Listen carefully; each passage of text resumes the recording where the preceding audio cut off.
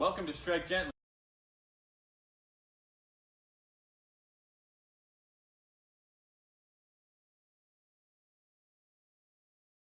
We've got blankets, enamel pins,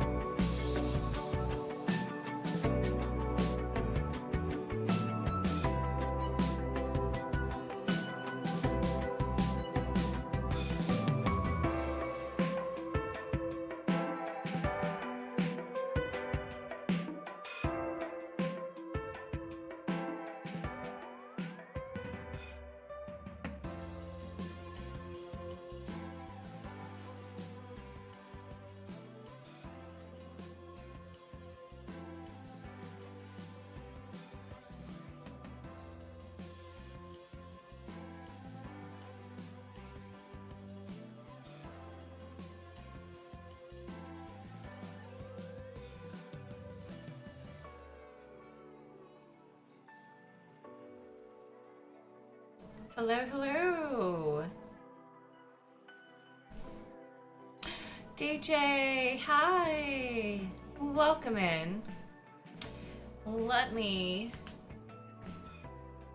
go ahead and do a few things here.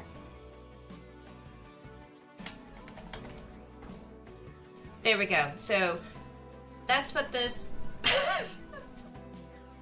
that's what this promo is about. Unfortunately, I'm not able to put that on YouTube. By the way, hi YouTube. Promo code is 25% off on the Mannequin Queen paperbacks at Four Horsemen Publications. Let me put down the link for YouTube. Everyone else in... You only need one. Oh, jeez. A lot of things are happening all at once. There we go. Four Horsemen Publications.com. Oh, and here's Sasha. She's going to be running around. Can you make it? Can you make it? Can you do it? Okay. There you go. She needed a little bit of help. But Four Horsemen Publications is doing 25% off on the Mannequin Queen. Paperback only, not the hardcover. Hi Cozy, welcome in. Hi. Also, I need to do a text that says we're doing a Q&A right now. Oh, whoops. There we go. I have notes. I have notes. Hi, sweetheart. Oh, she's gonna be on the desk. While I'm switching over to the desk, let me showcase the promo code. Also here. Oh, I know what's going on. Hold on, everyone. I knew I was forgetting something. Activate. There we go. Zoom in, kitty mode. There we are. It's a little bit janky right now. It's early morning. There's Sasha. Nice kitty, yeah. She's gonna be running all over the place. So while we still have this desktop view, we can enjoy watching Sasha. So right off the bat, I'm doing a Q&A session. Y'all could like chit chat, ask me questions, anything that you all want. I also have the chat available from YouTube, so I'm able to see both of you.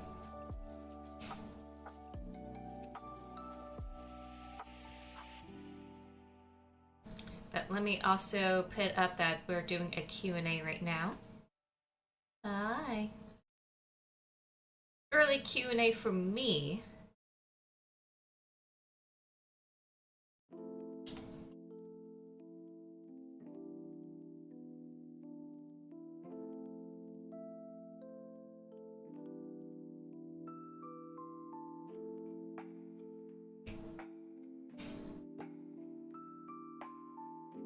There we go.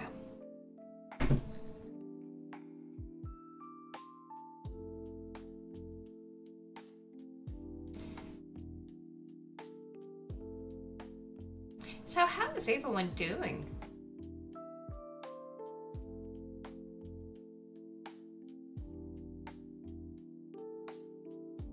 Oh, whoops. You can't see that.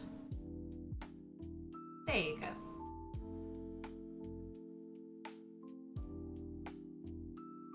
Oh, nice. What are you going to town for? Just some groceries? Today is a pretty big day for my town. I live in Kentucky, and today is Derby, so there's going to be a lot of festivities all around, a lot of horsey themes, and someone who loves Uma Musume, I'm also like excited.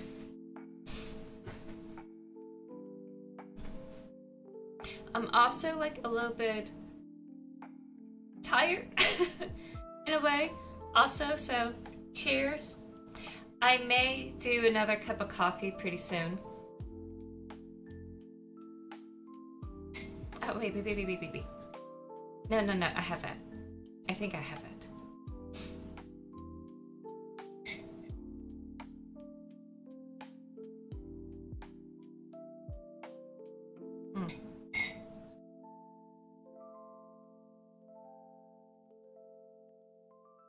I just realized I need Kleenex.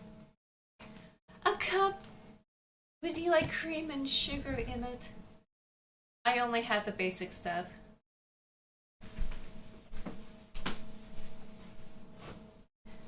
No special seasonal milk cream? Gotcha. I got you. There you go. Cheers.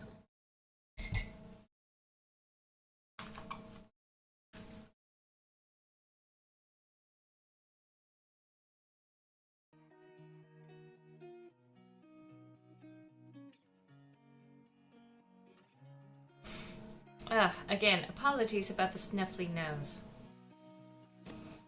I did take my allergy meds, I swear.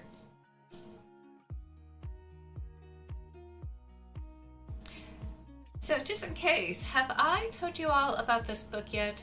About the Mannequin Queen? For those that are here right now.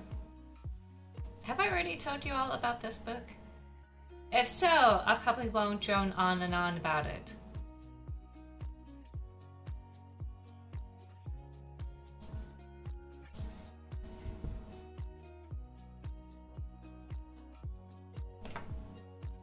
This is not like all the other Q&A sessions I have been through. This is a rather chill Q&A right now.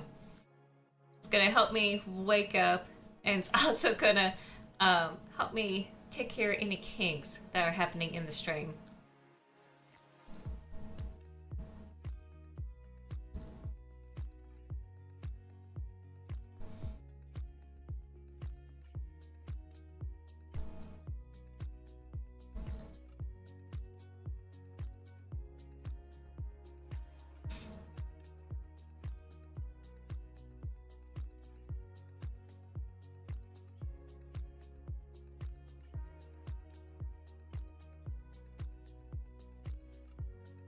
This music is really bopping. I hope you all like the music. Oh gosh. I know I was forgetting something. And now a segment for my sponsor. Please purchase the product.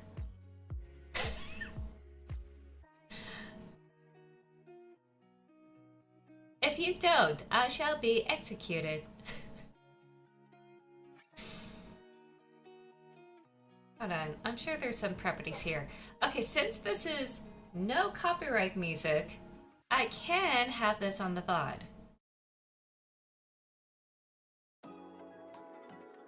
So there we are. That's the only change I'm gonna do. I gotta remember for Monday's stream to take that off. So VOD viewers, you got music this time.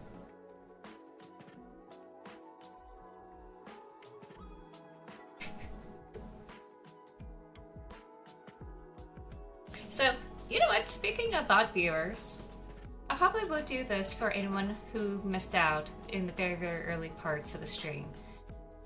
This is the second baby of the Silver Fox series. Right now, of the books I'm writing, this is one of my favorites. This has magic, some sword fighting, intelligent robots running around causing chaos, near near-death experiences, really grotesque body horror in a few places. This is a dark fantasy, so it's going to touch on some taboo topics and also really terrifying things. But there's some comedy, there's some like romance, some drama, some tension, some action, loads of fun. Let's see. Those who know Aramis from the Doppelganger Queen, the previous book, you all know that he was immersed in the Zemzem waters and was able to come out as a man, leaving his life as a Jocelyn behind, and become what we now know as the Silver Fox. Here, he's trying to build a new life with a new love, and things are just not working out the way he thought it would. And he thought he could just, push through it, try to make things happen, and all of a sudden, there's this mechanical toy that called out his numbers, the numbers that he tried to forget, that are imprinted on his arm. And he decided to set out to figure out who the heck is speaking his dead name in this old defunct Silo 51. And he travels into the Ionese desert to find out. He was looking for answers, something to give him solace in leaving his past behind. But lo and behold, he found instead the Mannequin Queen, the legacy of the ancients. The ancients were creating a robot army to fight against a catastrophic situation, and it backfired. And the Mannequin Queen is still running around active with her army. And he and his friends must stop it. Otherwise, the whole world is doomed to the similar fate that the ancients had suffered. The same fate as the ancients had suffered. So, if you like a LGBTQ dark high fantasy, a little bit of sword and sorcery, a little bit of fighting against AI, fighting against, the past that never dies. Go ahead and check this out. Trigger warnings are in my website. You'll be able to find them if you need them. Same thing for the Doppelganger Queen. If you need trigger warnings for that as well, you're welcome to do so. And I hope that you all enjoy it.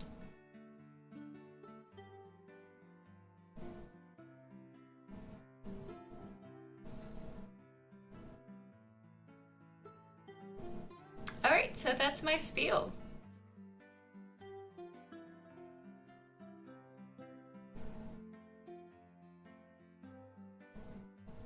Oh, who's in the crew? We have Corza.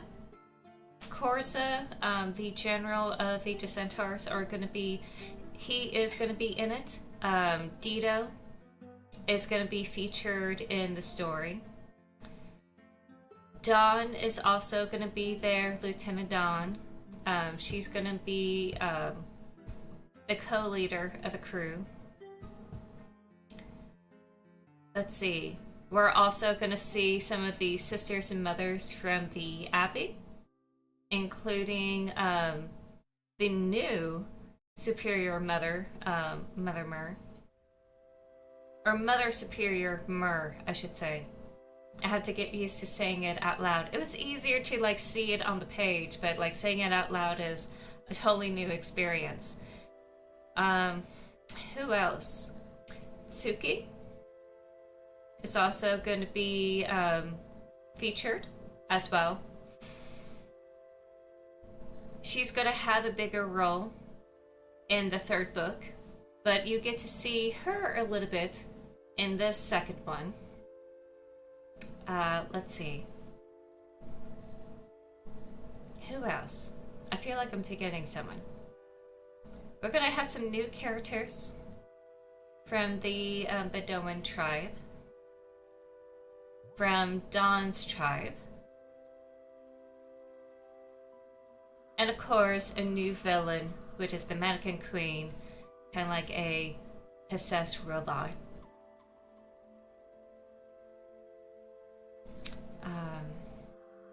I think that's about it.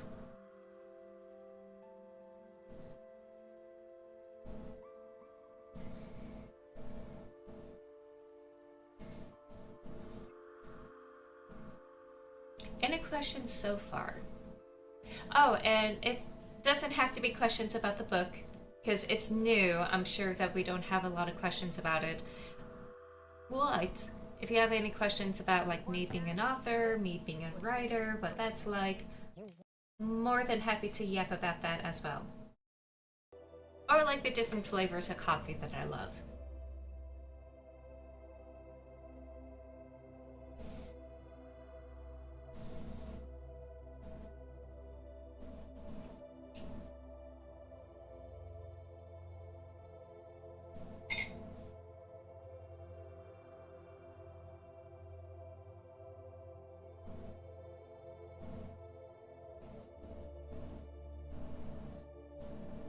Ooh, that reminds me, I need to.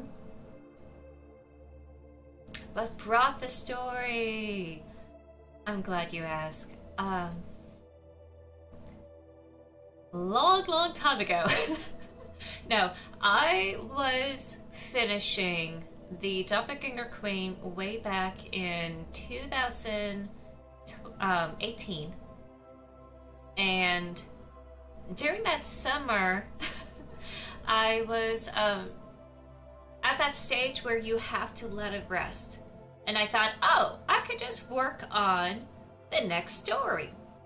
And my thinking of the next story is what I'm currently working on right now for the fourth book, which deals with pirates. Spoilers. And I thought, well, I need to have a story to bridge the gap between what's going to happen with the pirates and what had happened in the Doppelganger Queen. And I thought, short story, that works. Unlike the Doppelganger Queen, where the moment I put the pen to the page, so to speak, it kind of took off into this novel-esque kind of situation, the Mannequin Queen did stay as a short story for a little while until it got to the very end. It used to be called Shells of the Past. And I thought this is a great time to talk about like the background of like what happened with the ancients, trying to like work on the idea of like we are the ancients, our technology is the past. This is like 3,000 years in the future, and they're still uncovering things from our world, our realm, which is why I put a lot of pop culture references in the first book. One, because, you know, I was trying to be cute. Two, to help establish that we as a society were dead. And we have moved on from this. A great significant event had occurred where the world had changed. And there's now magic. And we kind of went backwards in our technology. With the current Silver Fox series, I want to say it's like the turn of the 1600s, where they're kind of transitioning from the knights in shining armor and getting into more of the Renaissance age. This is where everyone is like really trying to discover the past, trying to bring some of the technology back. And I thought to myself, what if since I established that we are the ancients, what if the worst thing they discovered was nukes? What if the worst thing they discovered was someone who could control nuclear fission or something to that effect? Or like robots, etc. So that's what I was playing with. The silo was a defunct nuclear rocket launch kind of silo. I'm not exactly accurate compared to what other people who are in the field probably would not be happy with how I like constructed some of this, but it's been converted over to more of a scientific project, if you will. I was also inspired by Portal very much. I love GLaDOS. I love, you know, the witty banter she had with Cho. I think it's Cho, the protagonist in the Portal series. And I figured that it would be cool to have a villain similar to GLaDOS, where they were left behind running this defunct nuclear silo. And we sell woven blankets. No one had really... The cake is the lie, yes. You know, it makes me think, just a little side tangent, it makes me think about what does Marie Antoinette really mean when she says, let them eat cake? Let them eat lies? Or maybe she knows the portal, and she knows that the cake is on the other side. She has the cake. BRB? Okay. Okay. I'll wait for you to come back. Let's see. I'm gonna continue for the VOD viewers here. Let's see. I was also inspired by, or actually, I should say I was reacting to a catastrophe that had happened to Japan during that time. There was a massive earthquake and tsunami disaster that had struck Japan, and it led to a nuclear failure in one of their facilities, and the meltdown was so bad they had to evacuate the entire town. There were heroes that managed to like save everyone, and there are other heroes who decided to like try to help with the meltdown situation and stay behind. They're absolute heroes, sacrificing themselves to do this.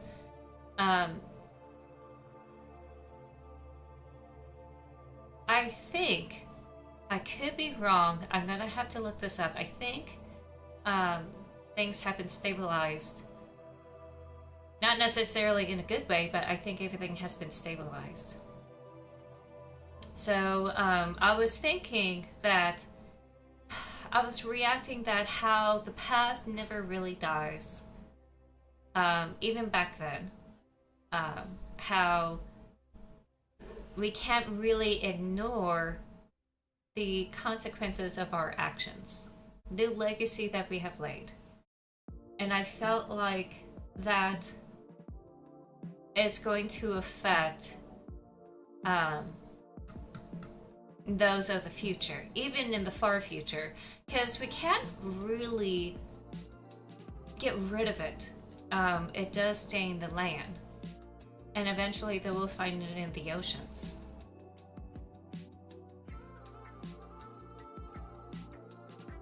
So the Mannequin Queen is just an examination or a leap from that short story about the past, about like how,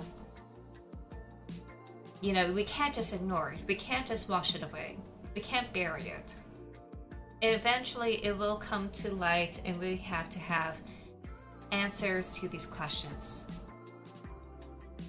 and we won't be around to tell it. They will have to figure it out on their own. Ooh, ads are gonna play on Twitch. So sorry everyone over there.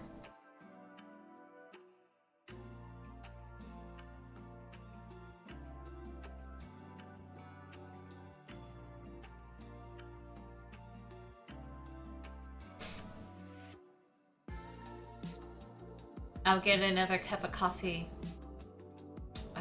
in a second. Oh, wait. I didn't realize I had this going on. I did not change the category. I did not change the category on Twitch. LOL. And I also need to change up the title.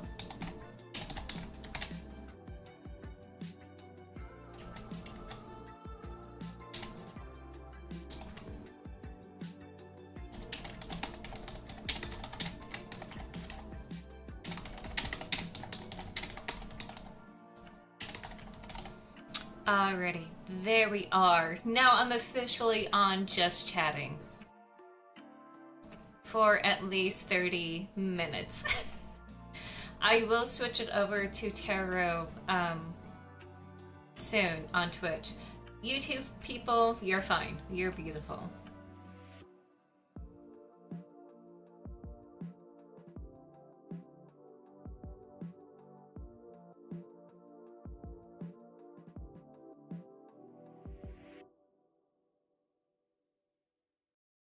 I wasted time and money switching between.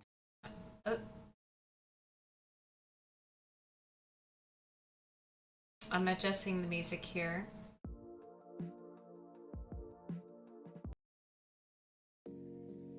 Here we are.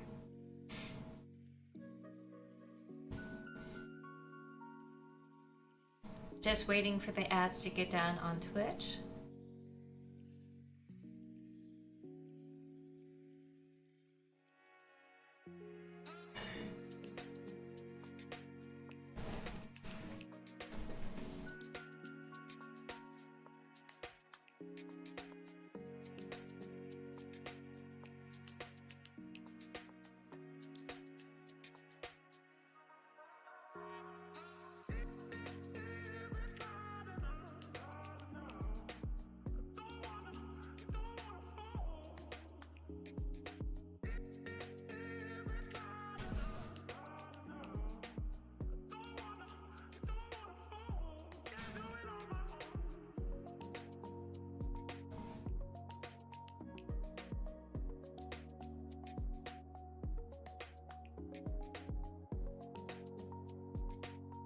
I'm really enjoying the music. I hope this music is good for everyone too.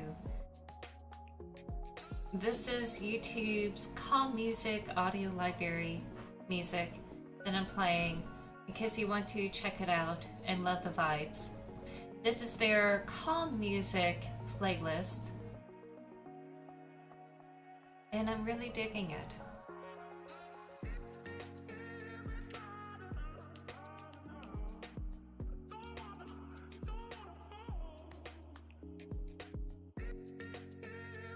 Welcome back, Cozy. Just in case you missed the last part, I was inspired by, not inspired, but I was reacting also to the catastrophe that happened in Japan way back, where they were dealing with the earthquake tsunami incident, and it caused a meltdown in one of their nuclear plants that was meant for electricity. And for me, just seeing that, I felt like we're not learning our past mistakes. And I felt that eventually we're going to have a reckoning where we're going to have to face our past, not try to bury it and just recognize the dangers that lie within it. And this is like way back in 2018, 2019, I was like working on this kind of concept. And I felt that in this, fantasy future world that I'm working with, where like magic finally came back to the land after a, destruction of the ancients, aka us, what are they going to say when they rediscovered our nukes, or rediscover uranium, rediscovered all these things? We won't be around to like let them know. So that's kind of the basis of the short story, and leading into this book, the legacy of the past has consequences. And if we just don't address it, we can't really build a future. And that's through Aramis. There's also like layers about like confronting the past for all characters. I try my best to be multi-layered with it. Oh, and fun fact, this book was supposed to be a lot bigger than this. I had a side story going on with the Mannequin Queen, and I thought this is just going to be like a huge book with a very strong side story that goes along with this main story. And it got too big and became too unwieldy, and me and the lead editor agreed to like size it down and split it in half, essentially. Or I should say, this was 2/3 and there was a 1/3 that I cut off. And that third is going to be the next book in the series, featuring Mother Myr's pilgrimage through the Tuscan lands. That also is an echo of Legacies, but with a different twist than what is being experienced in the Mannequin Queen. Totally different vibes.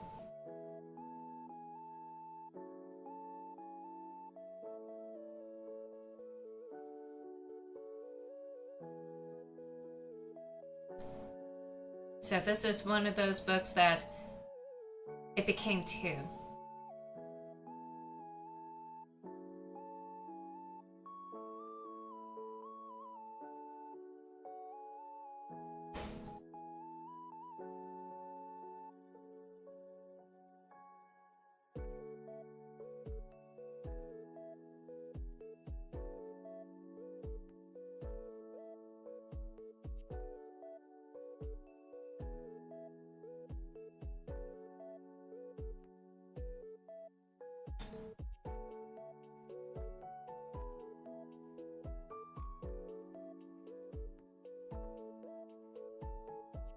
Ooh, I do need to get on Sky and let everyone know there that I'm live, out of courtesy.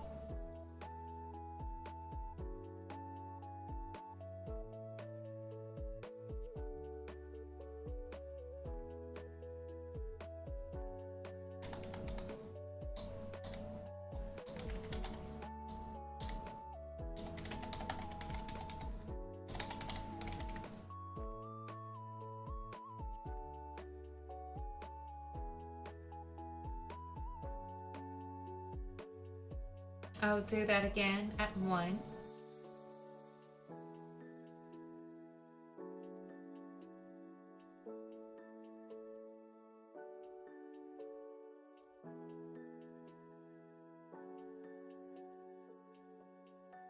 It was kind of wild. I was working on that short story, and I felt like, oh, I couldn't finish it the way it is. I need to have a side story. And that side story grew into another book.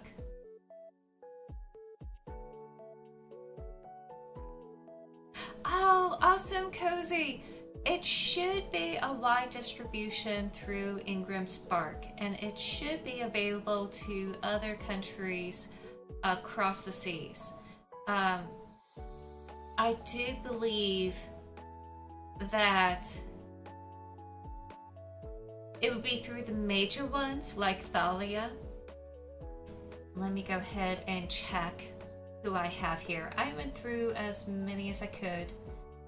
Though as the days goes on, more stores will be able to add it to their inventory. Because I know like most European countries will wait until the release day to have it available in their stores, at least virtually. So let me go ahead and check real quick.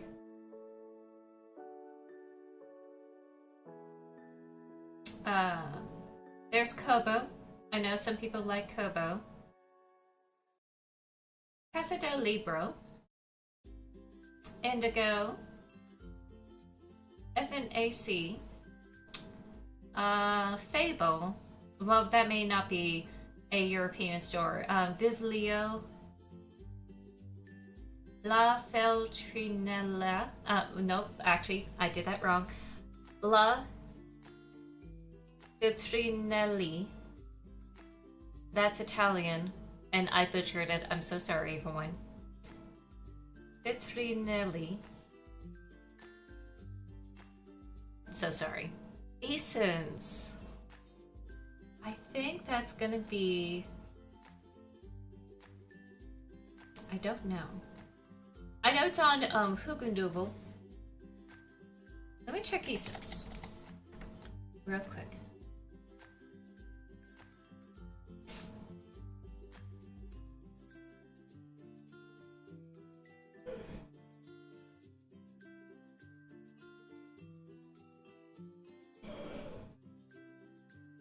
I think I tried looking through there.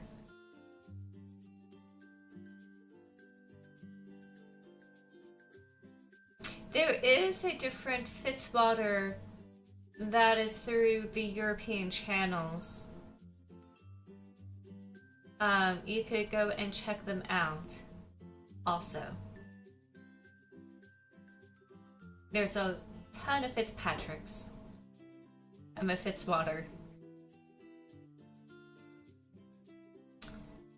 No, I don't think I'm on here in Easons yet.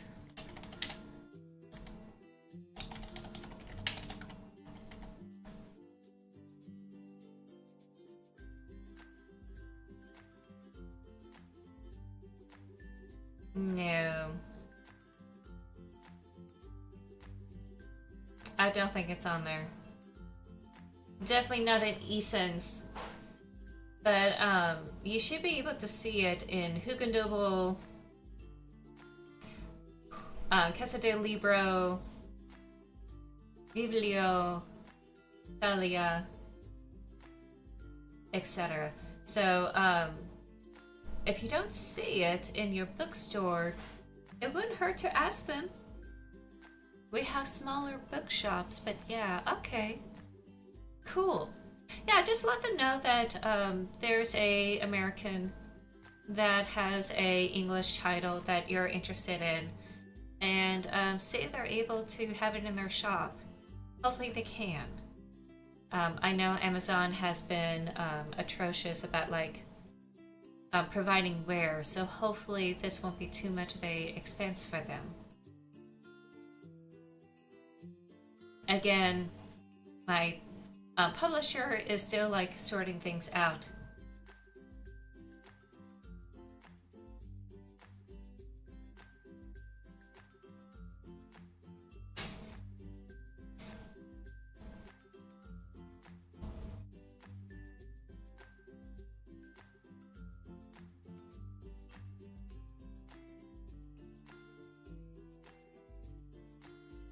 But I'm glad that you're willing to check it out.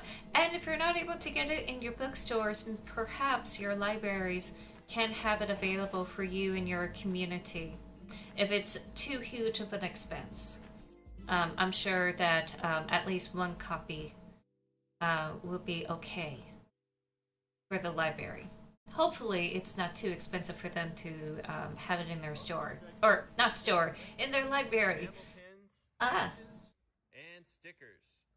I will always advocate for libraries. Love going there when I was a kid. And love going there after I was done with college. I don't mind studying in libraries during my college years. I really don't mind, but I have a tendency to like fall asleep. And I'm broke. Can you buy me? I'm sorry. I wish I could do that for everyone. I really do. Sadly, it's the shipping. That's the huge problem, is the shipping.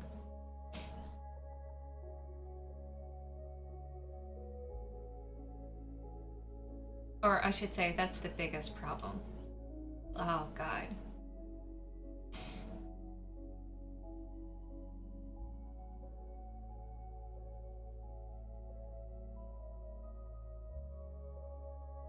Oh, going back to the short story thing, the reason why I couldn't finish this short story is because of Korza.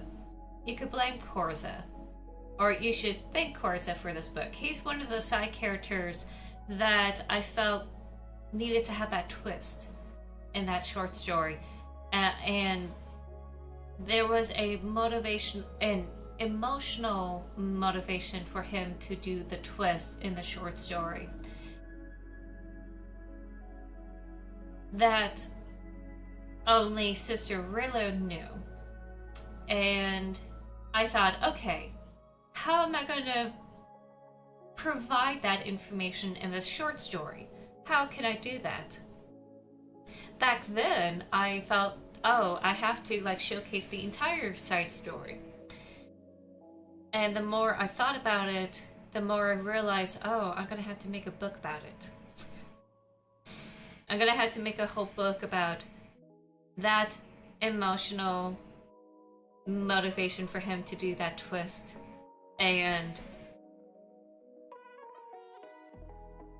it became its own thing. It became a whole snowball effect where I had to make this happen. It's a good thing. It gives me an excuse to like make more books in the series. But I kept saying to myself, oh, I will only have 12 books in this series. And because this happened and it became 2 books, I don't think I could just cleanly say it's going to be 12. I don't know anymore. And I'm looking at this 4th draft, not 4th draft, the 4th book that I'm currently working on right now. It feels bigger. Technically, I am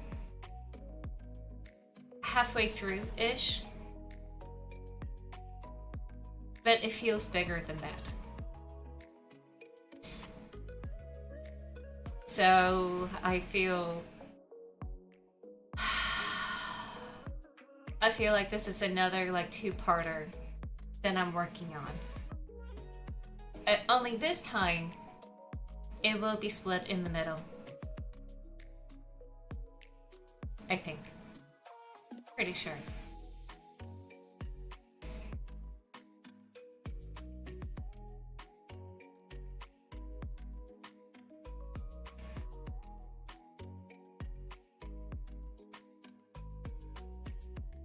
Oh, look at that. This song is called Early Bird. I love that. I feel like an early bird, even though it's not too early. I normally wake up at 9. It's a wild, shocking thing that I'm here and cognizant right now.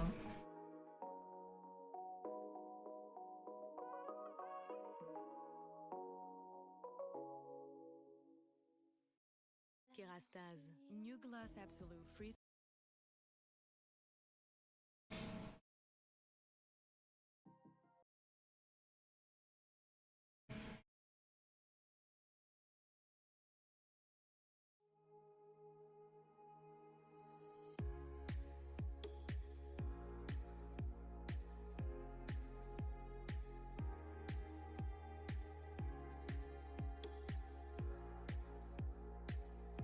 And since we're nearing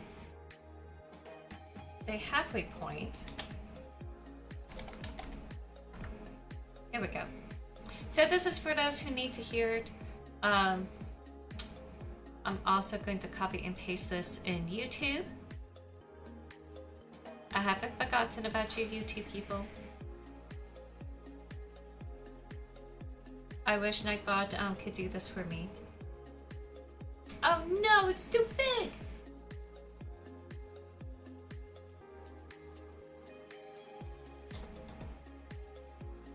And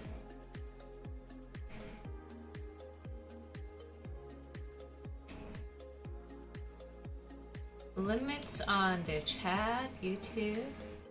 How dare you? Okay. There you go. Now everyone can use this promo code. 25% off on the paperback. Through 4 Horsemen publications only. If you use the promo code FITZ25.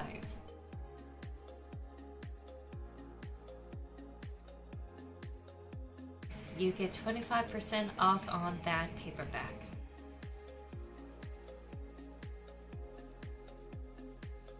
Only through 4 Horsemen Publications, who is my publisher. In fact, here's a cool little pouch, or patch, I should say, that I have from them. I was about to put it on my denim jacket, but it was starting to have issues, so may have to buy another denim jacket.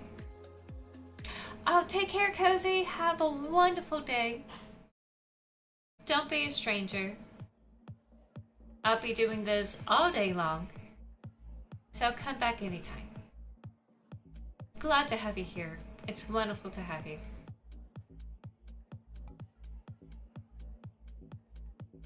So there you go, everyone else. 4 Horsemen Publications. Bam. They were very generous in giving me their merch when I was there at PopCon last year. Speaking of PopCon, next week weekend, I should say, they're doing another PopCon at Indianapolis again, like they did last year. So if you're in that Illinois, Ohio area, go ahead and check them out. No, not Illinois, Indiana. I'm sorry. If you're in that Indiana area, Ohio area, go ahead and check them out. They would love to have you. Please support my fellow authors. Details will be in the PopCon Indie and also at 4 Horsemen Publications.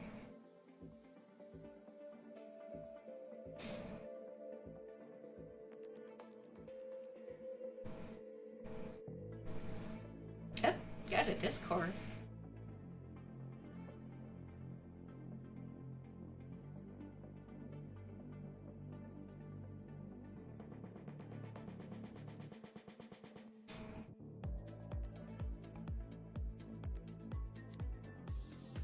Today is also a derby day in my town, and I gotta figure out when I should have that mint julep.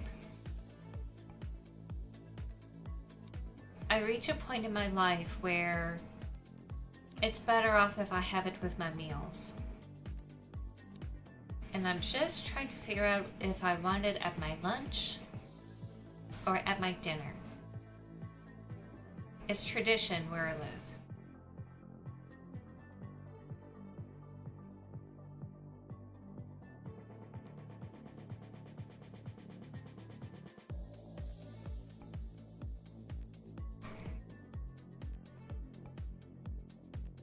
Maybe somewhere in between, I guess. Maybe I could risk it and just have it as an afternoon treat.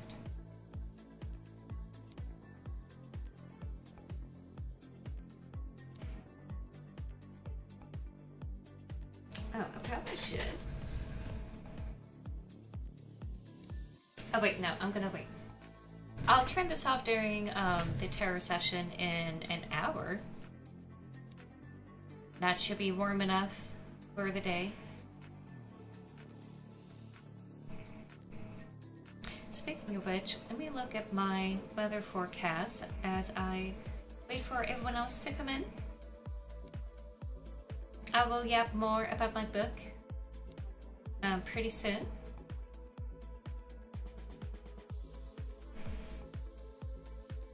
Oh, it actually won't be warm enough until 11 a.m. So 2 more hours.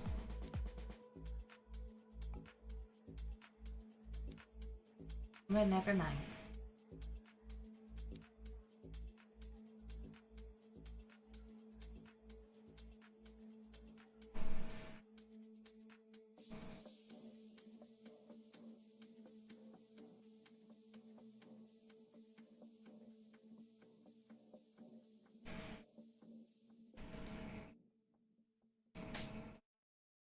Juggling too many business subscriptions?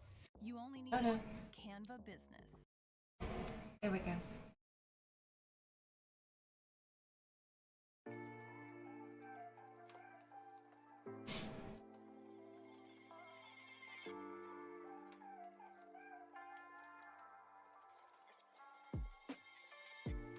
Let me see.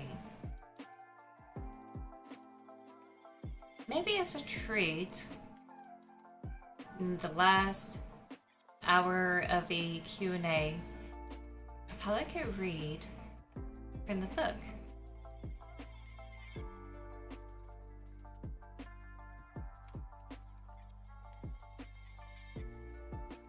Maybe.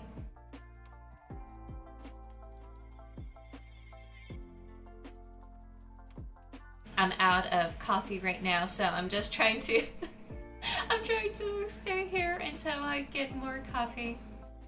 Hate to like leave y'all in the lurch in the middle of the Q&A session.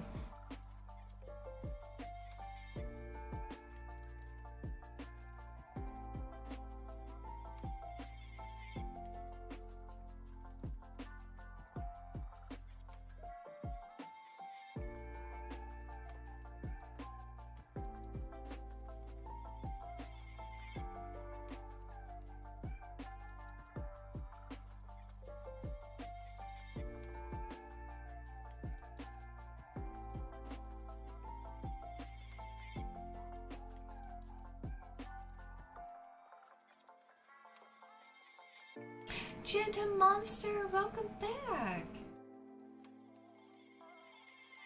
I was about to zone out. Not gonna lie, I was about to zone out.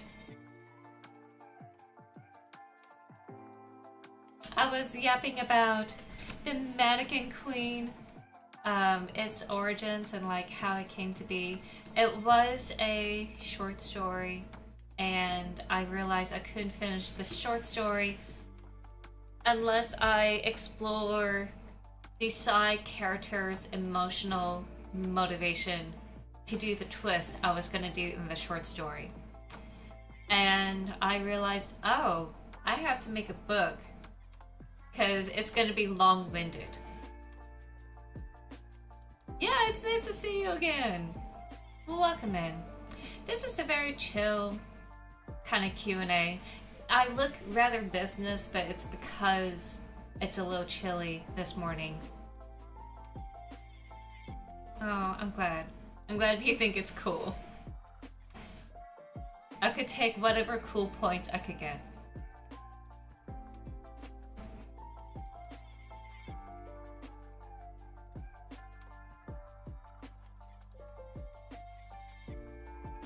Also, just a heads up, Twitch people, there will be ads coming in a minute. I will be doing readings in the tarot sessions, and that will be for the general audience. So just a heads up.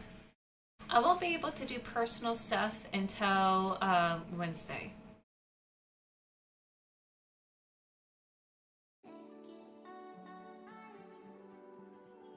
no problem. You could stick around or like come back in an hour and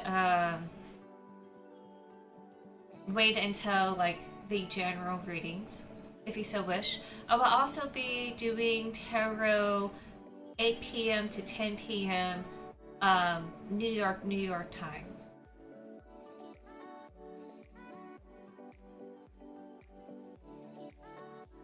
We're currently in daylight savings over here.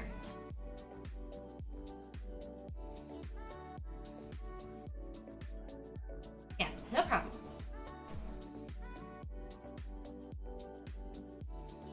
But if I want to stay to chit chat, more than happy to talk about like whatever y'all want to talk about. It is focused around like me as an author, writing stuff. You know, this book. This book. Also have a Doppelganger Queen book here. But it has the tabs and everything. This is more texturized. Actually, hold on. This has a little texture to it. I wish I could just prop up the books so y'all could say, ooh, pretty, all the time, but like, I can't really do that. At least not yet.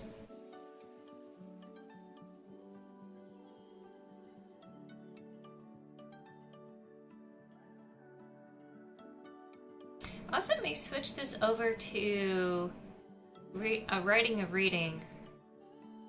Let me do that.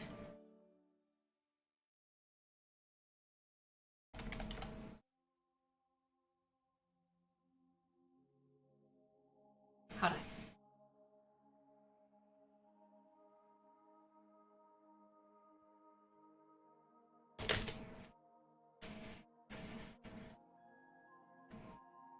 That may be wrong. Because I'm just sitting and talking.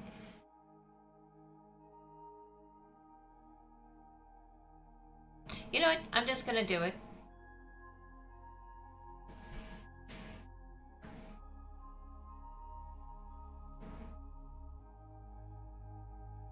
We should be in writing a reading right now for Twitch. YouTube, YouTube folks, you don't have to worry about anything.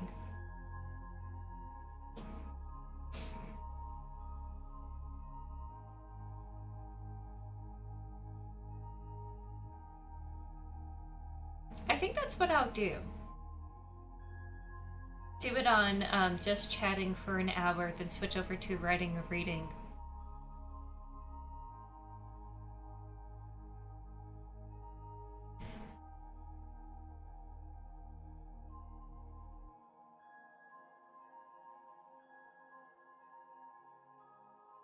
Okay, we should be done with Adsville for Twitch side. Welcome back.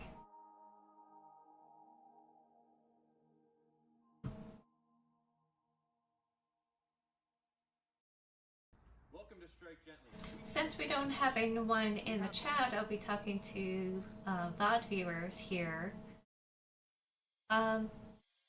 What was a different challenge for me from the Doppelganger Queen switching from the Doppelganger Queen to the Mannequin Queen?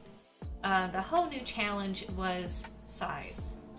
Because I was dealing with a theme, I already had in my head what I wanted to see on the page before I even start writing it. And of course it was from a short story, but I expanded upon it when I finally had the chance to sit down and approach it as a novel.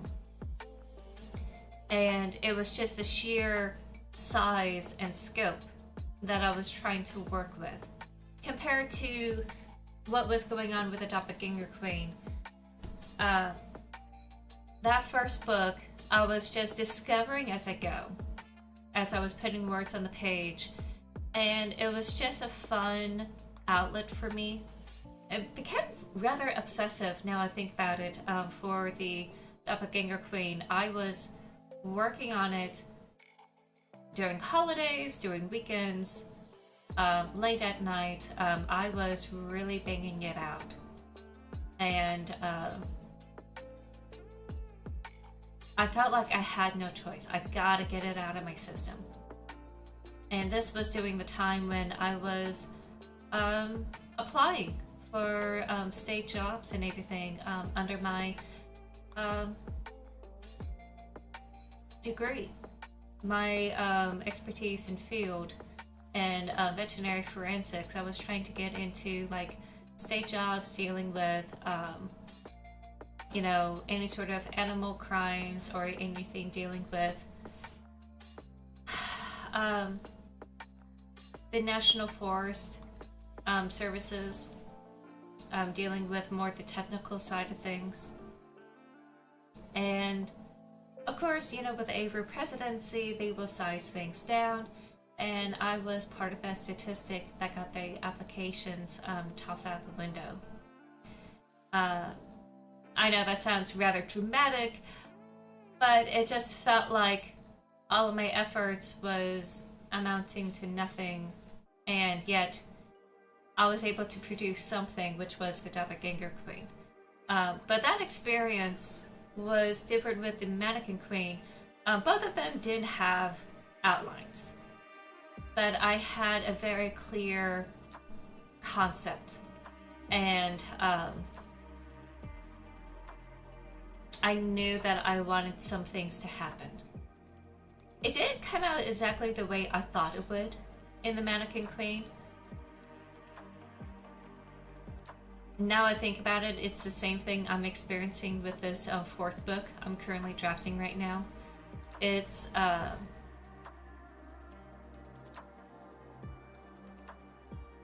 kind of morphing into its own thing. I have a concept that I wanted to bring to life, an idea, and it just kind of morphed into a different type of story altogether. And I think it's because I felt like I still have to bridge the gap and try to explain from like point A to point B. It would be cool to just cut and like go directly into the action. And I felt like, no, there's more story to tell here. There's more I gotta explore. There's more I gotta like put in. And I keep getting new ideas as I went along. And I'm glad that I did. I was able to create a unique experience that I personally enjoyed. And I really hope that y'all enjoy it as well.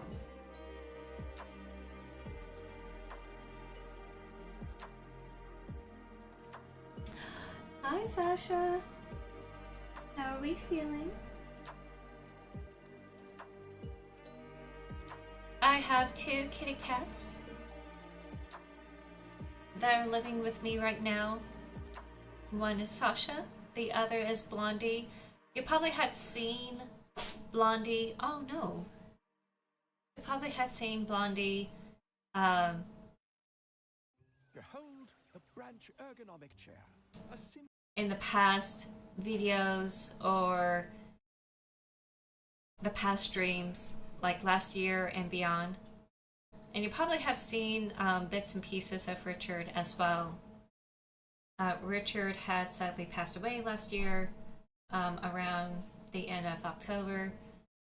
Missed him dearly. And we just felt that it would be nice to have another cat to keep Blondie company. We didn't expect them to not get along, so that was unfortunate. She was just too playful for Blondie, and Blondie just became too old. If we had Sasha introduced to the family like a year or 2 back, she probably would have been okay with her. Oh, your feet are cold. Oh, you poor thing. So I got the desk cam for like writing streams and tarot streams, so y'all can like see her. And apologies about the camera moving back and forth. It's just being very, very cranky.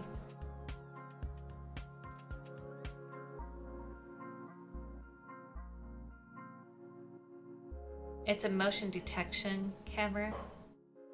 For some reason, it's moving. No, don't put your paw in there. I drank from it. No, no, no, no, no. No. It's just a spoon. What's a spoon? I'm sure that's what she's thinking.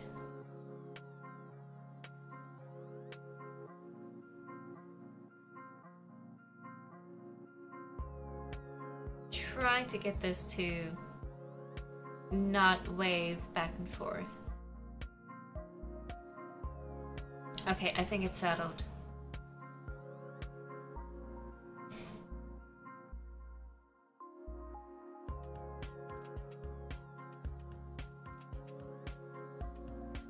She's been sneezy yesterday. It's been a cold snap over here.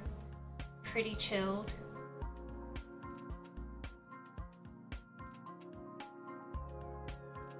When she was a kitten, she had terrible kennel cough. Yep, it's okay. She's playing with my headphone wire right now. So her sinuses and her nasal passages have been compromised from that kittenhood incident. They threw the pharmacy at her, so to speak.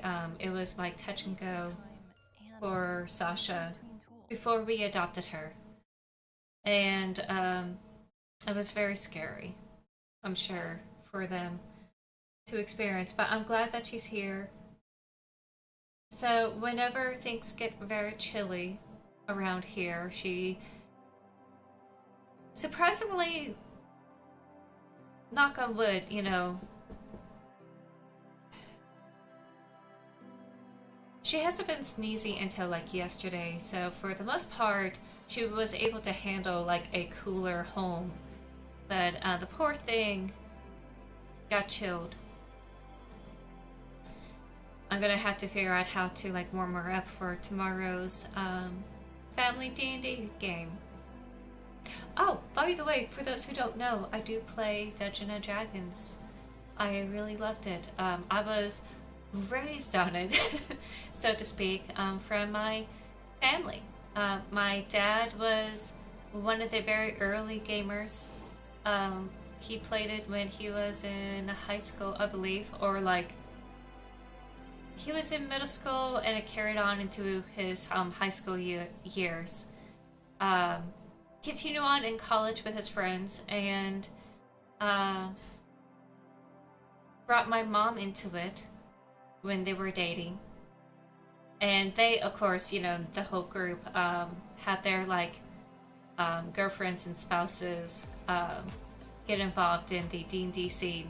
So all of us kids were so used to our parents playing Dungeons and Dragons together. So I see the rest of them are kind of like my cousins.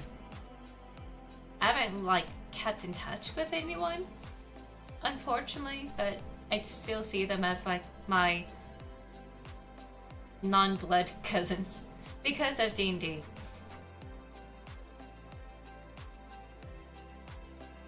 But it's a totally different experience compared to the D&D that I finally got myself into when I was in high school. And that's in the early 2000s. I was able to experience 3.5, then 4.0 that no one wants to really talk about, and then, of course, this current edition 5.0.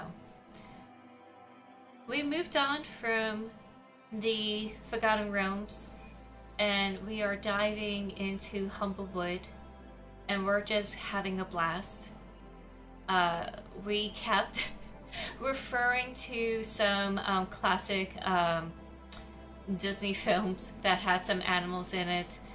Some of the, I think it's Don Bloom movies with The Secret of the Nim and everything else. So a lot of good, you know, millennial references and boomer references with Bugs Bunny and everything, but we just had a blast. We finally are done with the main campaign for Humblewood, and we're homebrewing it. And it's been a fun experience. I loved it. I love how different it is.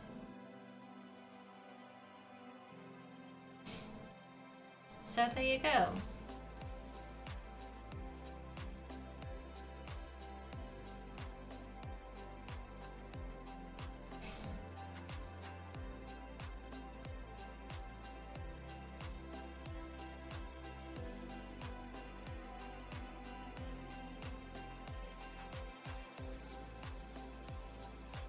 I feel like because of that experience, I kind of grew up in a fantasy sci-fi loving house.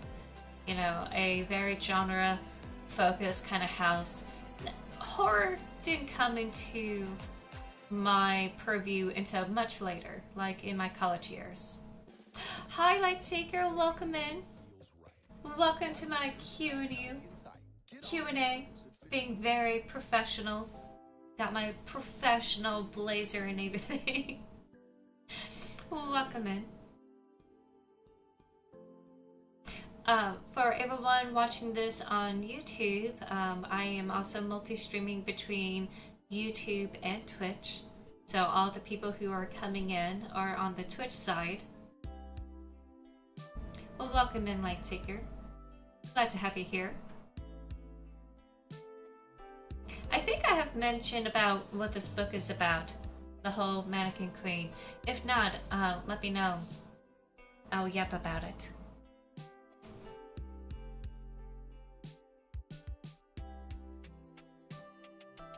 Oh, thank you! I appreciate it. I even have a cut crease. First time I'm doing a cut crease. I'm really proud of myself. It's kind of hard to see because it's like so bright.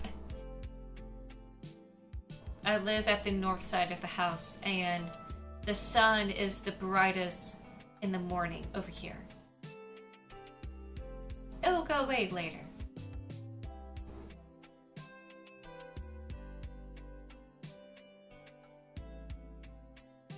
Now I think about it, I feel like my cacti are like gonna struggle because I'm doing this all day. They're not really gonna get any light. Also, like, apologies for plant lovers. I know you don't put cacti in the north side of the house, but I have cats. And this is the safest location I could have for cacti without them getting into it.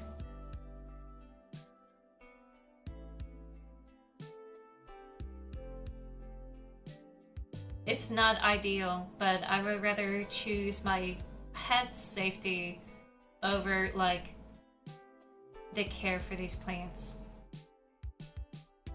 Someday I will have an orchid. Again. Love to have an orchid again. Maybe I could ask for one for my birthday.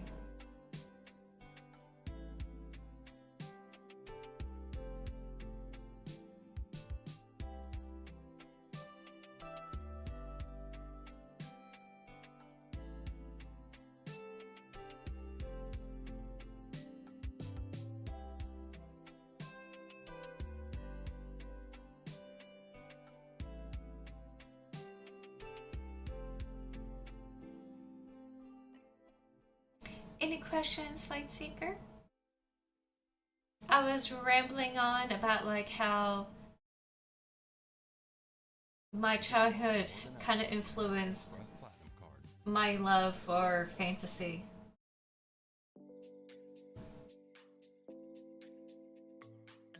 I was just immersed in it. I see it in all of my mediums that I was experiencing. Can I ask about love? Oh, are you talking about readings or are you talking about my love life? Because readings won't happen until the tarot part of the streamathon.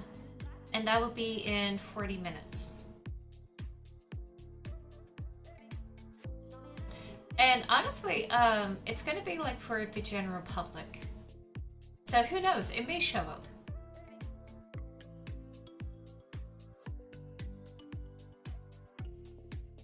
Oh, no problem. I appreciate the lurk, I really do. Yeah, this whole day I'm switching from Q&As. Oh geez, I'm trying my best not to sneeze. From Q&As to tarot. I'm trying my best not to sneeze. Signalis. Then back to Q&A. More Signalis. Signalis is a game. Another Q&A. And then a very late, at least late for me, tarot. So you will have a tarot session pretty soon. And then you won't have it again until like 8 p.m. New York time.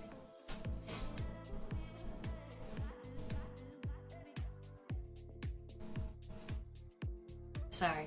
Apologies. I did take my allergy medicine. I don't know what's happening here.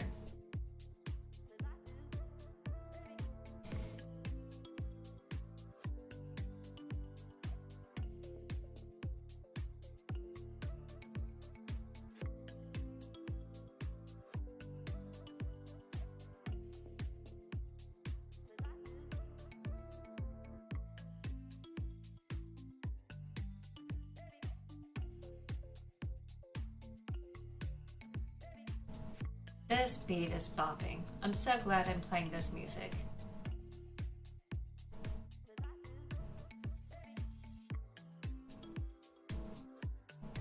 Oh wait, where was I? I was yammering about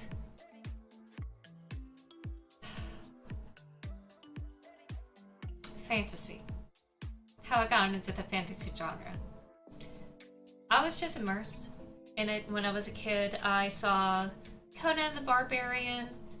Love the third movie, actually.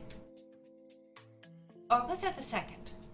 So it was the second or third movie where they have an escort mission with a princess who has this innate gift to acquire this horn. It was for this ritual thing. And it was one of my favorites. The first one was alright. I felt like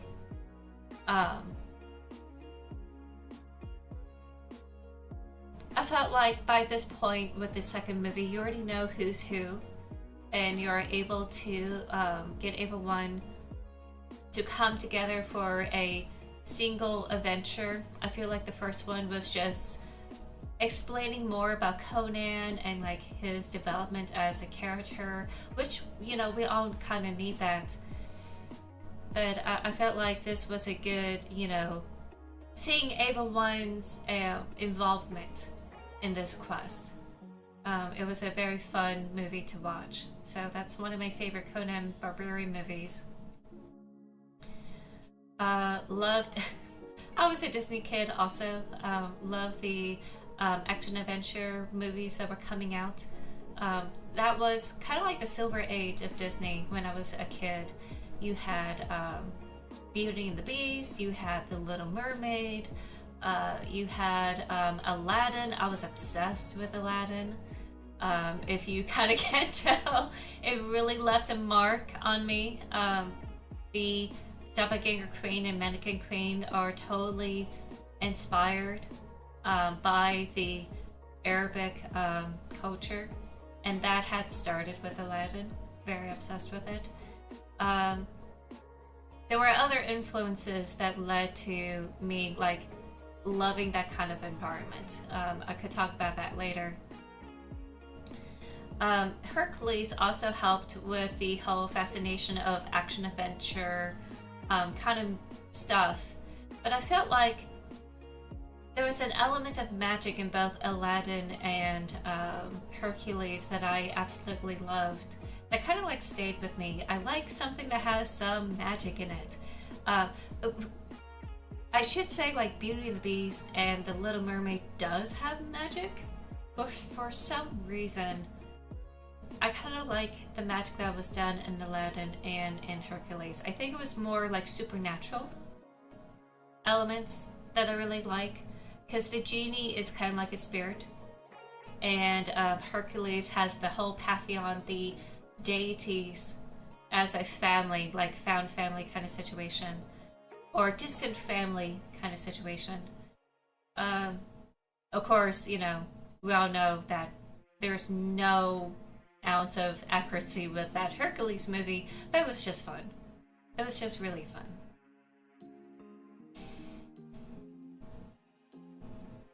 Those kind of movies, plus, you know, Star Wars and Star Trek, especially Star Wars, really love it.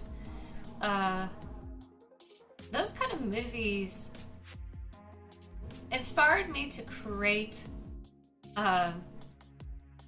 imaginary plays to my siblings, especially my sister. My brother kind of went off and do his own bit, but whenever my sister and I are just bored and just want to hang out, I will do these imaginary stories where I present what had happened, and then she'd tell me what's gonna happen next, and we kind of like bounce back and forth between each other. This kind of like co-optive, you know, storytelling between the two of us. But it got to a point where she would just sit there and let me yammer away about like some of the tales that these characters go on, and she would just let me know what she liked and didn't like, and just let me yammer on a little bit more. So eventually I kind of like start dictating some of these stories. I think in my high school years, it kind of like took a more like darker, twistier turns. I should have got into horror at that point, but for some reason I was too scared. And horror back then was more mature, of course. It was very adult orientated, so it's hard to find any sort of horror that was for kids other than Are You Afraid of the Dark and like Goosebumps. Some of the Goosebumps are not, you know, kid friendly, now that I think about it. I was a big scaredy cat, but I wanted to explore those type of things in my stories. So a lot of anime eventually got into the mix, and it got to a point where, you know, there was just no time between me and my sister, and we're like growing up from this type of imaginary, you know, play that we were doing together. She's got places to go. That was Sasha. She will be doing that on and off, running on me and jumping off of this chair, and then like flying down. So just be prepared, she would do this.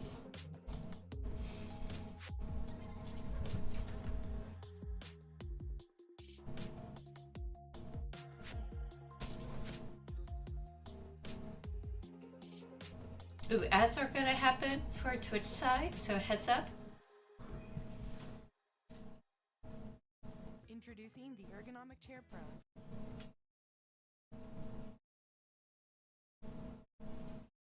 Yeah? I don't know, you toss your toy down. Yeah. You wanna get your toy? I'm gonna throw a toy up there for her. Hold on 1 second.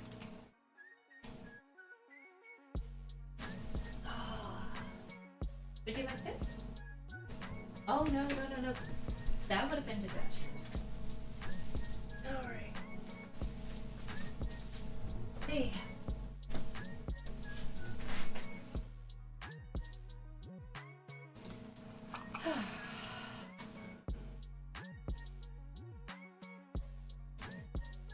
She was playing last night when I was trying to go to sleep, and I could not have her play around when I was trying to sleep because I was gonna wake up early, which I did. I feel really good about, you know, waking up early today. Oh, well, you're gonna have to go and get it. I'm not gonna toss it back to you. You're gonna have to fetch it. Oh, sorry. You wanna climb down? You wanna climb down to get it? She's thinking about it.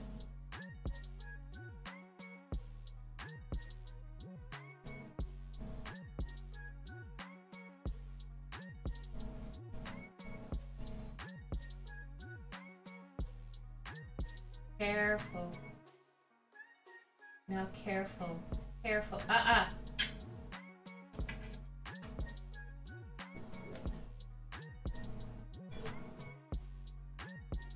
Yeah. Come on. There you go. She really considered jumping down from the bed directly. She really considered it. Goodness. I could speak.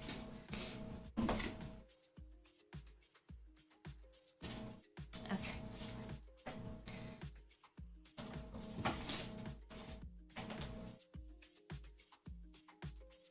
So just growing up, I got used to storytelling from basically like telling stories to my siblings. I allow them to add to the story with characters we already know, which mostly was like action adventure characters from Disney or like from Star Wars, mostly Disney, and just try to figure out all the adventures they will go and do.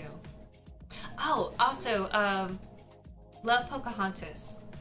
I was watching that movie when I was a kid, and I loved it so much, I got the entire Pocahontas set with her wigwam and with John the soldier. It was a whole set. I was really happy. I was so happy about it. I didn't learn until much later that I have Blackfoot in my history. My mother's father was a quarter Blackfoot.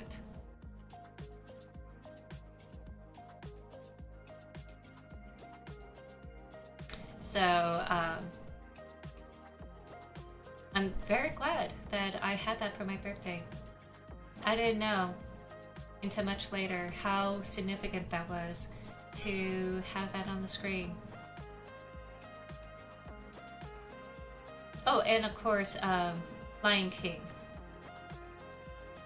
To this day, I will still tear up about that scene from Lion King. So I was a Silver Age Disney kid.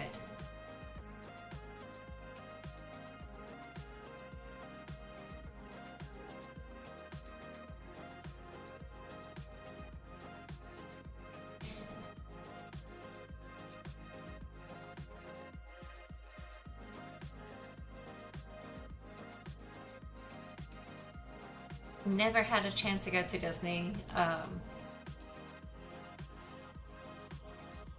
Is it called Disneyland and Disney World? I've never been to either one of them.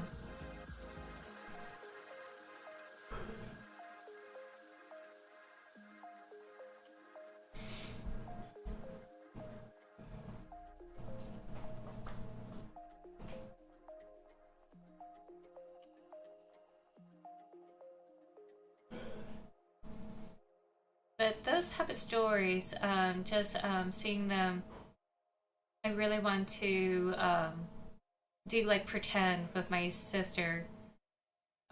Sometimes my brother, but he didn't want to like hear those type of stories, I guess. And just like run around and like talk about action adventure stuff. And eventually just like stick around in my head. I just thought of like different world building stuff, really like languages, especially the different type of fonts that will have, none of which came to play when I actually like wrote the Silver Fox series. I got used to how to build up the world from scratch in my head from my high school and college years, and the moment I started working on the Doppelganger Queen, there was no planning. There was no planning about the world. There was no planning about anything else. I wanted a desert environment. And I wanted a character that was going to experience terrible things and just try to figure out, you know, what is he gonna do next. And originally, the plan was to have Aramis get into this whole TARDIS bit. The story was supposed to be like a fanfic of sorts, where he goes off in a TARDIS eventually because, you know, things were just, you know, collapsing around him, and he was able to find some wonder in his life or whimsy in his life. But the moment that the divorce papers happened, he came across them, I had this really strong feeling of, no, I'm not going to wallow. I'm not going to be sad. I'm going to investigate. I had to figure out, what the heck? This isn't right. Something is wrong. And I let that lead me down a path that we now know as the Doppelganger Queen. And the world just kind of blossomed around him as he investigates what had happened. And it's a little bit like improv. Once I put one part of the track down, I was able to come up with the idea of the next track. And I just kind of kept going until I reached the very end. And it was such a messy first draft for the Doppelganger Queen. I eventually had to do a total rewrite to try to get the ending down right, because I figured out what the plot twist was. And I went back to like reintegrate that. Books come in layers. Sometimes we know what's happening, but for me as a pantser, I kind of like figure it out as I go. And once I do know what's happening, I take the time to like drop hints throughout and like explore some of the dramatic parts that come from that discovery along the way. Same thing with the Mannequin Queen, but the first draft wasn't that bad. I didn't have to do a total rewrite. More than anything, I have to split it in half, essentially. That was a totally different experience. But still the same progress of like putting the story down bit by bit in a pantser kind of situation. I never had an outline for either of these stories. If I did, I feel like I would miss out some things I wanted to talk about or say. I would constrain myself too much. If I did an outline, I'll be too strict. Nothing against those who do plotting and work in that way. I feel like they're able to figure out ahead of time what they wanted to say and able to provide some structure. But for me, I knew that the way my brain works, I would be too strict and too limiting and too restraining and not allow a what if to take course and like explore that what if. Again, I guess it's from my childhood, you know, getting used to like improvisational back and forth between me and my sister.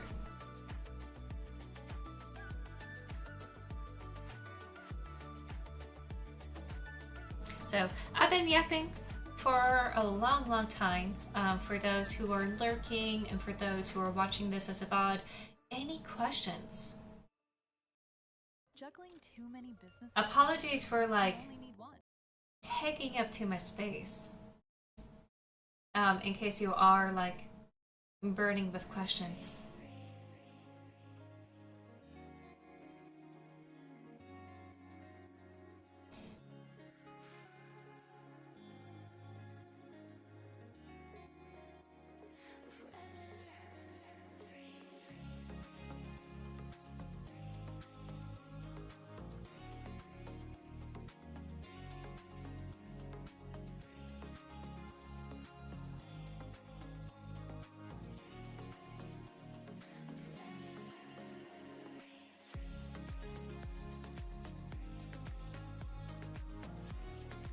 Oh, okay. I guess we don't. That's okay. That's perfectly fine. I'll be doing these Q&As throughout the day. And there will be opportunities to ask me beyond the Q&As through the tarot sessions and also through this game I'm going to play later on called Signalis. It's an indie game. A indie cyberpunk horror kind of game. It's like a shooter horror. Very similar to Resident Evil.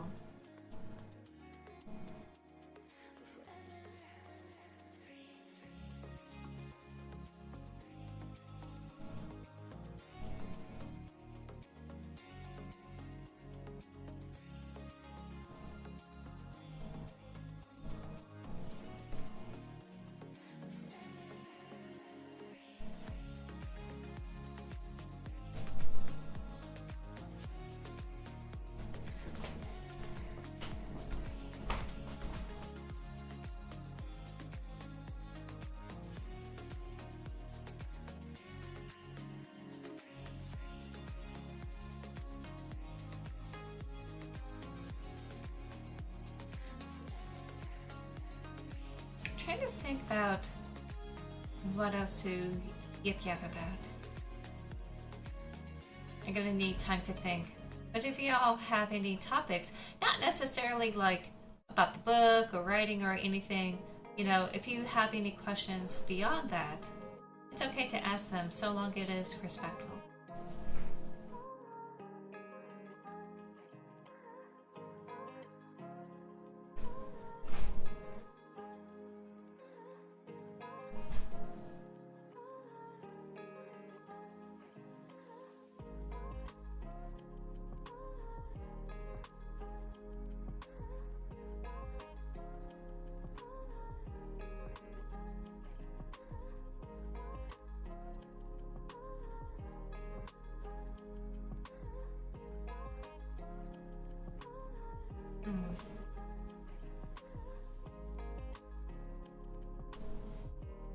Let's see. I talked about the book, or at least the blurb of the book. Let's see. I talked about my childhood a little bit.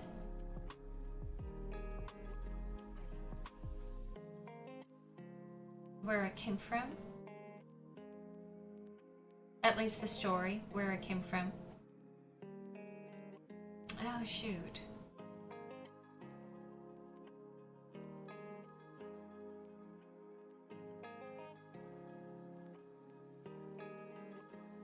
I kind of don't know what else to talk about.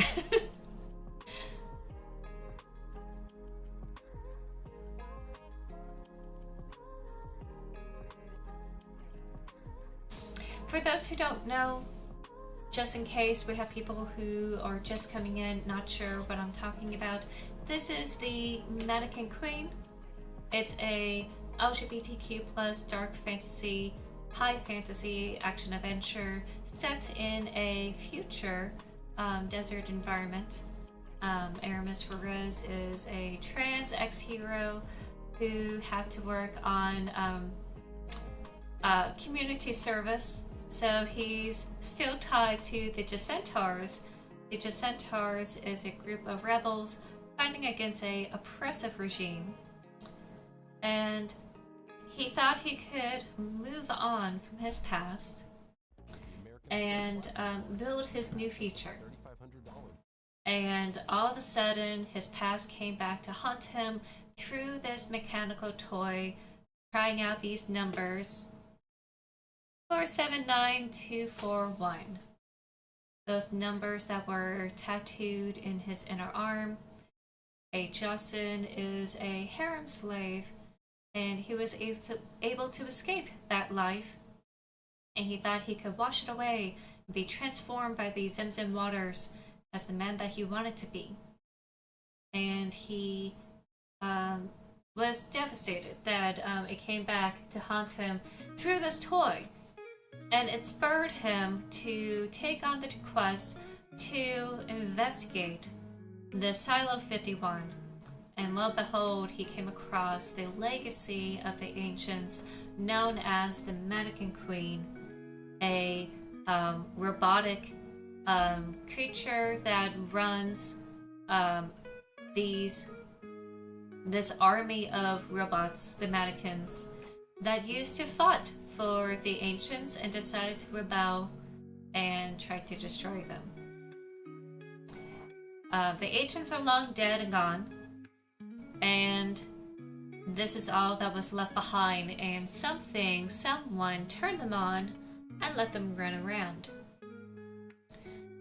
So to save everything that he is trying to build up for, he's gonna have to face the past. That is the Mannequin Queen.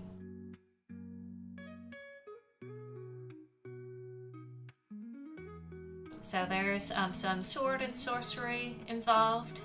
There's a magic system through Dita, the satyr mage. Aramis Ferez is more of a knife, dual-wielding kind of dude. In fact, he has a new set made for him in this book. No more like random knives he has to come across in the Doppelganger Queen. Because sometimes once you throw them, you don't always have the chance to like get them back. At least with these, he does make an effort to try to like keep them around. Let's see. Also like new outfits for him in the Mannequin Queen. He was running around in a very threadbare dark outfit. And the Doppelganger Queen, that was his own Silver Fox attire that got like pretty raggedy. He gets some upgrades in the Mannequin Queen. He has a glow up. Let's see. So there's some magic, there's some sword fighting, fighting against robots.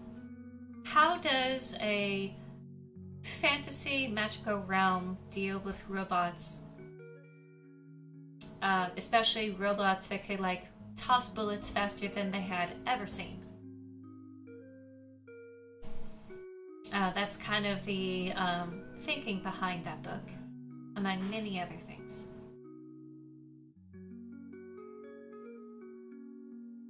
Let's see. There is some body horror involved. Trigger warnings are in my website, www.K.N.Fitzwater. Link is in the bio.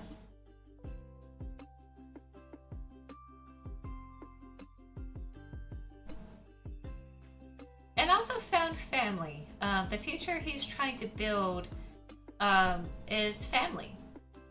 Something that was denied to him because of certain circumstances in his previous partnership.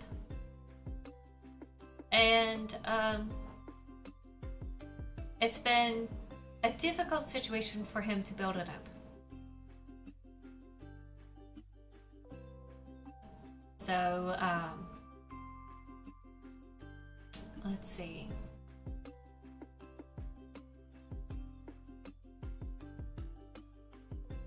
What else? Also, a focus on Sister Rayla. Sister Rayla has a huge character development in this story. will also be referred to in the next book.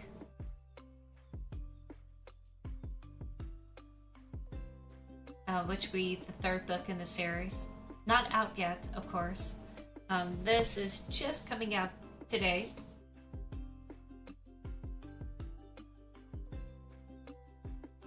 Let's see.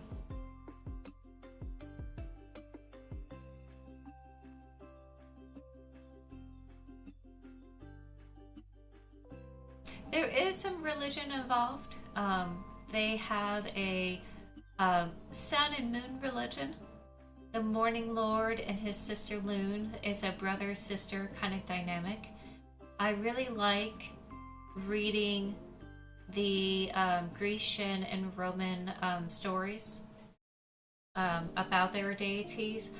As a kid, I didn't realize that they were once worshipped, so I didn't understand the symbolism and the statements they were making in the tales. I just thought, oh cool, these are characters that are involved in these people's lives. Kind of took it as a fantasy bent, but eventually I grew up and understood, no, these were like statements about their involvement in these humans, and they have some historical significance. And these commentaries about like how they perceive their culture and their way of life. And some of these deities are just representatives of other places as well. So it took me a long time for me to figure that out. But I was really inspired by it, and I thought it would be cool to have a brother-sister dynamic where there is the sun and there is the moon. And that does come into play about her character moment with Sister Rayla. Sister Rayla also was trying to build a future on her terms. Her religious upbringing, ever since she was born, she was part of the Abbey and the Holy Order, and let me see. I'm forgetting something. So she's been their like rising sign, a rising star in their ranks, and she wanted things her way, where she can have a family and a career in this religious kind of area. Other religions in the past were able to handle that situation where you have family surrounding the priest or priestess. This is nothing new. It just something that wasn't done for a really long time, and she wanted to make that happen, and it was just like pulling teeth for her. So she has a burning need that eventually comes to a very fun exploration for her. Well, fun for me. Really dramatic and life-changing for her. For me, I was a little bit surprised when I discovered, oh, this is happening for her. Really hard not to spoil things about like what's gonna happen. But very proud that, you know, I was able to explore it and like let that happen and see where it's gonna lead, and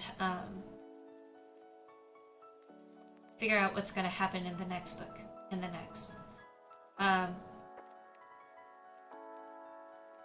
So it's not just Aramis trying to build a future, it's also Sister Rayla. She has a major character development moment from trying to build a future, and like things are just not going her way as well. we get to see Lieutenant Dawn's people in the desert. They come across the Bedouin tribe, and we're able to explore more of Dawn's backstory. Her love-hate relationship with her roots and family. She sadly was not accepted in the tribe after she came out. So it's not as a welcoming situation that she had experienced in Emavriel, though Emavriel still needs some growing up to do. There will be a moment where they could finally like come out and embrace themselves entirely. That hasn't happened yet. So she's trying her best to come to terms, struggling with her emotions while also trying to do the right thing. And I think by far she's handling pretty well given the circumstances, but it wasn't easy for Lieutenant Dawn as well. So we get to see more backstory for Dawn and be able to see more about like her point of view dealing with that kind of legacy. Suki was cameoed in The Doppelganger Queen, and she will have a bigger role in the third book. You will see some parts of her in The Mannequin Queen. So be sure to like keep your eyes peeled for Suki as well. She has a relationship with Dawn, and I'm very, very happy about that.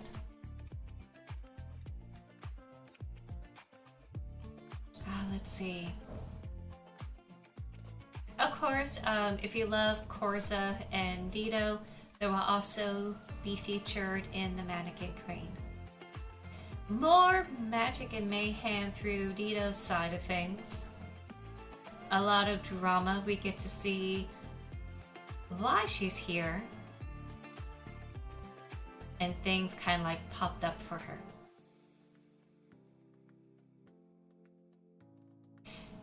I'm just checking my copy cup here. Ooh, it is 10 a.m. If y'all have any questions, be sure to ask them during the tarot segment. I'm gonna take a real quick break. Gonna get more coffee, gonna take care of this nose situation, walk around for a bit, and then come back. Be sure to check out the promo code that I put in the chat, as well as here on Twitch. Let me do this. It's only for those who are here in the stream and those watching this VOD. You can use this code to get 25% off of a paperback book of The Mannequin Queen through Four Horsemen Publications. Link is in the chats, both YouTube and Twitch. You're allowed to click on those. I'm gonna go get coffee, and I'm gonna switch over to tarot. So thank you all so much for coming by, saying hi, lurking and chilling, asking questions. I appreciate all of you. I will do another Q&A in 4 hours. Until then, I'll have some cool fun stuff for all of you to enjoy. So BRB, I'll be right back.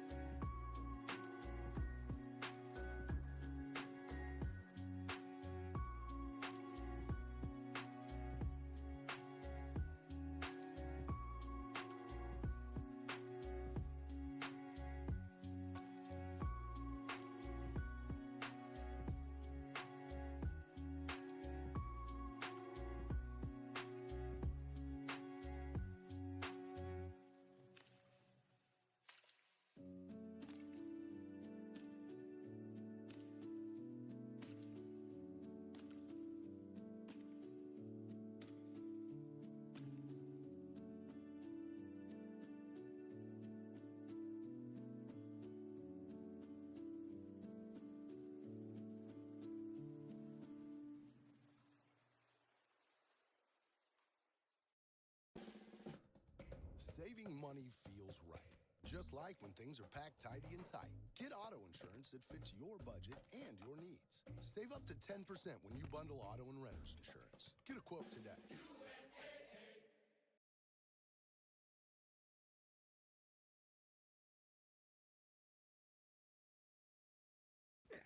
Oh, you found it. What a relief. Thanks, Gecko. Geico works hard to find you the right home insurance, so I'm here working hard for you too. Anything else down there? Nah, just this old crisp. Oh. Too slow. It feels good to find what you're missing. Ugh. It feels good to Geico.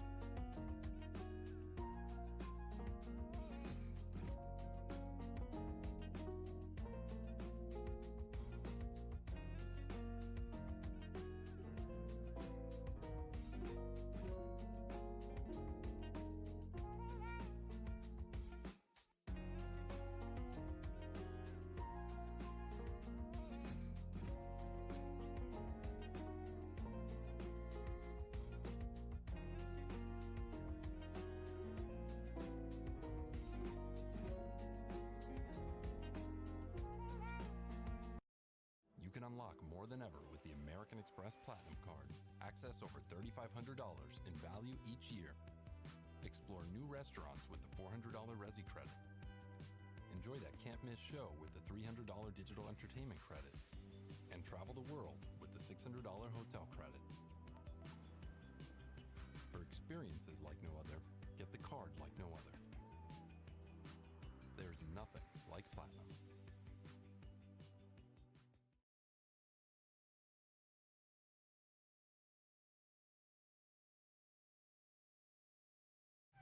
That's the shot. We really needed that power slide. Let's see your firefly can help. Slide it. Boom. That's fire. Can I try?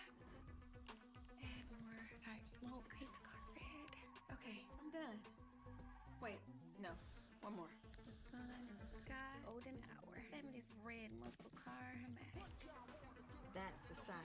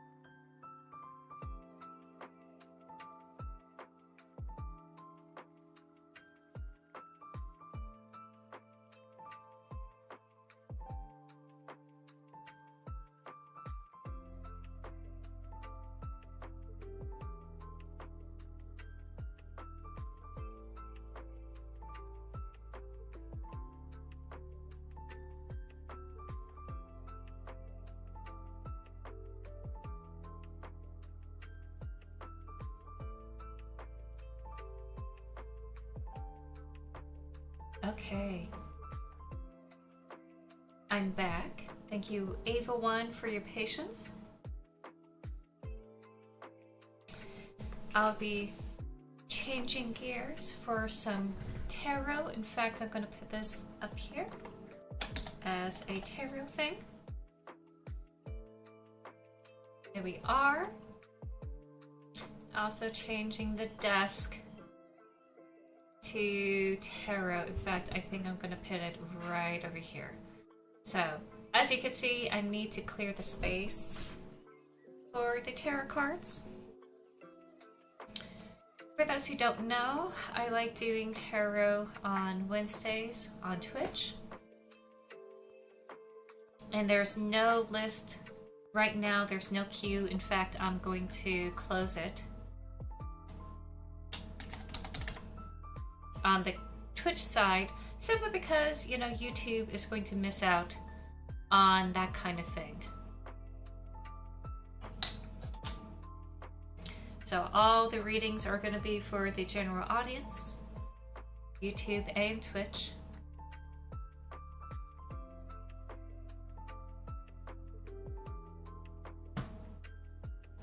Just need a little bit of time to set things up. I also have a little snacky for myself. I made some hash browns and I'm happily partaking. Only had cereal this morning, so this will give me a little bit of a boost as I go through the rest of the day.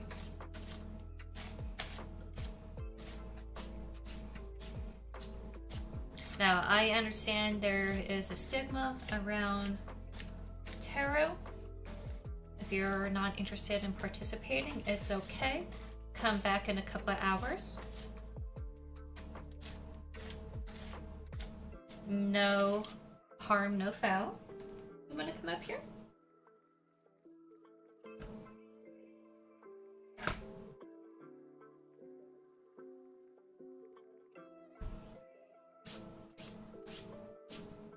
I like this low broom.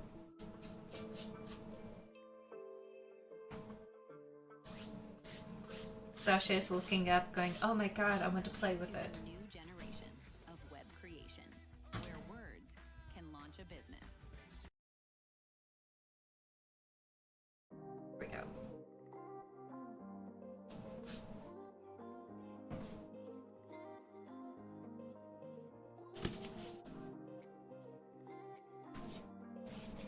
Now, if you are wanting to ask book stuff, writing stuff, stuff about my upcoming book, The Mannequin Queen, don't feel like you can't. You're more than welcome to. But any questions concerning about personal stuff, that's going to be reserved on Wednesdays. And possibly any questions that you have might be answered today through the general public. Of course, just as soon as I wipe off the stuff around here, she came back. Of course you did. So, everything is relatively clean, except we have Sasha here. Hi. There's really nothing for you to play with, I'm sorry. I'll be using my childhood, no. I'll be using my childhood deck, the Secret Rose, something I had since I was 13 years old. And I'm gonna pair it this morning session, no.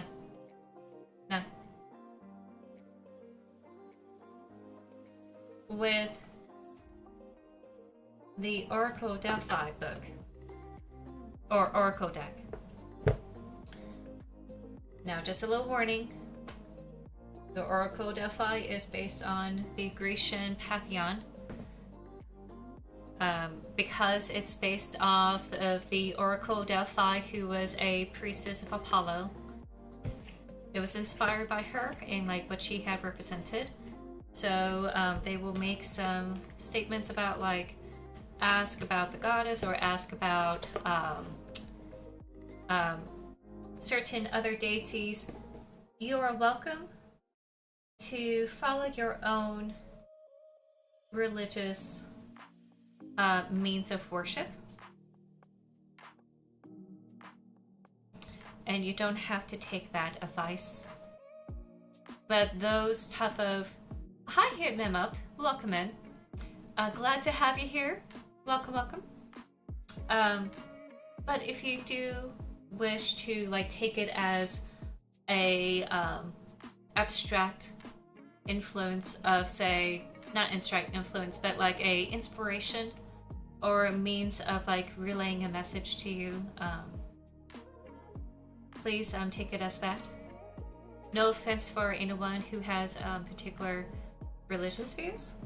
Just try my best to, like, make this for everyone, not just anyone who is just for these type of ancient deities.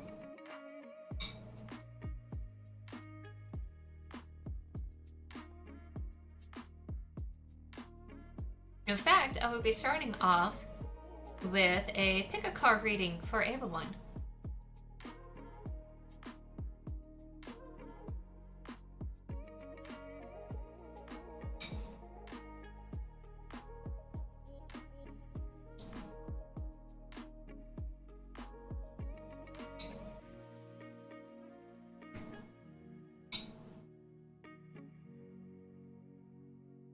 So while she's here,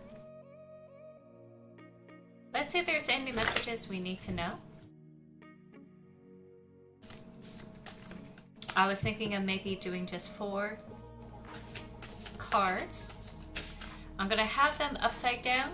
Y'all choose which card you're interested in.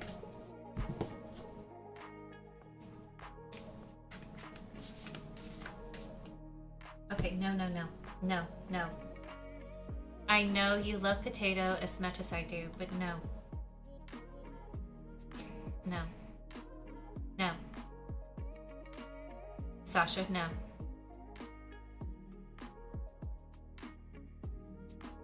I think she took a bite out of my hash browns. And she was eating it. I said no. Keep this up. You're gonna have to go down.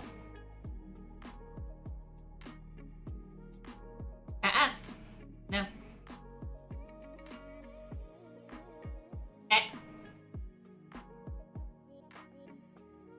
Alright, down. I'm sorry. But down. Those are my hash browns, and I'm a little hungry.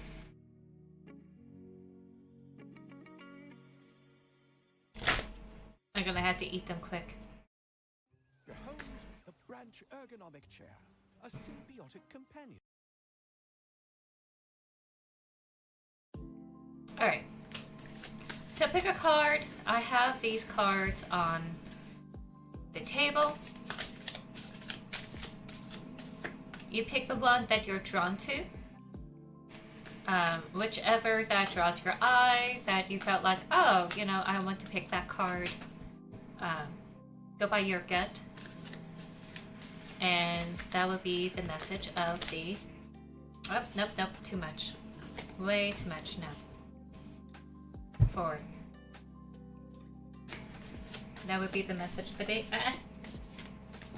No, you lost your best privileges. Sorry, sweetheart. You keep eating my potatoes. I'm gonna have to let them know, my parents, about, like, her trying to eat my potatoes.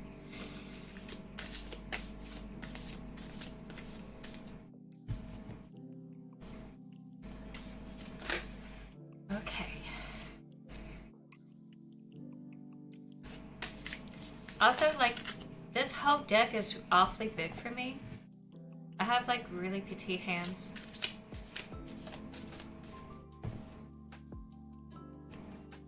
I'm trying my best to shuffle in a way where it is a card that wants to come out, not just me being clumsy. Okay, that was a card that was trying to come out. I accidentally caught it. Okay. Got that one.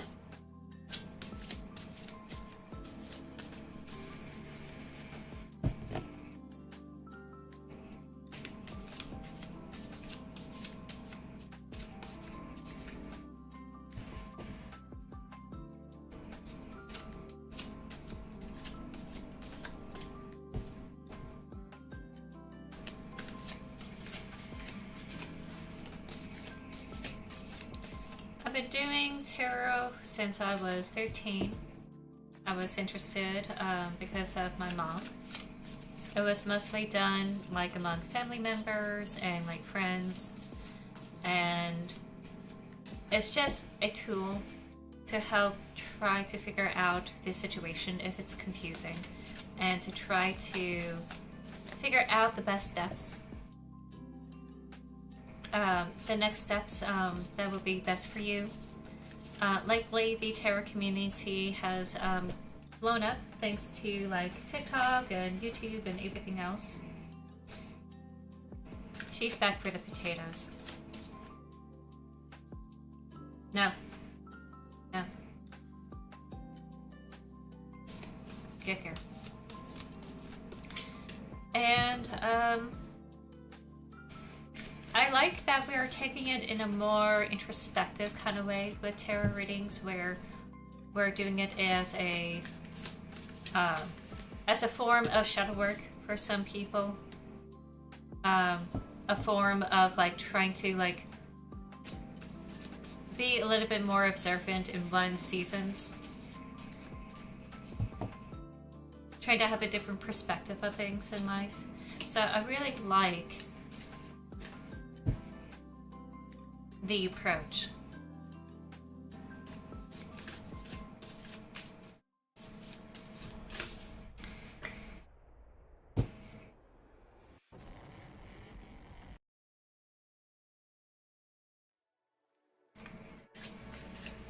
Though I do take things a little bit differently than they do, as you could tell.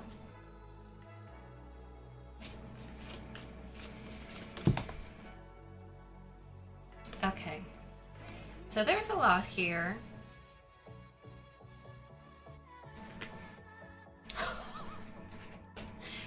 Don't. There are not toys. I know you want to teeth. It's not for you.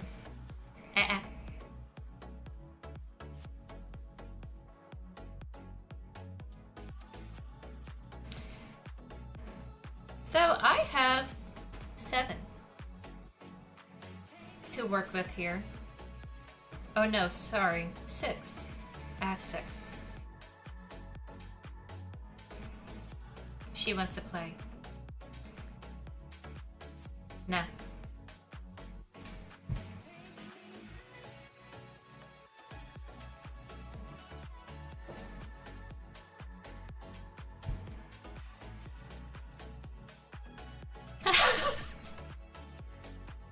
I'm just gonna eat this real quick.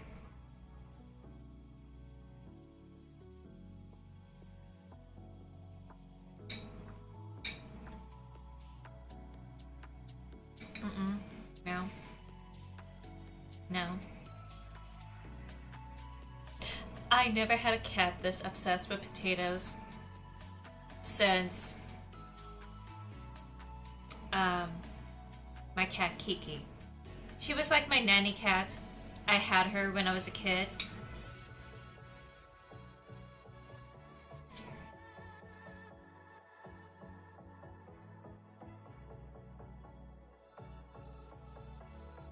And she loved potatoes, especially fries. She loved fries. And she, I just know that if I put these down, she will go after them. Trying to have it where she could be on my lap. Trying to multitask here.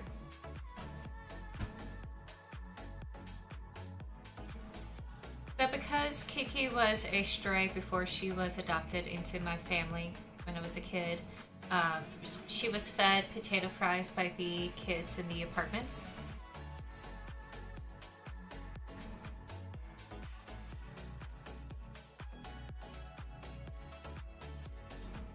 Alright, that hurts. No.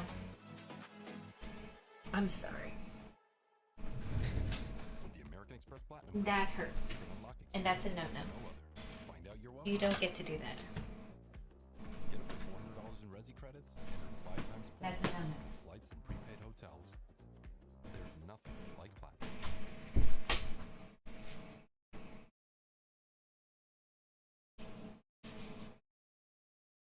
Let me make one thing clear. Geico works hard to save you up to 20% on home insurance. Oh, she really scraped her mouth on me. I'm okay. It feels good to see more savings. It feels good to Geico. She's one of the few cats that really didn't mind me doing tarot because I tend to be very loud with the shuffles. But yet, as you can see, there are some setbacks to that. I did not expect her to be like so bratty. So if that was upsetting to see, my apologies.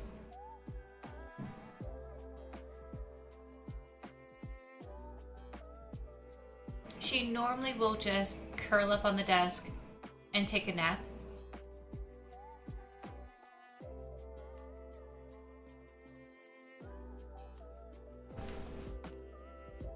That's not the case. Okay, so thank you everyone for your patience. And at least I could eat my potatoes in peace. So, how this goes. You pick a card that calls out to you.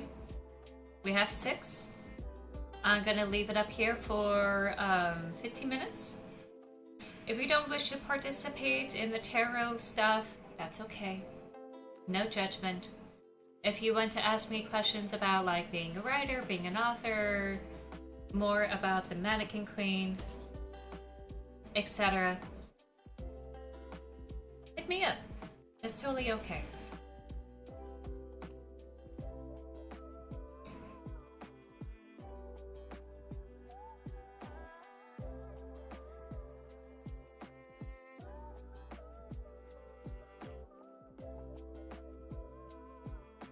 Those watching this as a VOD, you're welcome to play along as well.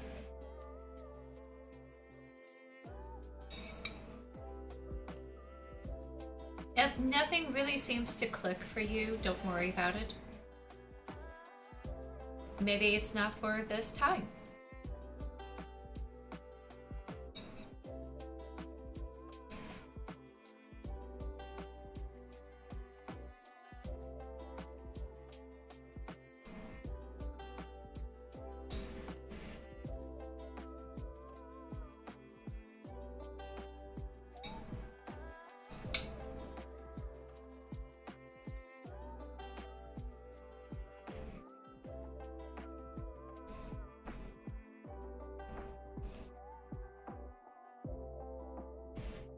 I grew up doing just the Celtic Cross, and these past few years doing tarot for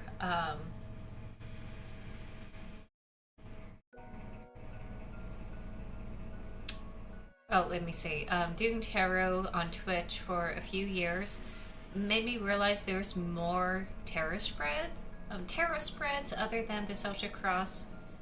And they were just a lot quicker and faster to get the right information than the Celtic Cross. It was a true empty the cup and fill it back up again moment about relearning the tarot deck, and also incorporating oracle cards.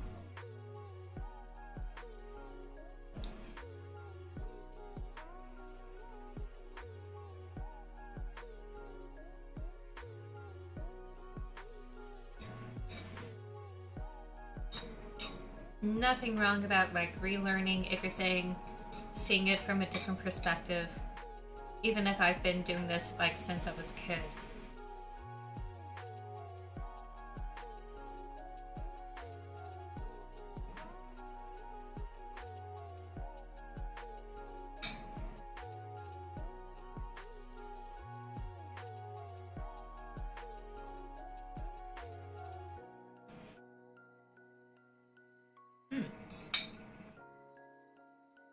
Just a heads up, we're gonna have ads in a couple of minutes.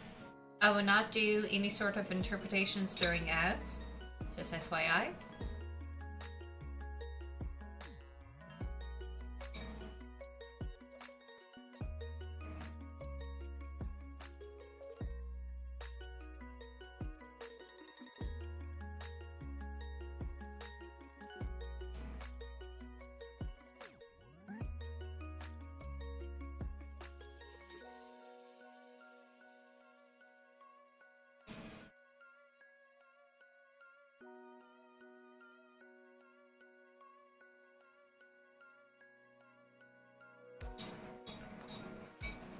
And just a little warning, I will be eating during Signalis.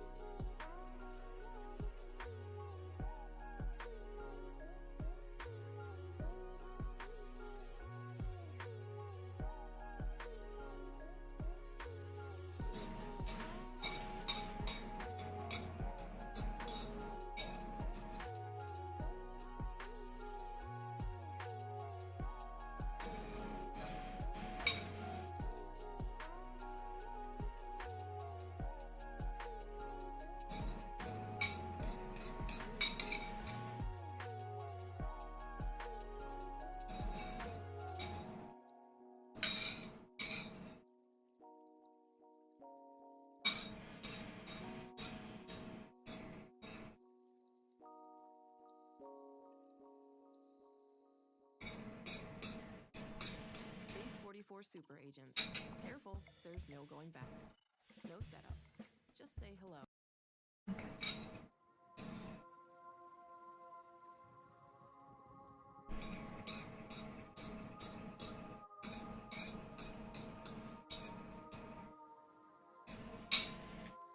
In fact, now I think about it, I only did a reference to tarot in the third book. Suki is a daughter of a fortune teller, and I don't think that's actually featured in the Mannequin Queen, now I think about it. I think this is spoilers for the third book. But there's a little bit more inside depth to Suki about who she is, where she came from. And some of the tarot is featured in that book simply because, you know, she is used to fortune telling from her elven adopted father.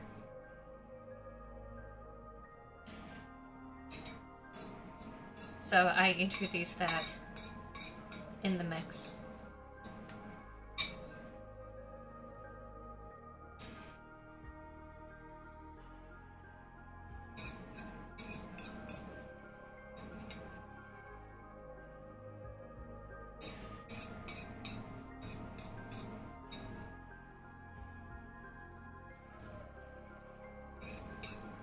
There are a lot of pop culture references in the Doppelganger Queen.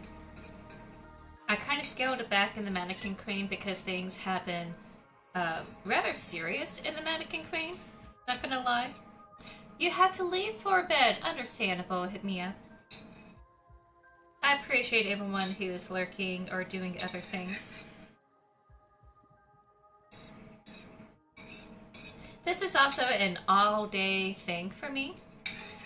So I don't expect a whole bunch of activity every single moment. That would be very exhausting.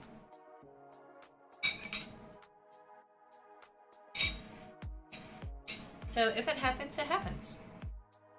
Also, apologies about Sasha. She was wanting to play and she was just being very feisty, and I had to ban her from the room for a little bit. So pick a card reading. You choose a card that you're drawn to.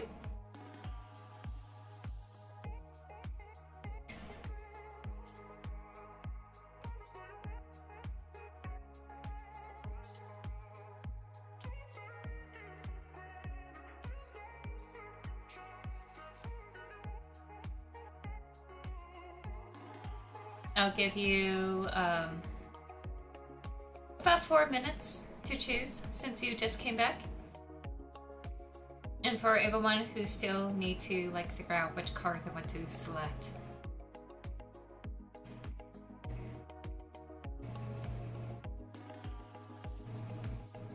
Oh, this one? Can't wait to see it. Also, bot viewers, more than welcome to participate. And if y'all don't know, and if you happen to hear a message that really strikes the chord, most of the tarot communities call it resonant or resonating. So if you feel like, oh wow, this message is rather uncanny, it's, hitting close to home, take that as your message that you're needing to hear. This is a very nice, encouraging deck. Very much of a cheerleader kind of deck. Usually.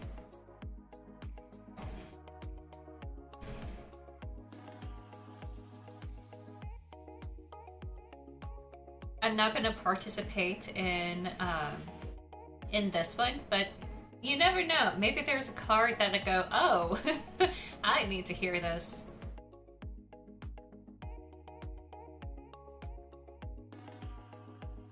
I will bring her back in when she's done being a bratty kid. I don't mind her being a brat. I don't mind her being feisty. I don't mind her having boundaries. I really don't mind her being playful. I just feel like we as a family don't play with her enough, and I think that's where it's coming from. I certainly haven't been able to play with her enough.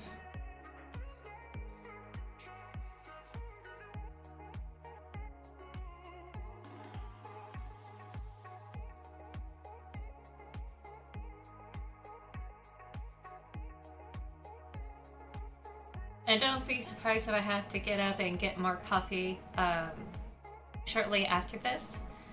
I have some new coffee brewing and I just need another full cup. This little bit here is just not enough.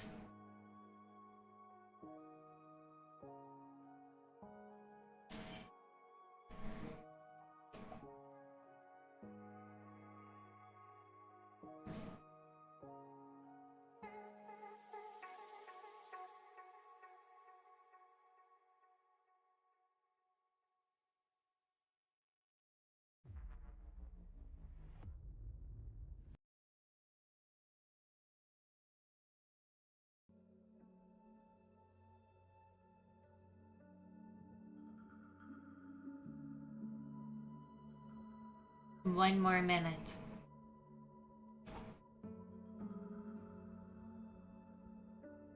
I do have to say, in the Mannequin Queen, while I don't have tarot readings as a feature, there were other magical stuff going on. There's a magical duel, and there was a ritual that required some crystals and some drawings. So there is some other magical stuff going on with the Mannequin Queen. This is not really magic, in my opinion. This is more spiritual.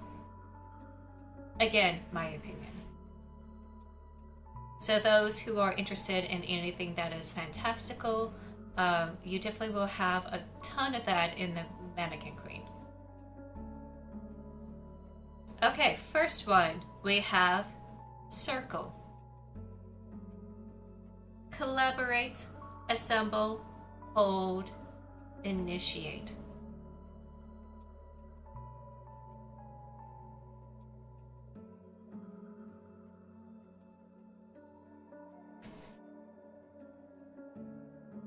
Love is an endless circle, complete, whole, and absolute, with no beginning or end. The circle symbolizes unity and oneness. Devoted oracles resided in temples all over the ancient world. Together they adoringly preserved sacred shrines and rites for spiritual guidance, gathering, and worship. Seek like-hearted community connections for belonging, support, and friendship to strengthen your network. So it doesn't have to be religious. It can be finding your people as in your hobbies as well. Finding your people in the LGBTQ community, in your neighborhood. Find your people for support. A dynamic group of well-intentioned equals is circling in and around you at present. Your magnetic vibration has attracted these uplifting connections so you can support each other on your journey. Reach out and engage with this caring community. You don't have to do everything alone.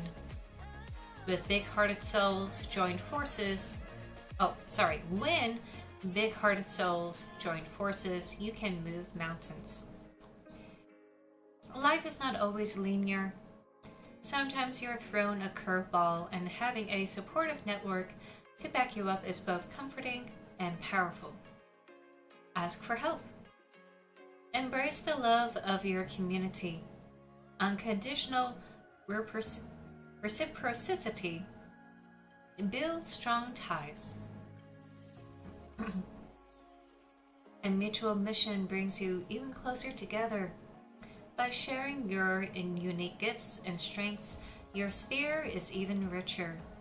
Contrasting views, ideas, and thinking balances your community with an expanded perspective. Respect the exceptional qualities, values, and special contribution of others. Unified, your circle of influence can actually do something significant to make a real difference in the world. Concentrating on the enormity of an issue that you have no control over can be soul-destroying. So instead, focus on what you can do to help. Even small acts of kindness and community service contribute to the overall situation and create peace and unity. That is in reference to charity. If you are interested in coming together to help your neighborhood, coming together to do a charity run, this is your sign to do it. If you've been thinking about it, I keep thinking that St. Jude was sooner than later, but it's finally here. There are some gamers on Twitch that are going to promote St. Jude in their communities. So if you are thinking about it, take that as a sign if you chose this card. When we come together in friendship, spiritual training, and service, we all rise. Even the best of friends disagree sometimes, but when you can resolve issues together, it is empowering for all. Creative solutions are born from collaboration and seeking a united way forward.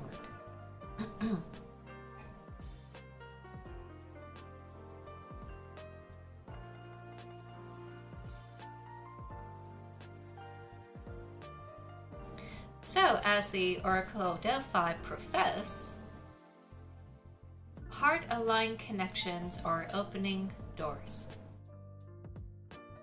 If you want to take this a next step further, move in circles that align with you. Seek out aligned friendships and connections. Alrighty, any thoughts about that? I had this card pop up for me a couple of weeks ago, and that was when I was starting out on Substack. And I was able to find some people that I haven't found since Threads. It was really refreshing to see them again. While I love Blue Sky, it's really hard to like see Ava One's stuff on the writing author side of things. Even though there are tags in Blue Sky, it gets cluttered very easily, and just seeing it on Substack, I feel like I'm back to like a very niche community again. It's very refreshing. Still trying to find some people on there.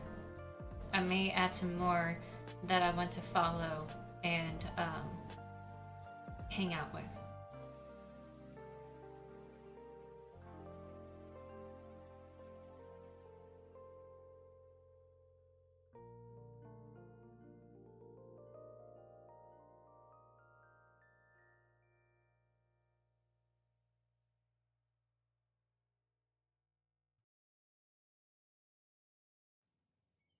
I knew there was going to be an ad from YouTube. I just knew it. Alright, there we go. Alright, moving on to card number 2. Empath. Feel, relate, understand, console. And we have this rose here.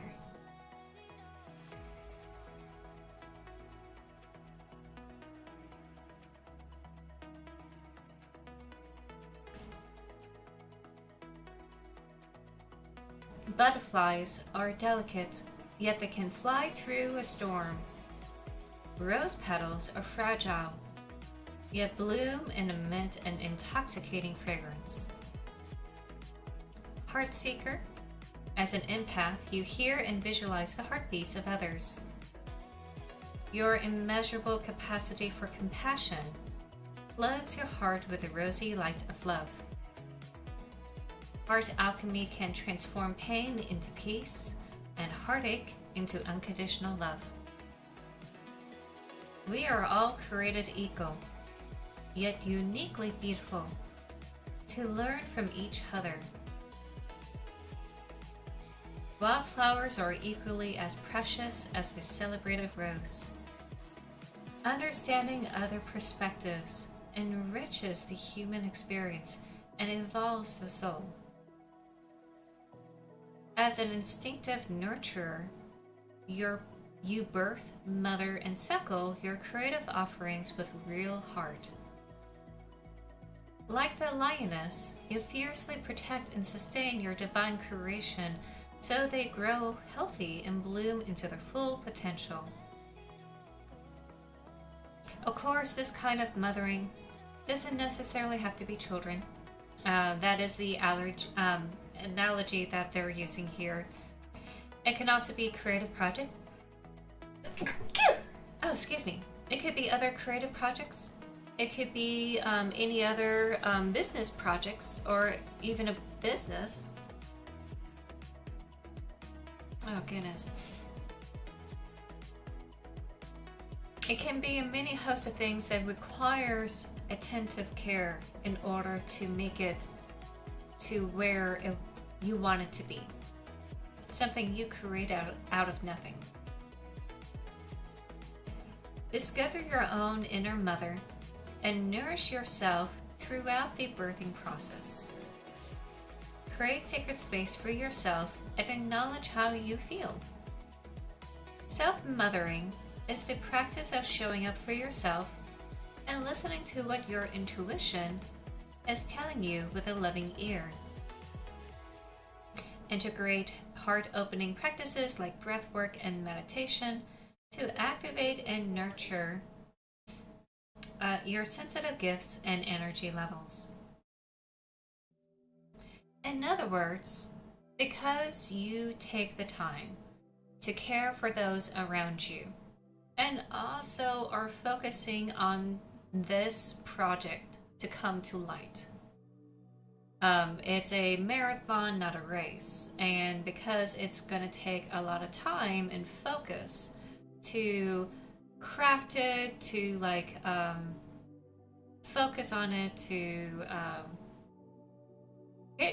pretty much curate it and bring it to being, it's going to take a lot out of you. Not only physically, but also mentally. So if you need to take the time to like take a break, do some self-care, get your mind, calm down, relax a little bit, because it can be very stressful. There was a lot of times when I was doing some drafts for these books, I was anxious. I feel discouraged because I felt like, oh, this is not coming out the way I want it to be. And, imposter syndrome really is the devil of all creatives. So take the time to be kind to yourself. Take a whole day if you need to. I suggest once a week to just have time for yourself and calm down and have some meditation, do a bubble bath, etc.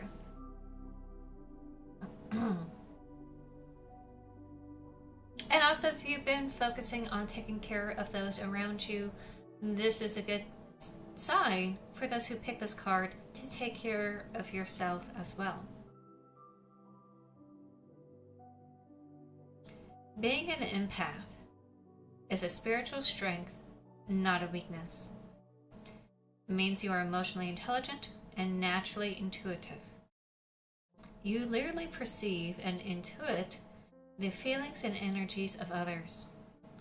Heightened awareness means you are attuned to your psychic senses. This intuitive sensitivity often extends into realms beyond the physical world. Celebrate your empathic ability and develop it to better understand what you are capable of. Be mindful not to let people walk over you or take advantage of your kindness. That is a huge issue for a lot of people who are very caring, very kind. It is important that you always value and respect your boundaries and limitations. Surround yourself with tender-hearted souls that have a rosy outlook and truly appreciate you, while also opening your heart to those who need love and healing. In your devotion to spread love and be loved, you are embodying the light that the world needs to heal. The Sphinx has a body of a lion, head and breast of a woman, and an eagle's wings. Perched atop Delphi, the temple, the Sphinx fervently protected the oracle and the initiates of Apollo. The protectress of the temple implores you to stand in your graceful power and shine your heart light. As the Oracle Delphi profess, your empathic sensitivity is your intuitive superpower. We want to take this a next step further. Attune to the universal heart and the highest vibration of love. Let all your decisions and actions for today come from this place, aka choose love, not fear. I hope that feels very healing and validating for those who have chose this card.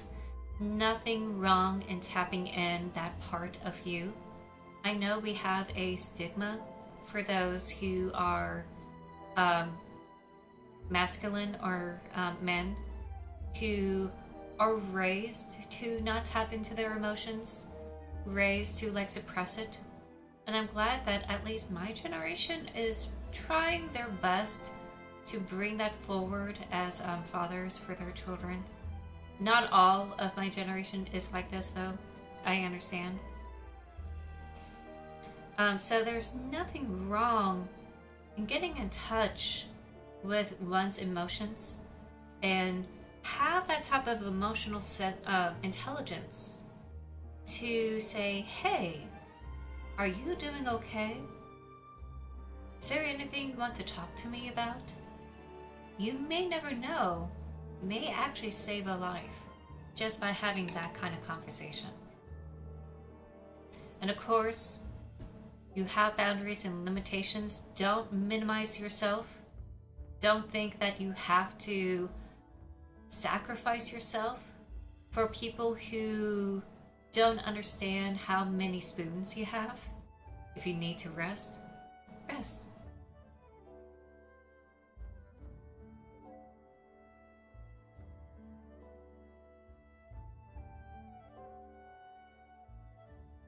I'm gonna run and get some coffee. I'm gonna leave this up here for you. But if y'all have any comments about it, be happy to read those when I come back. But I will return.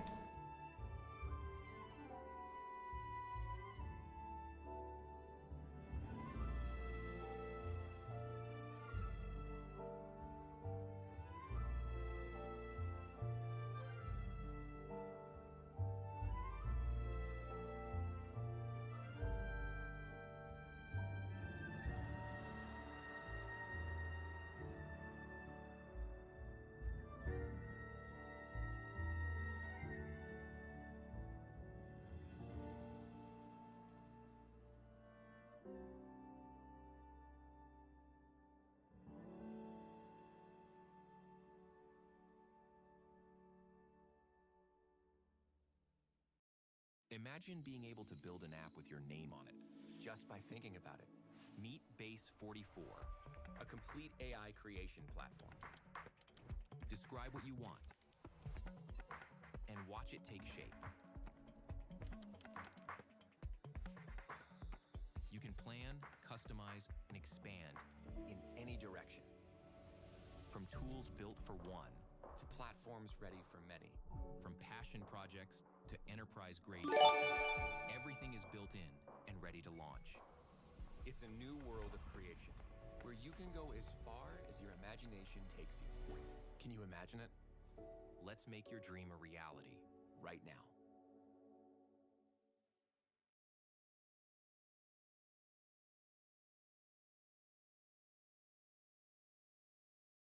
This is actually kind of crazy. This is your brain on normal music, jumping between tasks, losing momentum, and constantly resetting. And before you know it, you've already lost 3 hours. Now watch what happens when you turn on Brain FM. Within minutes, your brain just locks in. No more wandering, no more friction, just flow. And here's why. Brain FM uses something called neurophase locking. It literally synchronizes your brain into a focused state. And in under 5 minutes, you enter into flow. So click the link and try for free for 14 days.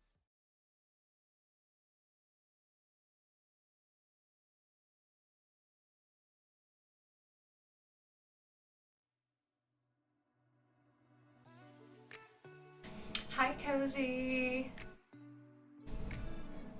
That's right. Thank you, Cozy. So, for anyone who's interested with the book with the mannequin queen, you can get 25% off of the books. You could get 25% off the paperback version of the mannequin queen. It will look very similar to this. It's a very floppy kind of book. Very easy to shove it in your backpack. Very flexible. So a soft cover or a paperback, that would be that version. It's only through Four Horsemen Publications, my publisher.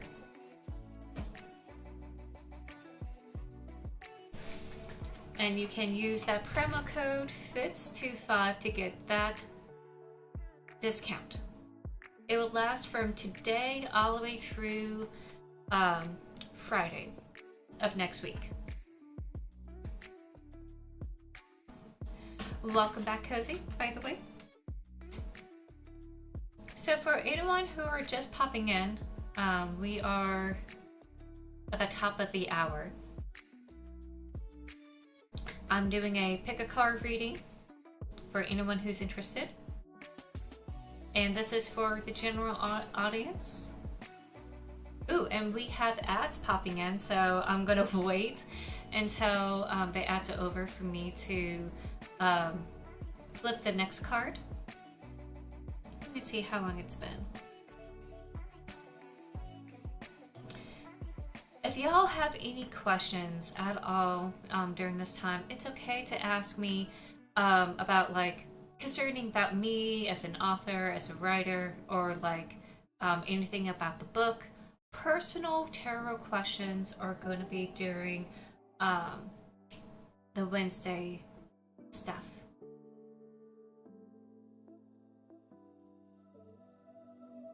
And YouTube folks, you don't have to worry about any stuff like that as far as I know of. And you can also interrupt me. In fact, I beg you to interrupt me if you're tuning in.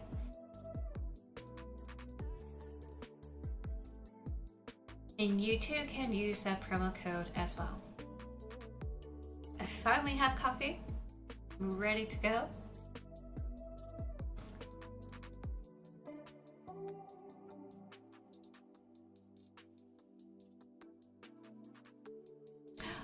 Oh my goodness, I didn't see this. Sylvester the Thirds, thank you so much for the follow. And Princessa too, thank you so much for the follow as well. Glad to have you here. If you still want to lurk and chill and vibe, you're more than welcome to as well. Thank you, thank you.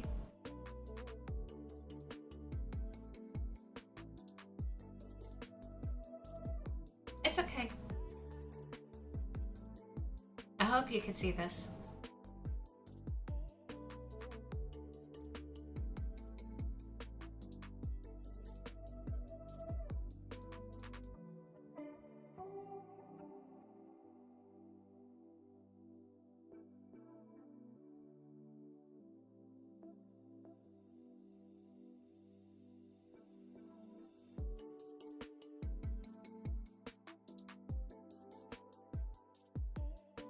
This is piping hot, and I'm trying my best not to have it spill on my lap because I've got a keyboard here.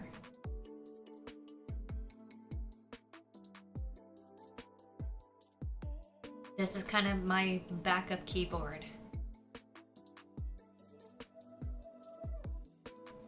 Okay, on the Twitch side, hopefully we are done with ads. Hello!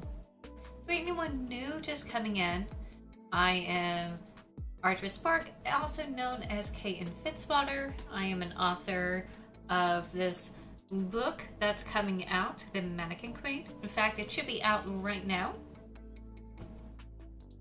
Welcome back, Sylvester. And for this huge streamathon that I'm doing today to celebrate, I'm doing a pick a card reading.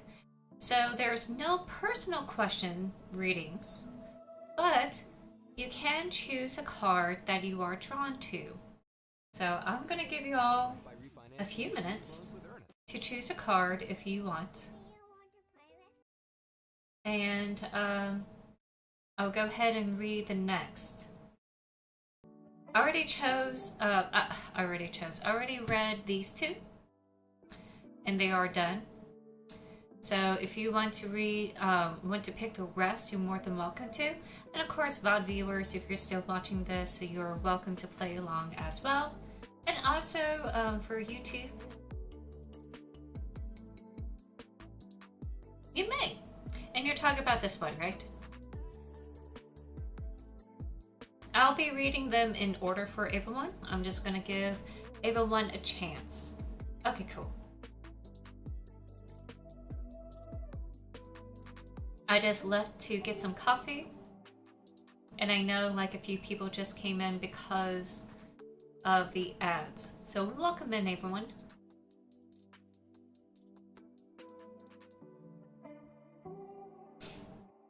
Oh goodness, I'm so sniffly.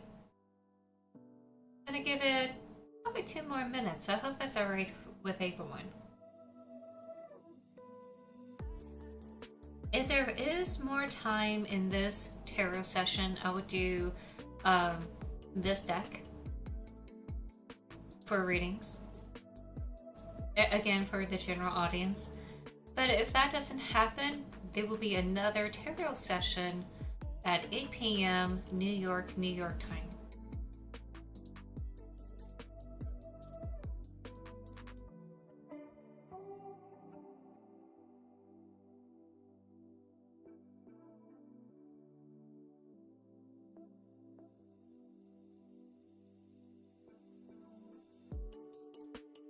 How are y'all doing today?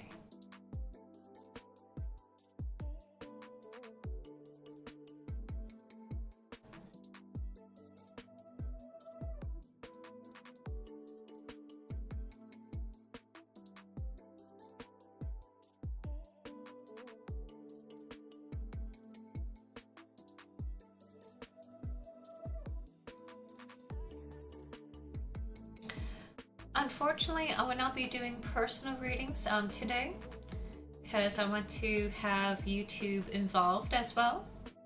I'm doing a multi-stream. So if you want to have a reading of sorts, you can select a card here and choose the one that you are drawn to, and I'll be able to read that message pretty soon. And again, I will have another tarot session tonight. Oh, the pink card? This is the empath card. I just read this earlier today. In general, let me skip this thing here. There we go. In general, embrace your sensitive side. That emotional intelligence side, it's not a weakness, it's a strength. Allows you to make connections with others and help those who help heal those around you. It also can be self-healing as well, being an empath. And you should strive to do some self-care and self-love, because you're also doing that kind of love and TLC for those around you. Also, a reminder about boundaries and limitations. Respect your boundaries and limitations. Don't minimize yourself. Doesn't matter what people say or what is going on. You just don't have any spoons. You're just not going to be able to help out. So, details about that are in the VOD if you ever want to come back. I will publish this as soon as I can tonight. It is a rather long stream, so I suggest closer to the 3rd hour. That was when I read it, like 2.5 hours into the stream. If you're wanting to know more details about this. Okay, I'm gonna move on to card number 3. Thank you everyone for your patience. This is Temple. Sanctify, devote, commune, reflect. There's the book.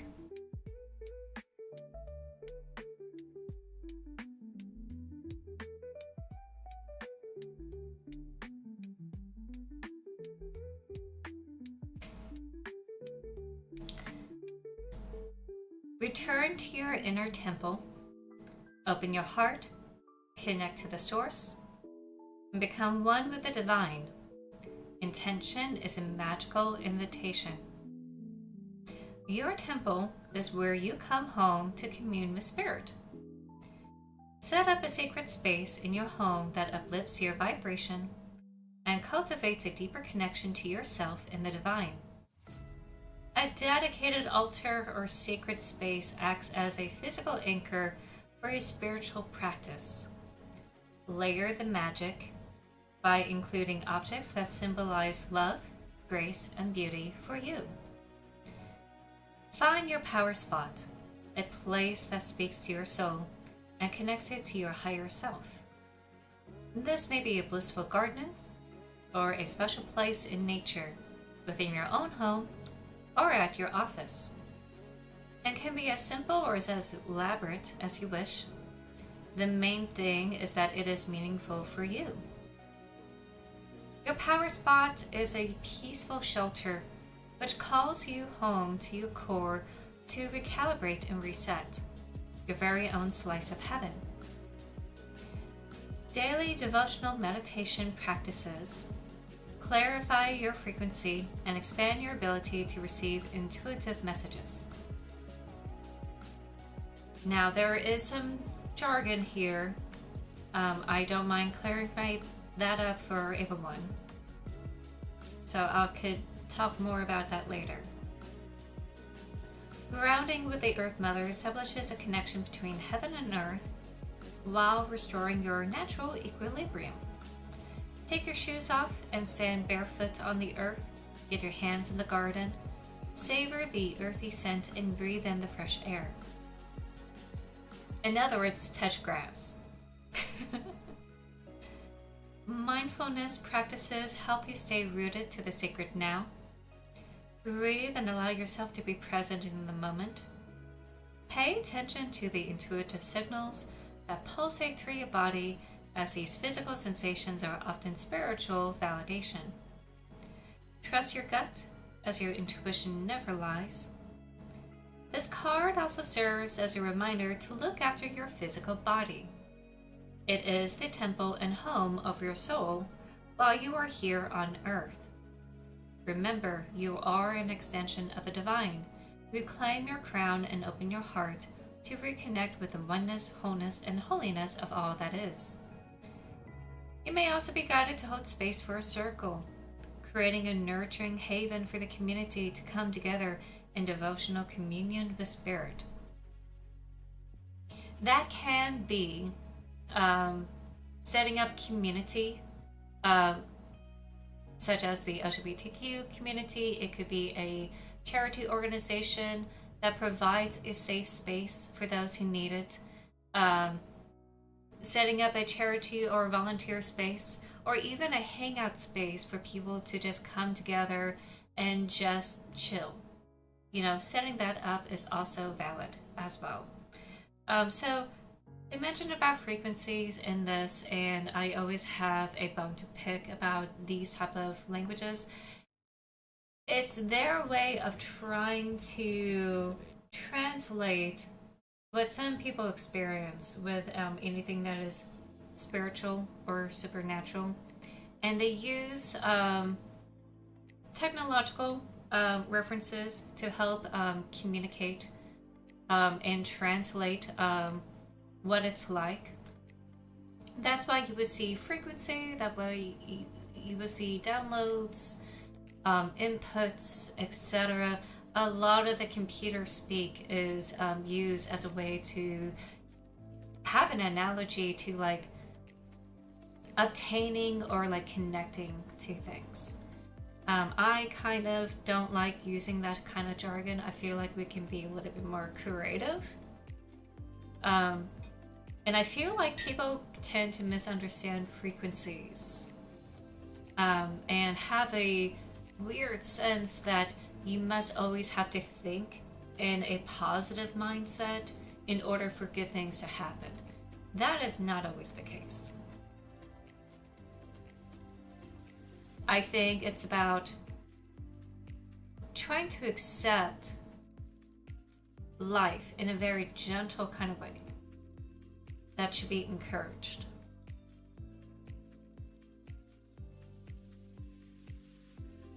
In a more compassionate, empathetic kind of way. Not necessarily putting, your fingers in your ears and going la la la la, peace and light, and ignoring the troubles that are happening around you. If someone needs help, reach out and help. I certainly would need help if I need it.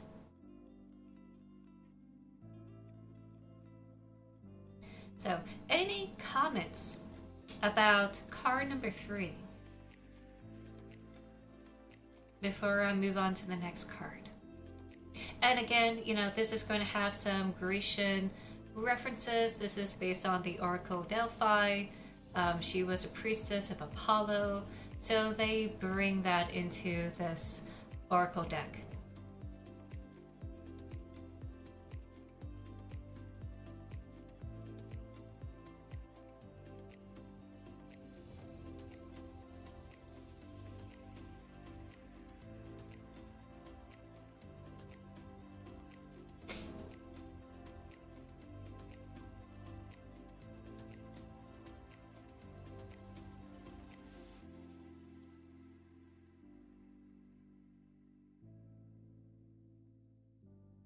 Okay, well, I'm going to take that as a sign to move along.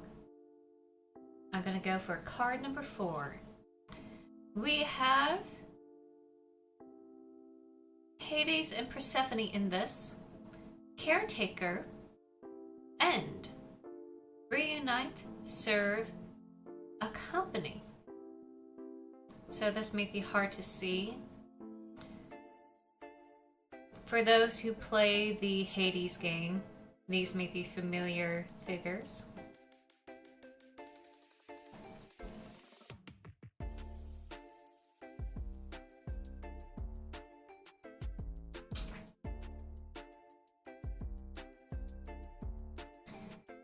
In times of darkness, turn to your inner light. Look up to see the ray of sunlight shining down on you. The dark winter is reawakening into spring. You are currently undergoing the natural cycle of death and rebirth. Endings come in many varied forms: a separation, a job finishing up, or purely a culmination of a life cycle. Trust this ending is actually a promising new beginning.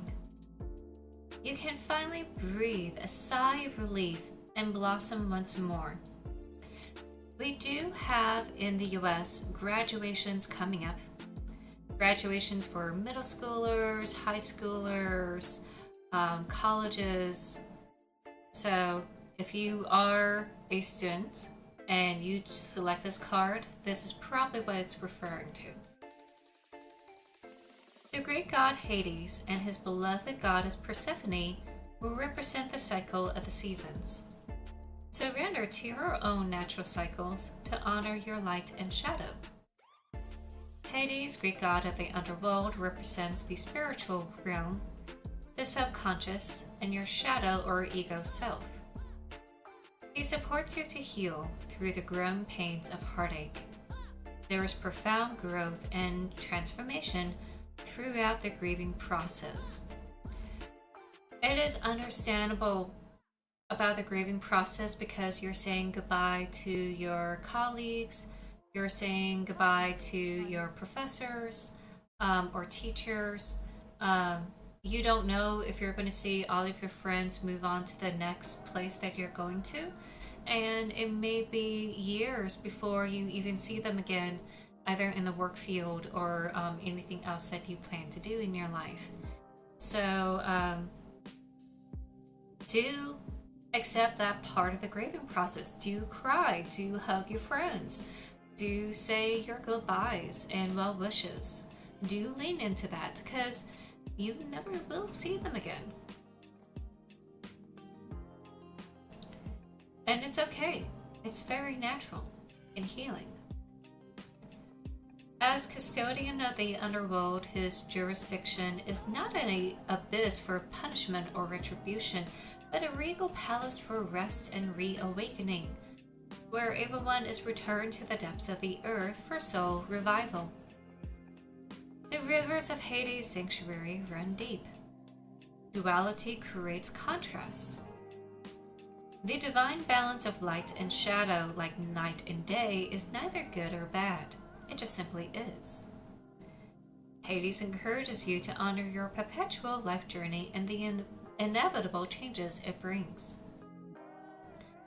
Goddess Persephone, queen of the underworld, personifies the life and death cycle. Forever young, she emerges above the earth each spring, symbolizing fertility and immortality. When she returns below ground to reunite with Hades in winter, she is the bringer of death and rebirth. Persephone wants you to know that you don't need to find the strength to hold on, but instead to surrender and let go. Deep in the caverns of death, you'll find the seeds of life. Relinquish the past to make space for renewal. Trust the blossoming of a fresh start. After the darkness of winter, there is golden sunlight, fresh buds bloom, and the earth comes to life once again. On a more deeper connection, beyond, the life transitions that we're having right now, it's okay to not only grieve of these transitions, you are saying goodbye to some things, but also celebrate. Take the time to celebrate of a new era, a personal one, if you will, of the next step, of the thing that you want to do, or celebrate what you had accomplished. I keep thinking about, what I'm doing in the here and now with my book. I am celebrating its release out in the world. Something I'm going to continue to do tomorrow with my family. But this is not a total goodbye. This is a hello for the future. So whatever you had experienced, the trials and tribulations, do also celebrate. You made it. And now you can get ready for the next step and head on your way. So as the Oracle Delphi prophesies, an ending is a blessed beginning. We want to take this the next step further,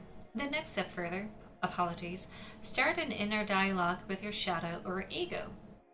Avoid shaming your shadow. Reflect on your triggers, as these are opportunities to surrender pain embedded in your unconscious mind. Keep a shadow journal. So, a call to shadow work.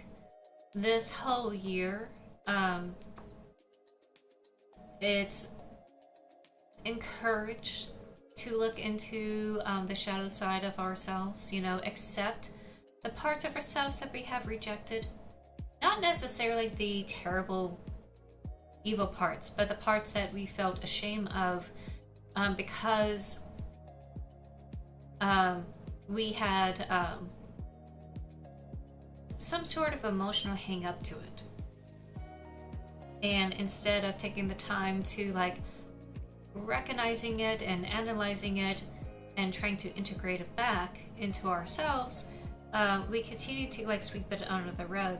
So this whole year has been a call for shadow work for a lot of people.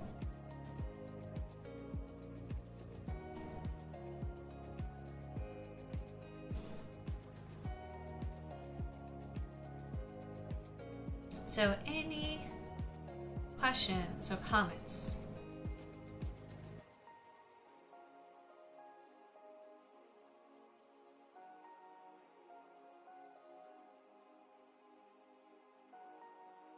And if I'm moving too fast, it's okay to just put down your question while I read the next.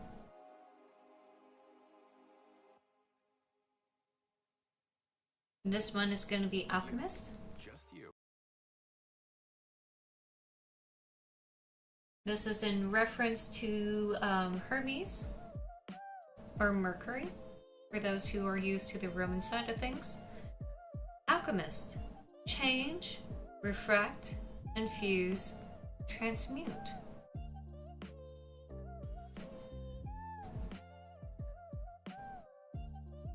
So Sylvester, if you're still here, this is for you.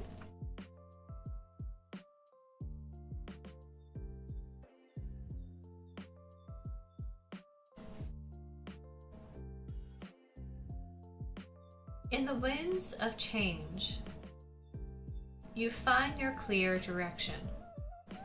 Entwine, bend, and ascend to reclaim and unfurl your golden wings of light. Apollo gives you the magical staff of healing, truth, and prophecy to ignite your inborn medicine.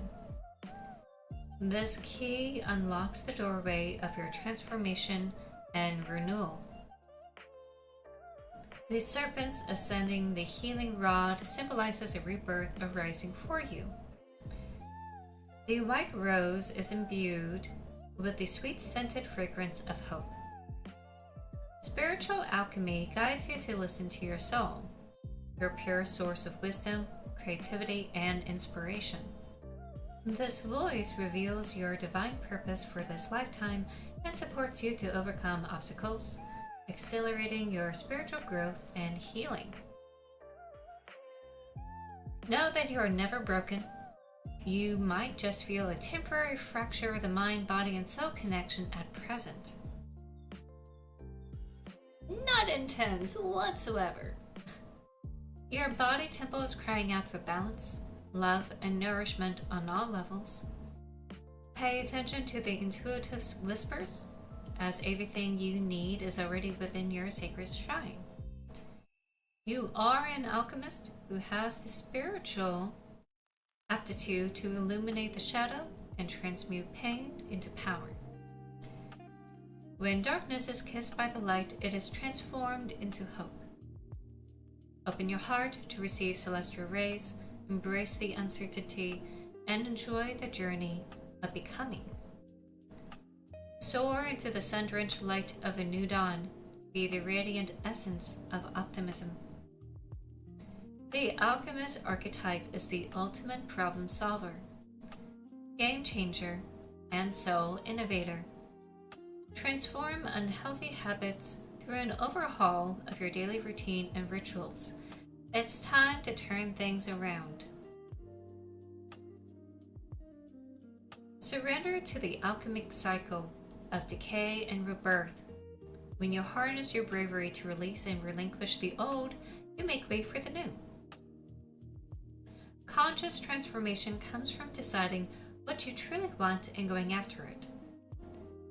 Initiating positive change in a new direction takes determination. Converting challenges and obstacles into opportunities to learn and grow is an intentional process.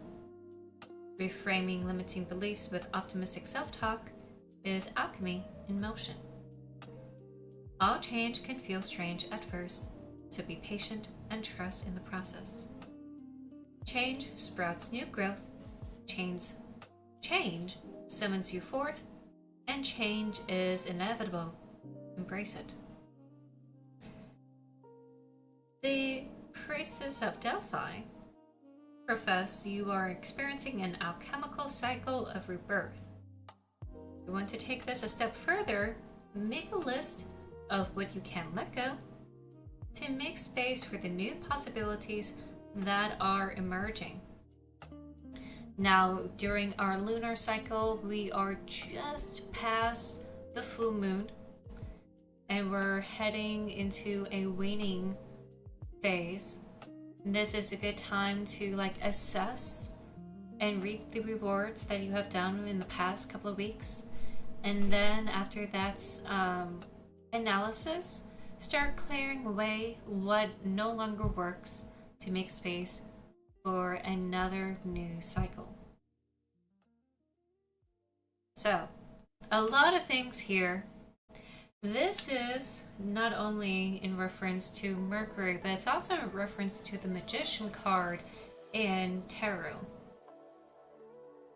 So, if you are into tarot as much as I am, little tarot nerd, the Magician is about creating something out of nothing, and that comes through alchemy that he was doing in that card.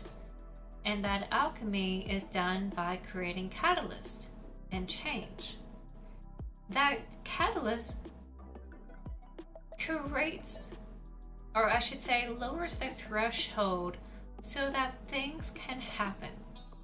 The potential becomes substantial. So if you want to make some changes in your life, they did mention about cleaning up your act. which you can take that as advice if you so wish. But I think it's about like embracing the new stuff that are coming up in your life. Again, if you are graduating pretty soon in May, this could also be putting this step forward and making the change for like a new future as well. So big things are going to happen, big shifts, new stuff. Ads are going to kick in a couple of minutes, so I'm going to wait until those are done. And then I'll read the last card, which is, oh, look at here, artist. So I'll read the last card when everyone is back from the Twitch ads.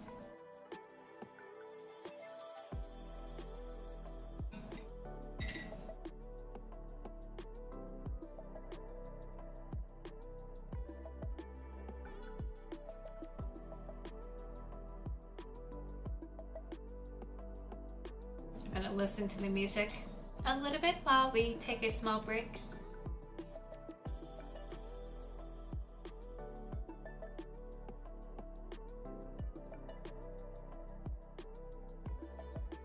Oh, I already know this.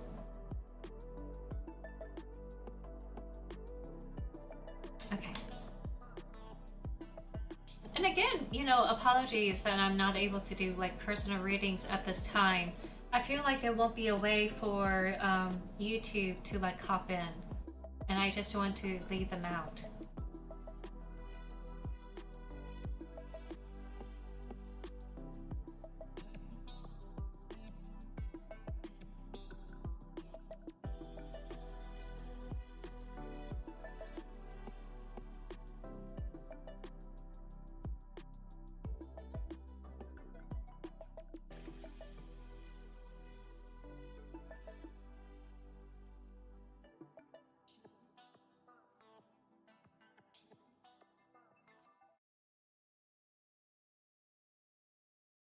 Hey, Mom, now that I have an after-school job, I think I want to buy a...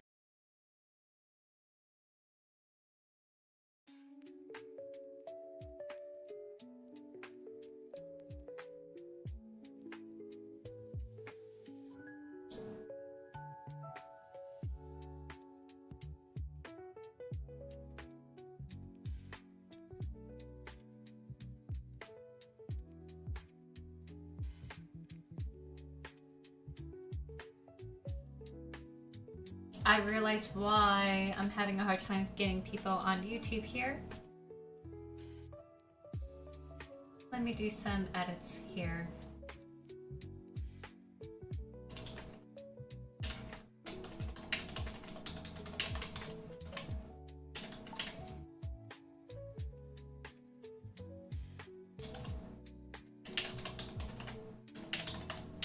Welcome back, everyone, on the Twitch side.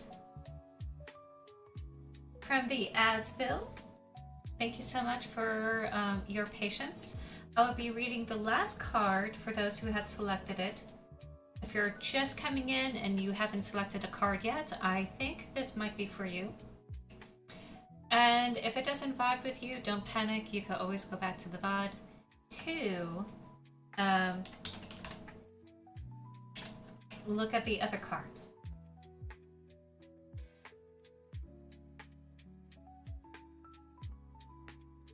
I am updating the YouTube live stream title. I realize that it's not reflecting what I have here.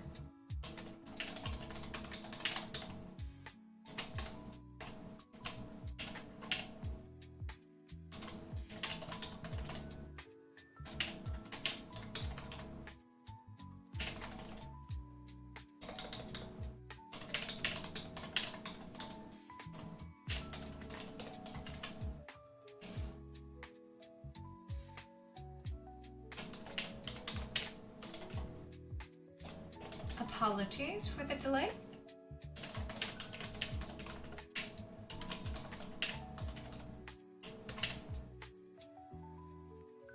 I didn't realize this was going on.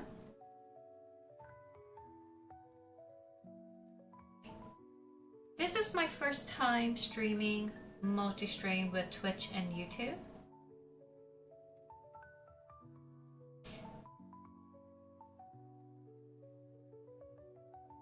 And let me do this real quick.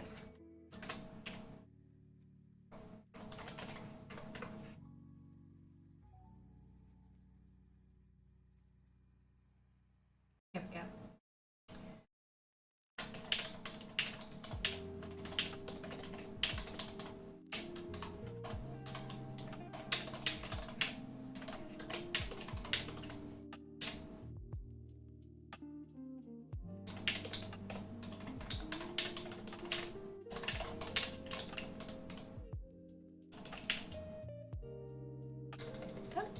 It helps if I spell Mannequin Queen.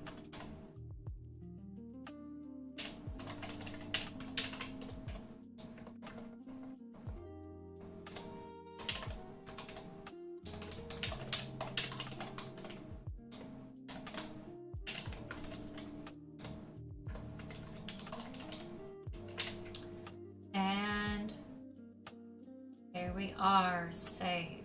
Okay. So apologies, YouTube people, for not putting the stuff on there.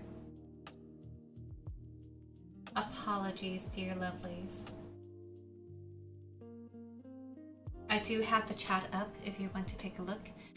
All right, and once again, thank you everyone for your patience for the last card. We have Artist. This is so hard to see because the light is just so bright here.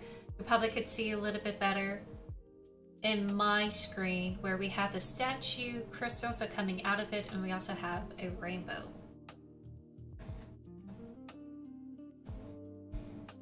And again, if this is not relevant to what's going on, if it's not jiving, don't force it.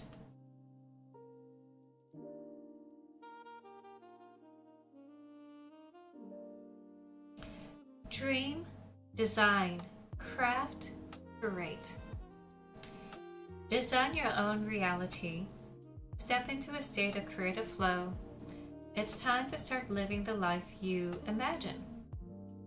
Okay, so a caveat about like design your own reality. We're not talking about a reality that is out of step with mundane. You do have to pay bills, you do have to feed yourself, you do have to take care of those who depend upon you. But there's nothing wrong with a little bit of fantasy in your life. We all need some whimsy. So that's what they're referring to. Do keep yourself grounded. Okay, you are a visionary. The creator of your magnificent masterpiece of life. You foresee your dream rolling out. Sorry, ads. You foresee your dream rolling out before you. Getting crystal clear on your vision and intention brings abundance and boost to your manifesting powers. Designing a dreamy life activates your imaginative, intuitive, and sacred or spirited essence. Come alive with creative purpose by embodying your artistry and living your dream life with contagious enthusiasm. We need more of this, I could say.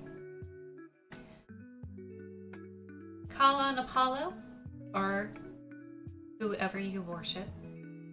The torchbearer and his penetrating gaze will highlight your artistic desires and visions. Showing gratitude for the beauty of all around you will bring even more creative breakthroughs. As the Greek god of the arts, Apollo is guiding you to see and enjoy the sights of your creative journey. Playful curiosity will help you unearth your passions. Art and creativity come in many different forms. Painting or shaping an Apollo sculpture may not be where your gifts lie, so go within and reveal your creative desires. It doesn't have to be traditional arts. It can also be digital art. The ones that are made by your hand. Your own musical gifts, your own artistic designs, your interpretation, your commentary, your vision, is just as valid, more so than ever. So if you feel like, oh, you can't in this AI landscape, don't despair. This is giving a boost, a heads up that, hey, keep at it. Hey, Petey Puff, welcome in. Glad to have you here. Doing a pick a card reading, and I'm reading the last card. I hope you're doing well today. Take note, you cannot fool the universe. Your wistful imaginings must be meaningful to you. Consider investigating a variety of channels to stir your creative juices and awaken the artistic genius within. AKA, it's gotta be authentic. It's gotta be genuine. Let your inner child come out and play creatively just for fun. Forget perfection, or whether you think you can or can't draw, can or can't dance, paint, whatever creative activity excites you. Just enjoy the process. Oh, I am so sorry, Petey Puff. My condolences. I am so sorry. That is very, very heavy for you. You have my blessings. And your whole family. My blessings and well wishes go out to them as well. Give yourself all the love and space that you and your family need.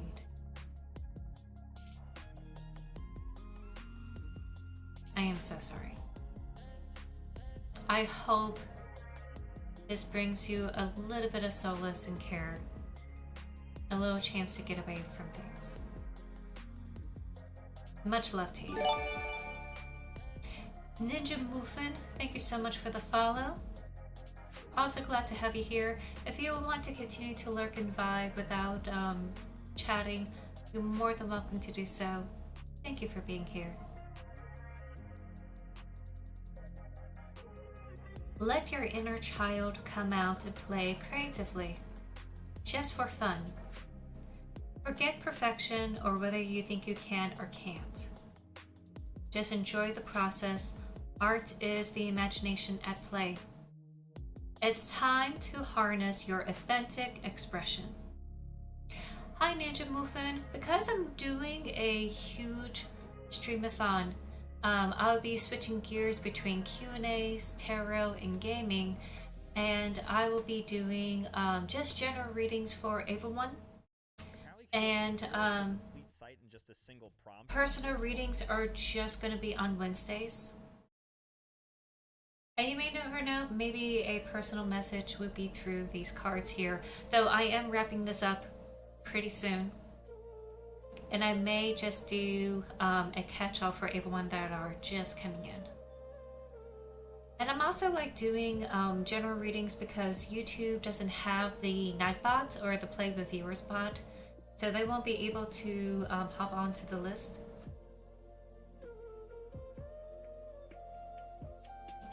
So thank you so much for understanding.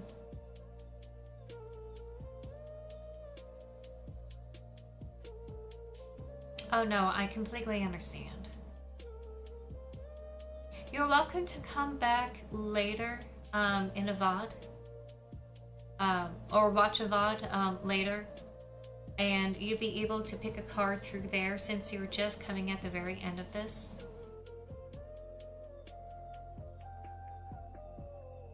But totally understand. I will do another tarot session tonight at 8 p.m. New York time, if you're able to swing by there. And of course, I will always be here doing tarot on Wednesdays. I would do like a catch-all after the pick a card readings for everyone.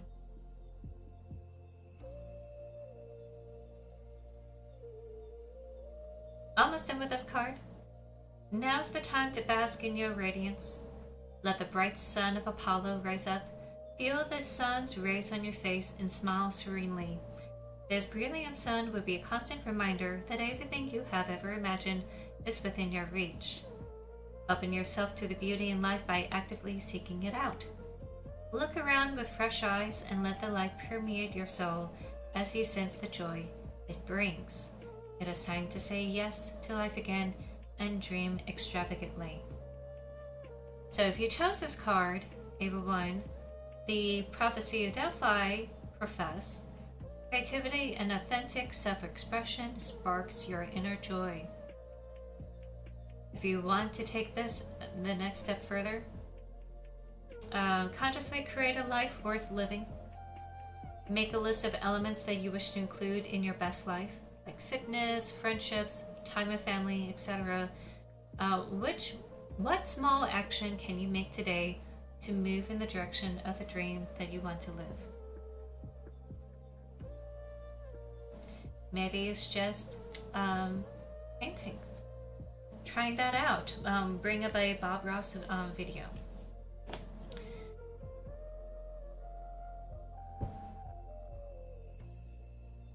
So I will do a oracle card for everyone, and I will also do a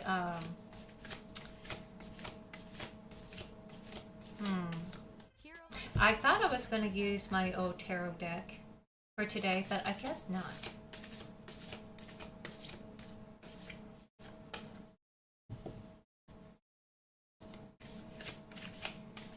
I don't think I have enough time left in today's tarot session. I will be switching gears. Oh God. I will be switching gears to play a game in a few minutes. If y'all want to stick around, more than welcome to ask Q&A questions during that time, as always. So for Ava 1, who are here presently, if you missed out on the pick a card reading, you have these two cards here. We have Awakener and Musician.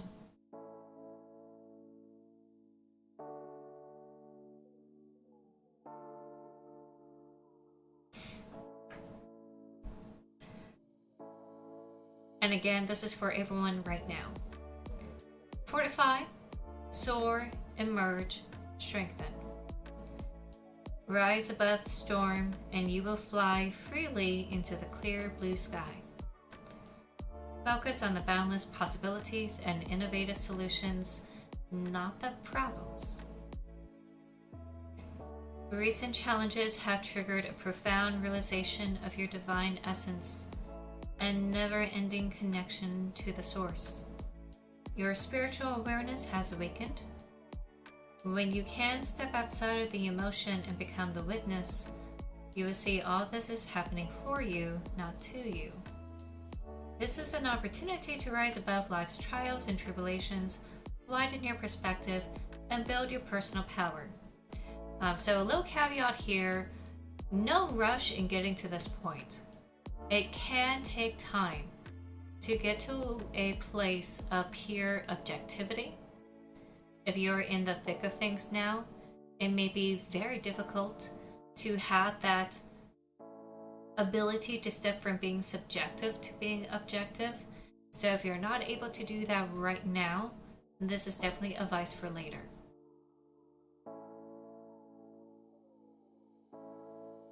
You may be beginning to recognize that disappointing breakdowns are actually colossal breakthroughs in disguise. Challenges have the ability to lift you out of everyday monotony and show you the bigger picture, one in which you are connected to the expansive potential of the universe. AKA, we're all connected. We're all in the same boat. Naturally, this higher perspective allows you to see the creative solutions available to you. Wide awake, everything appears clear and makes far more sense. Always remember that your energetic focus crafts your reality, aka your attitude, your perception. Refrain from dwelling on the worst case scenario. You have a choice. Choose to overcome the obstacles standing in your way. The best defense against procrastination and indecision is self-awareness. Release outdated beliefs and old ways of doing things to seek a fresh outlook. Now, this is specifically about a particular problem. Again, if you're going through a major life situation that is out of your control, this may not apply. This is definitely for those who are trying to creatively problem solve a situation or trying to tackle a creative project, etc., trying to wrap their head around a situation and they're just not seeing the big picture. So when that happens, you have to not think about the worst thing that could happen, like a presentation or like a presentation that you have to do. Think about like the more positive sides, like education, connection, being able to connect and be able to give information if you're dealing with a presentation kind of situation. Oh, I'm sorry. I hope it's helping.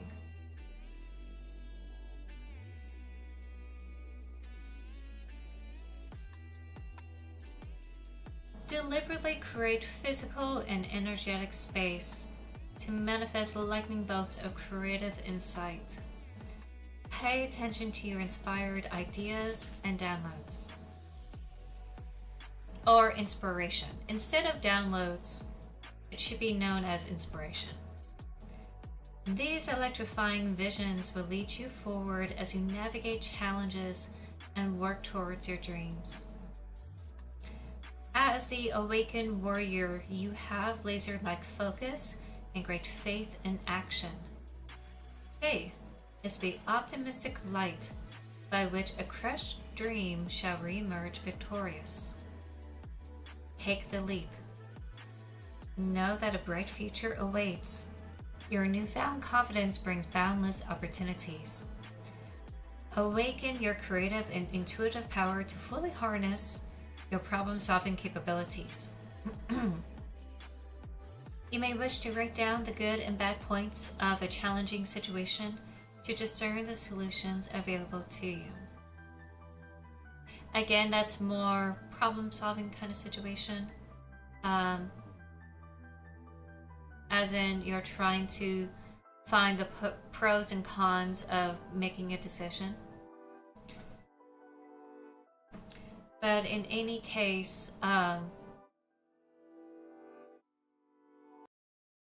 it's not done to cause harm. It's not done to make you suffer.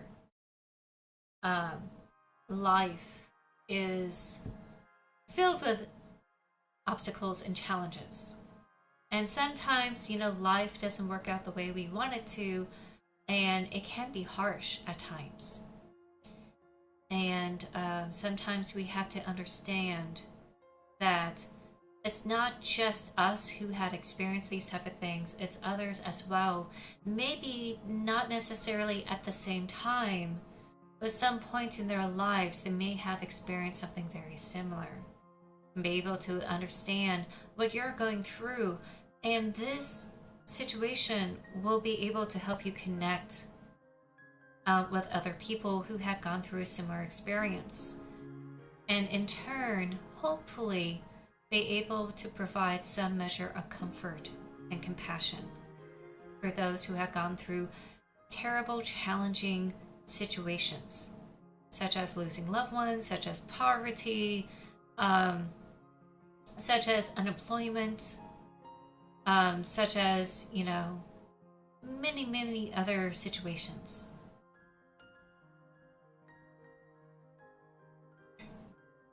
So that kind of objectivity that they're talking about, it's not to dismiss what you're going through, but to try to see a bigger picture and try to understand a situation from a different perspective. Again, this is not meant to be harsh, not meant to like beat people down. This is just to help encourage people to eventually get to that point and be able to like step out and go, okay, it's gonna be okay. And find ways to navigate through the situation. We also have this card here called Musician. So if for some reason this card is not resonating with some of you, this might. So I'm going to read on ahead.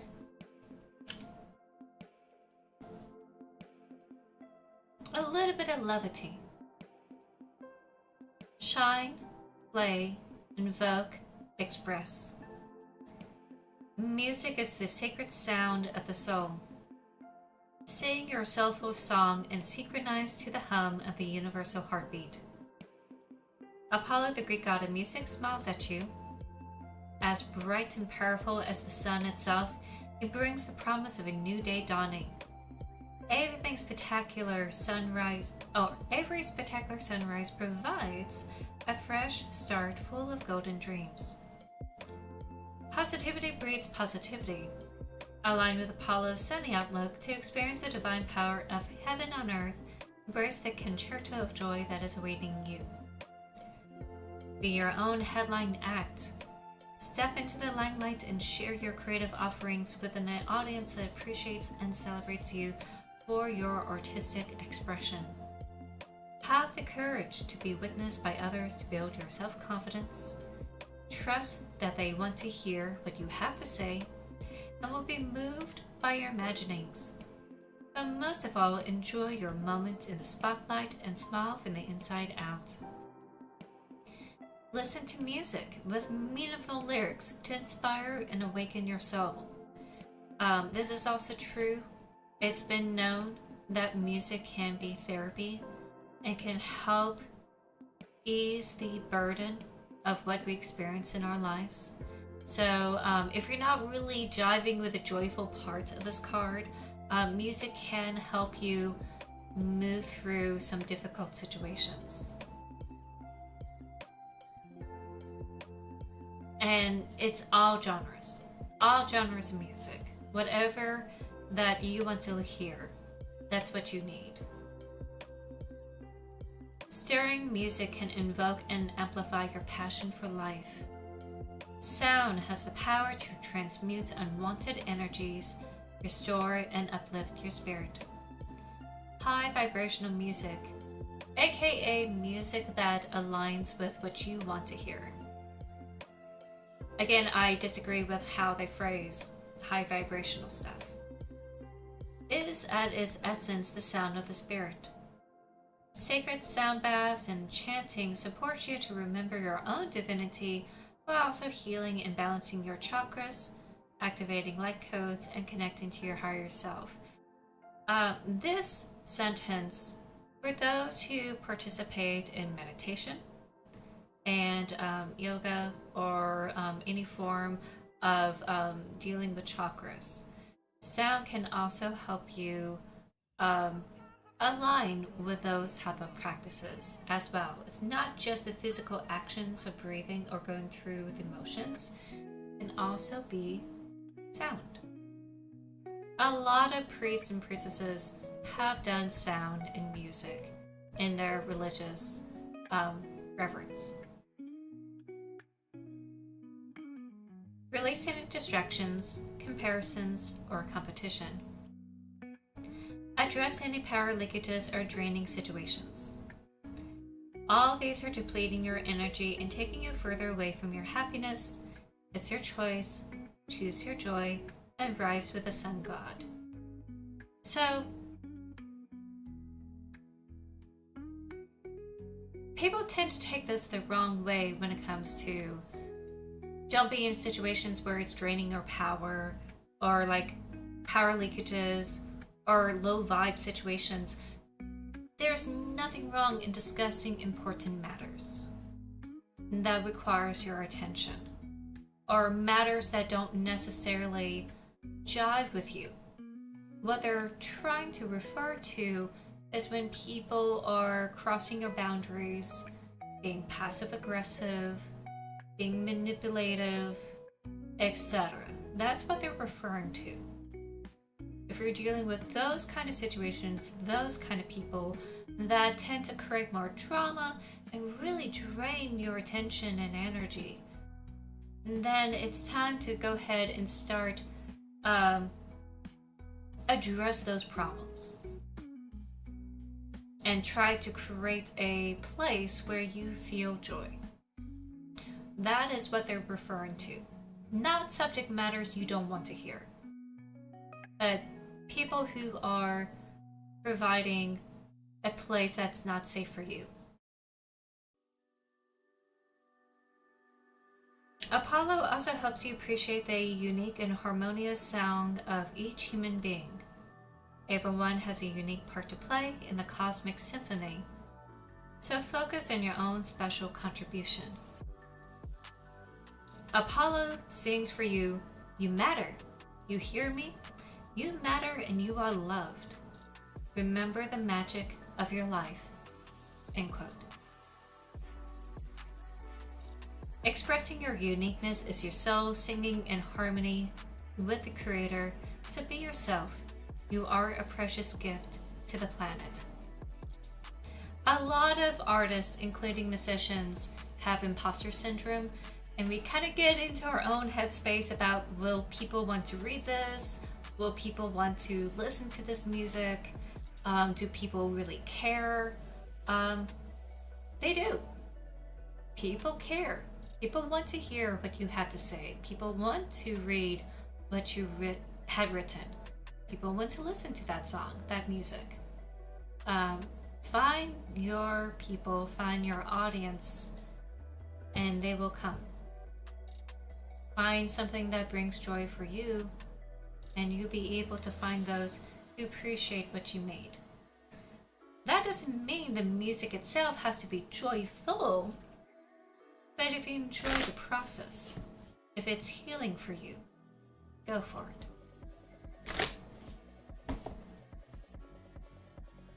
Okay.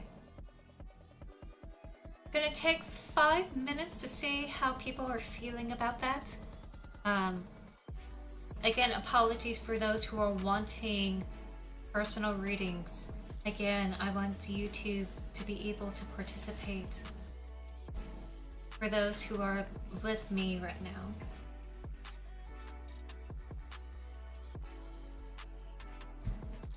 But I hope those 2 cards help those who missed out the Choose the Card reading.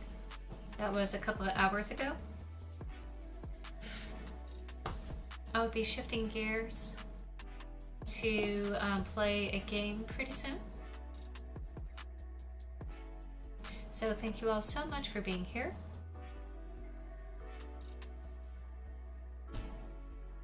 And don't forget about the promo code. If you would like to have this 25% off as a paperback or soft cover, be sure to head to fourhorsemenpublications.com and search for the Mannequin Queen or my author name, K.N.Fitzwater. Be able to get 25% off of that price, and you'll be able to take it home with you. It's my way of saying thank you for those who are coming into this stream and be able to hang out here, stopping by, saying hi. This is my thank you for being here.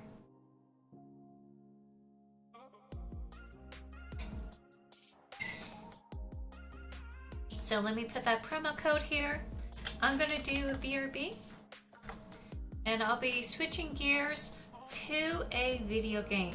There will be a game called Signalis that I'll be playing that has a mixture of the 2 vibes from the Doppelganger Queen and the Mannequin Queen, but set in a futuristic cyber kind of dystopian future. So totally different vibe, but a similar premise to what Aramis had gone through.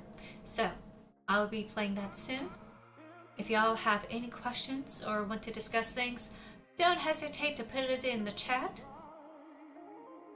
Be happy to talk about those things when I come back to play that game. So, see you soon.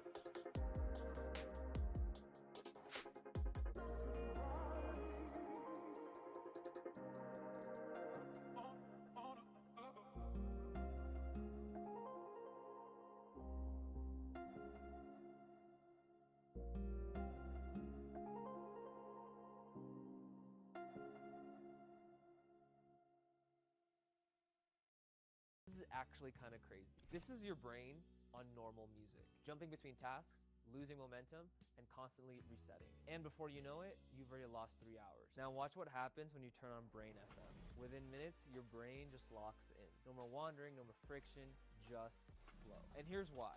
Brain FM uses something called neurophase locking. It literally synchronizes your brain into a focused state. And in under 5 minutes, you enter into flow. So click the link and try for free for 14 days.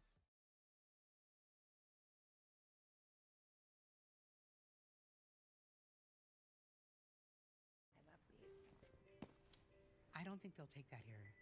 Of course they take Discover. It's accepted in 99% of places. 99%? I didn't know that. You're stuck in the past, baby. You're the one who owns 13 pairs of parachute pants? Well, fashion is cyclical. They'll be back. Right? Hopefully. Discover is accepted at 99% of places nationwide. Earn cash back at all of them.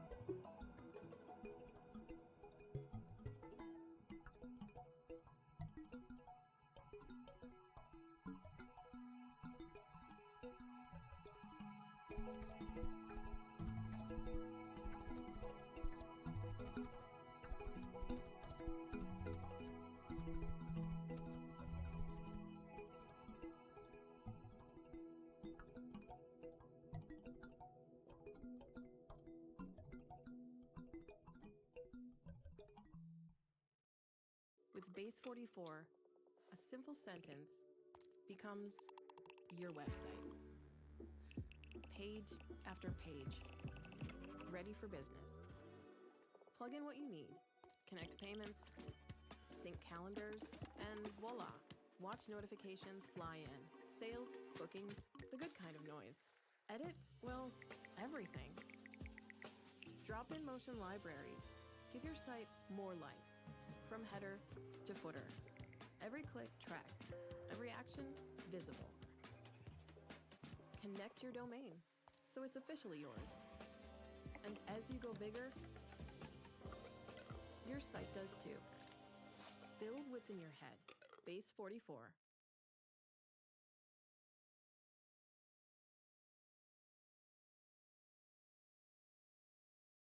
Imagine creating a fresh branded survey in as little as 30 seconds. Well, that's SurveyMonkey with a boost from AI. Enter a simple prompt and the AI can draft the survey for you. Drop in your logo and get a custom look and feel instantly. Now you're ready to send out the survey. AI gets to work uncovering insights, highlighting the trends and themes you might otherwise miss. And if you want to know more, just ask. With SurveyMonkey, say goodbye to guesswork. Get real answers from humans and real insights from AI.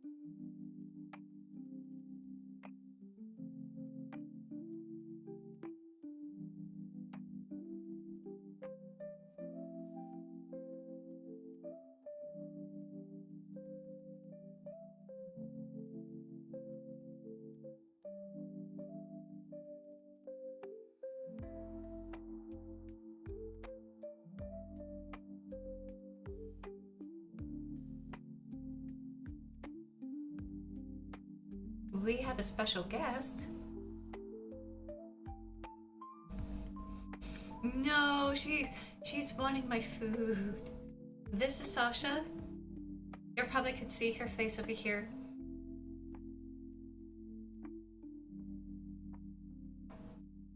She is about 8 months old? No, hold on. I have to think for a moment. Yeah, about 8 months old.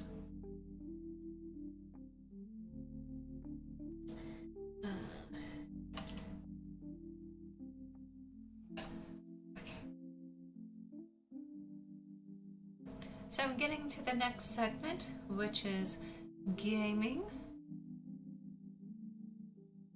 This means that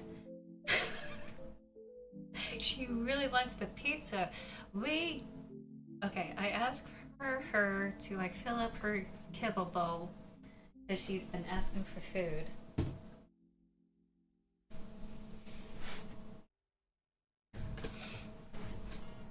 I wanted the word cuppa, as in cup of tea, I thought would be great to mix with pug. I am juggling so many things all at once. Okay. No. If you're not gonna behave, you're gonna be outside.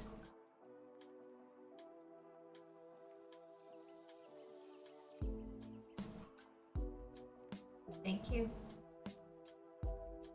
She's giving me the sad kitty look right now.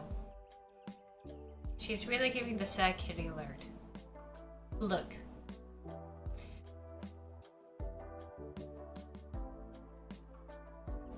So heads up, Signalis may have some body horror. It's also dealing with some adult or mature content. It is a replica trying to find her lost partner, and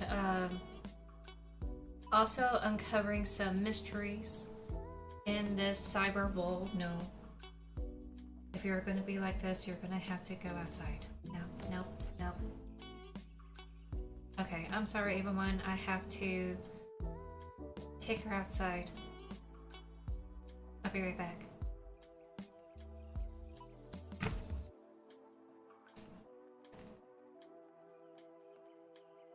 Alright.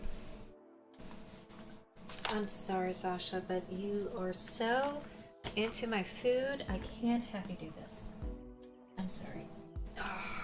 You are not behaving. No. Don't be cranky. No. I'm gonna show you where your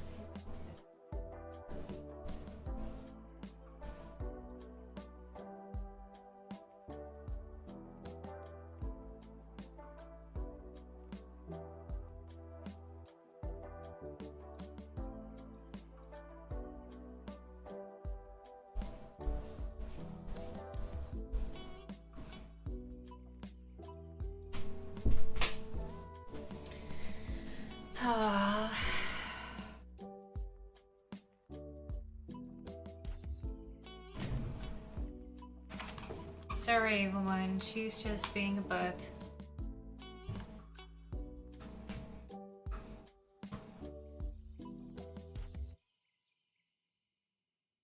She is, for some reason, misbehaving around food today. And we filled up her kettle. So I don't know why she thinks she could get away with it today.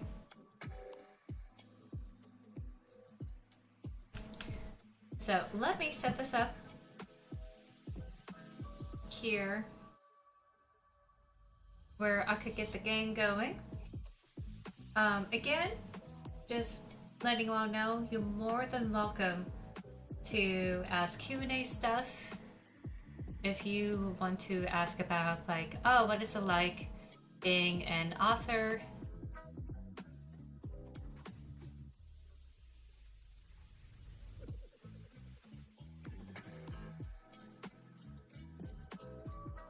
You know, you're more than welcome to ask. YouTube and Twitch. I think I'm gonna have to pause the music here. So, goodbye, music. See you later.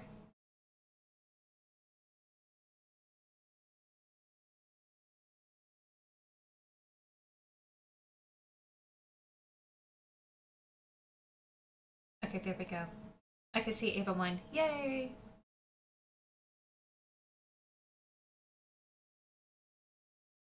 Oh, wait. There's a real possibility I forgot to download this game. So we may have some hiccups in our connection. Just a little FYI, we may have some disconnects or stutterings or like difficulties switching gears here.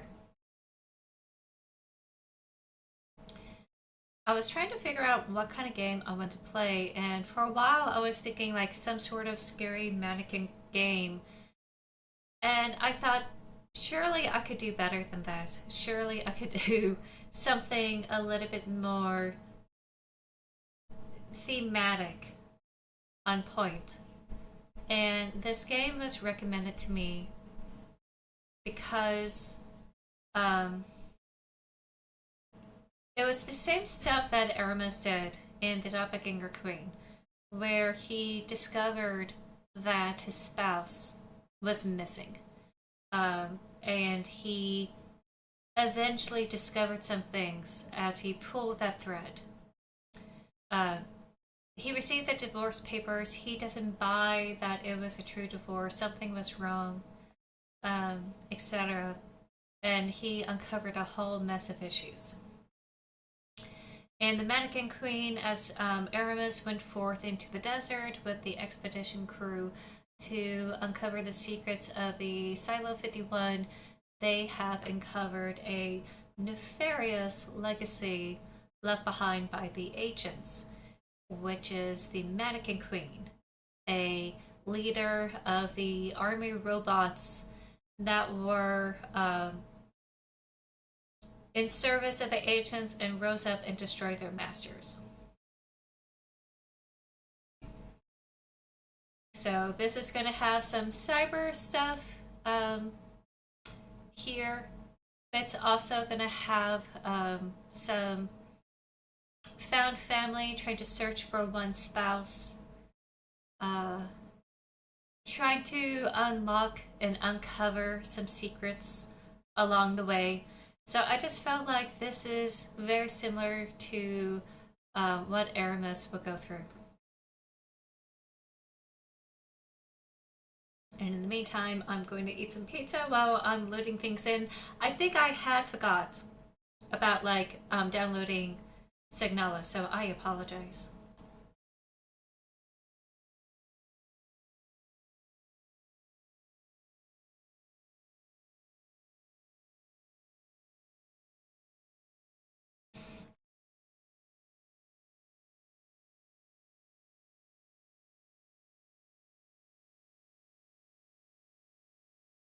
Oh, Fatal Frame is on sale this weekend. That's nice. I heard so much about it. Okay, I'm gonna double check.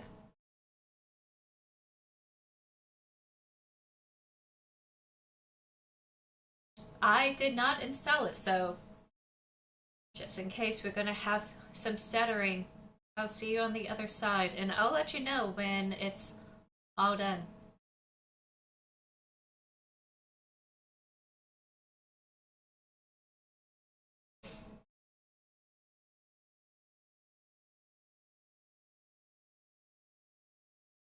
I heard much... Okay, I haven't heard a lot that is spoily. So if there are some spoilers, please, please, please don't spoil. In fact, I'm going to put this down.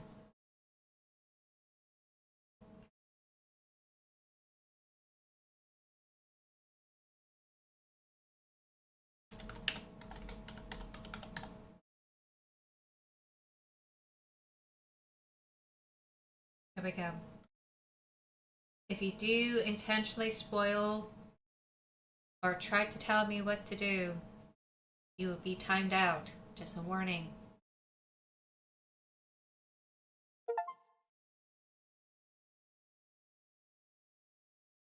If I have any inkling to what is going to happen in this game, I think there's going to be some twist that we're going to discover.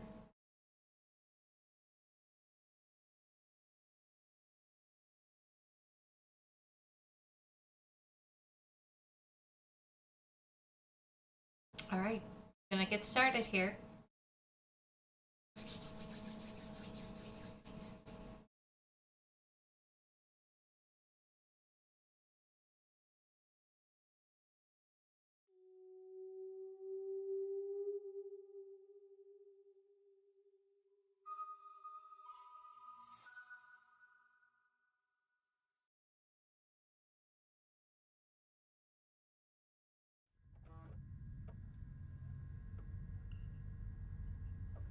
Ooh, I love this type of opening.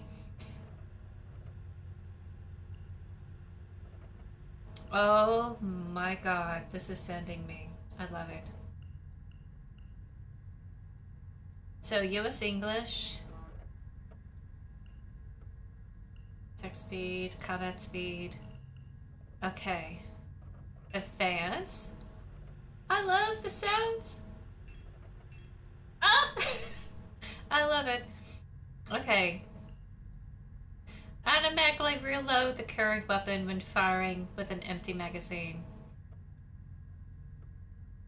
I don't think I'm gonna do that for right now. Photo sensitivity.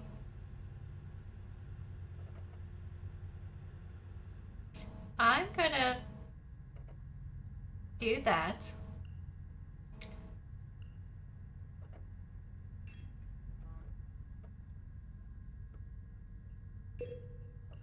Okay.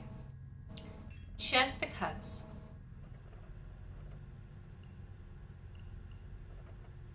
Alrighty, let me see.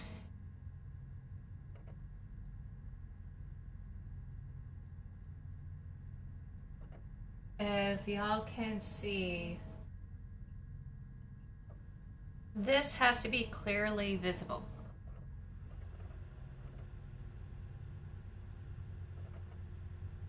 Hopefully, I'm going to go a little bit further. There we go. This is just for you. If it's upsetting for everyone to see the intensity of the shakes, let me know. Please do let me know if you need things applied in a certain way. More than happy to make some adjustments.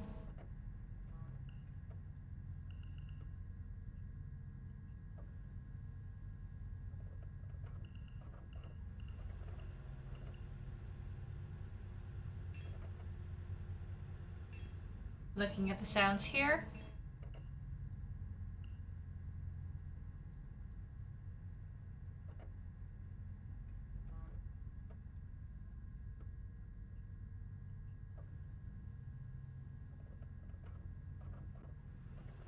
Okay. There we are. We're just gonna jump in. I'm hoping that the game will explain the controls for me.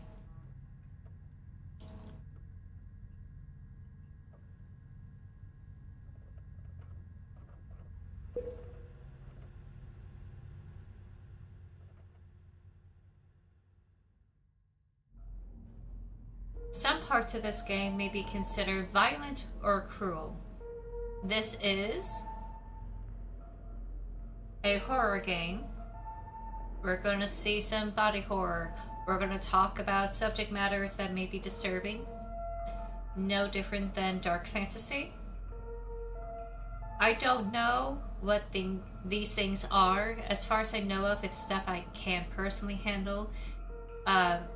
You're welcome to search on third-party websites if you want to spoil yourself with the trigger warnings.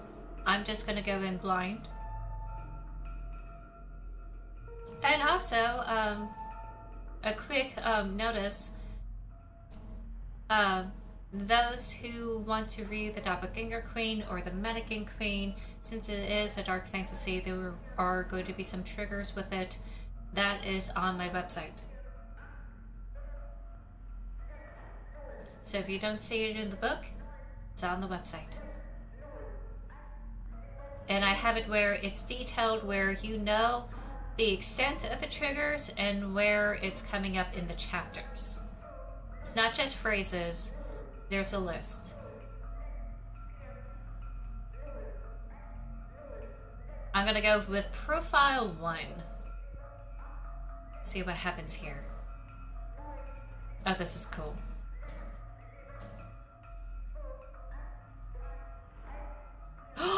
We're trailing the mouse.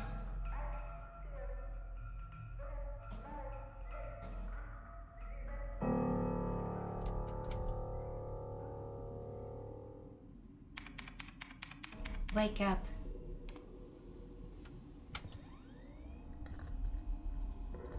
Also, if you love Ghost in the Shell, this might be your vibe.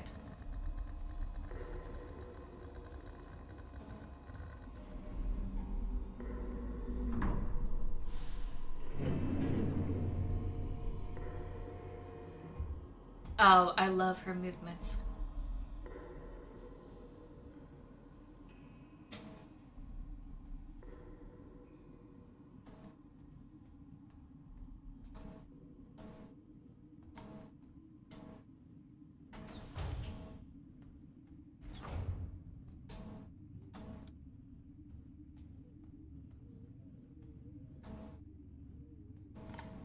No entry.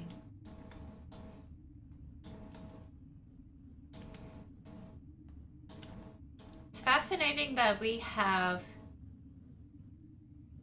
kind of like points on our feet. Okay, so that's climbing up. Let's go this way.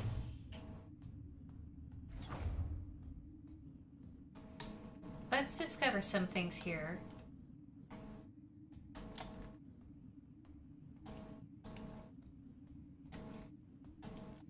Looks like we can go this way. Oh, I guess not. Are we able to see? It is a little bit dark. I just want to make sure that we're all are able to see the game. It is a little bit dim.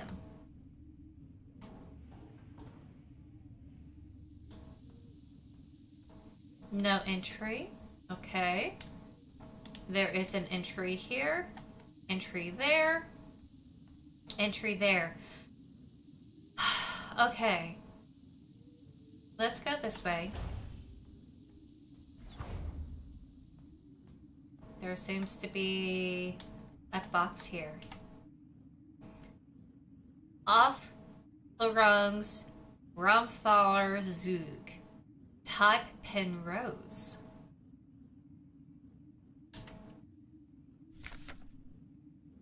Penrose Type Vessel Field Operations Manual. Penrose type vessels of the Usan's People's Navy are low-cost space exploration vessels deployed beyond the solar system's edge in the search for planets and moons fit for habitation or rich in natural resources to support the continuous growth of our great nation. Okay, so we've learned that there are constructs made by the Navy, aka military, for space. So once again, we have naval references with space, which I still love, the tradition. And we are searching for habitation in other worlds outside the human race. And fascinating enough, it's for the great nation. I wonder who it is. All Penrose vessels are piloted by a Gestalt scout officer supported by a Land Survey Ship Technician Replica LSTR. This partner system of Gestalt Replica cooperation has proved successful in countless previous scout operations. Mutual control and support allow both the Gestalt officer and the technician replica to perform at their optimal capacity. I keep thinking the Gestalt officer as a World War II Nazi Germany officer. I could be wrong. It's giving that kind of vibe. Again, this is a dystopian world. Not everything's all hunky-dory. AKA, we are like searching planets because this one is probably destroyed. A different take on Hail Mary, I suppose. Now, I do know for sure we are that technician replica. So we're trying to find our officer.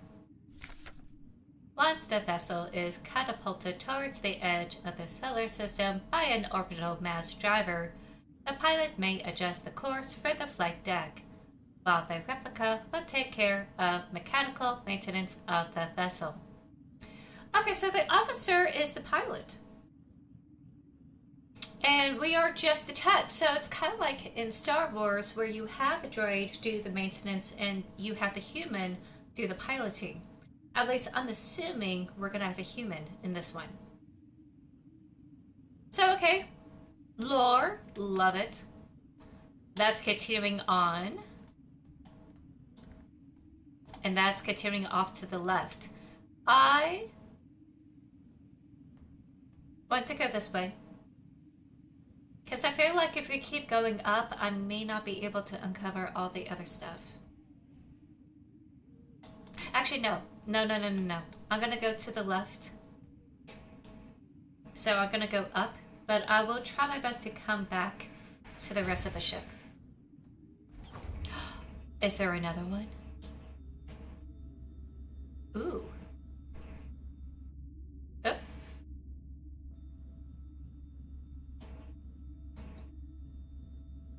Is there a way to exit out of it? Okay. Right click is to exit out of it. So we are supposed to wake up someone in here?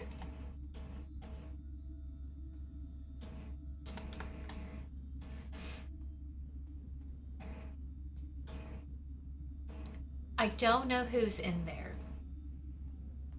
Penrose 512. Maybe I'm a Penrose? Okay. Discoveries. Soon. We have to find the code. I don't think it's in here. 4542? Maybe? 4542?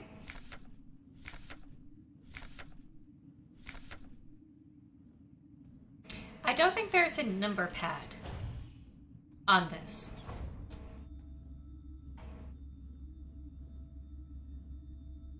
So maybe 4, 5, 4,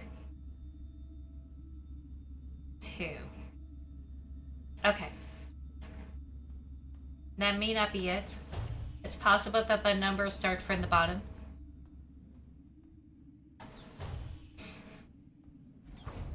God, I love the atmosphere. Oh, a bloody note! This bodes well for a mission. Smear diary page. Cycle 57. Woke up from cryo in Ippity mess hall. Probably empty mess hall. I was wondering blank Elster is looking out blank flight. Duh? Like some blank lost in, though. Sometimes I feel blank is home. So maybe the ship is like home to them? And maybe they're wondering if their pilot is on the flight directive. That's what I'm assuming. This might be someone else. Or it could be us. Because there's only like 2 in the ship, right?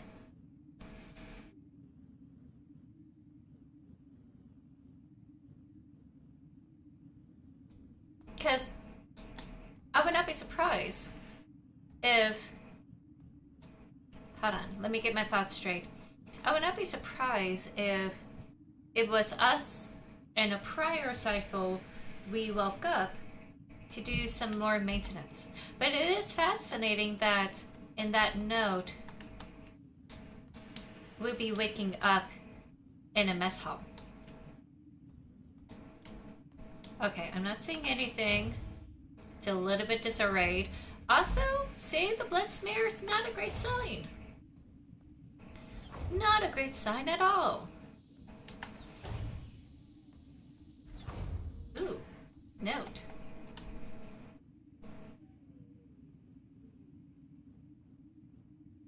Something Penrose, 512, LSTR, RLM,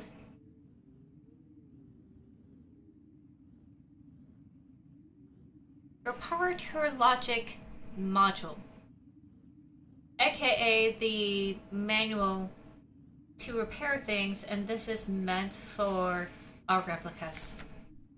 LSTR Futures Repair Logic Manual.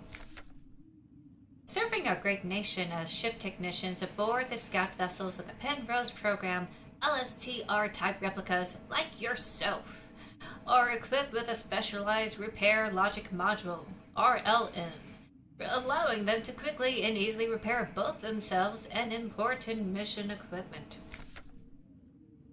Oh, okay, so this is gonna be my controls. Let me go ahead. Hold on 1 second. I'm gonna move my camera down here and we'll get back into this.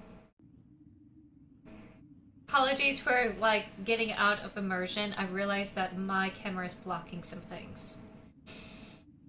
Enter the inventory screen by pressing tab. Nice.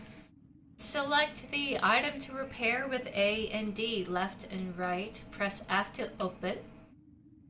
Select the combine option to enter the combine. Okay. While in combine mode, select a second item to repair. Okay, that's easy. Okay.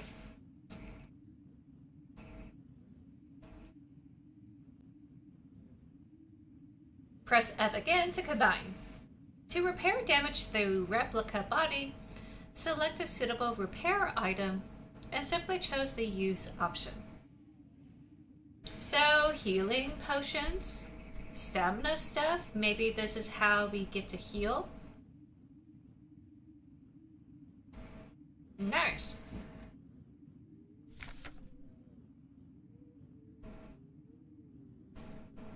Sometimes it can be helpful to take a good look at an object from all sides. Oh my god, this is like Resident Evil. Select the inspect options and the command menu to enter inspect mode. While inspect mode, use the WASD to rotate the item to look at it from all sides. Is there anything in my inventory right now? Just this. Diagnostics.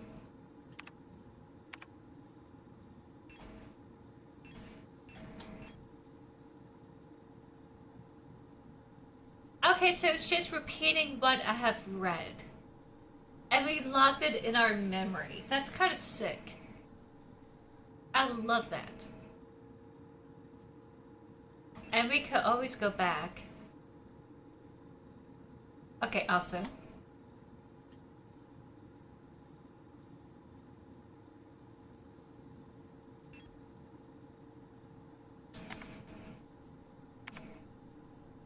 And that's our map.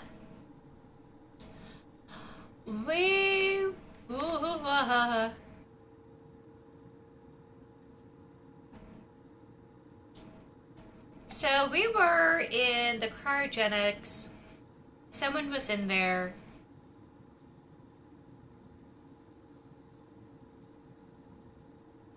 We were in the Stern Hall, went to personnel, and now we're in the mess hall. So this is the mess hall. Someone from that personnel room woke up in the mess hall, and their note is bloodied. Let's change. Okay, so we are that replica. We did woke up from maintenance, and that is the only way out.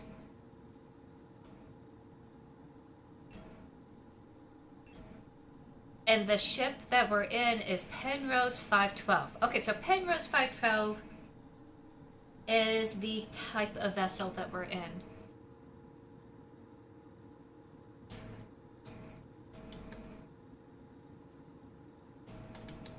Oh my god, the X-Y coordinations is based on where my cursor is in this thing.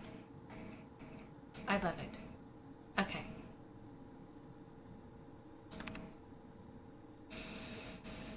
Wow. Alrighty. We have slots. Okay, this is cool.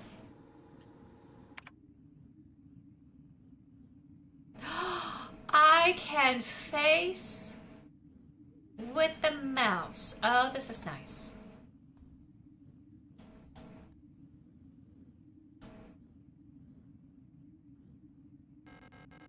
Pick up adhesive tape? Yeah. Pick up adhesive tape. Yee. Penrose 512, Scout Vessel, Status Monitor. Status, Critical System Failure Detected. Location, Unknown Planetary Surface. Ooh, we crashed. Report, Crew Status. A. Young, Gustav, Ghost out pilot. No signal. Our pilot is dead? Or out of range? LSTR 512 replica unit. Active. Mess hall. Hard landing on surface has damaged critical systems. Warning. Surface temperature critically low. Wear protective clothing during AVA. AVA. Oh, okay, and then it tells us about the critically low temperature. So it's a cold planet that we crash into. Not great. Not great for our pilot. Anything else I could look at? Love this movement, by the way.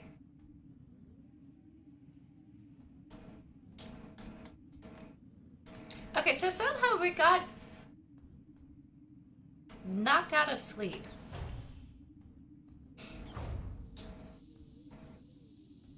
Oh, hey, let's repair. Can I repair this? It's blowing some gas tubes. I must repair. Nope. I guess not. Okay, so I'm just gonna go down here.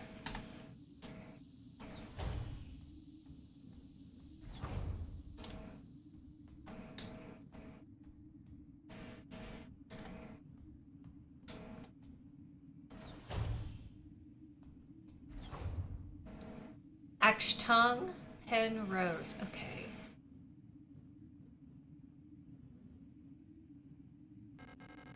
The suit has been removed from the case.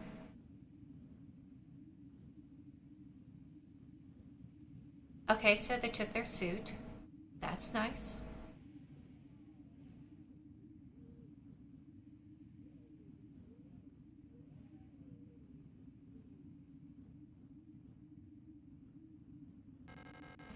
There's an Ava suit in the case.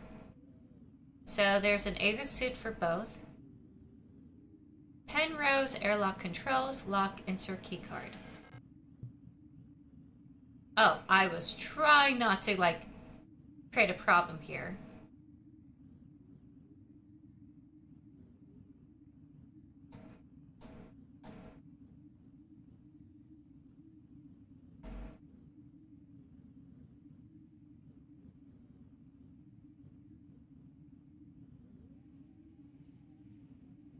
Getting used to these controls here. Okay. We're gonna back out.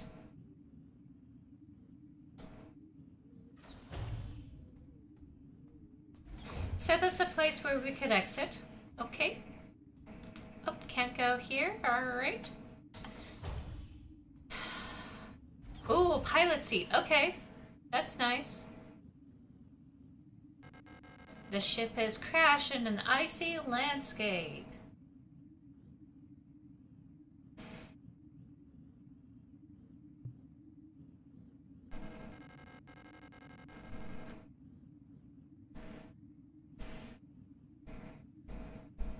A faded photograph is stuck to the LDAM controls. Pick up photograph. Yes. Pick up photograph. Let's go to the inventory and examine.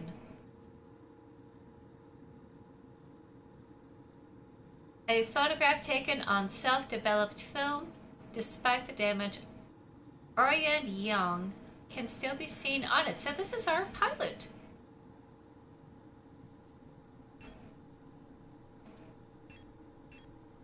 Let's inspect. Looks like the pigment was damaged by the time and exposure to the elements.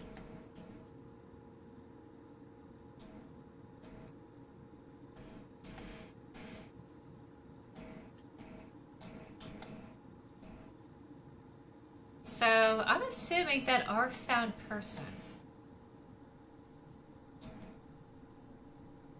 our partner, is our pilot. So a little bit of romance in space. I love it. I know it's too soon, but you know.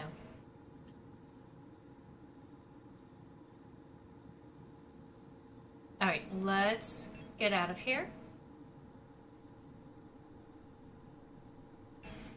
Don't know if I want to combine.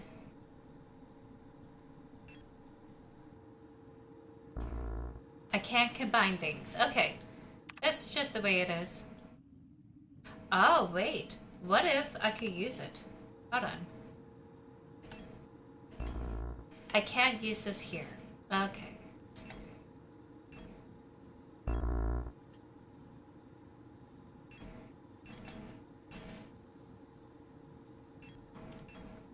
Yep.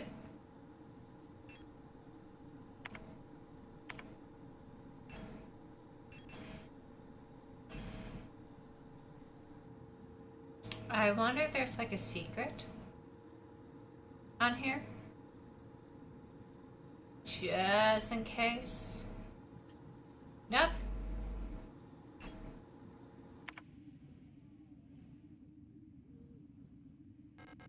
The ship's control panel. Judging from the readout, there's no chance it'll ever fly again. Oh no. We're stuck here.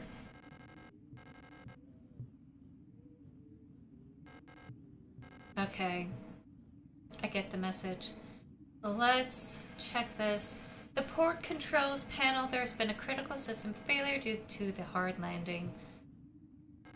That's cracked. Oh wait, it's different. Starboard. Oh, that's port and that's starboard. I get it now. Controls are responding to any input, probably an electrical failure.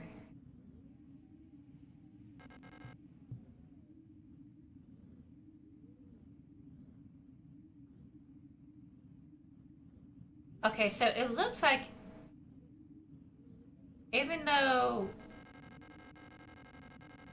it's supposed to be one pilot and a replica, looks like there's a space for two. The landing and docking assist monitor, it's of no use to me now. Okay, so we'll probably need that assistance since we're not qualified to fly, I guess. Makes sense. So we have this now. Now what?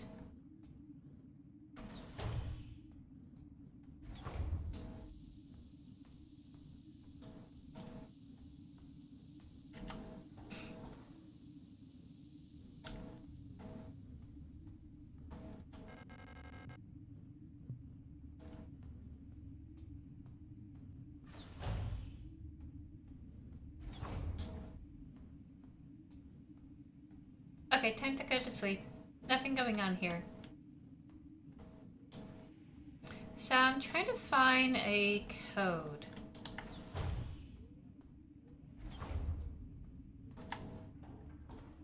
For this thing. And for the life of me, I can't see it.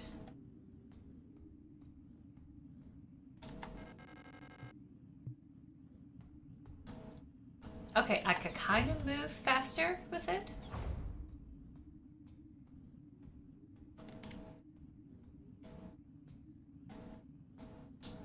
It's kind of like personal quarters here.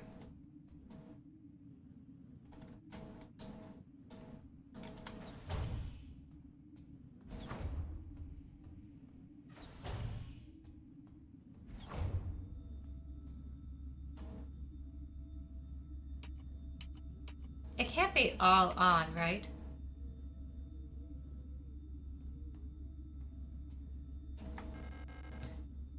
Diagnostic systems for the cryogenic capsule.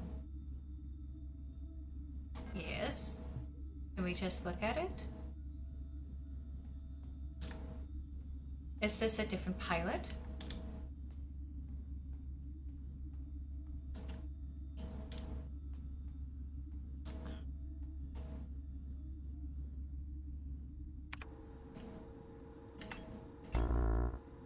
I can't use this here. Wait! Wait. I am a goof. I'm a goof. So it's this combo.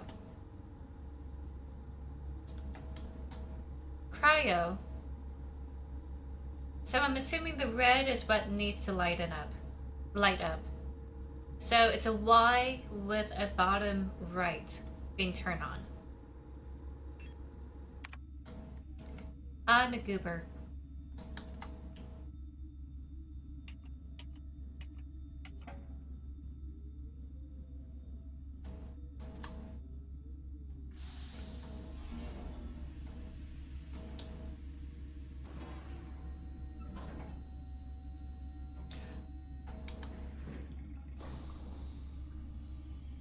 Ooh, who's in here?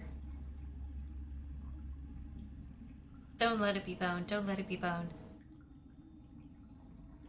Oh, it's empty? Really? 2 pieces of a key snapped in half lie inside the cryopod. Okay, this is where we have to do our combine.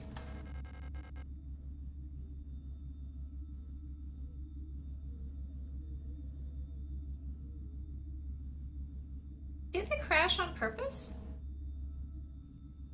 The reason why I say this is because, one, there's blood. Maybe they don't expect to survive this crash. And they don't want us, the replica, to follow, knowing that we will. I want to assume at this moment in time that it's on purpose.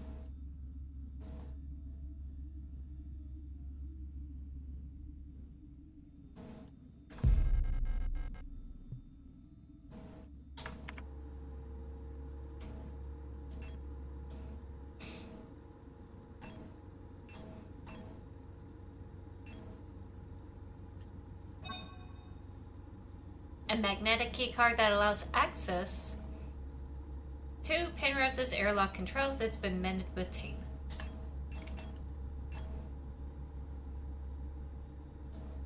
So, love Schlues. Love Schlues. Then there's Penrose. Okay. And apologies for, mispronouncing some things.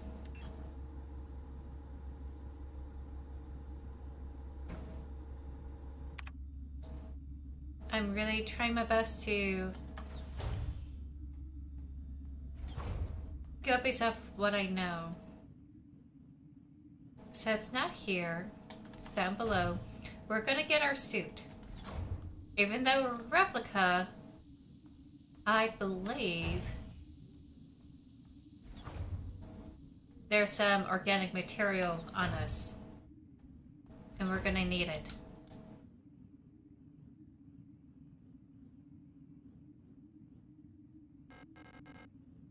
Use airlock key? Yes.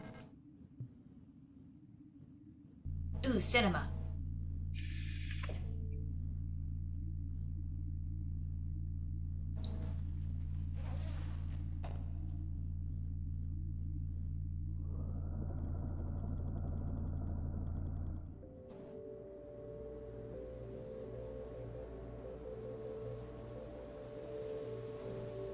A game by Rose Engine.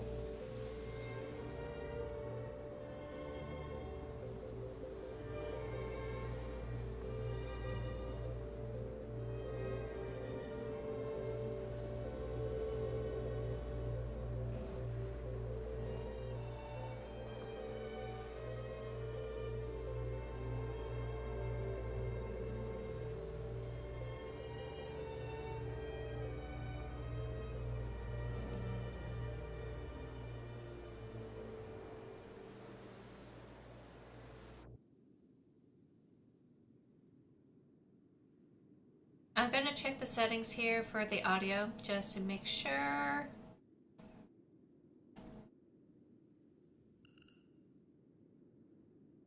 Okay, I don't think there's anything about like streamer music.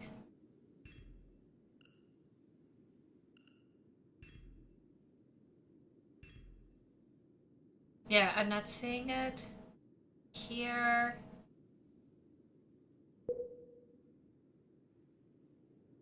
Okay, apologies, I just want to make sure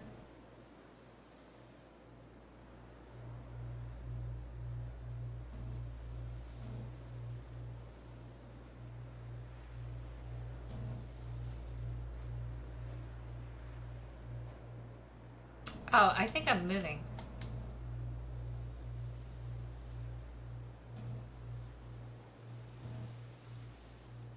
There are some structures ahead, I believe.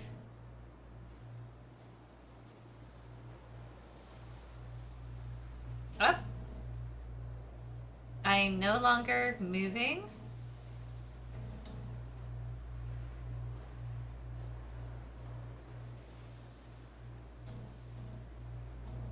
Okay, cool.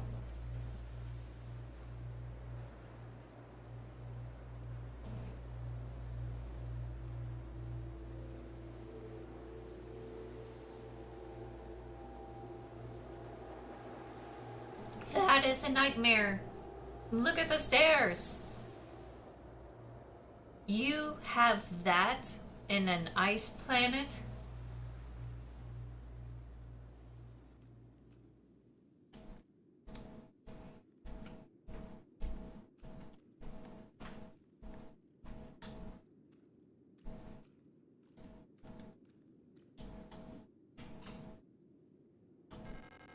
There's a strange hole leading deep into the ground. There is a faint light glowing in the deep. Crawl into the hole. Not yet! Not yet.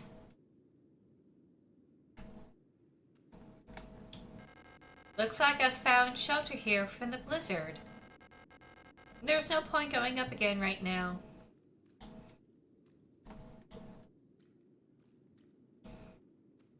I honestly didn't see the black hole at the bottom. Not gonna be honest with you. Which I think I need to do some settings. Again, apologies about the graphics.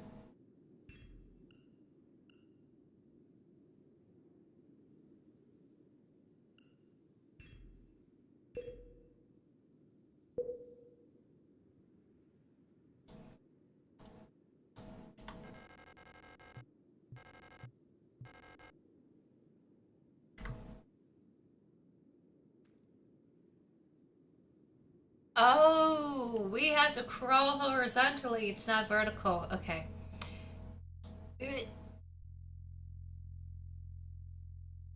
Oh my god.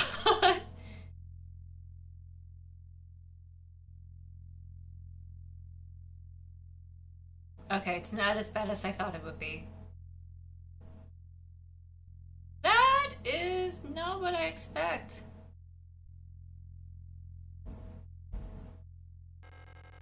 An ancient-looking tome is lying on the table. It feels like it's calling to me. Do not read from the book. Pick up the Yellow King in yellow. Yes.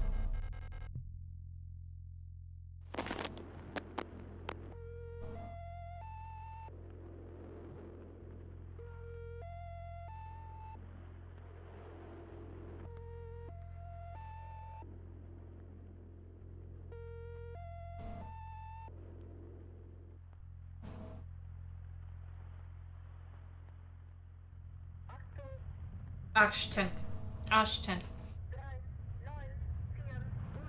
39486.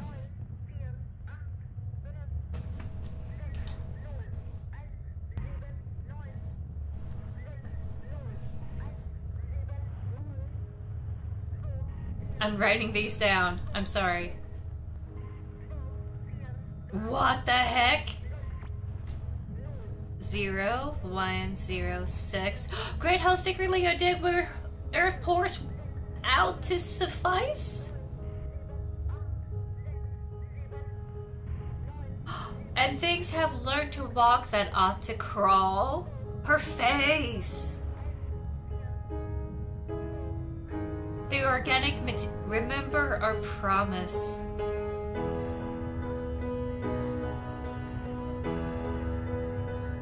This is how Neon Genesis. Wake up.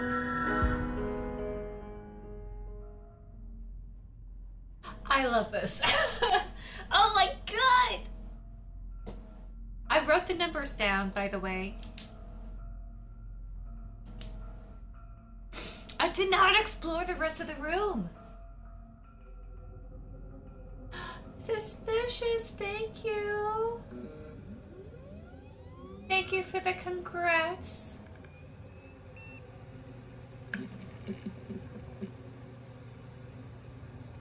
This is Signalis. We are a replica technician trying to find our pilot babe, who went out into this unknown frozen territory. And we glitched out because a radio signal hijacked our memories. Ah! I didn't mean to do that. I came all the way here to find her. There's no turning back now. I'm assuming like romantic lesbian space vibes. I like that we're like looking in the mirror to like make this happen. Expecting a diabolic or something. Bathroom stalls in various states of disrepair. Blah blah blah blah blah blah. I can't speak. What time is it, by the way? Okay, we have time. We have one more hour of this game. I don't know if I could save.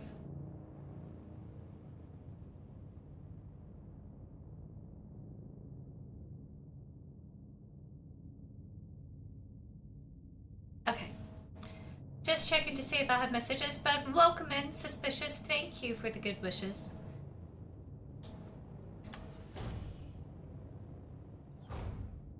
This is my streamathon. I came to see the babe. There are a ton of stuff I'm probably missing out. Welcome to S23 Serpinski.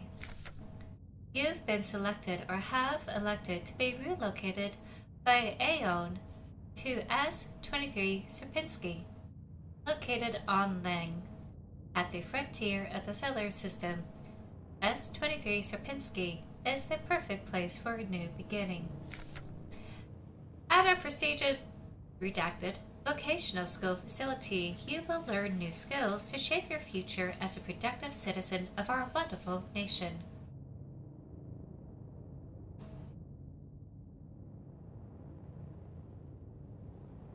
Sorry, I gotta eat.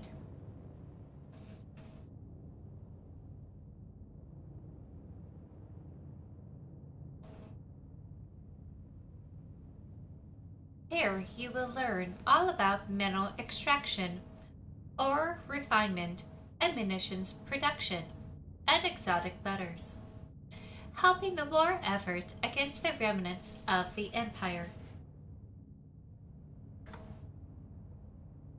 Okay, so we're the wonderful nation and we're against the empire that had crumbled. This is not the fallout of planet Yondor, is it? And of course, learning is not just about theory. Aeon lets you earn your share while practicing your new craft right at the workplace. Concerned about your family, friends, former colleagues, as a protector about our ration sharing plan. Everyone's on rations, so boy. A portion of your ration marks will be sent to a beneficiary of your choice. Damn, rations, man. Okay, that's about continuing on from here. There's a key card with a note taped to the window of a reception. Due to staff shortage, report new arrivals at Classroom 4C Northeast. Sure.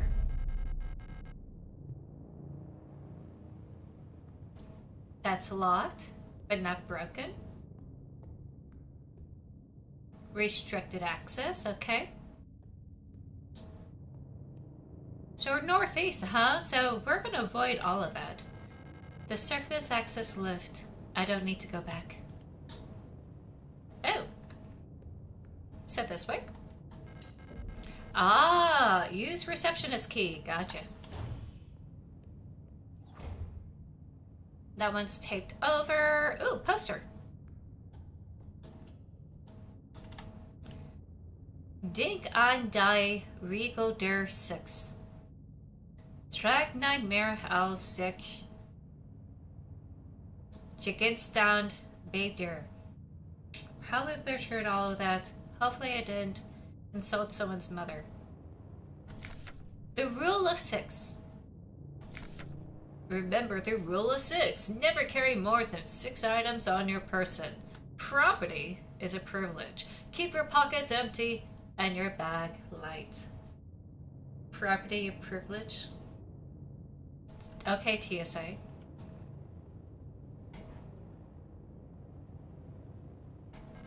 The lock is defective. Door can't be opened. That has a camera. Oh wait. That's locked. Need key. Is this locked? No, that's a no entry. Oh wait, can I say hello to the camera? Hello, camera. Hello. Okay. Oh no. A dead unit. She's in a horrible state. Infected looking biocomponents are bulging out of her damaged shell. So we are cyborgs.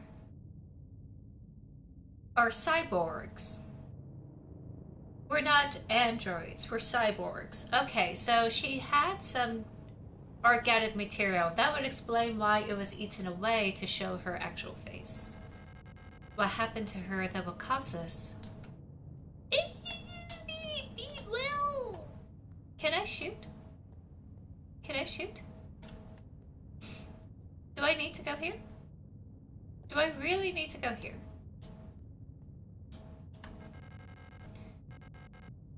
Why was she abandoned here? What's up with these replicas? An aperture card, microfilm viewer. We have microfilms? If I had an aperture card, I could view its contents here. Ooh. Dictionary. Replica. Noun. P1 replicas. Or plural replicas. Kitsen. Replica. Shortened from archaic replicat. Copy. Replica. Biochemical person. Synthetic reproduction of a gestalt. Biological culture grafted onto an artificial endoskeleton and enclosed in a protective exoskeleton.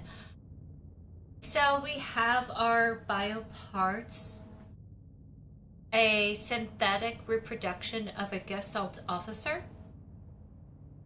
So when a gestalt officer dies, they become a replica?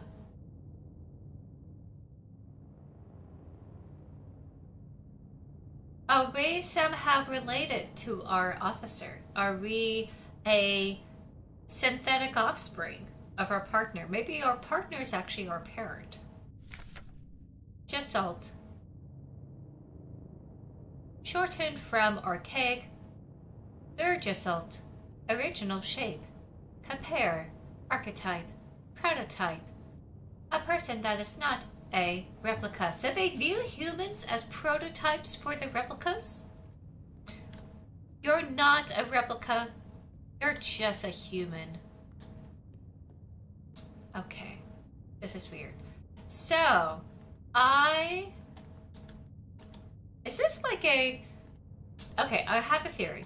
What if we're like Cloud, and we have pieces of our memories hidden from ourselves, and we have a hard time, like, accepting some things, and our beloved is like Sephiroth, who woke up to the crisis at hand and decided to do something about it, but they decided to go evil. That is a bloody note. Why are you not letting me take it? What is up with you? A simple first aid kit. I can't use any of these since they're not designed for replicas. so someone got hurt? Okay, well. Is there a card? Do I have it? I have the photograph. Oh.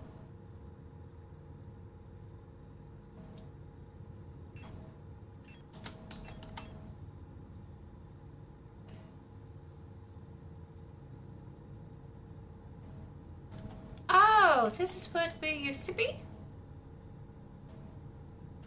This is what we used to be, right? When we were human?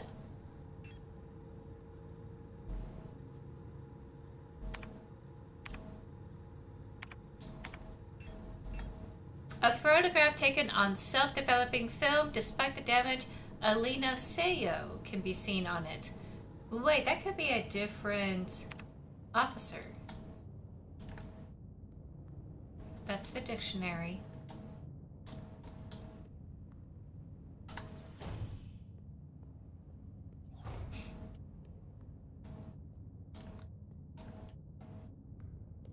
They were hurt with from the other replicas.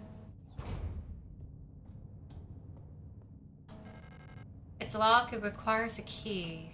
Okay. Oh wait, we haven't considered this, have we? Nope. Of course. Is that why our inventory space is limited? Because we have been trained to only do 6 our whole lives. Oh wait, hold on. Laying orbital interchange S23 Sierpinski facility transit station. Welcome to Sierpinski facility.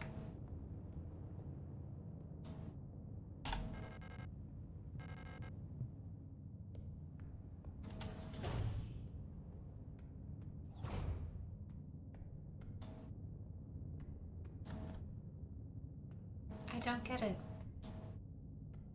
I went to see her.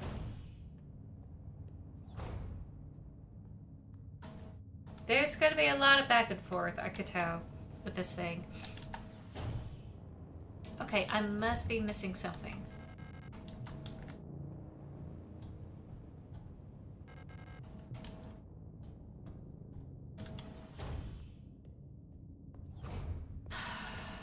That's... Oh wait, this opened. Oh wait. F29. Service request form F29. Data filing service request form 8421-4.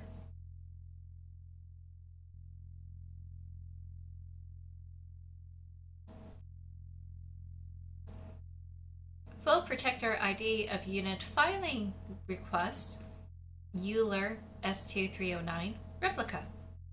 Status staff department redacted.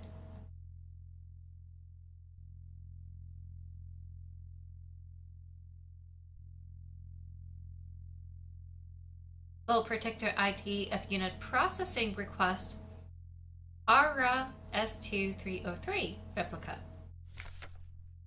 Subject of service object mod and Tochter. High security wall safe numeric keypad.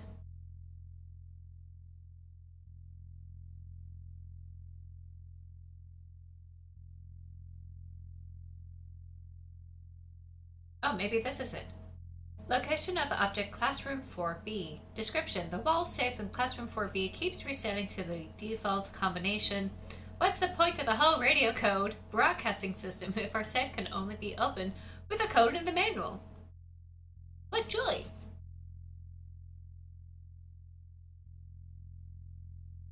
So we just have to find Manuel.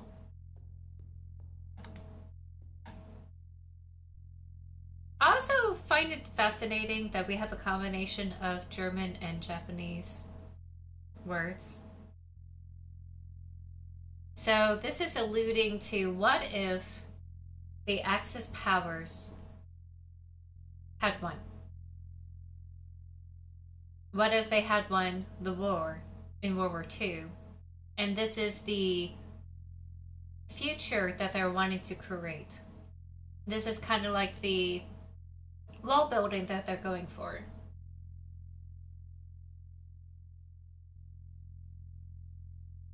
Because they talks about our great nation, no different than like the fascist regimes in World War II. Also pretty similar to the Soviet Russian way back when, where we're trying to have a unified viewpoint. So I totally get why we have some of these references as part of the world building. This is a what if kind of scenario. What if we're able to do some space travel and it got to a point where we have to find another place to live? Auf Zeig Nungen Pluren. Allies protect Colorin. Okay, so we protect each other. Dank darin was night. Probably, oh, that's a different word. I'm sure, oh yeah, keep records. Keep records. Protocol, everything. Remember, if you didn't write it down, it never happened. Get the right forms for administration and save your files frequently. Are we able to save? Instruction manual! I found the instruction manual. Was reload, use tool.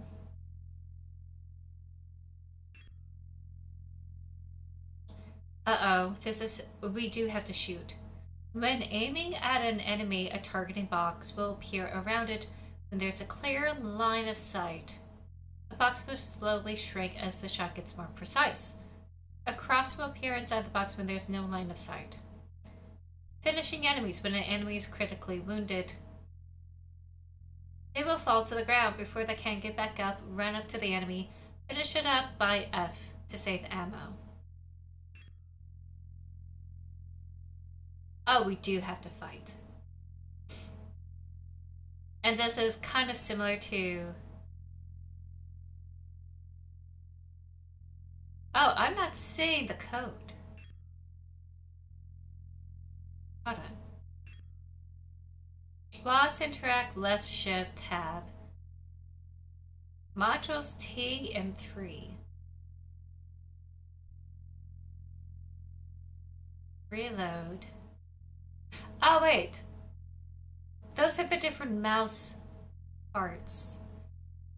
Modules is T. Reload is R. So modules, reload. Use is C. Is there a code here? When near fatal injury is sustained, a warning will briefly pop up on the screen. There's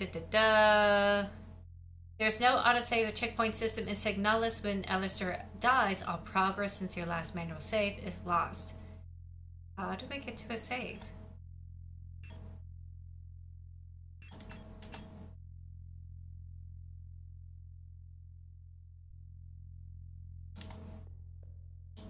Can we save? Memorandum, wall save codes. It has come to my attention that at least one worker might be aware of the code broadcasting frequencies for the protector wall safes. Any workers connected to this link are to be interrogated until the culprit is found. I'm restricting all radio privileges for workers until further notice. Just because.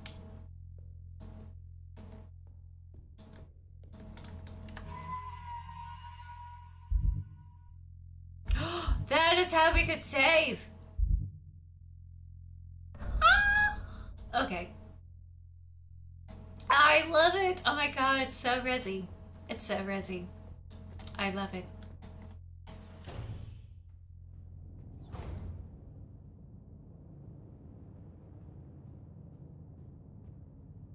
I don't have a gun. No entry. Oh no! An Ulster unit? You should leave this place. This facility is lost. Turn back before it's too late.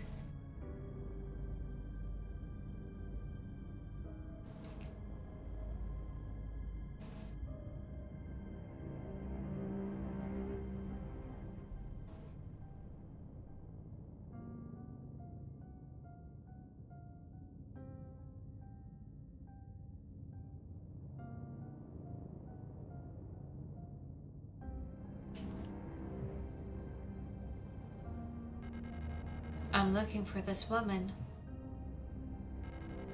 Have you seen her? I don't know her, but she might be one of the workers.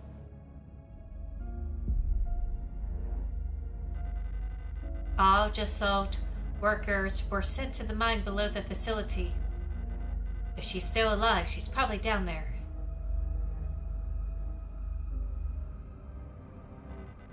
There's an access elevator to the mine shaft 1 level below, but you'll need an administrator's card to use it.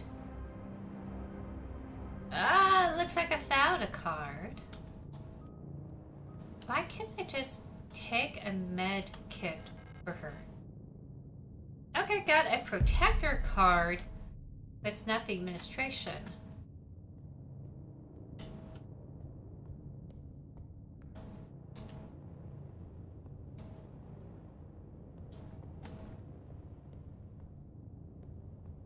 So what do we have in my inventory? We have the photograph, a magnetic key card for the observation room.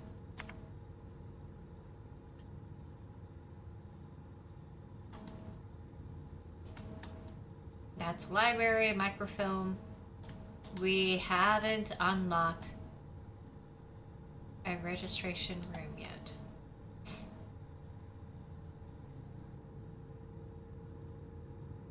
I've yet to go through the other rooms.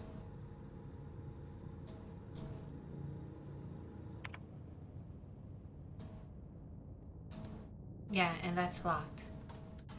Okay, so a little bit of puzzle work, I guess. Oh, that's actually a no. That's a yes.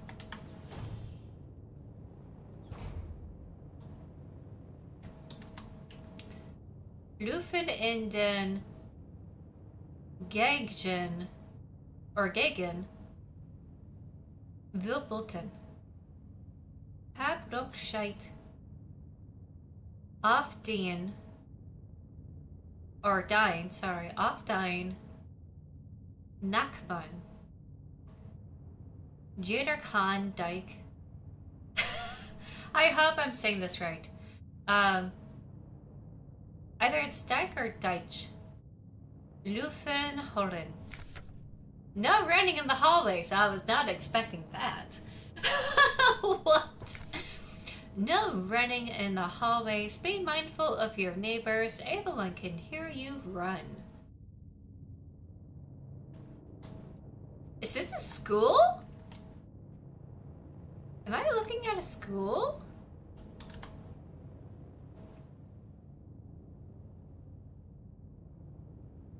I don't know the codes.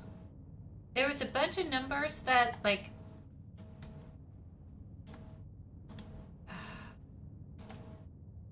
that I received before I shut down. But I don't think those numbers correlate to, you know, what's going on here.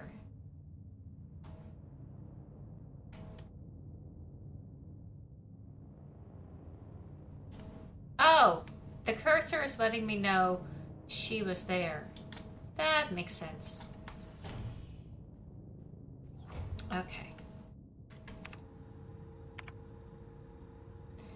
So if we had the protector code,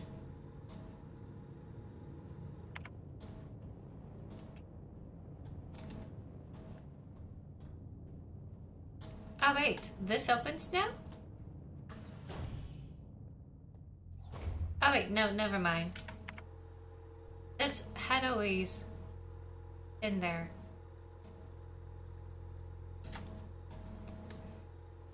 I guess I'll try out the microfilm viewer. Or go back down to that area. You know what? I'm gonna try. Let me go back over here. Let me save again.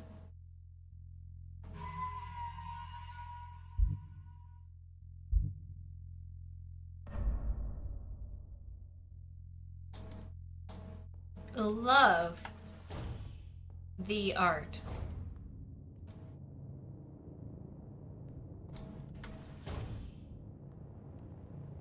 I think it's actually here that I need to go to. There it is. Okay, and this is probably where we're going to get the administration key.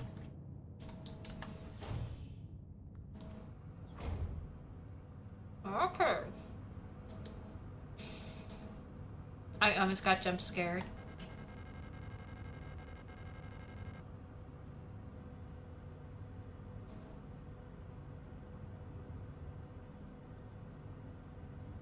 I can see an empty classroom on the other side of the window. The glass seems like it's tinted or a one-way mirror. Since it's reflecting my body, are they observing the person at the desk? This classroom?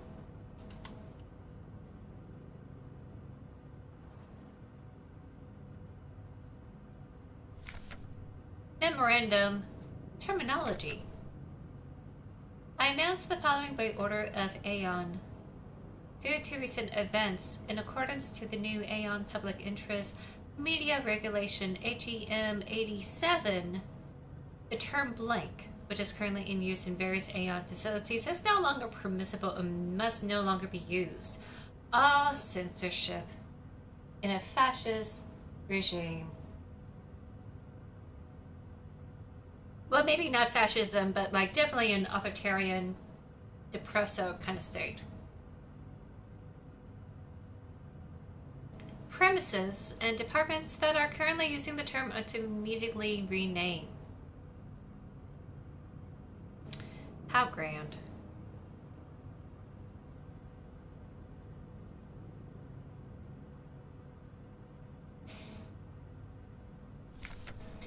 Management personnel shall black out the term from all signage and documents until replacement terminology is announced by Aeon.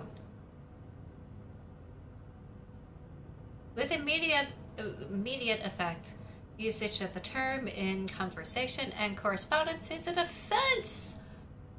Not only you're not allowed to use it, but you will be punished. Oh, punished by work.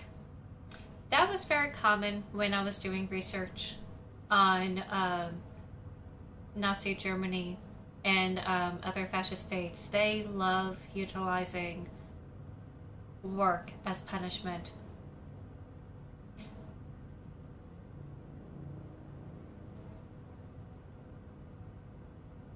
Two cycles a double work shift. It may not be easy, but we all have to do our part here. Always remember, our language shapes our world. A perfect world requires a perfect language.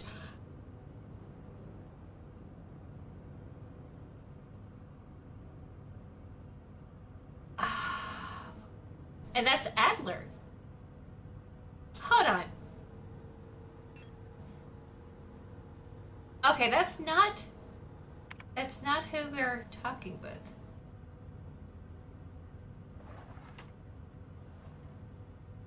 Again. Oh no, we're gonna have to shoot things. Aperture card, yeah. Microfilming, engage, woo. Type 75 pistol user manual. The Type 75 pistol is a short recoil operated lock breech semi-automatic pistol chamber and 10-20 millimeter, I should say. This reliable, versatile handgun is the standard issue sidearm for Aeon Protector controller staff. Replica users, remember to first equip a Type 75 pistol in the inventory screen to designate the pistol as your primary weapon for the targeting module. Oh, so I have to switch modules with T to shoot and explore. Okay, got it. To deploy the weapon, hold the right mouse to disengage the safety and enter targeting. While targeting, left click and space will both fire the weapon. R will initiate reload. Okay, that makes sense. Remember, do not waste ammunition, for it is a resource of the nation. Oh god. We're only going to give you a limited supply of ammo. When a target is down, try to finish it off by kicking or hitting it with a baton to preserve ammunition. Oh, lovely.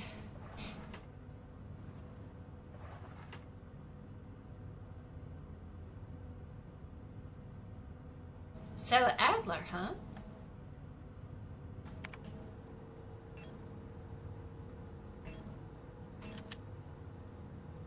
Oh, we have 10 in the chamber.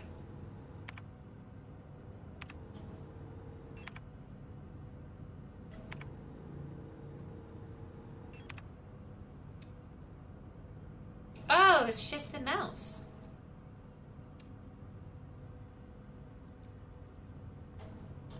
Okay. Well, we have this little key card here.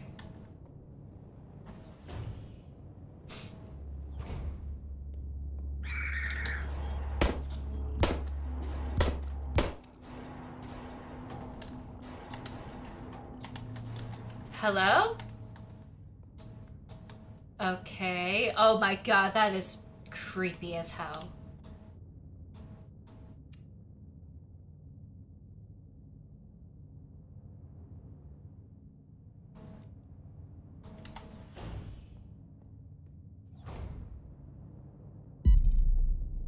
It's Ito? I did not catch it. I'm gonna say ISO because that's the name I saw. Oh, hello.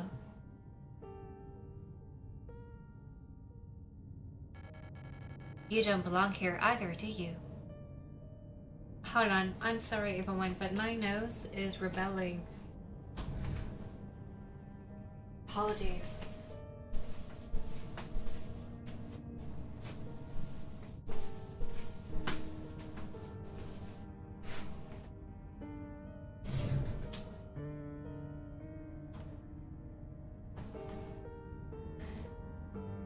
You don't belong here either, do you?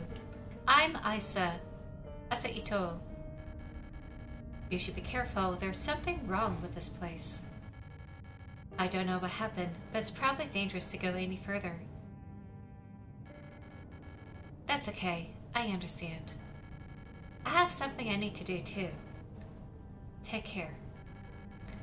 I hope you find who you're looking for. So in this flashback, we're looking for a friend in our photograph.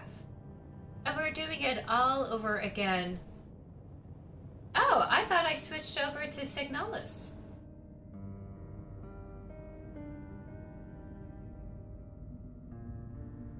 I'm gonna double check. I thought for sure I switched over. Hold on one second. Nope, I did put the category up. I usually do tarot on Wednesdays, and I was doing the tarot segment from 10 a.m. to noon for the streamathon. I will do it again at 8 p.m. New York time, or Eastern Daylight Savings Time. So that's what you're looking for. Apologies, I'm doing this game in celebration of my book being released. If you want to stick around, you're welcome to. And thank you for coming in.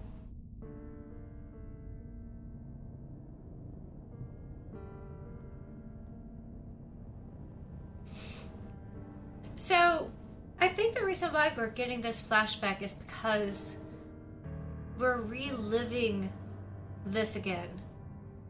We're reliving that we have to find another person again.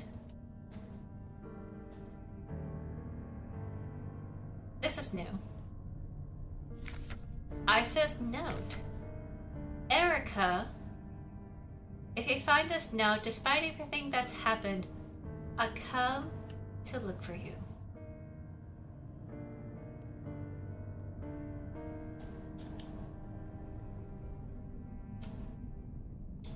Love the whole building in this game.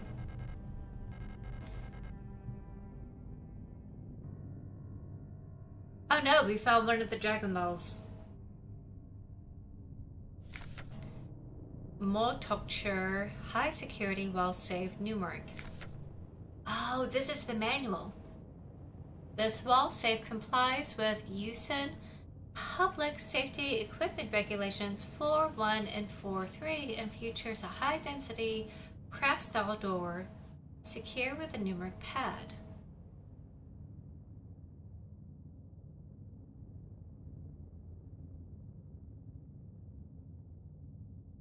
Proudly produced on heat mat by VEB Mon and Texture Trustworthy Technique. Enter the code using the keypad. Press the confirm key in the lower right corner. If correct, a green light will light up. Dial. Rotate the dial to the left. Oh, dial. Rotate the dial on the left to open the door. Okay, so it's just, it doesn't matter how you rotate it. To clear any previously entered digits, press E. So this is the code. 204512. To open the safe, while the door is open, enter the desired code. Press again to confirm. Okay. Where have I seen a safe?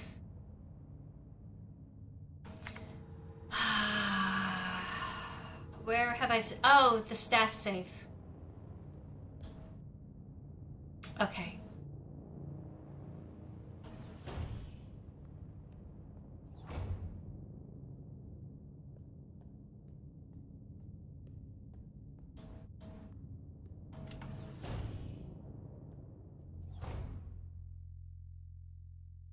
No, wait. Hold on. It's not this, is it?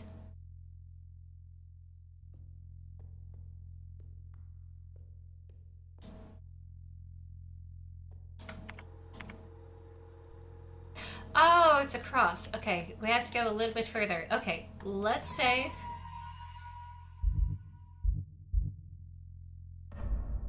We have about 20 minutes of the segment here.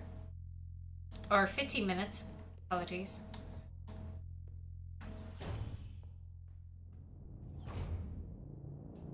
Okay. That's the wall save.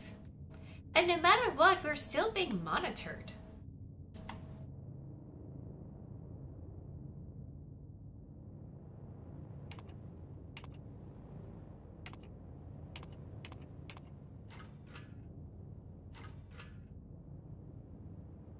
Oh. I forgot to press enter, haha.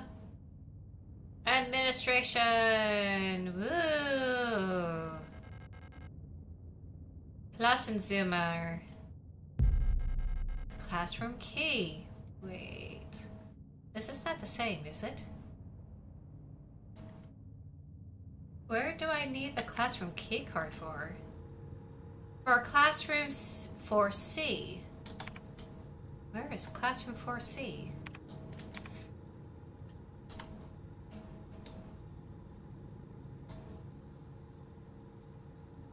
Oh.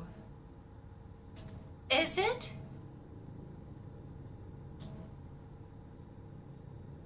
Across in that corridor?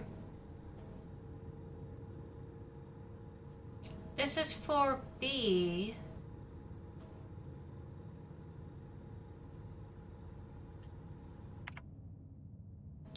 Okay, so this is 4B. We need 4C.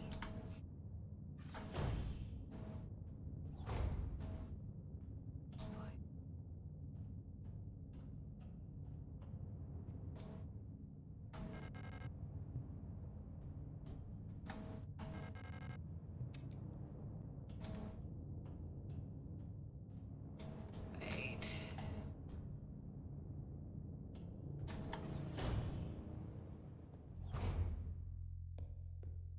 I'm just gonna save scum. I'm just gonna save scum. I have to save scum.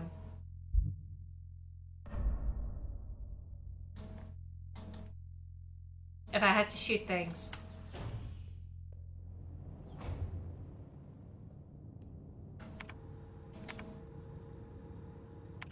Okay, so it has to be here, right? No entry.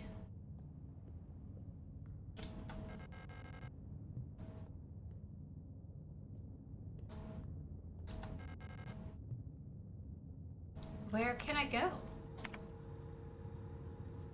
Oh wait, that is it? That yellow? I could go there now? That is it? That doesn't make sense, but okay.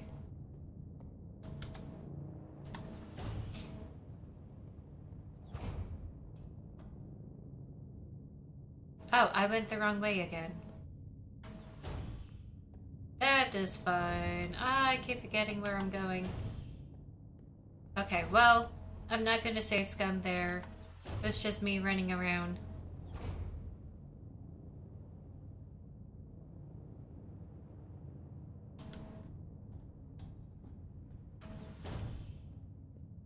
Oh, she's gone. Repair patch, yes. Oh, God. I hate this. I hate this.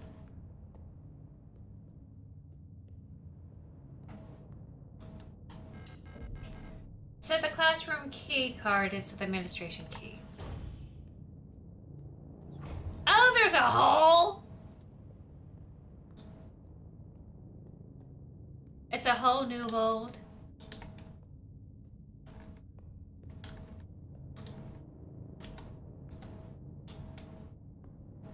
Just no. How about just no? Oh, boy. There's a hole in the ground. Looks like it can drop down safely.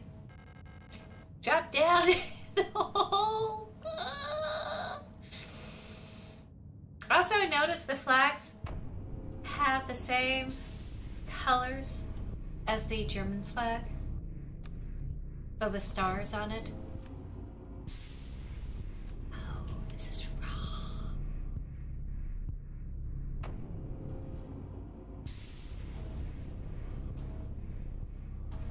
Let's go this way.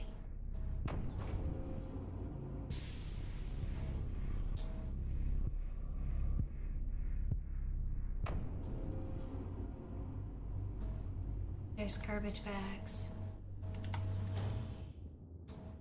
I'm just running around. Just running around. Just running around. West wing key required. Okay. Oh, it's an elevator. I don't need an elevator right now. Okay, we know it's an elevator. We've learned something.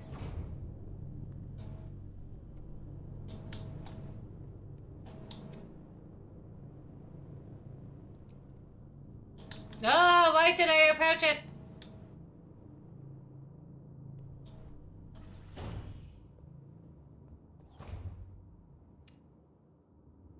Got my eye on you. My eye on you.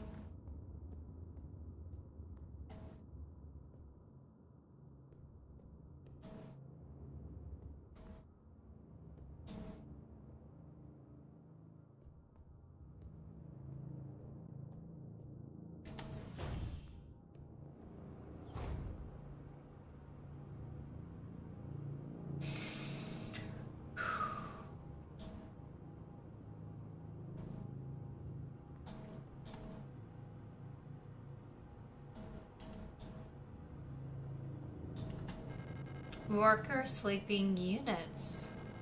In facilities like these small cage bunkers or bunks are all a guess old worker can call their own.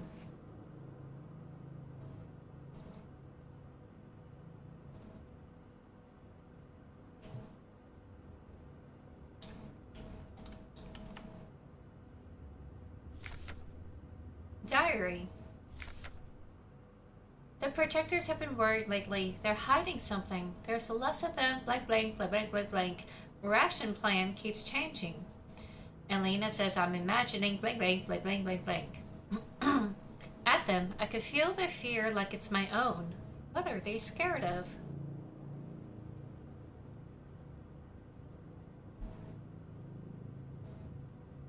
Is there a way to go back up in this whole place? Also, the fact that they need an air conditioning unit here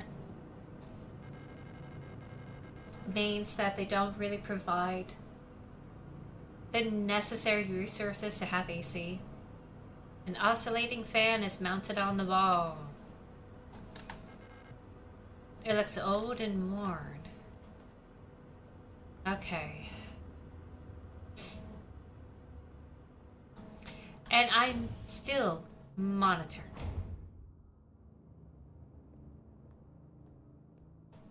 I don't like that these things are lying here.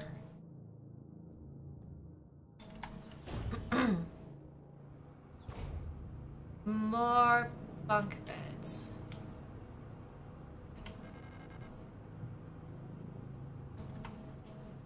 Uh-oh.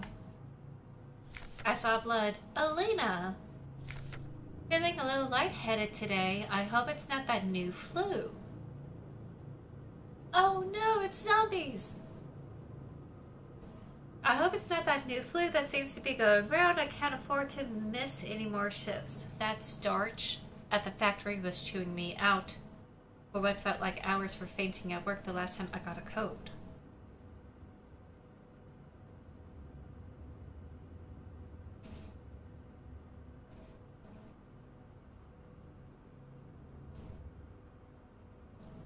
Wait, this is our person. Are we looking for Elena? I haven't seen Elster for the last a few days. I hope she's okay. More and more people go missing in the mine lately, including replicas. Not even protectors seem safe. This is our person, right? Yes, this is our Elena. Who was telling the other girl, don't worry about it. This is our person. This was her bunk.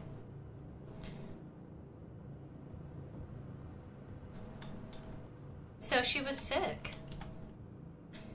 Oh no, do we have to shoot our Elena? Kick them while they're down. 4, 4, 4. Okay, so kick them while they're down. Wow.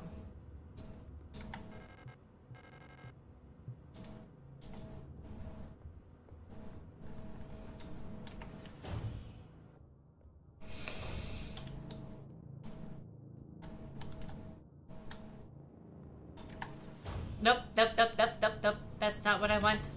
You know it. That's not what I want. Server's request form F29.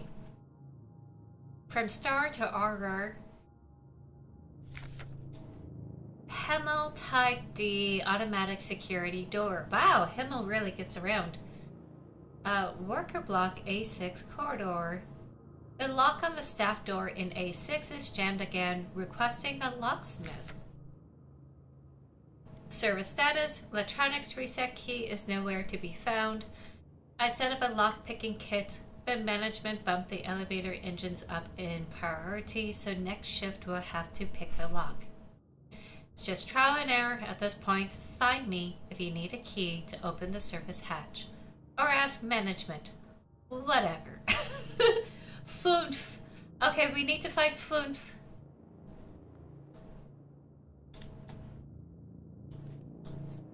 That's A6. Okay, I'm gonna leave that alone for now. Oh, never mind.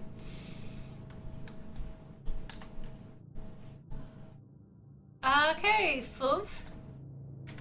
I'm gonna have to look for you. Yep.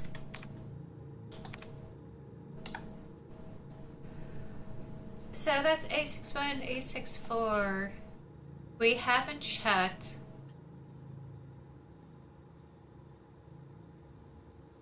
Everything yet, but that elevator lobby is now available. Do we have that card?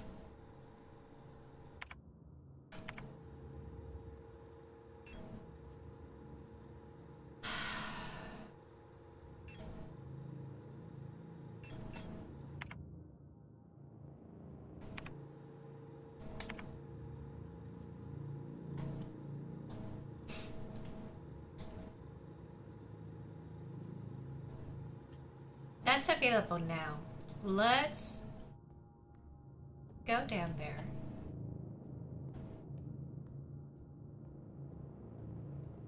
So creepy.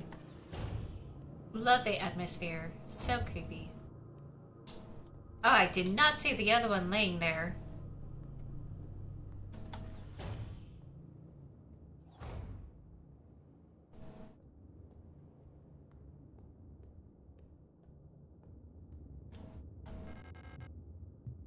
Oh, okay, never mind. I'm not gonna open that elevator right now because I feel like it's gonna take me deeper.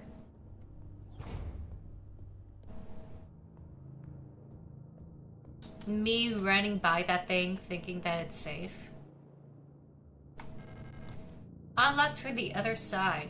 Wonderful! That's fantastic. What if I don't want to?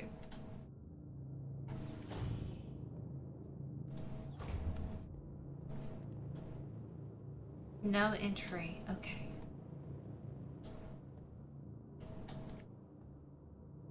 Hello?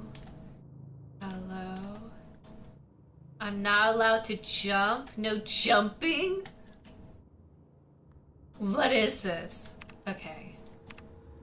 Oh, I haven't discovered the barrier because it's blocked. I do have to use that elevator.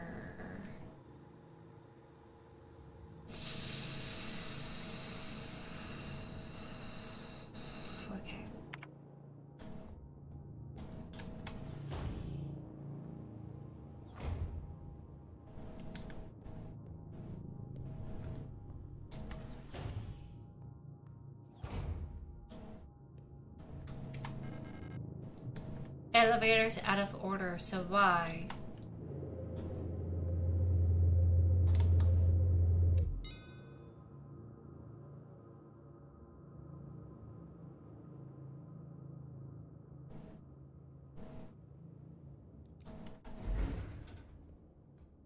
Don't run in there thinking that you know everything. Please don't. Yes, we need it. If it's there, we need it.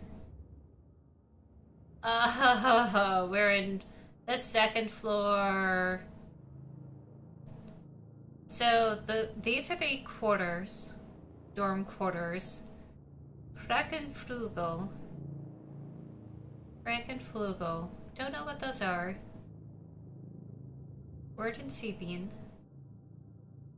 The protector quarters are on the bottom. So I'm assuming that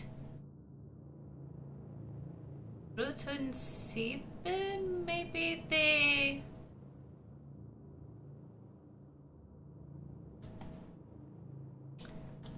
I don't know, mine? I could be wrong.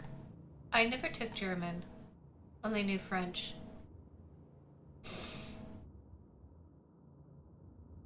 So we're currently in the Arbiter.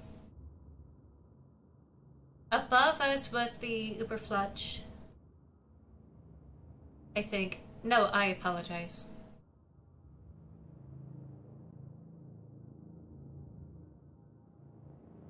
No, am I wrong? Oh wait, no, these are the elevator shafts, A and B, going down horizontally. The orange and the white in the center are the elevator shafts. We are in A. I need to find a safe spot soon.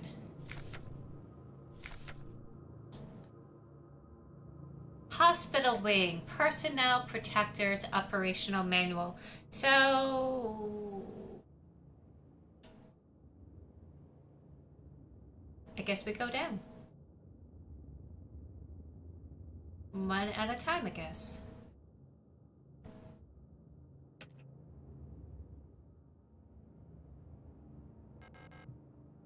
A protector identification card to unlock the... Dang it. Where am I gonna get that?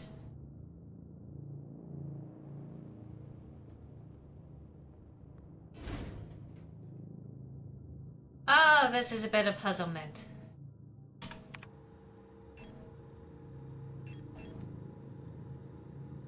Oh, okay. I found the lock. I'm going to go back up there. I think I know where it is.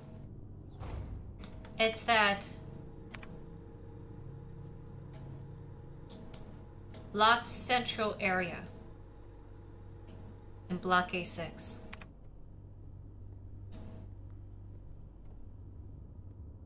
I'm just expecting them to jump out at me anytime.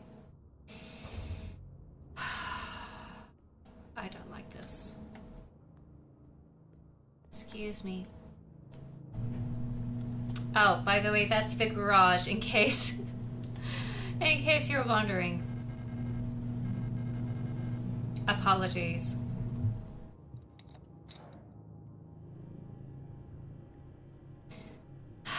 I don't know why they're like this.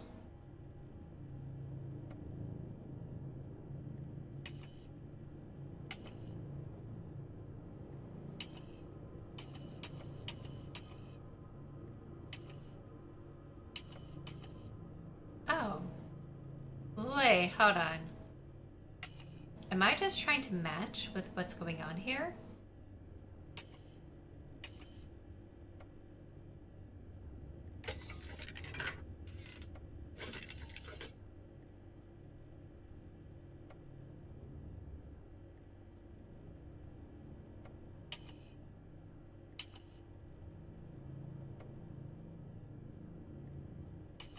So a little higher.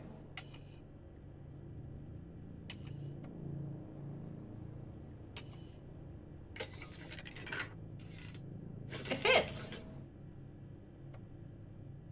Right?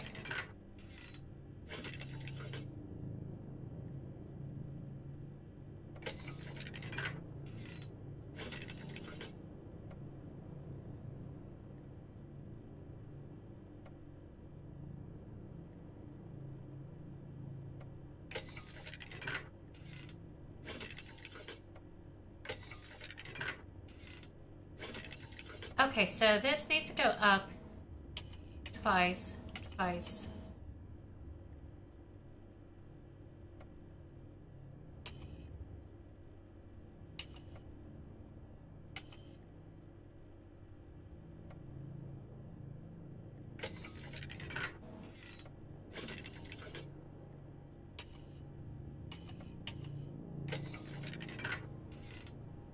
Almost. Okay.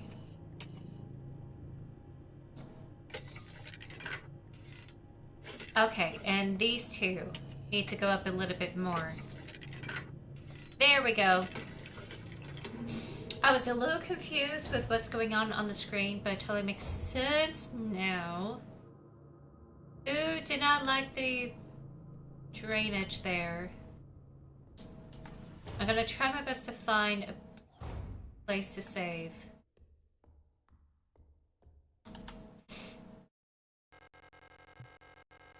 Looks like it requires some sort of square-shaped key. Or you know what?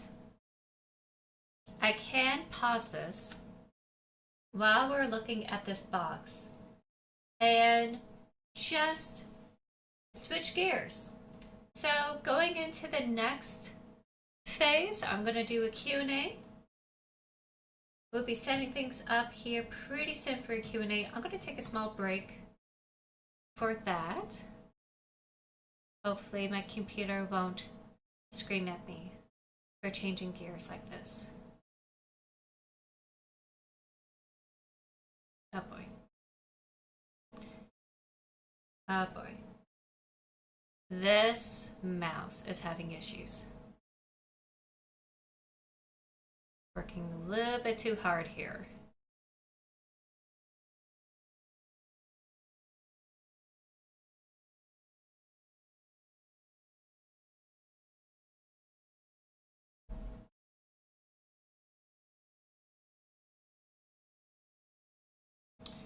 Alrighty.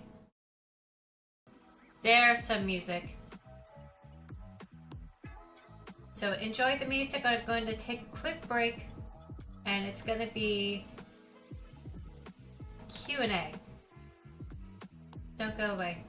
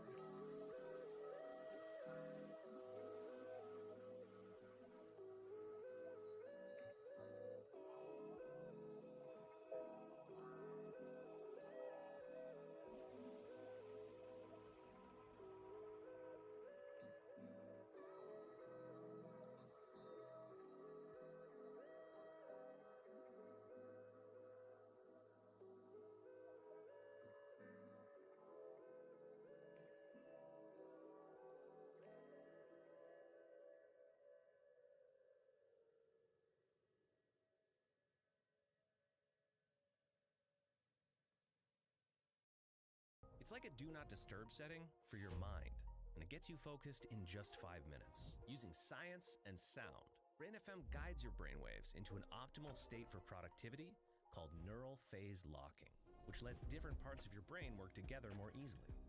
Compared to average music, Brain FM actually increases and sustains your focus over time, letting you stay in the zone for as long as you want. You can also use Brain FM for relaxation, meditation, and even sleep. But don't take our word for it. Join millions of others and try it yourself for free and see what you get done with Brain FM.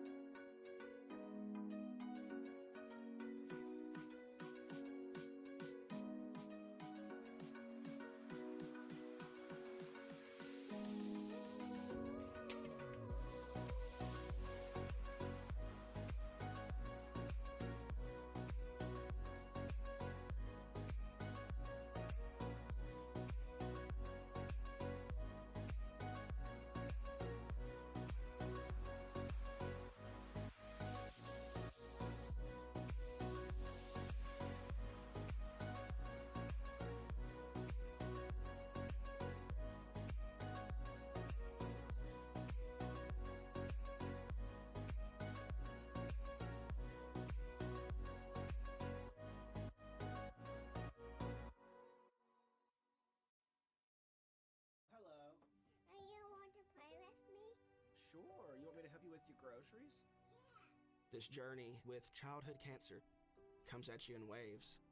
Every day we wake up knowing that our 2-year-old has cancer. It's tough to get through.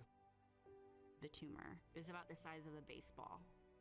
I believe in the power of hope. And from the very first visit here at St. Jude, it was about hope and love, because you go in expecting the worst.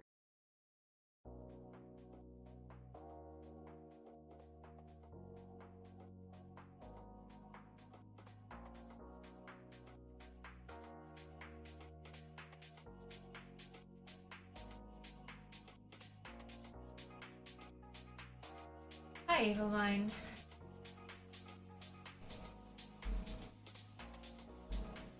How are we doing today?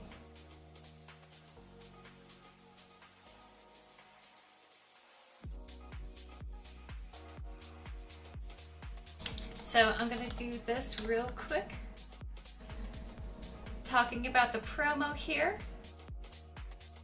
For today, all the way through Friday, because you are entering the stream, you get to use this promo code FITZ25 to get 25% off of my book, The Mannequin Queen, in paperback, through Four Horsemen Publications. It's only exclusive through my publisher.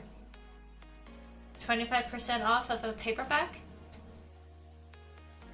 And I hope you enjoy it. This is my way of saying thank you for being here today. And for anyone who has been very busy today, because I know there's a bunch of things going on. You could also like hop in the VOD and watch this. So this is another thank you for those who are watching this VOD as well. So, how are you feeling today if you've been here for a while? And what do you think of that game?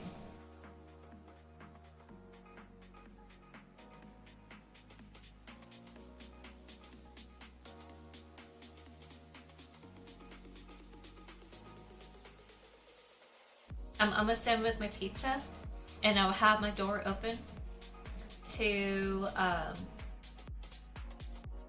allow Sasha to come in.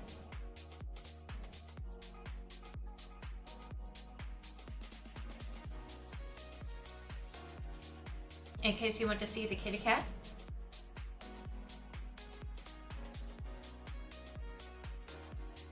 Now, Amber, remember, this is the stream-a-thon. I was streaming all day today for... Oh, wait, did I choose the wrong category? I meant to say just chatting here. There we go. I'm streaming all day to celebrate the release of my book. That's coming out today. We have got to the point where literally anybody can...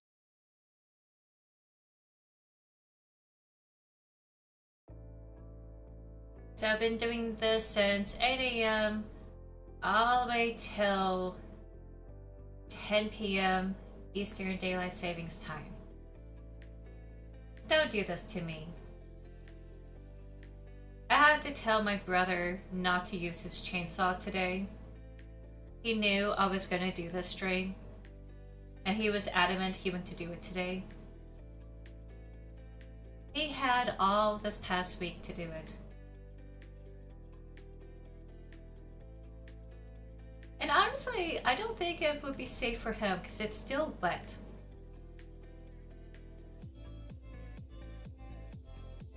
But welcome in, Amber. Glad to have you here. This is the Q&A portion where y'all get to ask about the book or ask about me being an author, being a writer, stuff like that. It is available to order now. It is out now.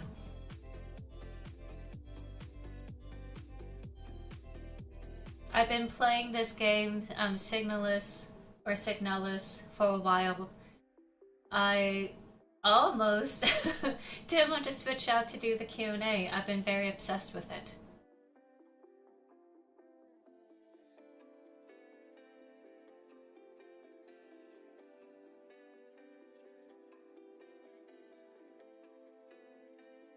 Thank you, Amber. I really appreciate it.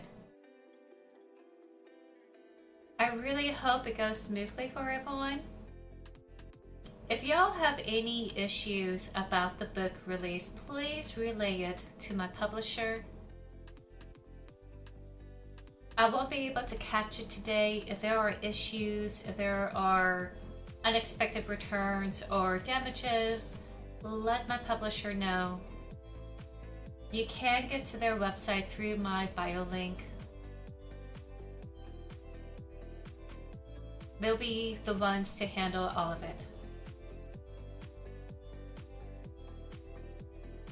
Returns, however, will have to be through the store you bought it from. And also, you should be able to get the ebook through your library. And it's also available in a physical format. All you have to do is ask your librarian to have it in stock in their building.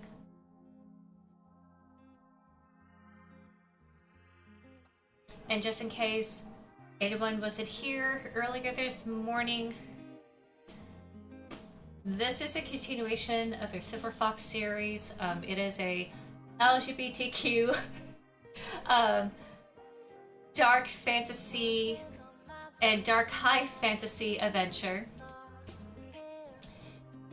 And it follows Aramis Ferez, leaving from the confines of Amariel, going into the desert city, desert environment known the Ionese Desert, to find answers. And what he found was the Mannequin Queen, deadly legacy left behind by the ancients. Can he stop the mannequins from destroying the future that he is trying to build? Can he keep his past buried? Or does he have to confront it, despite what it could mean for his future? So, read to find out. If you like robots, magic, sword and sorcery, a little bit of body horror. Let's see. In general, you like a dark fantasy environment, but with high fantasy characters, with a Arabic/Mediterranean influence. Please check it out. I hope you like it.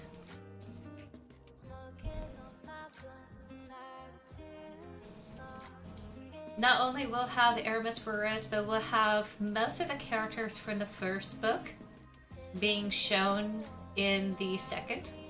We'll have Dido, we'll have Sister Rayla, Lieutenant Dawn, General Korza, Mother Moore, who's now a Mother Superior, and Suki. Suki will make an appearance here, and she will have a bigger role in the storyline. Will also appear in the third book as well. So a little spoilers there. So if you happen to know those characters from the first book, they're gonna appear once again in the second.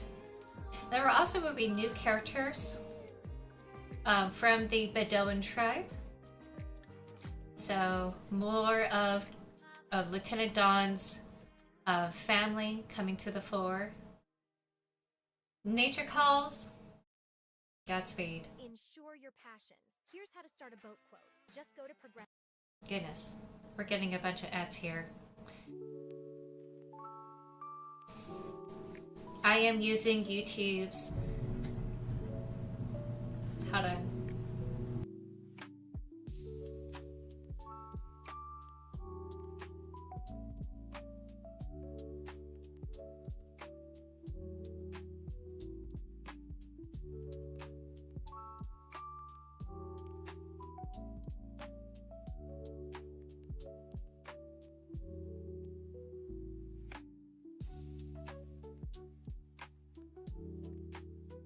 Sorry, that was the garage. have a family member who doesn't care about me streaming today. No, I'm not on Kick. It's just YouTube. I do not care about going to that platform. I have very strong opinions about people who go there. I personally don't want to touch that platform.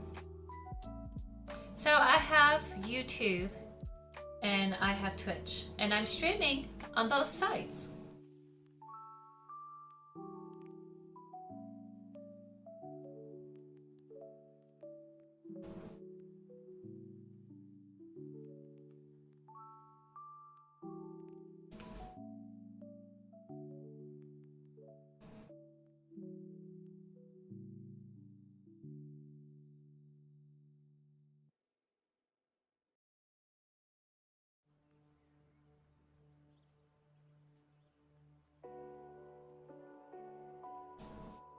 Anywho, after I was really okay, sounds good. No, that's fine.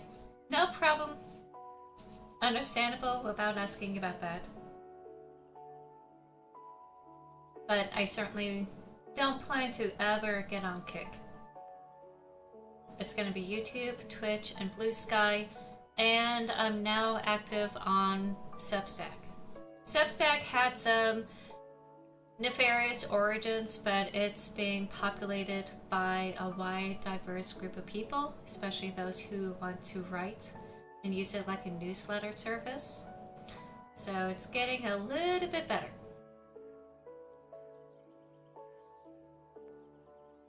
I've been finding some really good people on there.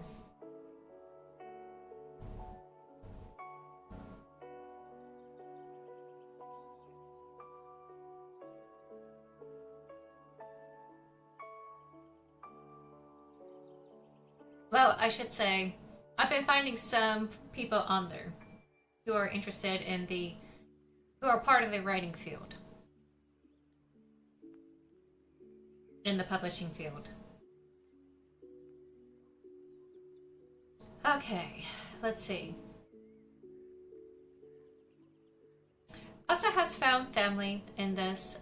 Aramis Perez is trying to build a future for himself, as well as Sister Rayla.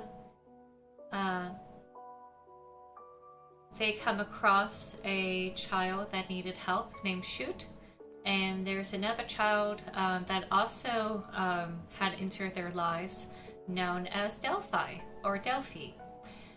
I would call her Delphi. I know others would say Delphi because that is the traditional way of pronouncing the name. I'm not going to fuss over it.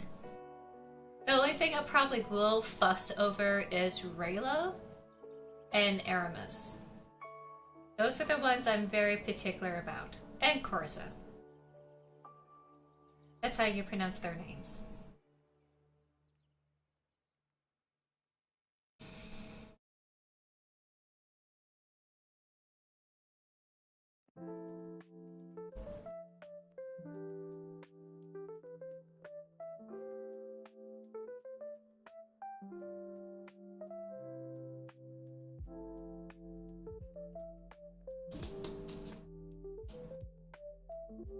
So, if you like a dark fantasy fighting against AI robots, artificial intelligent robots, a little bit of, horror, and also like some techno-psychological horror as well, because we're fighting against robots. Found family, sword and sorcery, dark fantasy. This might be up in your alley.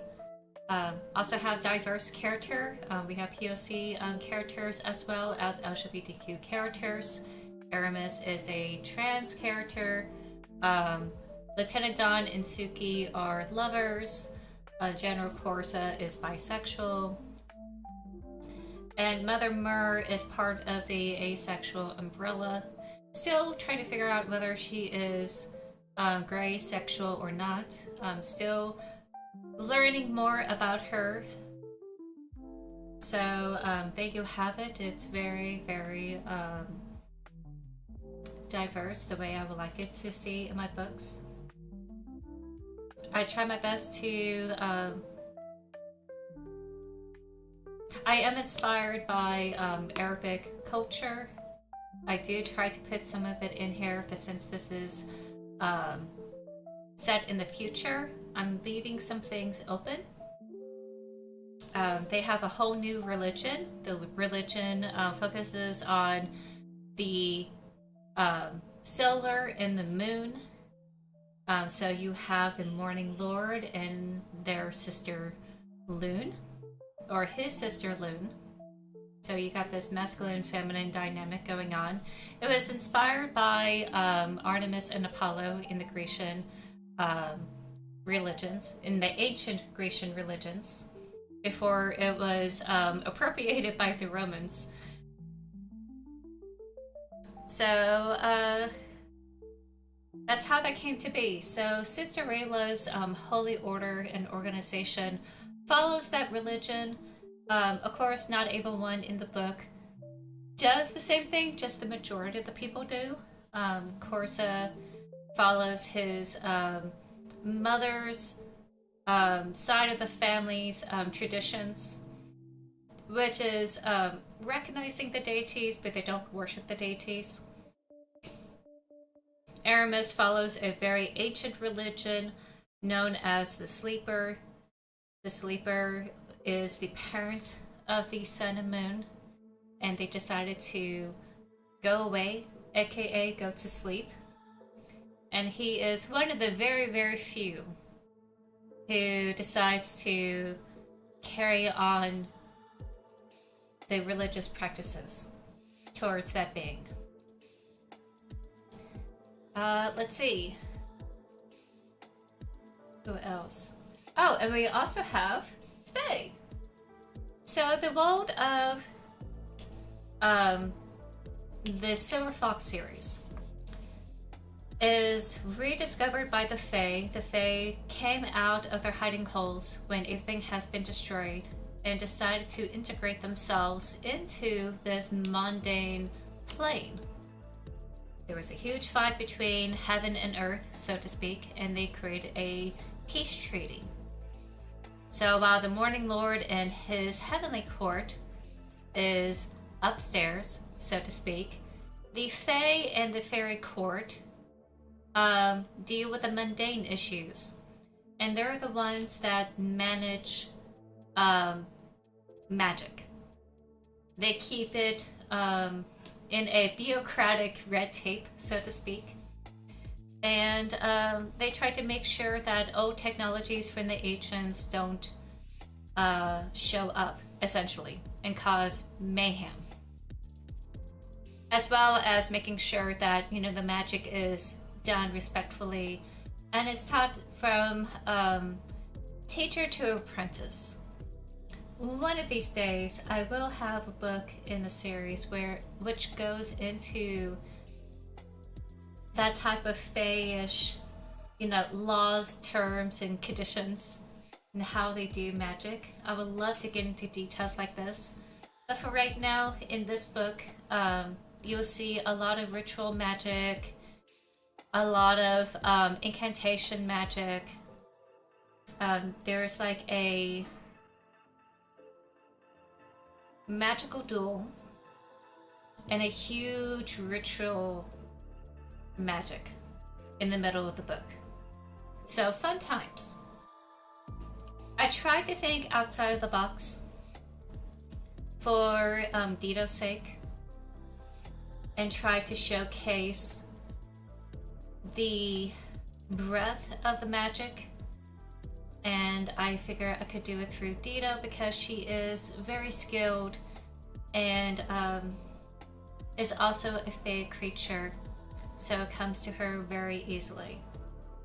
She's a satyr, by the way. So satyrs, doppelgangers, of course fairies, any other mythological creature that we'll think of usually are under the Fae. I think the only exception I made are the Minotaurs, the Minotaurs are part of the mundane sentient species. Which is fine by the Minotaurs because I don't think they're the type of person that get into abstract thinking, in my opinion. Hold on 1 second. I'm gonna get a Kleenex. So any questions that y'all have about the book, me as an author, the writing process, etc., now would be a wonderful time.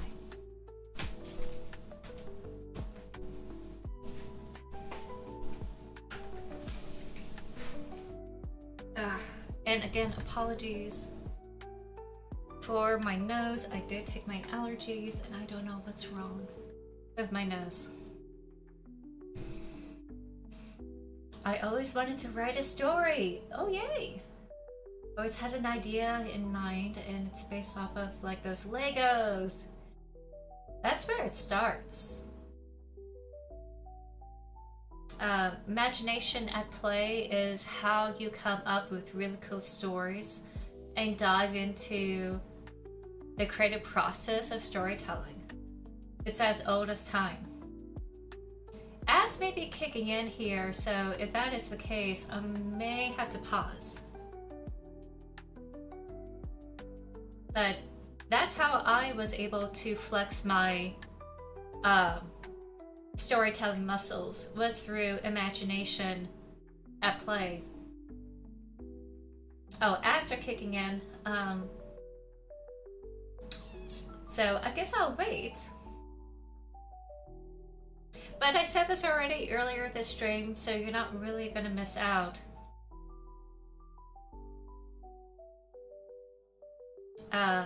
I grew up learning how to storytell because I played imagination with my sister, a little bit with my brother, but mostly with my sister. Oh no, that's fine. That's fine. This is for the subscribers and for those in YouTube. By the way, if you're still in the YouTube space, that's for you. But I mentioned this already earlier today, so I don't feel bad about saying it during the adage. Let your imagination run wild. That will help you build storytelling, and especially if you're used to like playing storytelling with your friends or with your siblings in your childhood years. It's one way of like reconnecting your inner child. Also helps with improv. If you're really wanting to get into improv, it's a good place to start. Okay, everyone should be back from the Twitch ads. I was just talking about how imagination plays at childhood is a really great place to learn about storytelling. That's all you missed. I never know where to start in the character's life because I played them like young and in a prime, don't know where to start. I heard this adage that one should begin at the ending, or at least close to the end. Oh, you're officially back. Start at the end, where you're so close to the event that you want to showcase about. Start as close as you can to that ending. When things start coming out of the blue, where the can of worms are starting to pop out of the can, that's when you want to start. With Aramis, since he had a huge, vast life of different phases where he was a Jocelyn, a harem slave, he was out in the desert as the shepherd of the desert, aka the Silver Fox. Then when he was living in Amavriel, he roped up in bad company with the pirates under Pundaroom. He was dealing with a criminal element.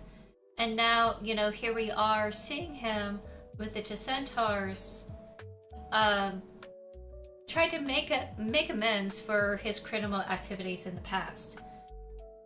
In those moments, I start thinking about, okay, I want to showcase not everything in his life. Those are the breadcrumbs I want to sprinkle throughout the story. But to focus on when things are going to blow up in his face. I had this idea when I started this book that I knew it was going to be some sort of rogue. I love D&D, so I think in D&D concepts. And I wanted a rogue that survived a terrible expedition, came back home, lost everything else, like the house, the marriage, everything. And originally the concept was to have him go off in the TARDIS and like discover some whimsy in his life because everything just blowed up in his face. It was supposed to be a fun fanfic short story. But the moment I started writing the words on the page and I made it to where he found the divorce papers, Aramis said, no, I want to investigate. Something's not right. I gotta look into it. And I realized that's a core part of his personality. And it just built from there. So what I would say for all of you, if you want to get started, if you are working with a character that has history, vast history, go near the end, not necessarily the end of their life, but to the point in their life where you want to see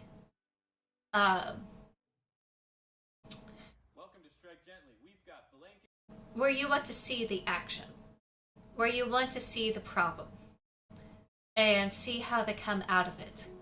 Another example of a character that has experience later on in their life is the Adventures of Amina al-Sarafi by Shannon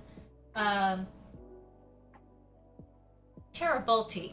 I have the book. I'm looking at the book on my shelf. It's out of frame, but I have it. I read it. I love it. Similar concept. If you have older characters that have retired from their piracy and they're coming back, it's kind of like a Firefly crew. One last time, they're going to go off on this pirate adventure, and they're doing this for this kid that have ran away. And it's just a series of amazing mishaps. So if you want that as an example, you can start there too. You don't necessarily have to make it where they are young and in their prime. You can work with an older character. So long you explain their history along the way, their experience. So that way it's not necessarily a Mary Sue situation. Jostens have a higher pain tolerance. So even though Aramis gets hurt and broken, especially someone in their 50s, he also has a friend who's a healer also. So they, from time to time, will patch him up. We'll have a higher pain tolerance when things get broken or achy or what have you. The normal stuff that we feel as humans when we get older, he doesn't feel it as much as a Jocelyn. And he has certain sets of skills that he had developed throughout his life, and you'll be able to make references back then. So yeah, I would start where you want to have them deal with the problem, and you can always do flashbacks. So long the flashbacks are relevant to the situation, and let me see if there's any other exceptions to that. Or somehow is relevant to... It reminds them of a certain situation that's very similar, but not quite. For instance, you can't go on a tangent where they're thinking back to a friend or family member who they lost, and that is their character wound. Sometimes the events will make them be a little bit nostalgic. Maybe they're dealing with a new family member coming into their life, and maybe they're missing the family member that wasn't there anymore. So not necessarily like one-to-one, but you know, sometimes some people will think back like, oh, I wish they could be here. I remember back when, da da da da. That can also be used as well. So not necessarily always like an echo flashback.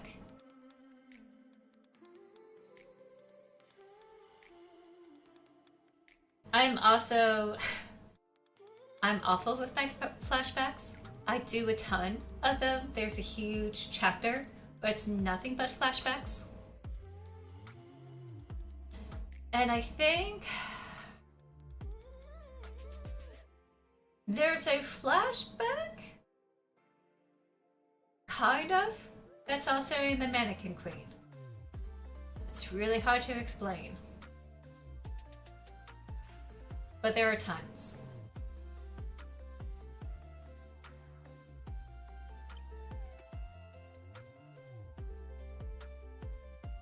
But that's a good question. That's a very good question. A lot of people get tripped up about stuff like that.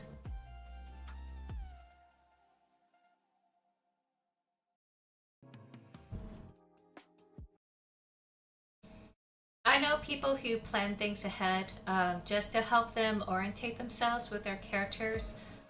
Will take the time to like write down bullet points about the characters, you know, backstories, where they come from, what they have done, etc.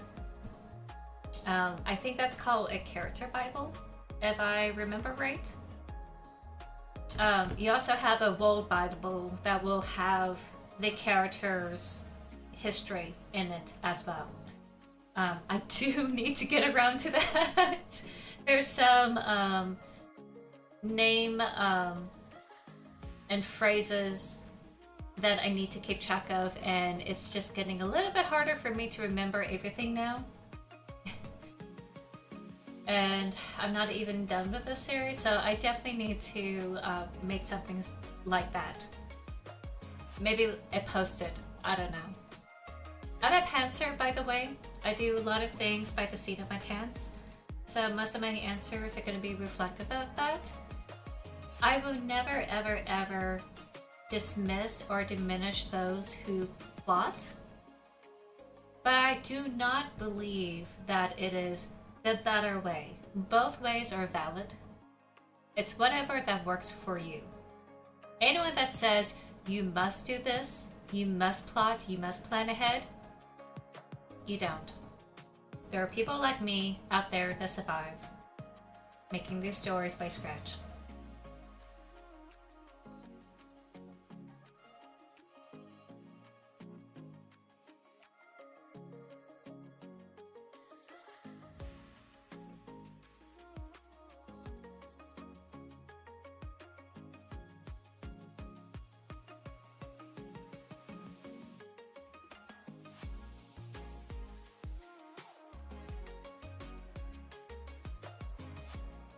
Any other questions?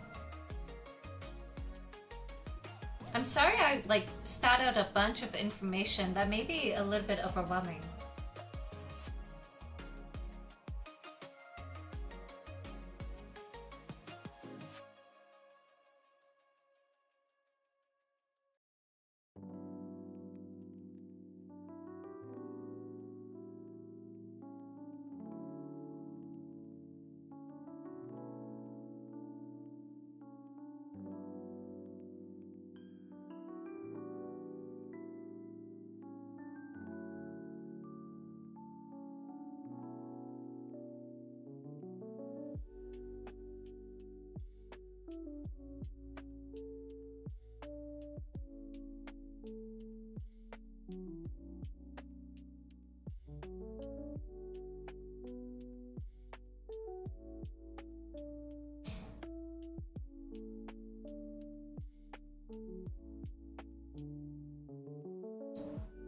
to summarize, I believe that a person needs to start with a protagonist with a problem and figure out what is their motive or goal to solve that problem.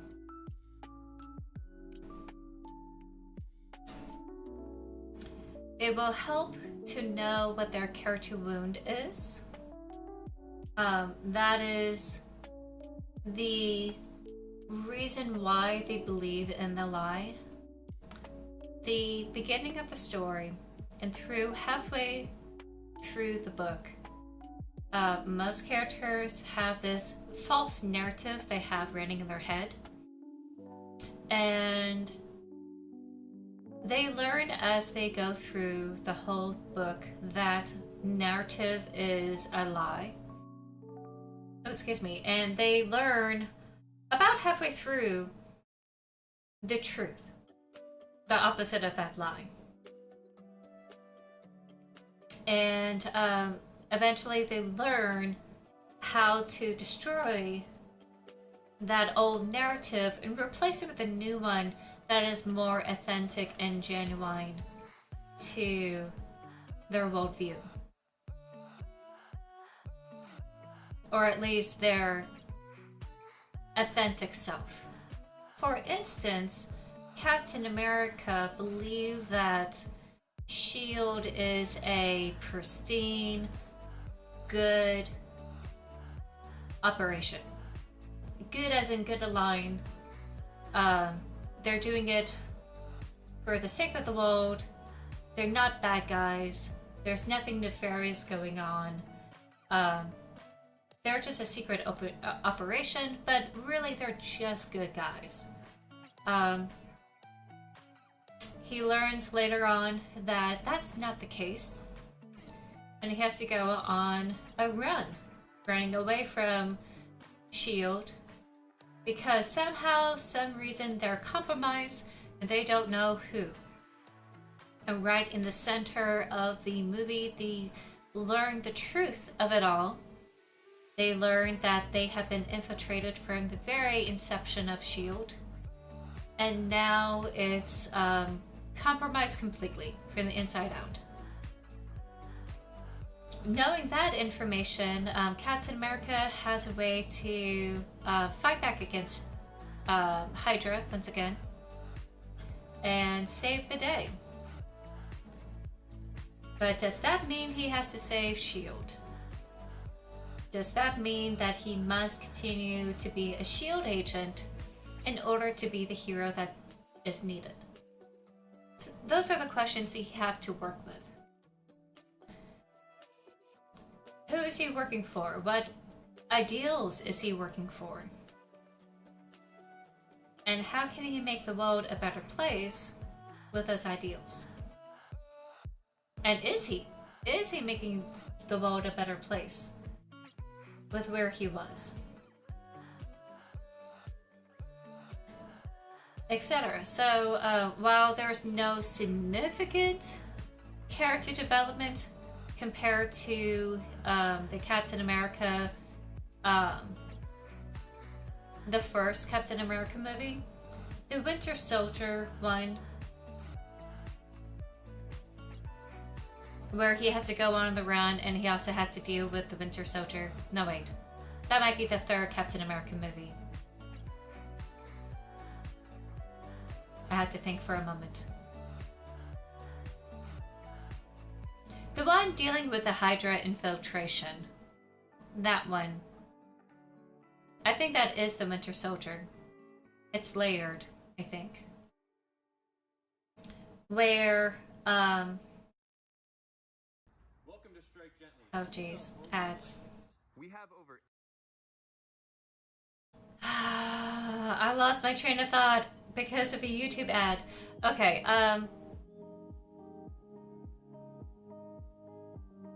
it's not a massive character development as we had saw in the first Captain America movie, but in the second one, it was more of an internal one where he stopped being passive, stopped being part of the group, and start accepting that he may have an independent role in society. So it's more of an internal shift. It was very subtle. We probably will be able to see it in the novelizations or in the comic books, because there will be a lot of internal dialogue that will be able to showcase about that internal, where am I in this life? Can I still be a place of freedom if I'm on the run from a country that is hunting me down, etc. There's layers to it.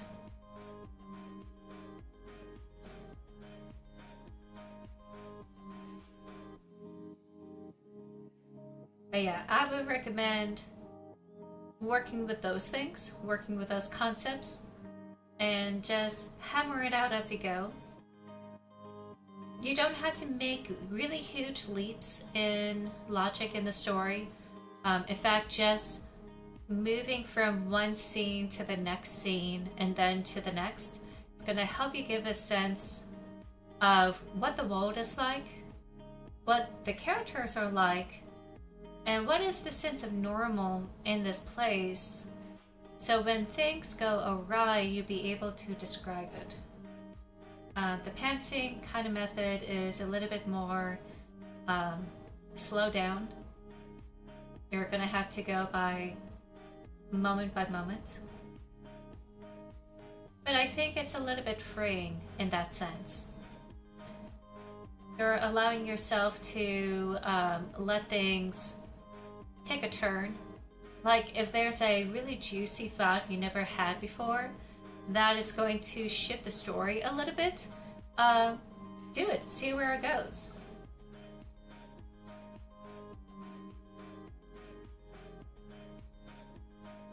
So long it is not going against the previous rules you have set in the story. For instance, if the story doesn't have high tech and you want to introduce high tech, you have to explain why it's there.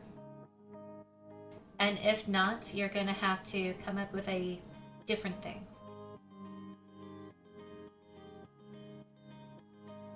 I think that's part of the creative process when we're kids. We're learning about logic in our stories.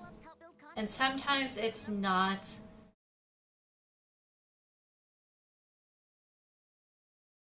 I don't want to say logic over and over again, but it doesn't feel... It can be a little bit whiplashy if you're not very careful about being consistent about the rules that you created in your world. Gotta be consistent.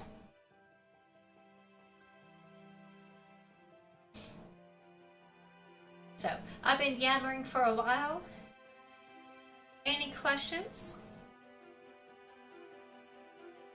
Or anything you want to discuss?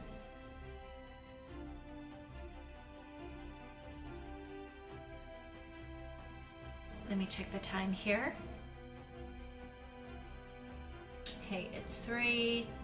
I have 1 more hour with this Q&A before I dive back into this game.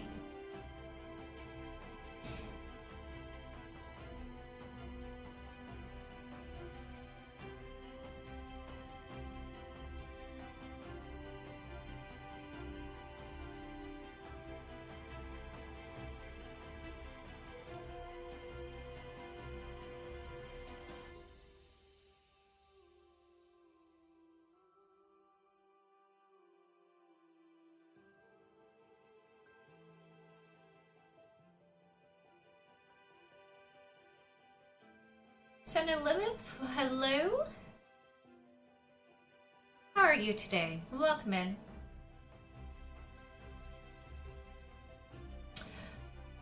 Oh, I'm sorry, I am not doing tarot right now. I'm doing a Q&A. That's why I have that little Q&A thing up here. Any chance you ever want to help write or produce a movie? I do. I do want to get involved with a movie project based off of my stories.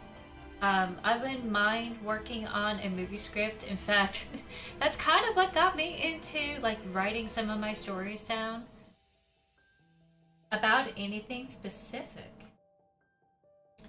Well, oh, thank you for the follow. Son of Lilith, I won't be doing, sorry, I won't be able to return those bits to you. I don't think Twitch allows me to. Tarot won't happen until 8 p.m. Eastern Daylight Savings Time, and it's for the general public. I do tarot on Wednesdays, and that is a once a week kind of thing, and it's completely free. You don't have to use bits, you don't have to use subs, you don't have to use tips or anything, it's all free. But I will be doing a pick a card reading later on tonight, and yeah, if you are available to hop in, more than welcome to do so. It's a gift. Oh, well, thank you for the biddies. I really appreciate it. Every little bit helps in the long run. It will help me get some supplies. I have a box of pens up here, notebooks. Oh shoot, what have I purchased? I was able to purchase, thanks to Twitch, the ability to buy another copy of the Mannequin Queen and send it off to Cincinnati for consideration, to be part of their book signing festival event. Is the Q&A directed towards your books? Yes. So you can ask me anything about the book. You can ask about me as an author, as a writer, or just like chit chat in general about food. Like, hey, do you like a certain food or a certain drink? Is it true that you drink coffee? Which yes, I do. So stuff like that. You can also ask questions about like tarot as well, but not tarot questions that are meant for readings. Again, reserve personal readings on Wednesdays. Let's see, going back up, talking about movies. I'm torn. I don't mind a live action adventure of the Silver Fox series. I really would not mind. I need to see the script first. I would rather be a producer to talk about, or like some sort of creative hand and like giving direction on like what the intention was about these characters, the intention about the world and how it's built.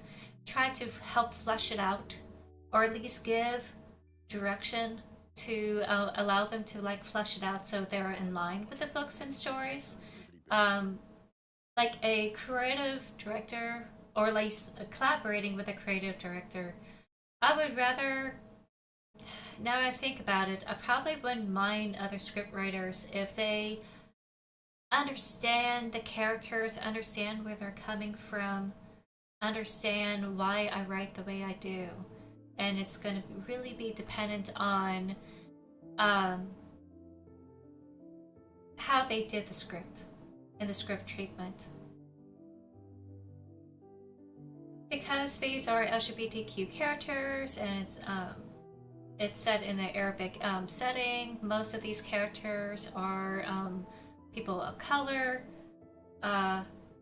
You know, I want to protect it from any sort of Hollywoodisms that tend to take advantage of those people. So I will be very, very careful about like how these things are presented, for sure. And also trying to be in line with what I originally was trying to do with this world.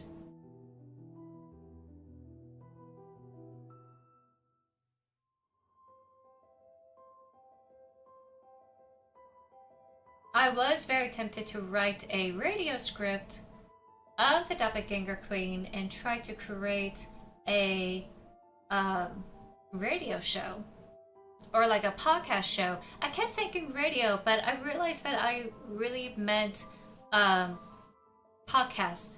So I'm not opposed to that idea as well.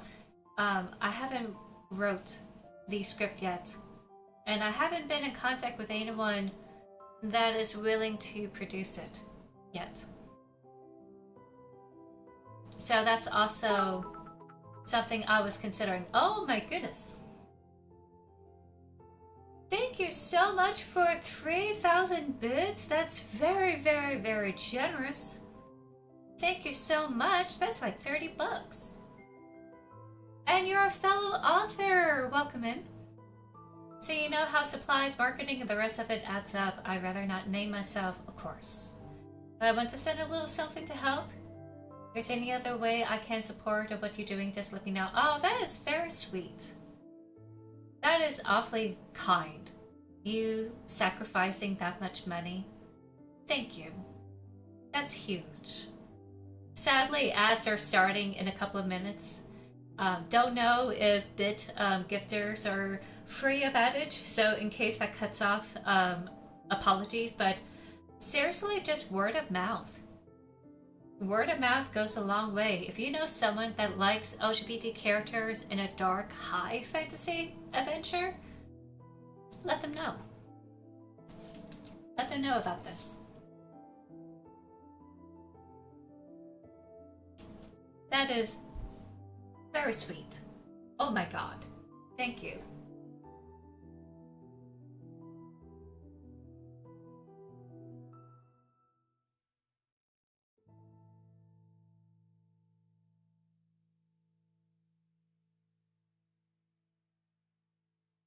Knowledge shouldn't be withheld. I like the Hollywood take. True. I don't think it's just about knowledge. I think it's just respecting people and their identities and try to be authentic about their story and what they have experienced. There are going to be blinders. I will have blinders, you know, because I am a white woman. Even though I am a demisexual, I'm white. And there may be some things that I am not getting, the nuance of the situation I'm trying to build. So more hands on deck, and that type of creative space is going to be a huge help. Makes complete sense. If I were creating something like my own story, I would want to make sure that it would turn into a movie. I'll work it alongside with the people to protect my work, yeah. I know a lot of people kept saying like J.K. Rowling, but she is one of the few authors that really were like hands-on with the situation. I don't like J.K. Rowling, I just don't. But I understand how hard she worked in like protecting her works. I think Stephen King, for the most part, he's really lucky that the people who wanted to showcase his stories understand the assignment. And so long he okays the script, they have the green light. So I will coordinate with anyone who works with that script, and as well as my publisher, because it's part of their property as well.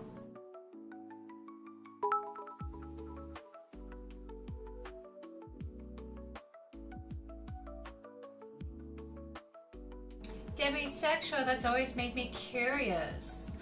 Yes, so demisexuality is under the asexual umbrella. And yes, I have heard about Lilith, though in the supernatural sense, not in the sexuality sense. So I'm unfamiliar about that term. But under the asexual umbrella, demisexual is underneath it. It's where I need to have a huge emotional connection in order to start feeling feelings, essentially.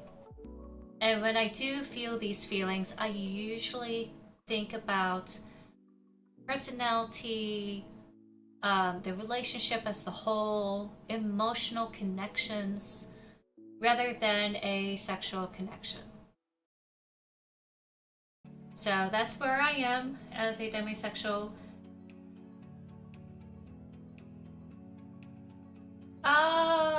Oh, so, okay.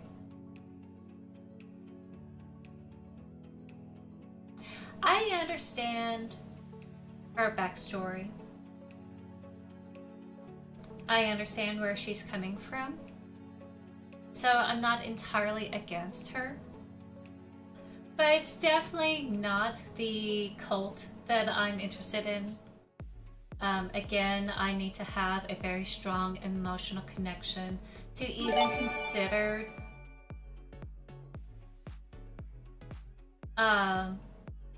having that type of experience. Oh, you meant a cult. Oh, cult. Not cult. Okay.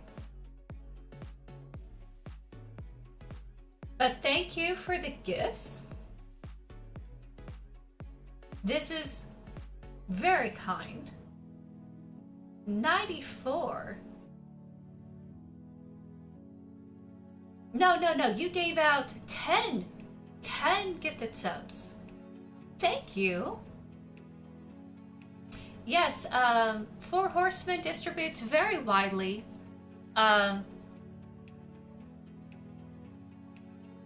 It's through Ingram Spark, so it's through Amazon, it's through Barnes & Noble, it's through Books A Million. There's also international spaces like Thalia, Vileo, etc. Yes, Four Horsemen is my publisher. There's the tiny little signature, and there is Four Horsemen. Four Horsemen Publications. This is the book. There are plenty of dark fantasy writers, erotica writers, romance writers, horror writers in that space. They're very sweet, very kind. Also, I need to do some home stuff because you gave 10 gifted subs. That's huge. So, yeah, by the end of May, I'm gonna have to have all of you choose either a deck, a tarot deck, or a video game. Huge thank you. If you were gifted a sub, please thank Son of Lilith. That's very sweet. Occult writers as well. Oh, are you part of Four Horsemen? If you were, I'm so sorry I didn't recognize you. Oh, you're not? Okay. I was listing off of authors that are part of their house. Oh, your coven have authors that are... Okay, I understand. Well, thank you for your very kind, generous contribution. I really appreciate it. This is very kind of you. Thank you so much. You didn't have to, but you did. And it's absolutely overwhelming.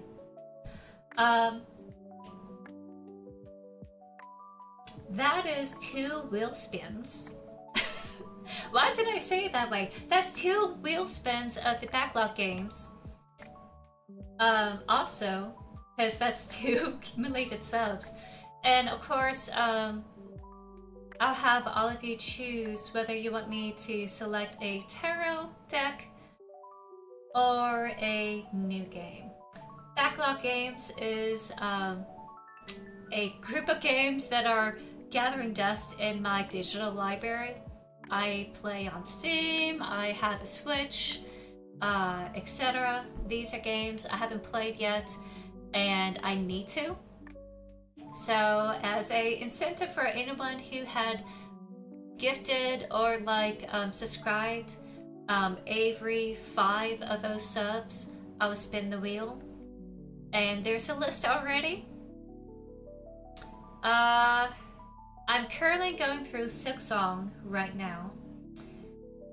And there's also Make Room, which is a cozy game about designing.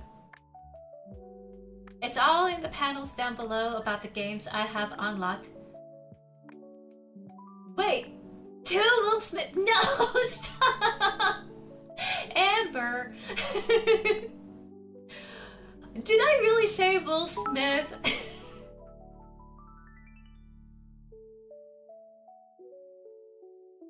Say you, the light you have is. Oh, well, thank you. I try to have my little light shine. I try. Also, anyone who's part of the hype train, you get a cute little emote. I got. Oh. No comment. So, there's Ballards at Midnight, there's Coke,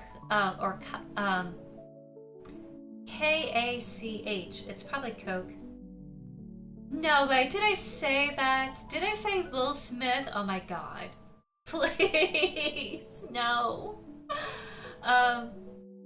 There's Spritle, Cube Escape Paradox, Tandem, A Tale of Shadows, Children of Silent Town Prologue, and that's all I have so far.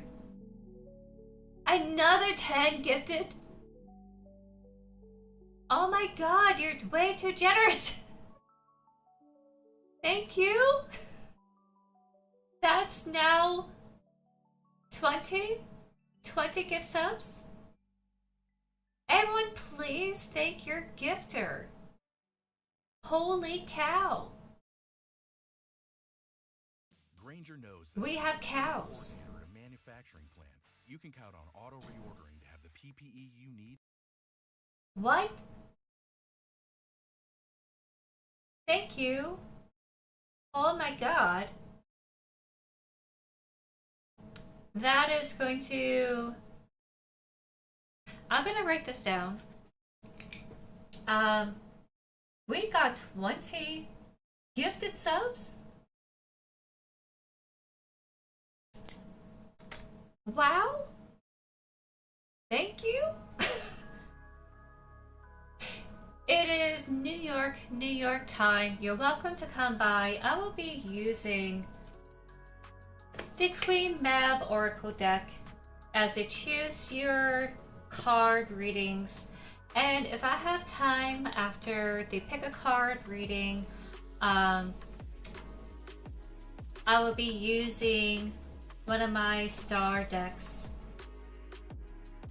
the Star Tarot, to go along with it. It's some evening vibes. I'm sure that you'll love it. So I hope you enjoy. But I'm gonna go ahead and spin the wheel. That's like 4 spins. And then we have a deck or a game to choose later on today.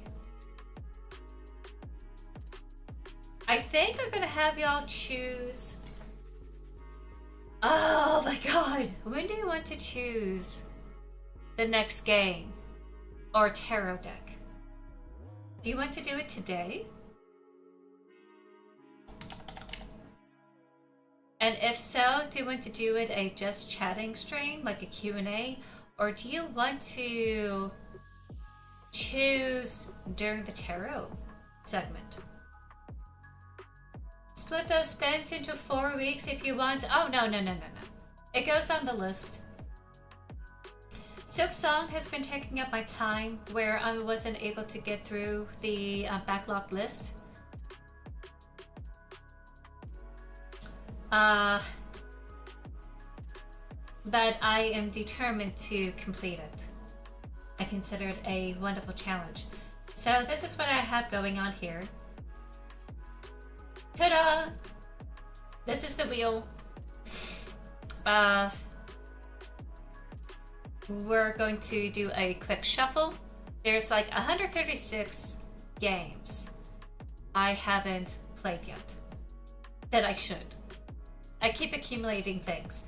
And I'm going to keep adding to the wheel because I am signed on with Epic. Not like as a creator, but like as a gamer. So I get free games once a week or so. So it does add to it. I do collect games. I have a problem.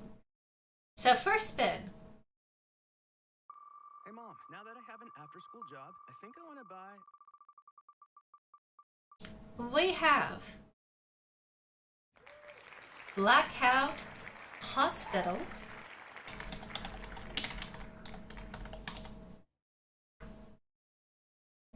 So that's added to the list.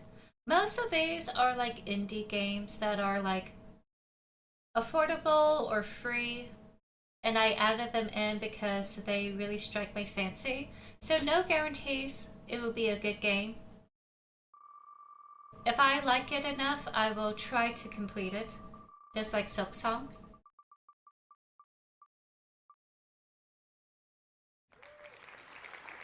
Okay, we have Last Chance in Zollywood. This is one of the weirder ones that I wanted to know what the heck. And I think it's going to be a good, fun ride. The art style is what grabbed me.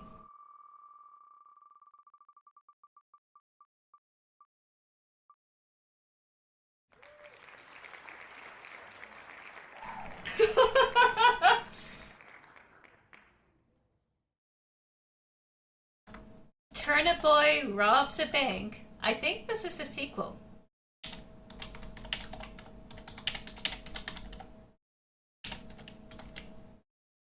You love Turnip Boy? Let's go! So that's added to the list.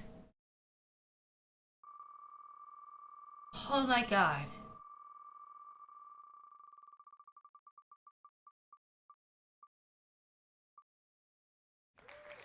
And there's another platformer game called Beetle Ninja. It had some good reviews, it's just not widely known. And there's supposed to be like a good story element, which I'm kind of surprised to hear about it. But I'm gonna add that to the list.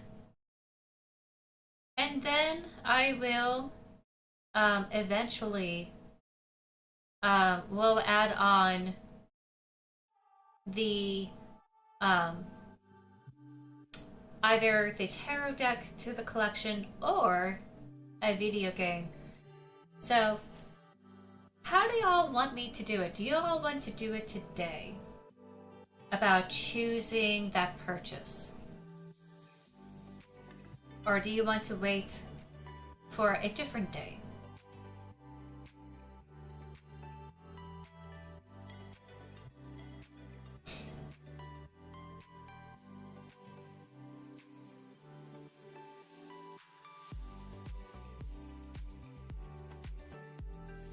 By the way, people on YouTube, I was gifted a ton of biddies and also gifted subs on Twitch. If y'all are wondering how to support an author, that's one way of doing it. Another way is to also check out my books in the library. That is also available as well. Synchronicity, yes!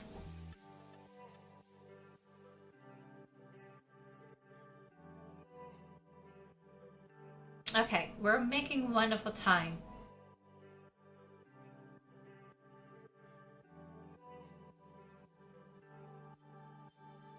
So how we're feeling? Do we want to decide now? Or do we all want to come back together at the end of this month and then decide?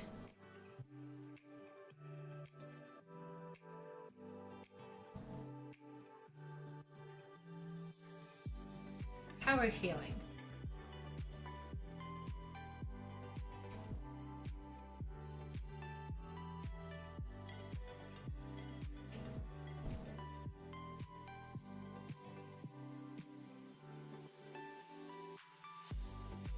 I'm trying to figure out what to type with the 10 plus subs in May. Because we technically met our goal. Oh, Gold mat. That's what I meant.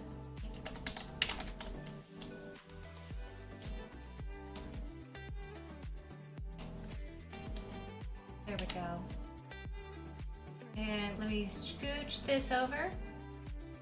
Once again, Son of Lilith, thank you so much for the kind generosity. Very sweet of you. Thank you. I hope you also have some blessings with your books as well. And if you do decide to get into storytelling, I hope you have a wonderful storytelling process. And also, also have a wonderful time making your dreams come true. Once again, thank you for your kindness. You really didn't have to. Alrighty. Thank you for redreaming that. By the way, I get to read the first chapter of this book. A lot of programming. Well, wonderful.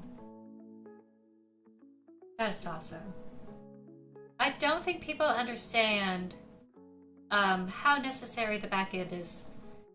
A lot of coding, a lot of things could get broken, you know, server management, etc. That's important.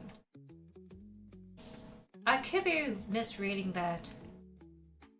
But behind the scenes work, even in the digital age, is just as important as, say, the marketing and promotion.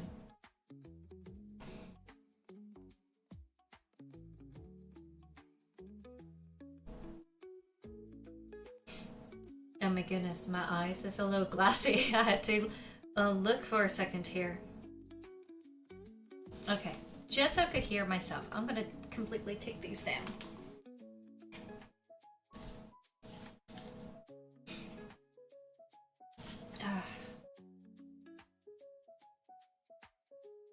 Chapter 1.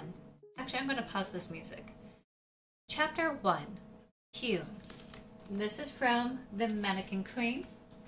Once again, thank you for the redeem. I really appreciate it. And I have not forgotten the request, Amber, to hydrate myself. I will do that in between sessions. So when the Q&A is done, I will go ahead and get something to drink. Probably. Well, it's not hydrating. I'll probably get a glass of water with it, but I'm gonna get a mint julep for this afternoon. Josiah was born yesterday, fully formed and hairy. A dwarf newly hewn, as the term was told, would have all the musculature and nerves of any stout adult, but with the wide wonder of a child taking in the world around him. And his eyes were quite wide in this world he emerged into. For one, it was smooth. The walls, ceiling, floor were flatter than slate, with no etched markings of the skilled maker. For another, it was all metal. Leagues and leagues of shiny alloy stretching onward.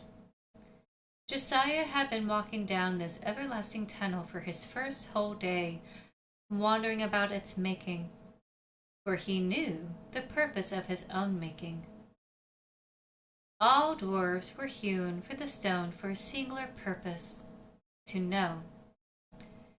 To know all of the world as much as they could, of the civilizations that lived in it, of the food, of its people, what they know to be true, and the lies they told themselves to sleep at night. That was why the dwarves were made small, hairy, and with an archaic accent. So all will embrace them wherever they traveled. Once they know as much as they could obtain, they are called back into the living stone. For that is their true home and family, the mountain that birthed them. Josiah's purpose was more finite. It was to know what this strange place was, this place of steel. For that was what he had been treading upon. Steel pressed and shaped not by flesh, but cut with fire and screwed into place by something beyond understanding. But he must understand. He must know.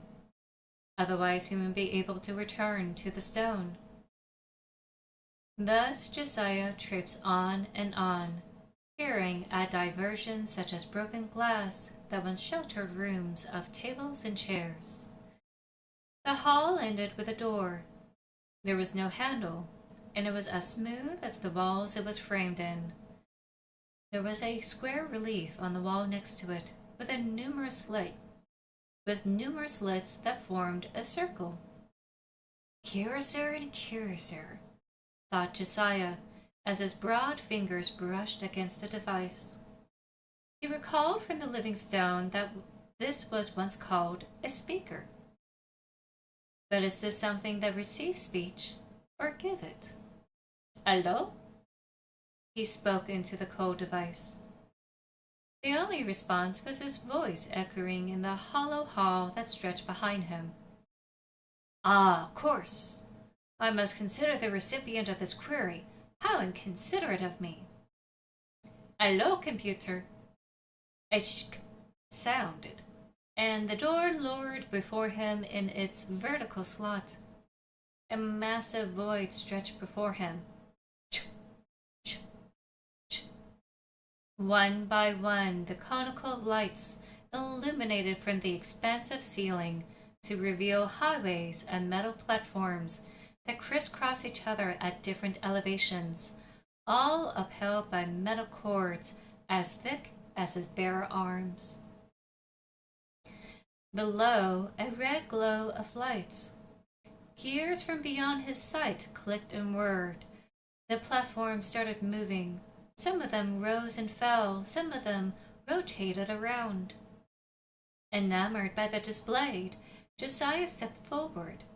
The moment he crossed the threshold, the door slammed shut.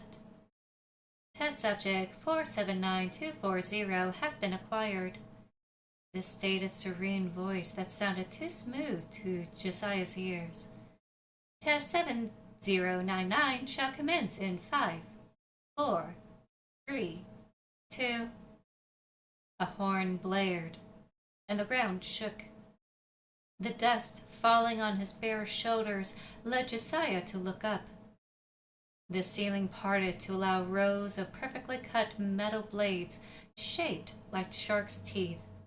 They whirred in place, feeding the chains that held the platforms into its vicious mouth. While as alarming as the situation was, Josiah wasn't troubled by it. All dwarves knew that when the world rocks, you roll. Thus Josiah crouched low, tapping hard against his legs, and rolled like a boulder off a cliff. He slammed against every steel platform on his way. When stalled, he simply shifted his mass and barreled over the edge. On and on he made his descent, not caring about the wreckage he made on his way down, until at last he dropped to the bottom. There, a single sliver of a podium stood with a red button that shone.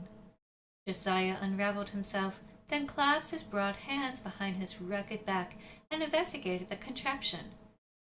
There were no indentions or etchings. It was made of the same material as all that surrounded him, save for the button. It was of an unnatural make that imitated glass. Regardless, he found nothing else and pressed it. A horn blared overhead. The destructive grinder ceased its roar. Congratulations! Test 7099 has been completed by a margin of 15 seconds. Test subject 479240 shall be integrated into the menagerie. Menagerie? A collection of monsters? Josiah wondered. What sort of monsters are these? Josiah found his answer soon enough. A door slid down nearby to reveal a doll. Life-sized for human standards, with eerily pristine porcelain skin, untarnished by the trials of life. Equally unsettling was the figure and face. A perfect golden ratio was set on its frame, as if it was done by a master sculptor. No paint or clothes were adorned to mask the feminine statue bearing before him. No emotion came from its mold-pressed mask for a face, no humanity despite its appearance of one. Ooh, Ads was about to interrupt. I'm going to stop that there. Incredible, he thought. Then it moved. Faster than anyone should, and ambled toward him as the gears within its chassis whirred. It was joined by another perfect copy. They maneuvered to flank Josiah on both sides and pointed their perfect slender fingers at him. Those fingers flipped backward on their joints to reveal 4-barreled chambers. Josiah held out his palms. Wait, where am I? What is this place? Destination? Their voice box rattled. Yes, yes. What is this designation? Silo 51. Josiah nodded slowly, then tucked and rolled between their legs.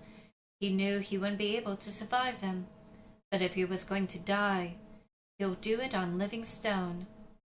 Josiah barreled down the hall, knocking down all these perfect dolls standing at dainty attention. Soon he came to a wall with exposed sandstone. Blood was scrawled on it by a finger, trying to spell out something in a language he couldn't read. Josiah unrolled and touched the earth and felt the pull, the call to go home. He pressed the palm hard and willed the stone to know what he knew. When he removed his hand, the words 15OLIS were hewn. The sound of gears grinding drew near. Solemnly, he turned to face his attackers. Blank, symmetrical oval faces stared down at him with empty plastered eyes, silent as ever. 4-barrel guns fired manufactured bullets pierced into his flesh. The pain was quick, for he felt the call home. Josiah melted back into the stone, taking the etched words with him. Test subject 479240 has been deleted. Boomed the calm voice from earlier. Please obtain test subject 479241 for testing.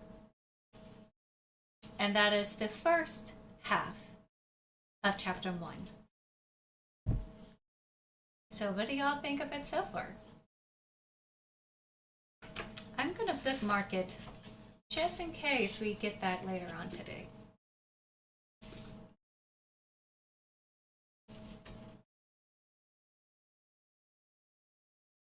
By the way, just in case you were hopping in while I was reading this, this was the first scene of the Mannequin Queen, made by me, K.N.Fitzwater.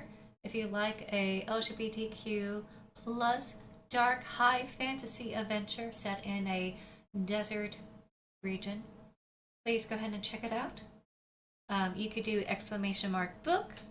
And if you want a discount, you can get it through promo code FITZ25 to get 25% off from my Four Horsemen Publications, my publisher.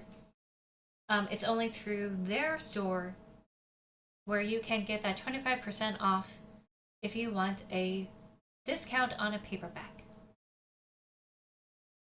They were really awesome. They were willing to work with me, and I'm so happy they have this available.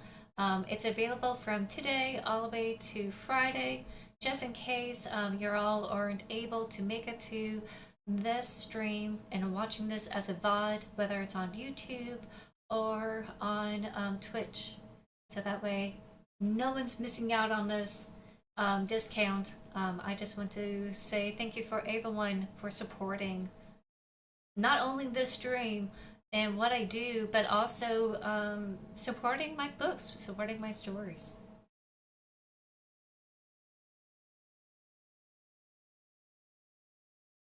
If we get a similar reading later on today, I will definitely read the next segment.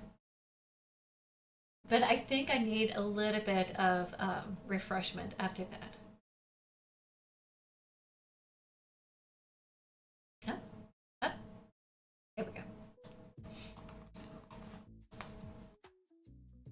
comments and questions before I try to get coffee or anything? Oh, and then we have ads. I'm gonna take that as a chance for me to get something to drink. Because I've been talking a lot. If you want to put your questions in while I go, more than welcome to. So, I'll be right back. And again, thank you so much for your kind, generous support, Son of Lilith. I really appreciate it. Thank you so much for your kindness. You really didn't have to. You really didn't. Thank you.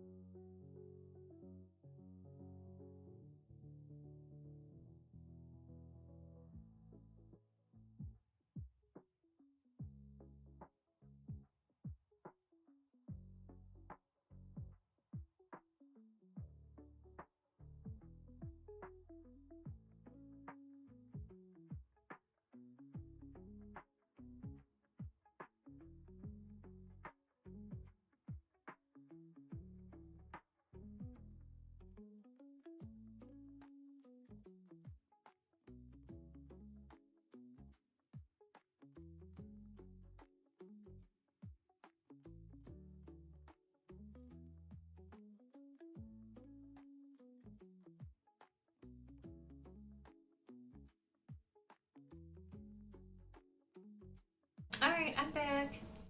Thank you all so much for your patience.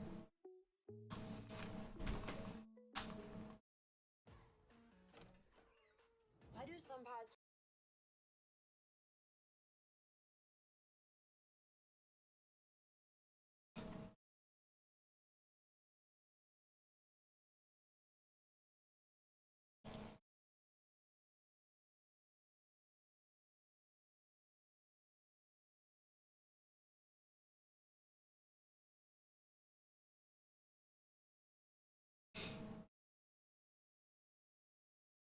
Okay, there we go.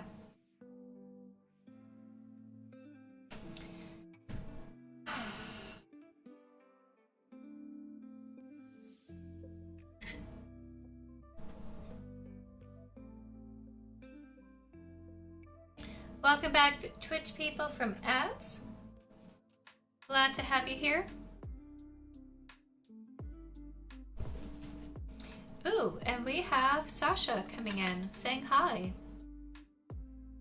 Let me show you her.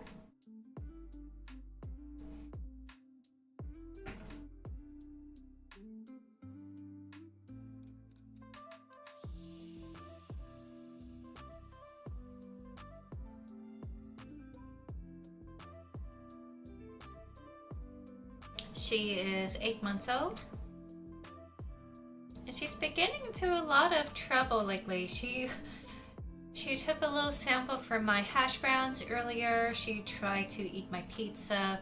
And for the most part, she wasn't allowed to be in my room because she kept wanting to eat my food.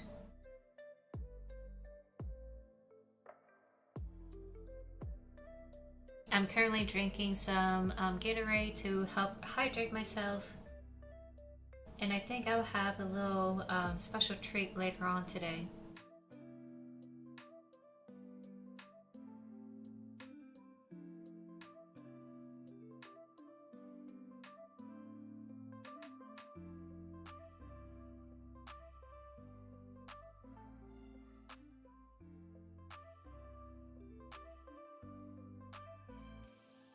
Oh, okay.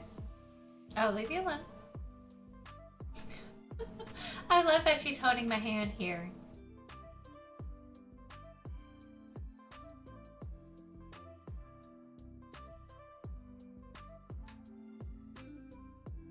If I don't have any food, she normally would do this where she would just lay on the desk here and just hang out.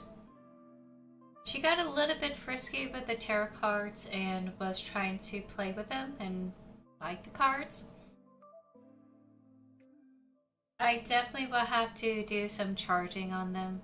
I don't think, especially the Oracle Defi deck, I don't think that's like a good thing they had to experience.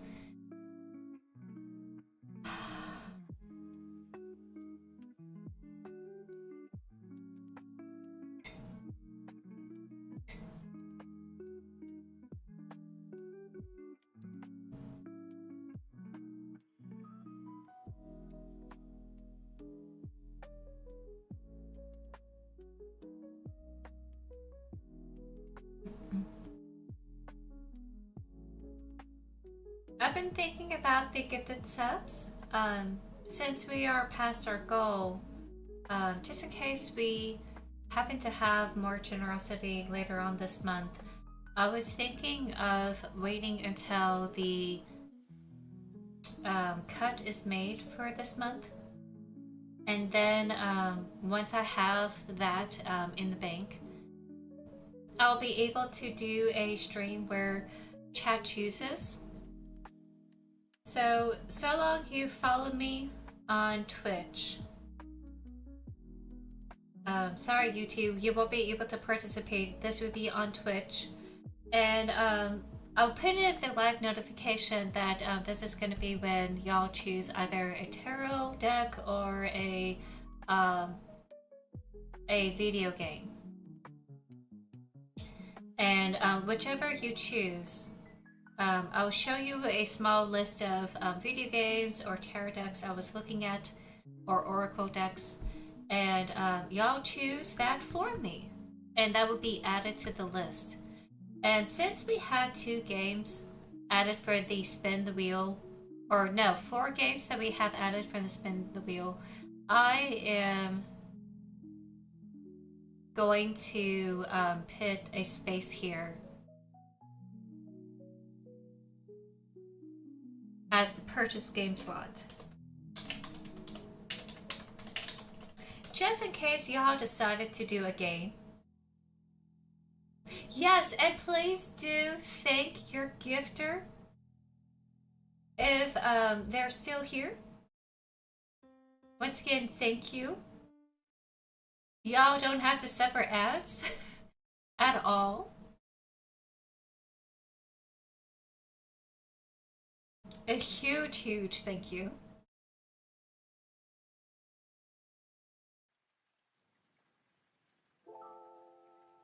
I have about 12 minutes, oh actually 10 minutes left before I dive back into Signalis or Signalis. So any last minute questions, comments, things you want me to talk about before I switch? Don't worry, there will be another Q&A session coming up.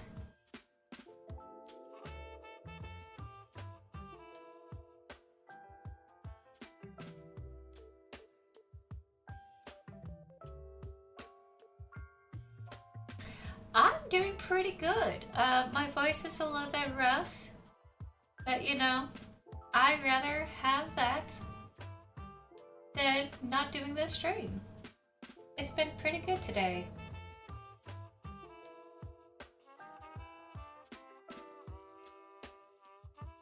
I have been so nervous for today. Yesterday I was really showing it during my Silk Song play, and I'm so glad that it's not as bad as I thought it would be today. There were some hiccups, but I'm glad that the hiccups are manageable. And today has been proving a very lovely, chill kind of day. I'm really happy about it. As far as I know of, knock on wood, there's no weird issues.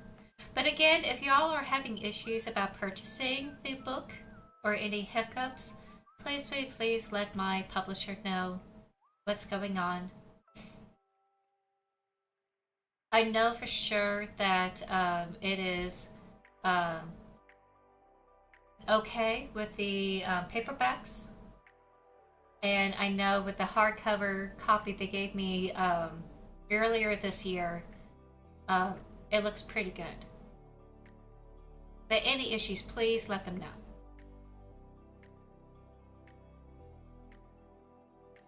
Was I worried about the questions I might get? I was worried about the multi-stream not working. I was worried that there was going to be like a crash with OBS. I was worried about, technological issues. I was really worried about that. I was also worried about like the book, blowing up or something. Last time the Doppelganger Queen, when it was released, there was the issue about the cover art being oversaturated. So all the people who had pre-ordered the hardcovers, they were returned simply because they weren't able to print it. They had an error. So I was really hoping there's no errors with this one. I was really upset when that happened. Not last year, but the year before. So I was really hoping that's not the case. But yeah, like a lot of tech, I was really scared. And any issues that, anyone who purchased the book, if they have any. I'm hoping that everything goes smoothly. Y'all get your books if you had ordered them already, and hopefully libraries will be able to smoothly add it to their rosters. I'm hoping that it's available in Libby. Just a lot of things. I was really scared. I have no idea how multi-stream is, so I get that. Yeah, OBS doesn't have it in its system. I have to download a plugin. So it's a lot of tech. I have to look up a lot of things and a lot of tech, and in fact I downloaded a third party that's supposed to help me read both chats, and for some reason it didn't work. There's a sign-in I had to do, and I simply don't have the time to do the sign-in, so I decided to just pop out the YouTube chat and read the Twitch chat through OBS, and it's working. It's really working. I'm really happy that, the pivot works. But yeah, multi-streaming, not that bad. You just gotta get the extension going very smoothly. But you still have to log in on YouTube to change the descriptions.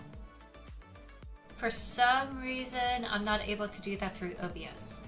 Go figure.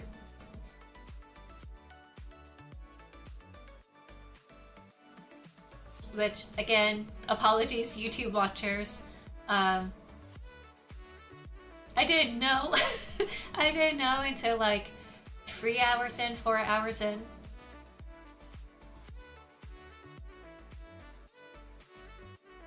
Yeah, me too. And by the way, I know that you have been lurking for the majority of my streams. Thank you so much for your love and support. Even if you have been lurking, I really do appreciate your time. And I'm glad that you enjoy being here for a couple of years. Thank you, thank you.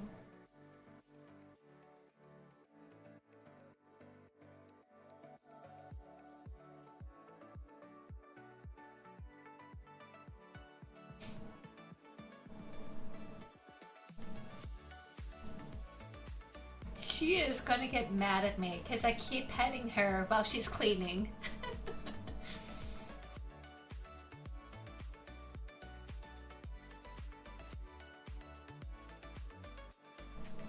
I think my eye makeup is kind of shifting on me.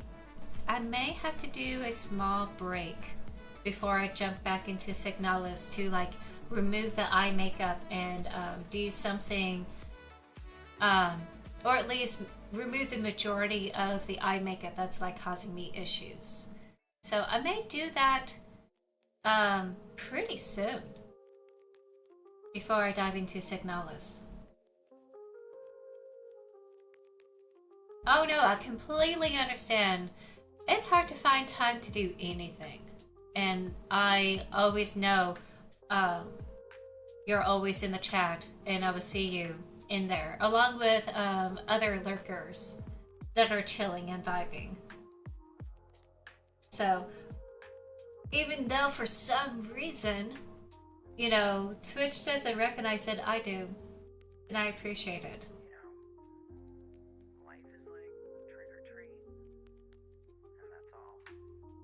And I'm glad that you love hanging out here.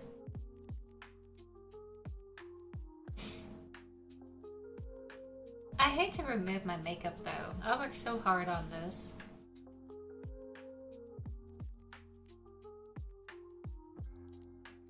Right now she's standing up and looking through the doorway as if it's offending her. Her eyes are just locked in. Okay, you could go.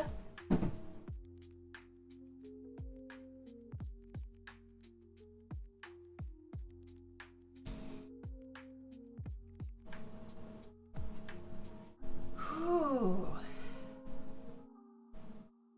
Also made a new ad for May this time around, celebrating its release.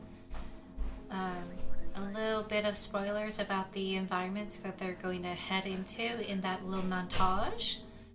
Montage, not montage. So if you all are curious, it's also on my YouTube channel. Just a little tiny sneak peek about what's gonna happen. Yes! Also, anyone who is also here, shout out to you. I'm going to be doing this all day, but if you ever want to take some time to support a fellow friend, please do so. They're a variety streamer, they do awesome things.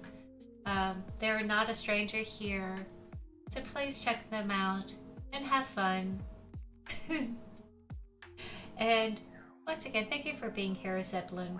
I wish I could like show up on your streams and say hi, but I do know that you're a streamer also, and I'm so glad that you're doing this also. Your passion.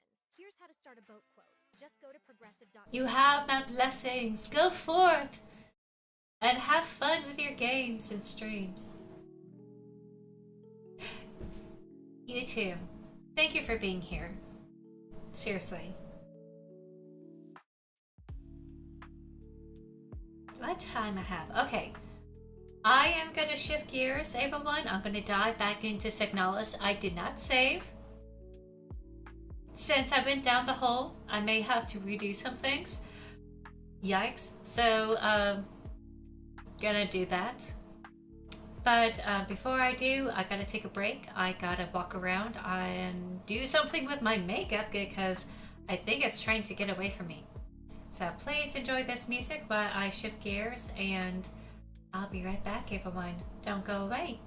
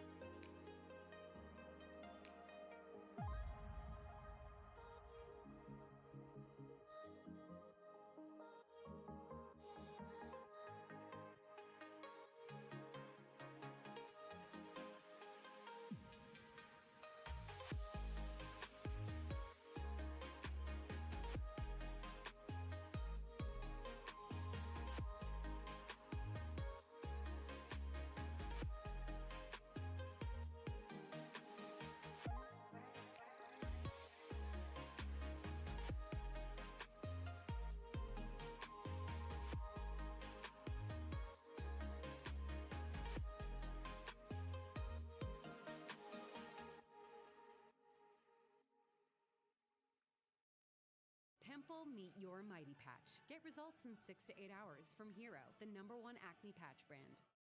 Hi, I'm Nicole Hockley from Sandy Hook Promise. The shooter who murdered my son at Sandy Hook Elementary School was able to shoot 154 rounds in approximately 4 minutes. 5 of those bullets hit my 6-year-old son Dylan, and in an instant, he was gone.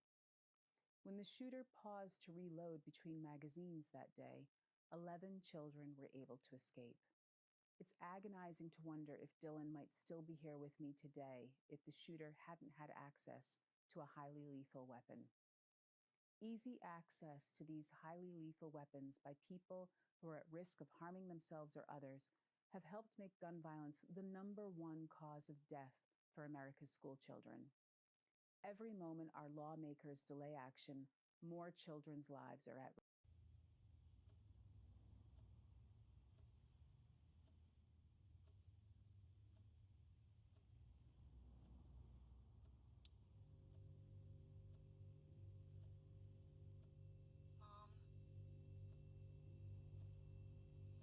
Mom? This noise is strange. Oh, sweetie, go back to sleep. It's just the fridge.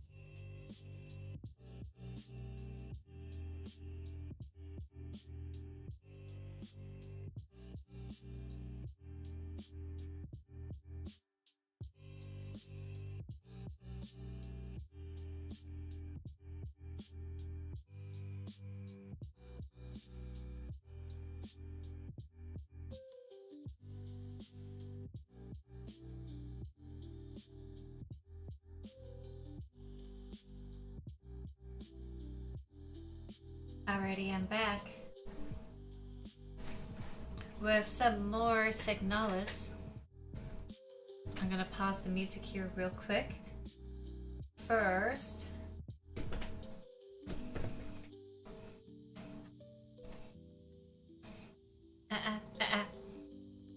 not for you.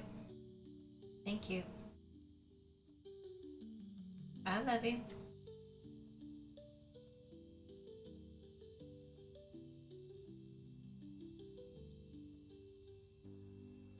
It's just the fridge. Okay. There we are. So this is going to be the last session I'll have with Signalis. If y'all really loved it, please let me know. I will continue it later on today. Child. I love you, but child. Alright, gonna minimize this. Gonna bring up the game. This is one of those games where they trap my mouse inside the game.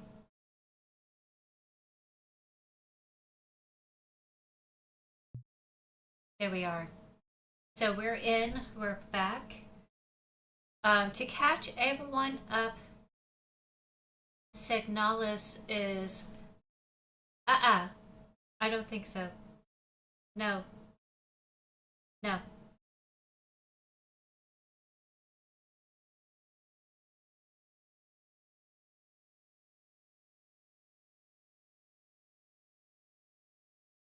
Alright. Sorry, that was Sasha misbehaving here. Okay, there she goes. Alrighty, so, just to catch everyone up, this is about Elstar, or Elstar. She is a replica unit, a kind of cyborg where you have the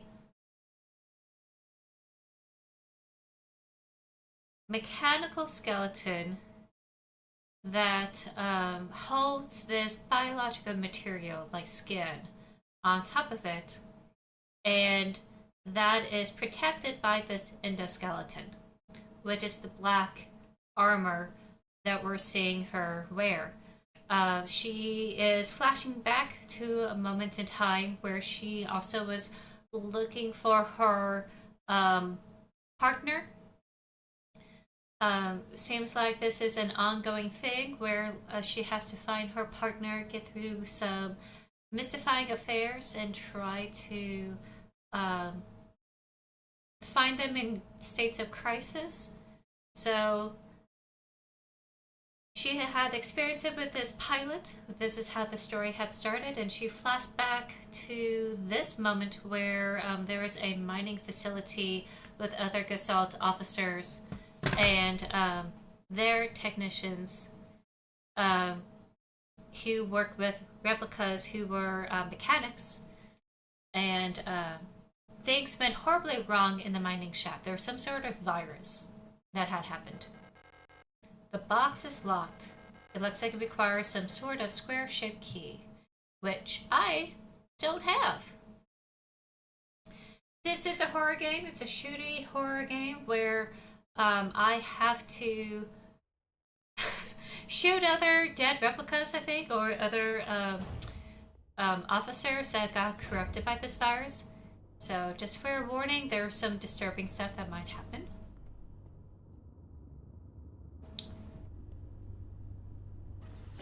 But it's a mystery, and I want to investigate this said mystery. Storage? This whole time? Okay, listen, I risked it all by having the game pause on the jewelry box.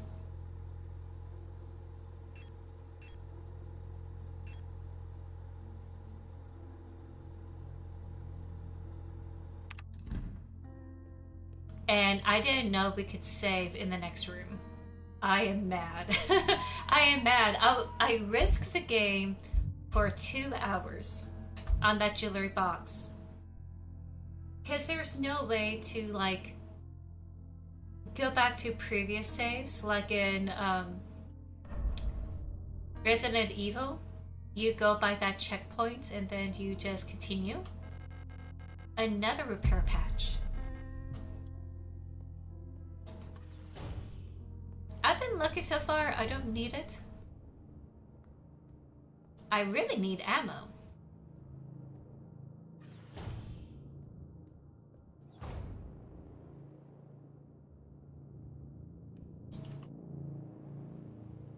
This is set in a dystopian technological environment with the smattering of Japanese characters and German phrases.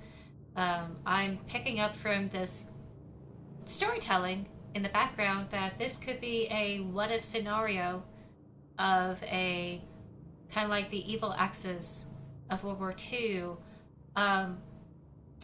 winning the war, and they created this type of environment for everyone. Memorandum, wall, safe codes. It has come to my attention that at least one worker might be aware of the code broadcasting frequencies for the protector wall safes. Any workers connected to this leak are to be interrogated until the culprit is found, restricting all radio privileges for workers until further notice. Okay, so we have someone rebelling from the inside. That's nice. And another code. Arbor Treasure Technique is what they said. Actually, let me look at it further.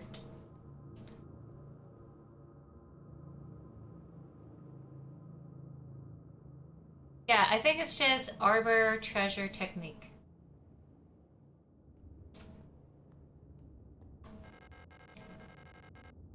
Pick up disposable stun prod.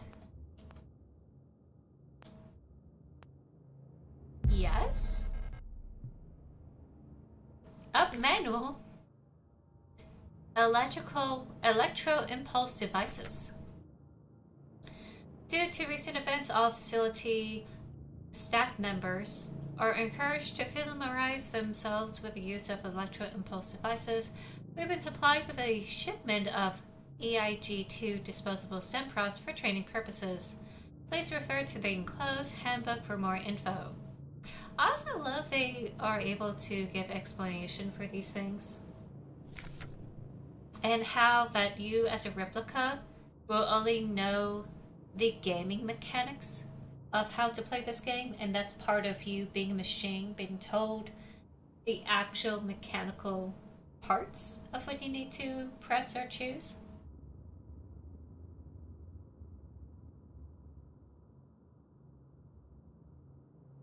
Because a lot of games will go, oh hey, I'm telling you how to play this game out loud, even though this is rather fourth wall breaking and very meta. You know, it's very disorientating and it kind of pulls you out of immersion. Whereas this one, it's able to like integrate it into their instruction manuals for their robot technicians. This is awesome. Or I'm sorry, cyborg technicians. It can be equipped to the tool slot in the inventory. Once equipped, it will be shown in the lower left. So I use C. Stand prod can be used with one hand while on the move and even while aiming with another weapon.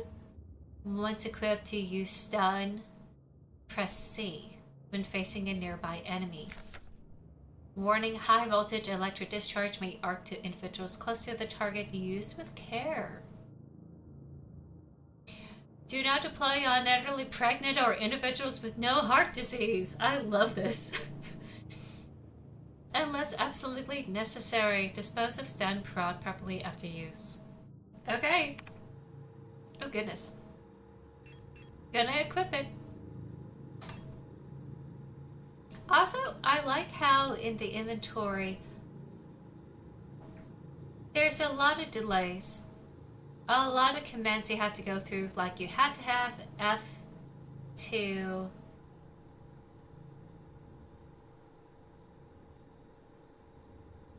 Sorry, she's playing with my tarot. There you go. I love how in the game you have to press F to pull up the mini window. You have to use your arrow keys to select it. It's clunky for a reason because it makes you think about the mechanics of the computer and how every single movement is written code. And I love that.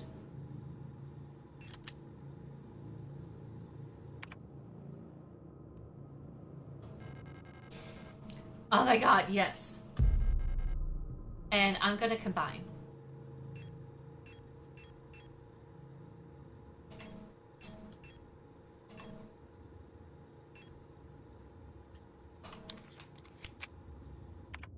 Oh my god, I was needing something. Wunderwaffen. Unsure Nation. Im Kampf, ich das Reich, Fag in Heiten. Yep. Wunderwaffen, super weapons of our nation in the battle against the Empire Valk units. Okay, so propaganda material. Yes, we need this. We need this so much. Interrogation report. Oh. Subject worker S23 A6514. Wilhelm Chen. Offense contraband found in locker. Result, confession. Punishment, no food for 3 cycles. So I'm assuming cycles are days? Because if cycles are years, like solar cycles or lunar cycles, I'm really hoping cycles are just the rotation of the planet.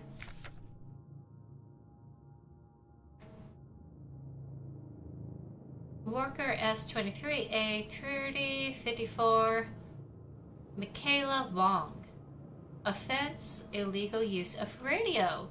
They found the radio person. Result, confession.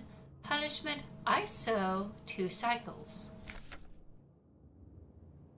Worker S23A 4952 Wolfgang Wong. Illegal use of radio. Result, expired during interrogation. Punishment, none. Oh my god. So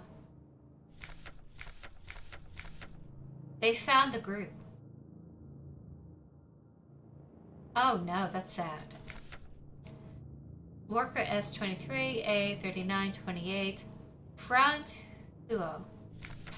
I don't know if Michaela and Wolfgang are related. I know they share the last name, but that could mean that they are married, that could be that they're siblings, or maybe they're just part of the family unit. I don't know. All we know is that one lived and one didn't.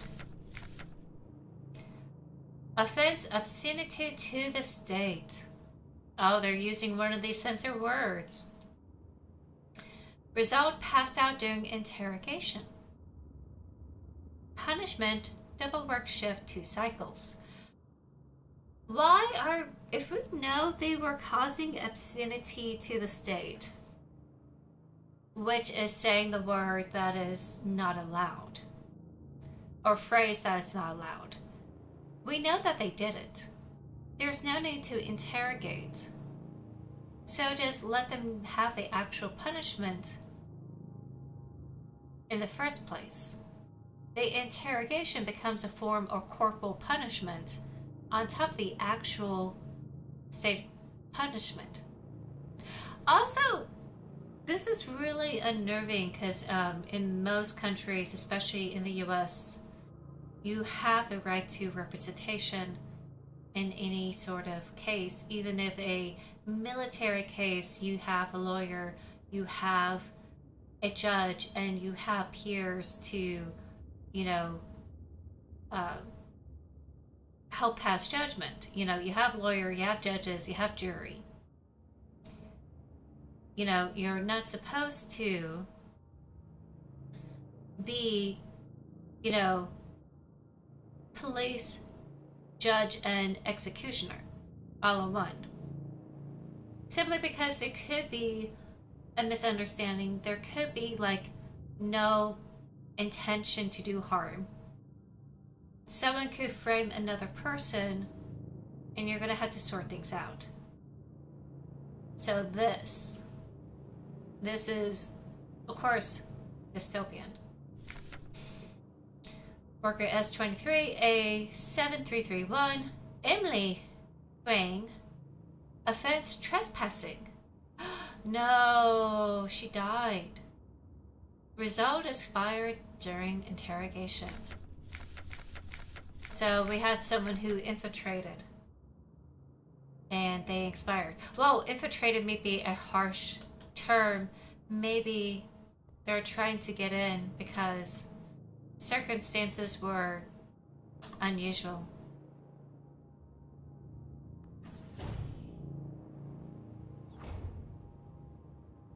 Okay, so let me check one. I only have one slot. I think, thank goodness we're able to stack these things. We have the East Wing key. That's gonna help us find. Oh, we could go right and left.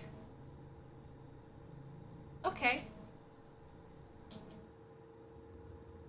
So this is gonna help us go off to the right a little bit more.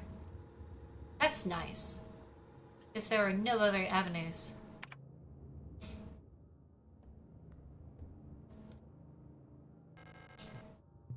Okay. Unless they're talking about... Oop. Wrong one.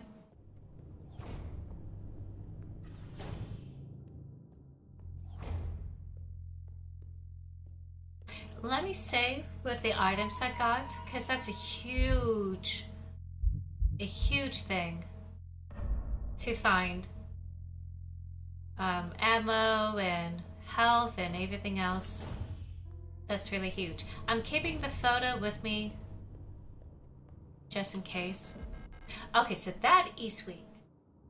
That unlocks it.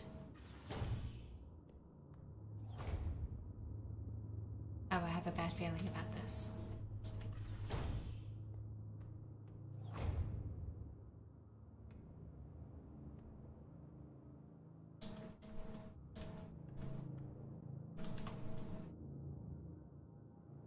Okay, nothing there.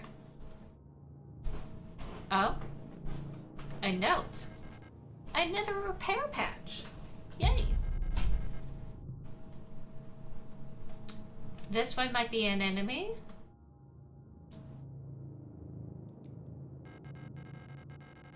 Is someone inside?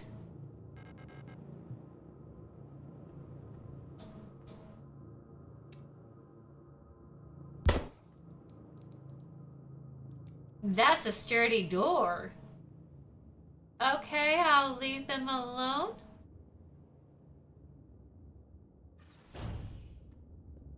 I know it's a waste of a bullet, but I use the nation's resources how I see fit. Okay, so... Okay, we can go through there. A lot of bags. Also, not a lot of enemies. They gave me, like, a lot of ammo. For a reason. Oh boy. A lot of ammo.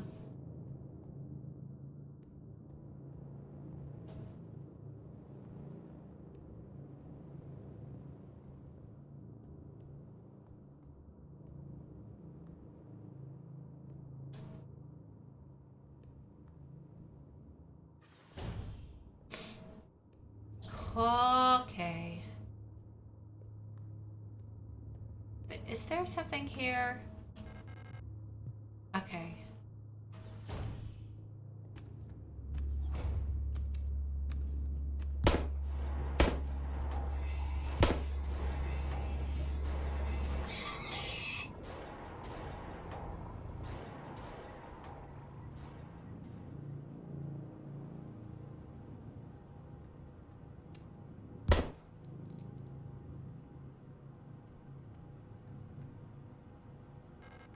It's breathing? Question mark?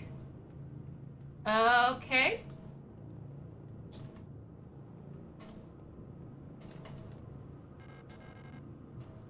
You know, I will shoot.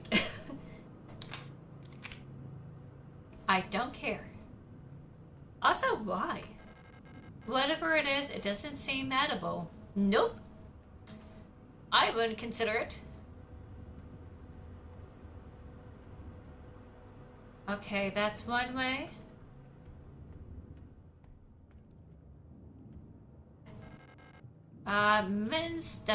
Mensa key? Mensa key. Okay. Secrets? Nope.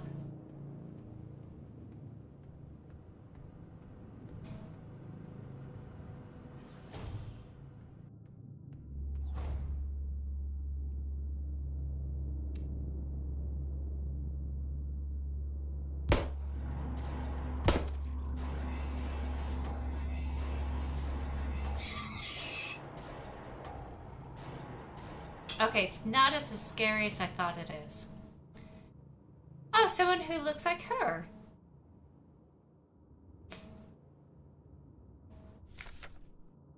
EULR. Simple, universal, light replica Yule. Oh, that's right, the models of these replicas. Simple, universal, light replica Yule.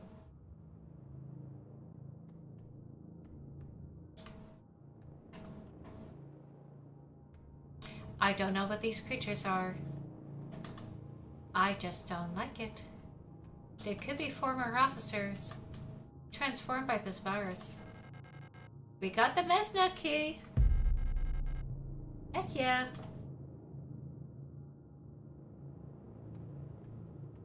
Oh, can't reload. Okay. A defective door.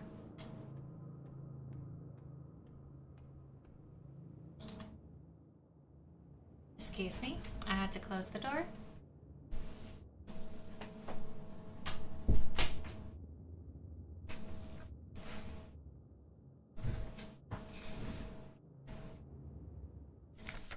Service request form R90.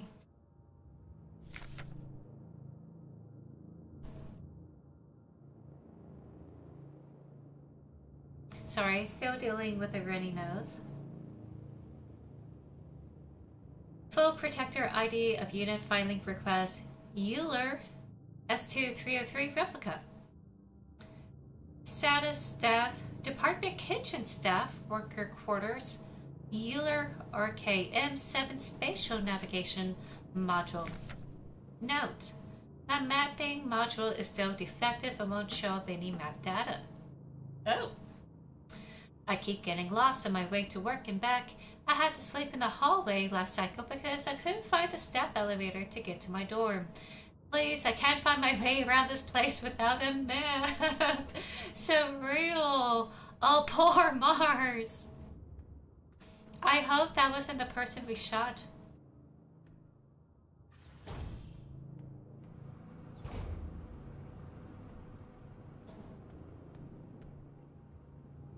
It's kind of weird that we shot this weird creature thing and it did nothing.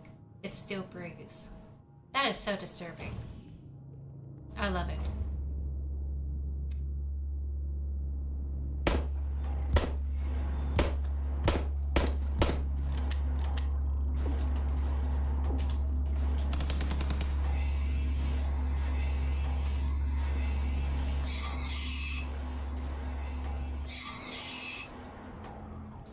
I can't believe I ran out of bullets.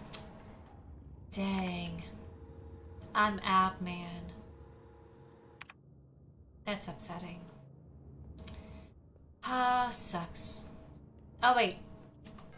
Yay!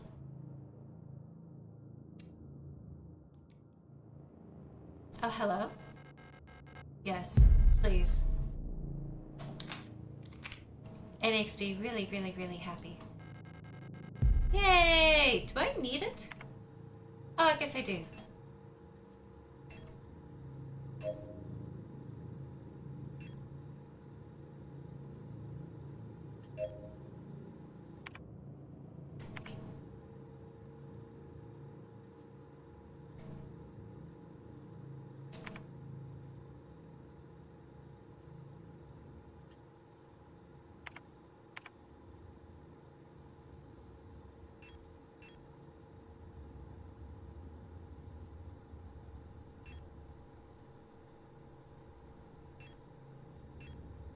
I don't know what this means, but it's really cool I'm seeing this.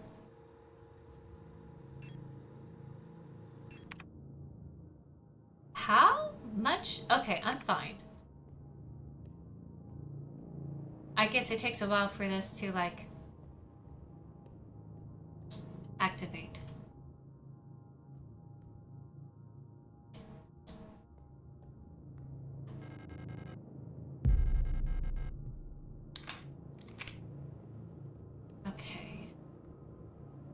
So is it only 2?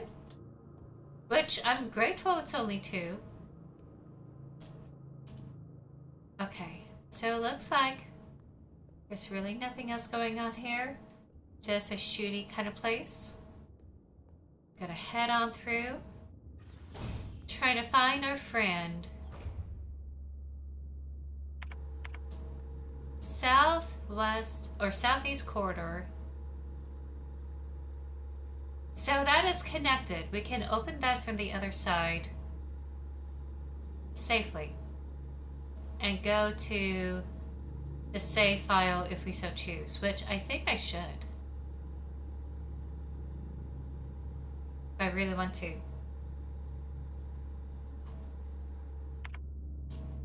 So let me do that.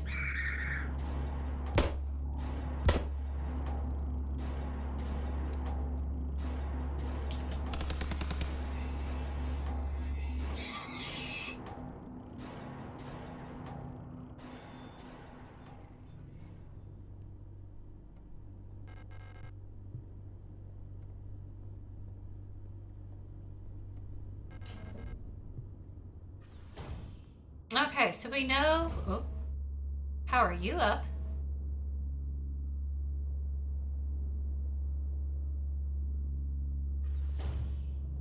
That's weird. Why are you active? How is that possible? You weren't like that earlier. Oh, wait. No? There's no reason for it. That's weird. Okay, I guess I'm just wasting time. I can go down.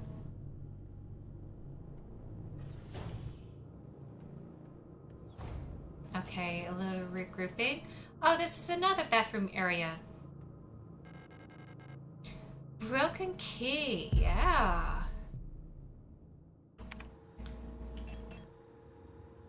Strange rectangular key with a butterfly wing pattern. Looks like part of it is missing. Nice, okay. So whenever we see it, we'll put it together.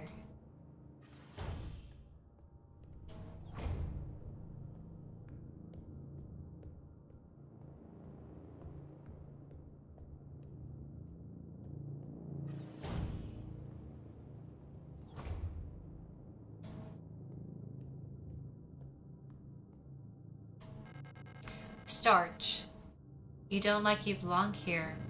You're an L-Star unit, right? This facility is currently on lockdown. You shouldn't be here. I'm the protector controller on duty on this level. I don't know what kind of business you have here. But as you can probably see, we got bigger issues right now. If you're looking for the commander, I have bad news for you. She got sick. And everyone else is getting sick too. That's really all I know about it. I'm sure the administrator knows more, but who knows where he is? Oh, dang. Yeah. That's Alina's. She got sick. Hold on.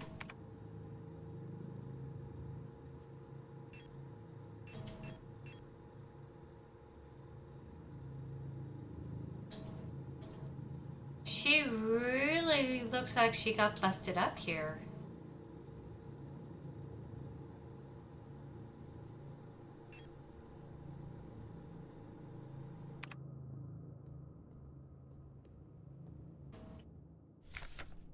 About the administrator.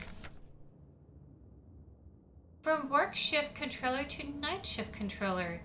Due to recent events, some security technicians will be serving both work shifts and night shifts. So we have the following star guard units. Affected controller units are also listed. Until an effective treatment is found or reinforcements are sent from Hymet, we all have to stay strong and do our best to keep the facility secure. Failure is not an option. George Saban. P.S. Keep an eye on the administrator unit. Since the incident, he's been acting stranger than usual. Without the commander to keep in check, we'll have to ask Colibri for help. Colibri. That person! Okay, so we got one more stun gun. That's nice.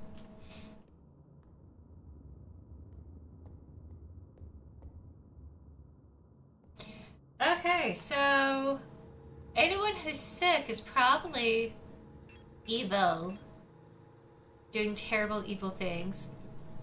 I need to go up and use the West Wing key. Because I think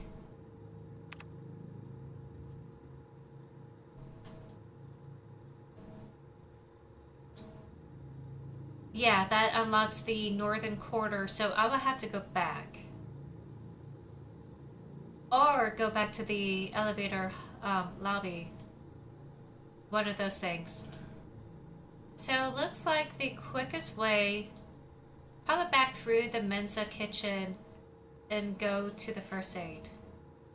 I was thinking of going through the southern corridor and then like going straight through, it would make some sense, but there's a bunch of creatures there, and I'm not sure I want to do that.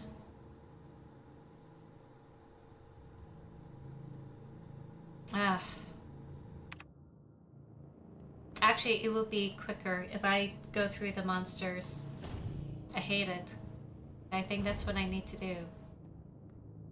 Oh, forgot to check this out. Nope, okay. Just want to check. We have the Prodigy Doohickey. We can fight our way through.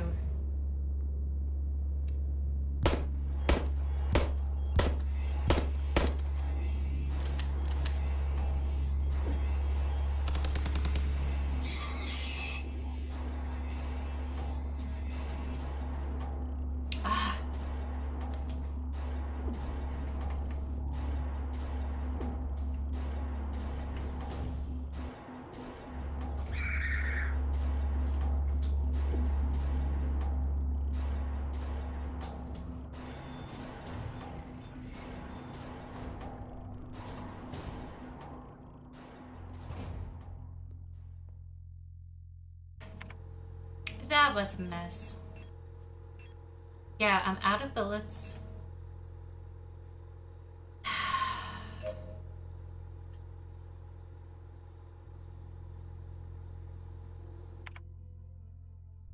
Am I fine now? No.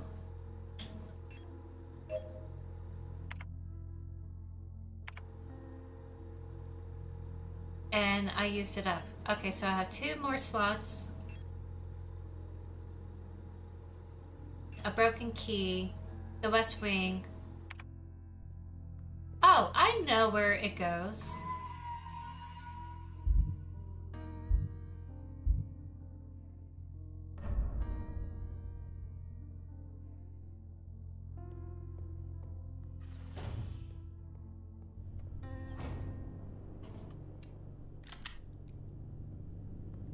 All right. I know we had limited ammo, but like, geez. Okay. This goes with this.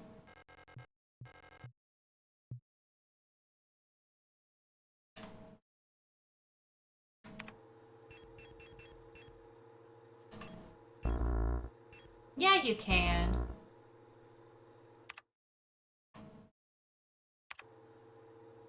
What do you mean you can't?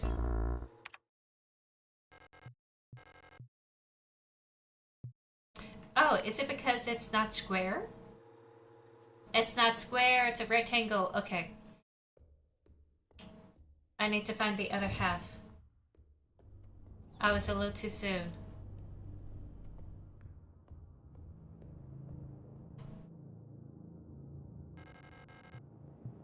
On the other side. Okay. Do I still have... Nope, that's gone. So I'm gonna have to run through these things.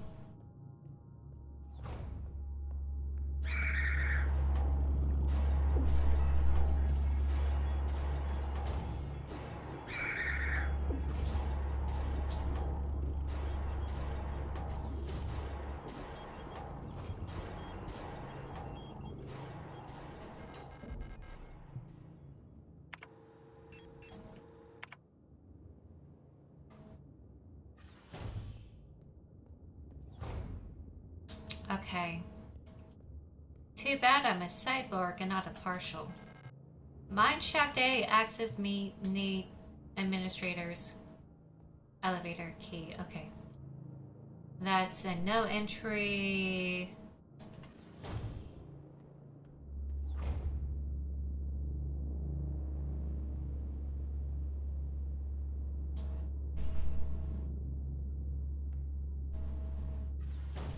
I'm coming back later.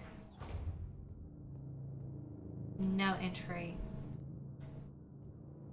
No. Hoo hoo hoo.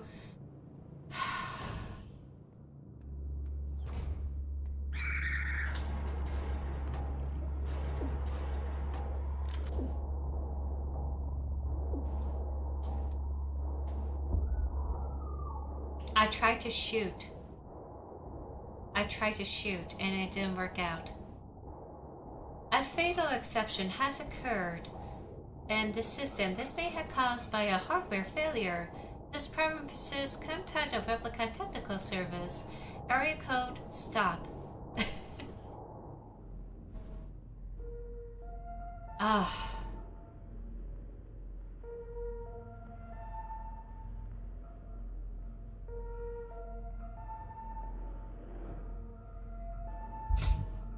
Going back to the previous save. And back to... Oof. Back to here.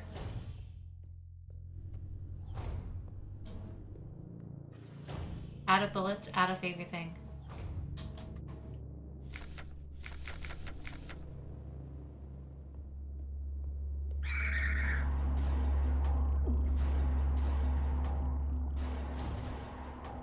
This is a bad situation.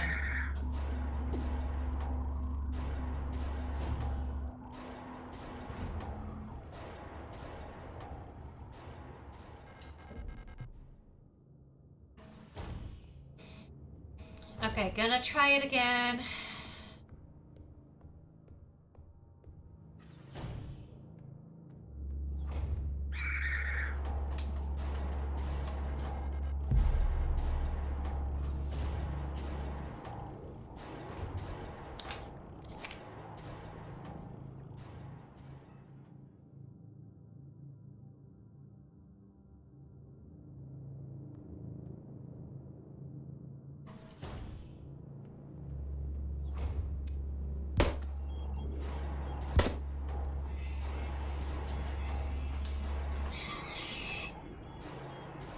Good, I could investigate.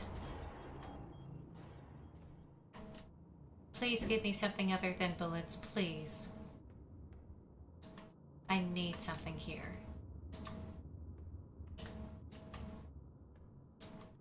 Oh boy.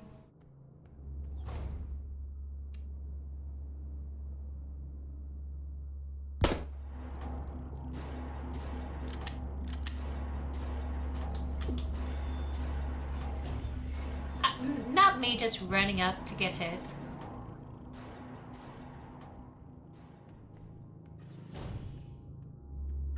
Shit! Anything I could get here? No.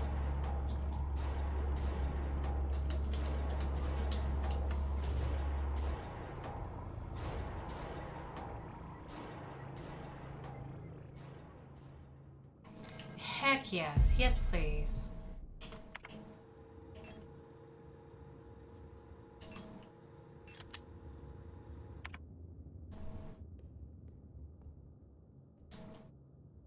I wish I could get healing. That would be nice.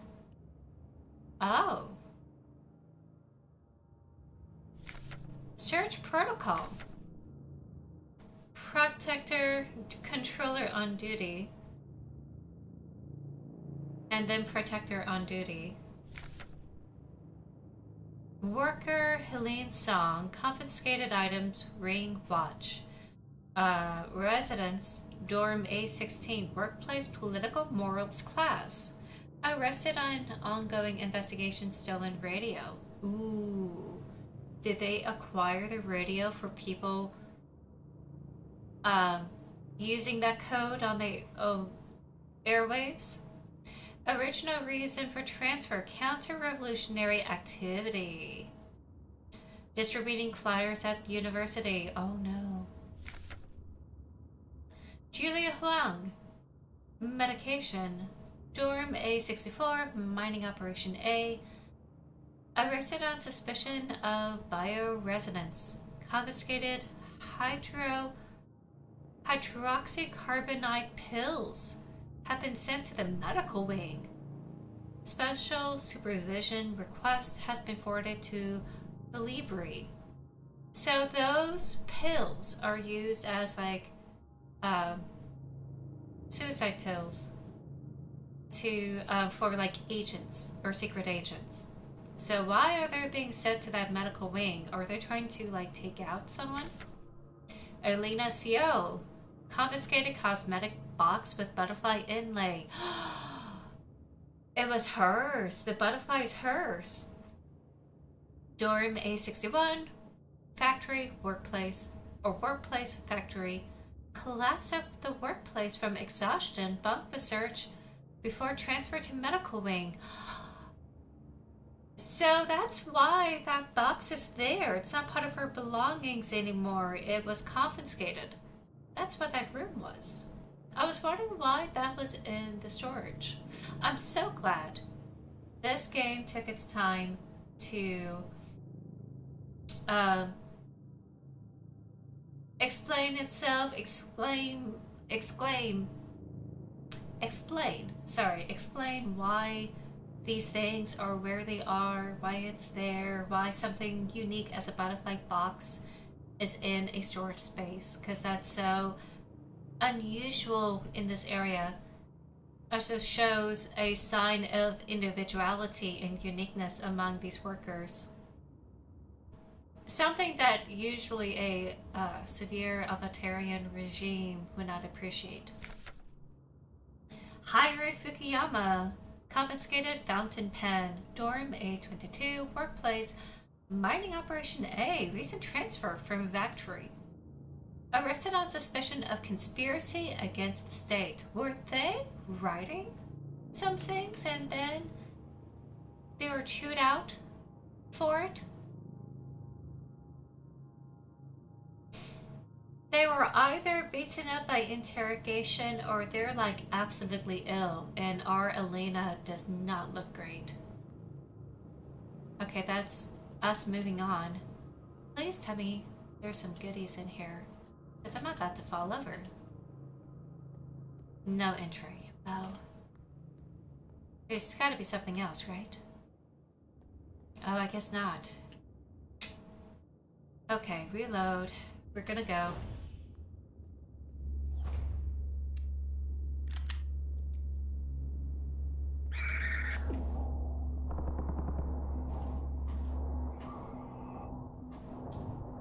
No! What am I doing? Oh, it's already dead. Never mind. Well, we know there's some creepy crawlies running around there. Oh yeah, we unlocked the door. That's nice. I think I do need to go back in there. How critical? I am critical. This is bad.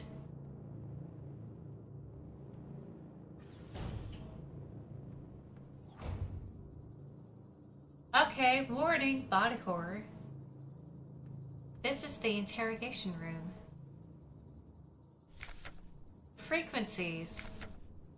Moon sun scares, rook tree swords. Oh, she's asleep. I'm gonna write on this one here.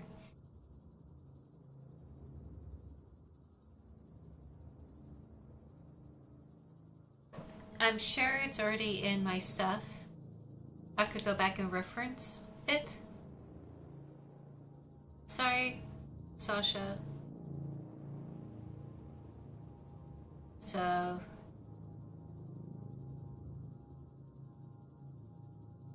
it's a puzzle.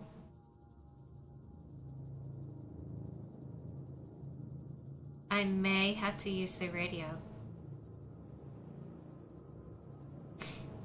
Rook.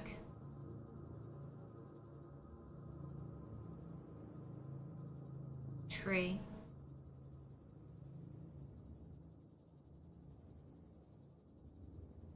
Sword.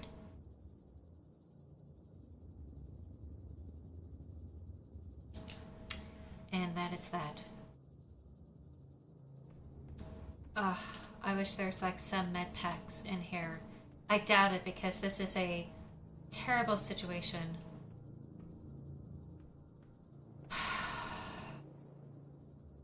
I'm sure they see me going through here.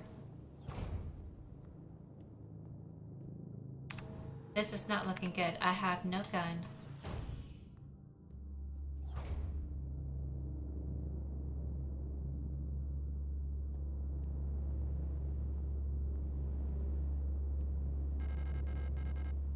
Hairspray.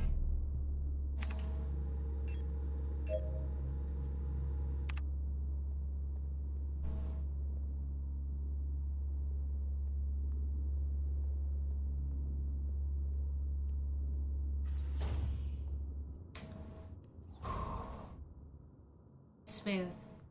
Okay, so running does not help.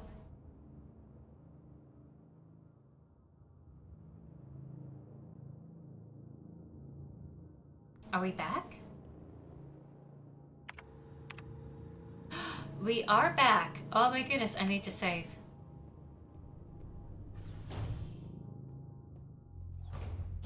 I need to save. Ooh, that was a close call. That was a close call. I'm gonna save here.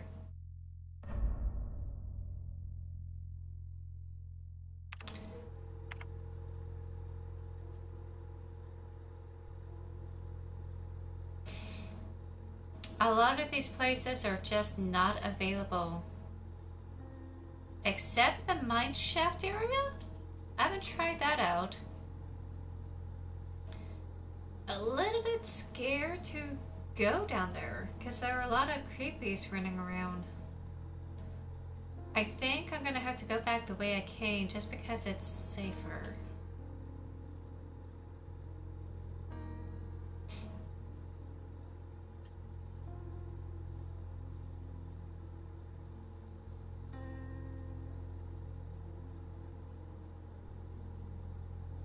If I have more bullets, I will go back to ISO and I will find some items. But I need to go back to the mineshaft access. For some reason, cannot get those things to open. So, I am... Since I know...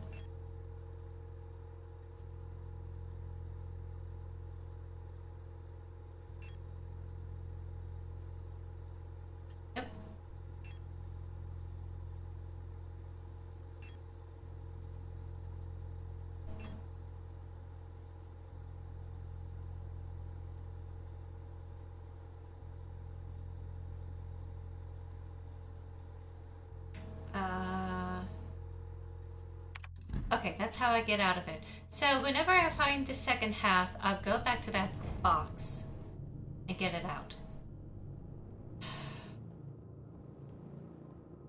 Which place has the radio room? Because there's the wall safe. There's the elevator controller.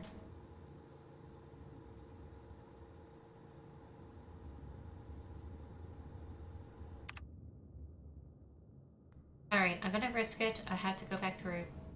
Have to go back through the hallways. Actually, I'm gonna check out the ISO real quick.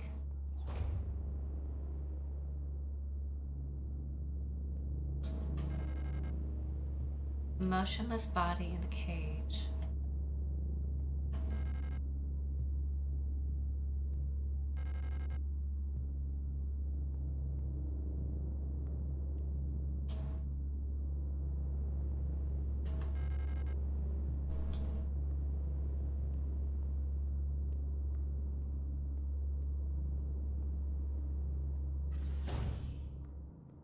Oh my goodness, that was scary.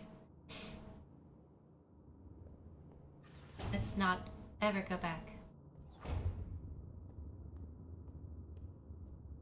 Still no access there. I'm gonna have to...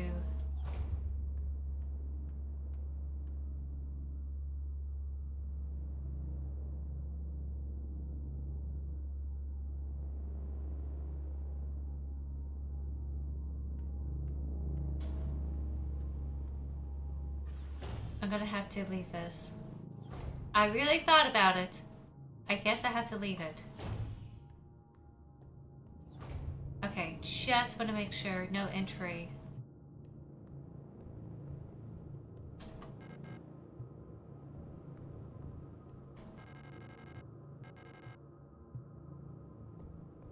Can't get it right now.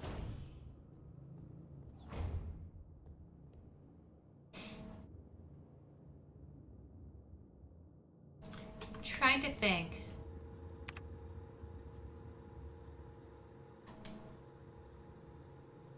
The wall safe that I found was a tree. Hold on. It was a tree. I have to go back. It was a tree.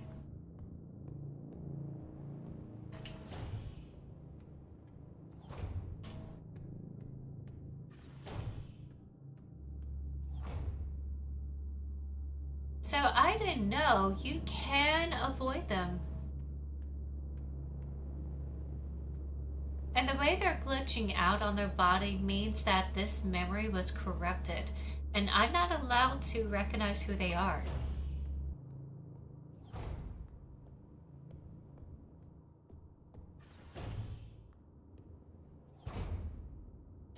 Because I think they're like me. They're like other replicas. And I don't think I was meant to know.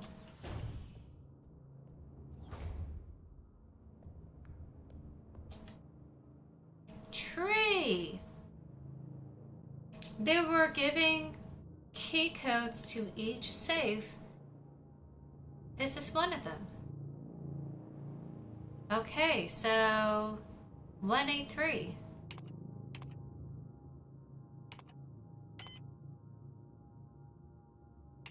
One, 8, 3.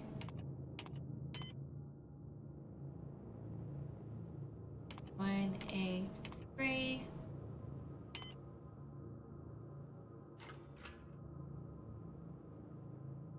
Huh. How do I do the point O?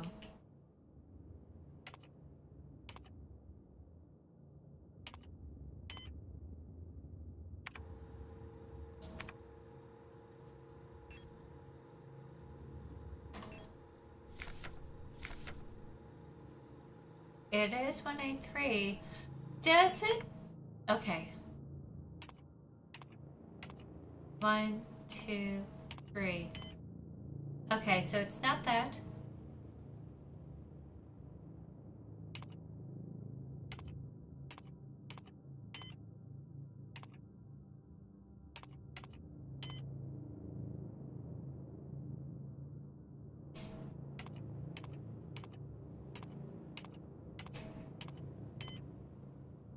Huh. It seems to be the insignia of the safe manufacturer. But it's a tree. It is 183. Am I doing it wrong?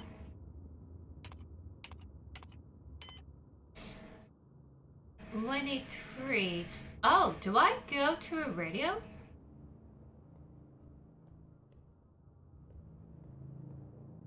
Oh, wait.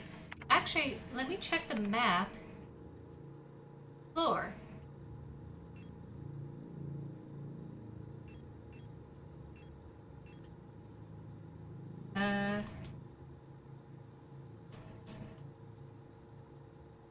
Microfilm.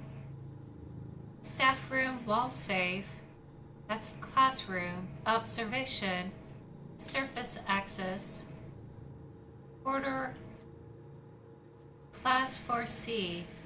The Class 4C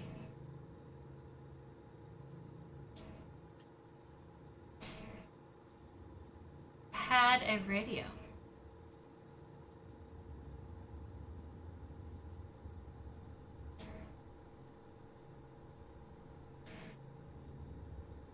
Someone had a radio.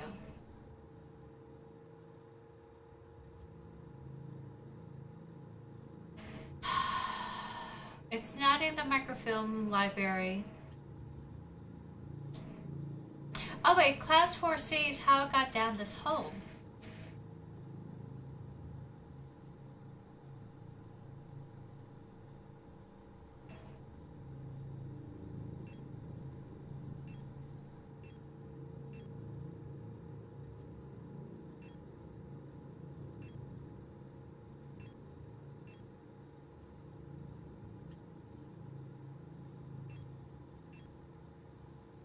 So there's only two things I know. Okay, so I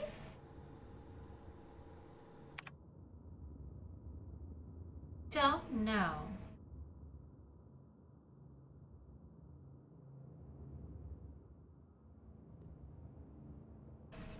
I think I need to find a radio, figure out the signal, because they were talking about the radio in the upper floor, and just go from there. So this means I need to go to the elevator, which it would be safer to backtrack.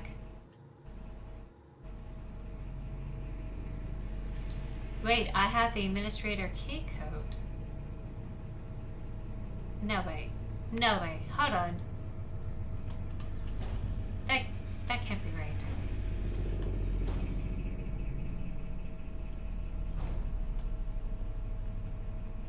That can't be right.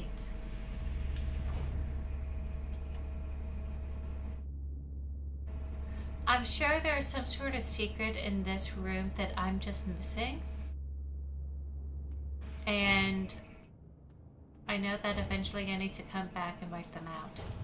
But it's nice to know that I can avoid them. Just gotta find it. Oh, that's it? Okay. Alright, I thought I could unlock it.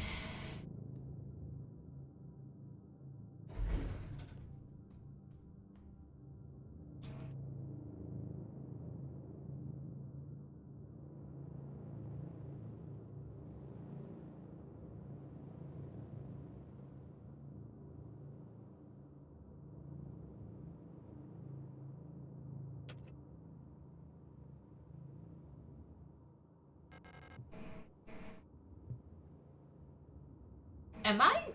I'm missing something.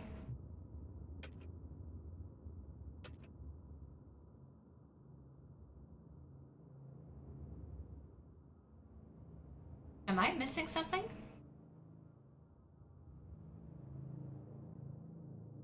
I am.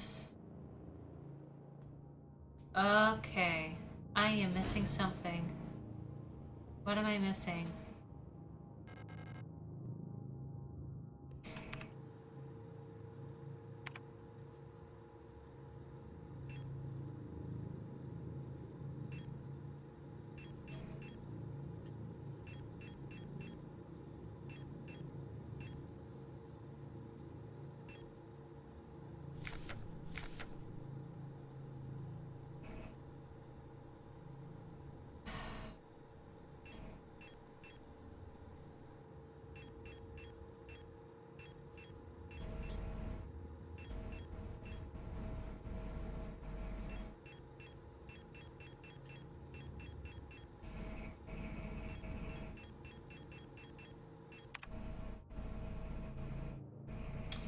I am stuck.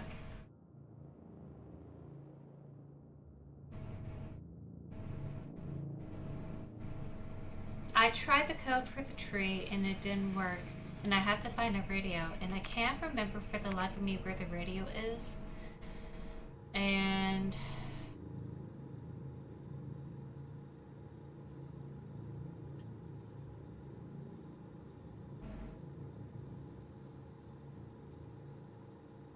I'm stuck.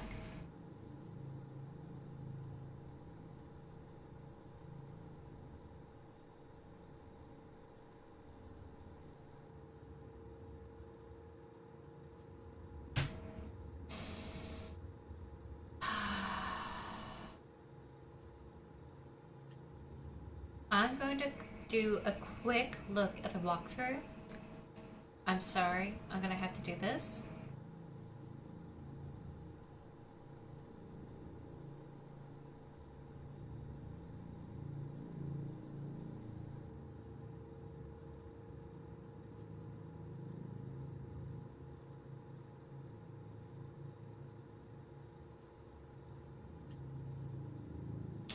Let's see.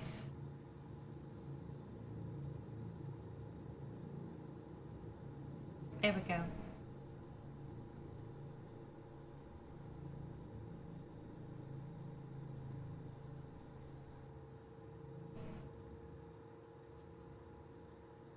Nope, no. Okay.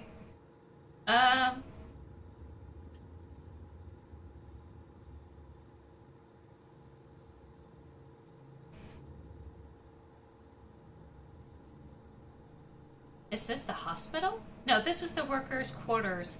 I just need to figure out everything here. We got the Mensa key. That led us into the rationing office and the pantry. East wing key to go through kitchen and pantry, which we did. We got the Mensa key through the kitchen, go to work and bathroom, pick up broken key, which we did. That was, oopsie. That was way down here. We got it through the worker bathrooms. The broken key that has the butterfly. We have the West Wing key, which helped unlock this segment that led to the mine shaft access.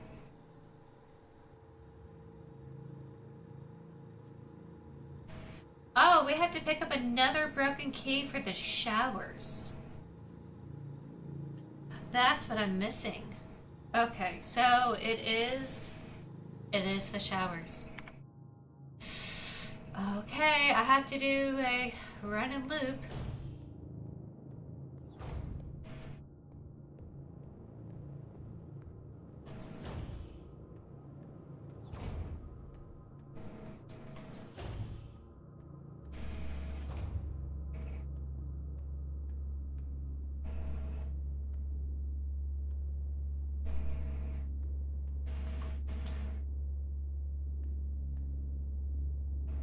I don't know where that could be.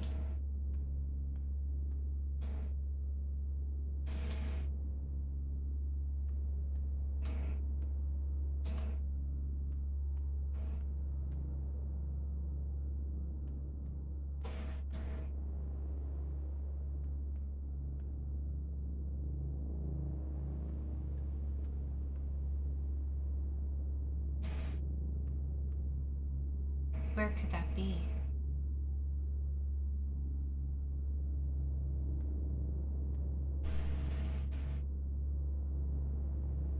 Where could that be? It's not on her, is it? I hope not. I hope this is not Elena. If that is the case, I kind of like screwed myself. Because I can't fight.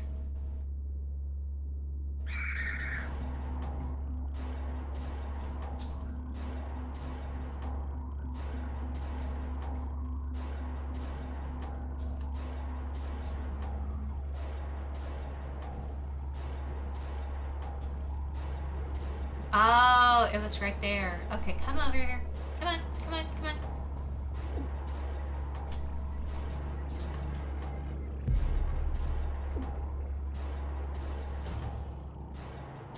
Gotta wait for her to calm down. Got the key.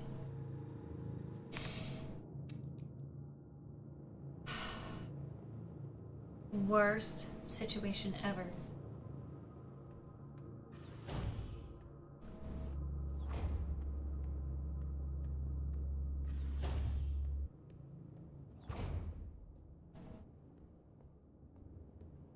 Okay, that's what I was stuck on.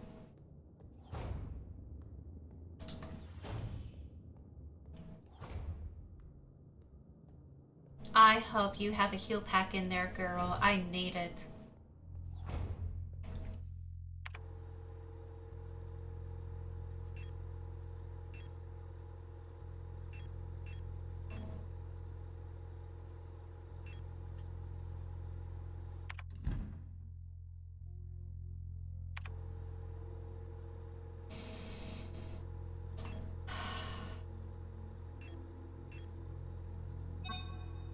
Alrighty, a strange rectangular key with a butterfly ring pattern.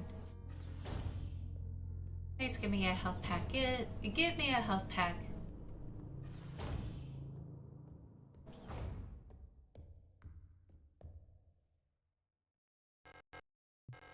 Use butterfly key. A mysterious artifact is placed in the box. Pick a plate of eternity? Is that such a thing? Pick a plate of eternity.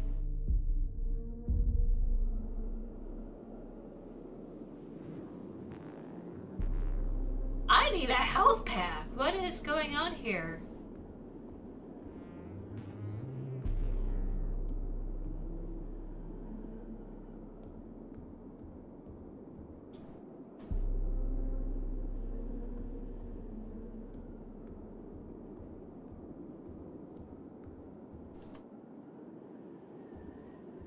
Hello?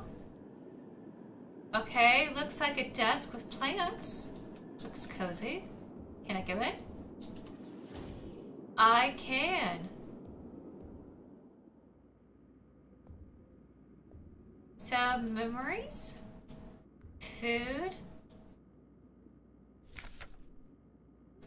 Young. Okay, to Radio Officer Young, Station 6.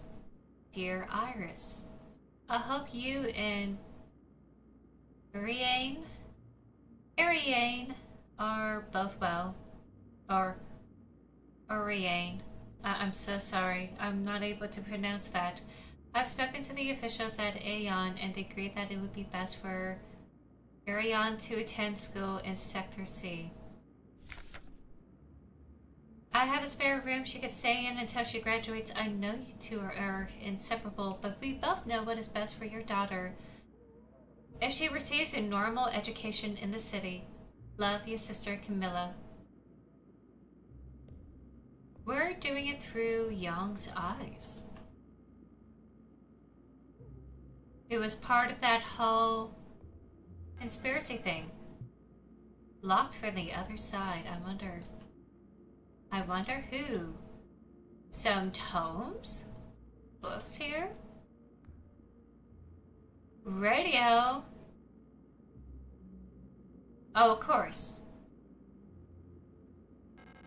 There's a replica radio module in the box. Pick up the radio module, yes. So now we can use the radio frequencies to unlock the boxes.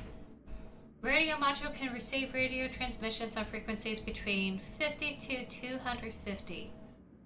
That's all the frequencies that I need. Access by pressing up in the inventory. I have an inventory. Okay.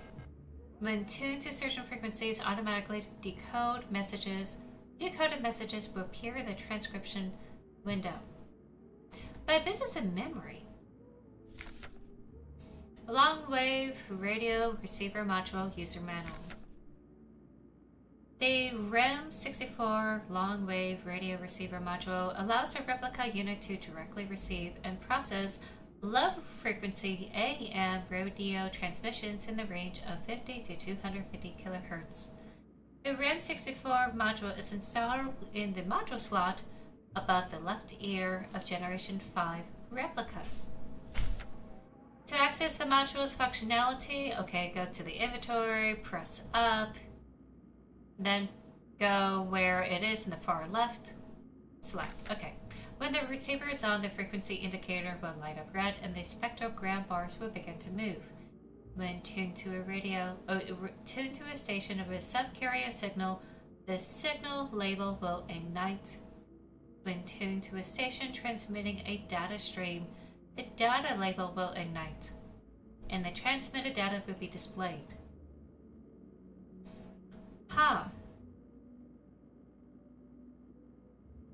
Okay, hopefully this makes sense. So, their plan, since I was connected with Alina, and somehow, what if I went missing because they determined to put this in my cyborg body and I didn't know, and I have no knowledge of it, and I woke up with Alina's stone as a trigger.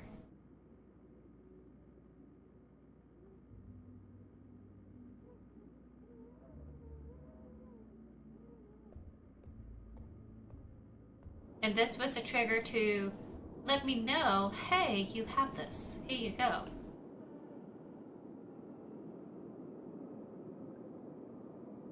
So I gotta do that.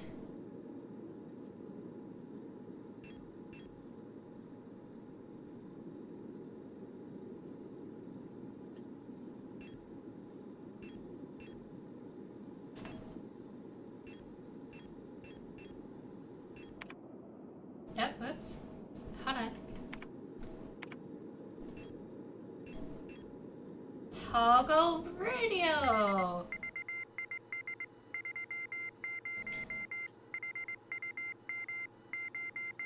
Visual 30 hum. Humidity 80 wind.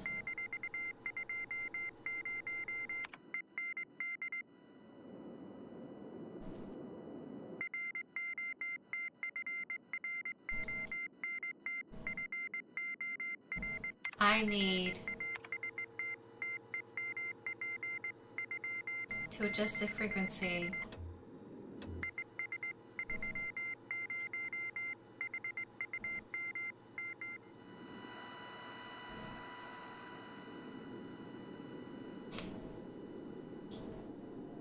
To 160.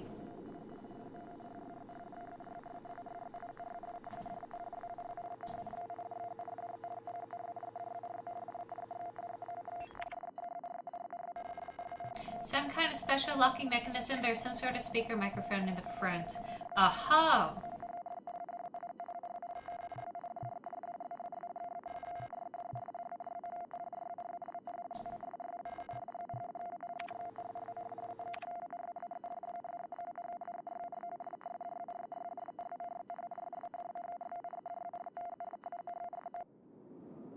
Nice.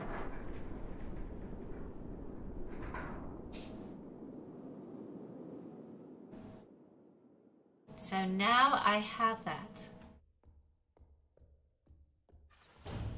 And these codes for these places are gonna help me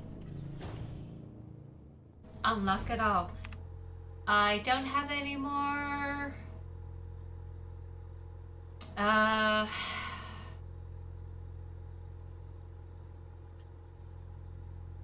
I don't know if I need to keep it.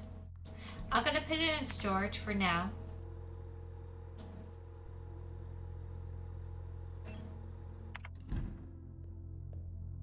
Don't know if I'm gonna get away with carrying that.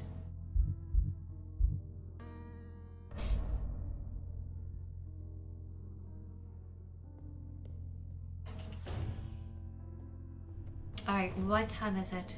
It is 5:22.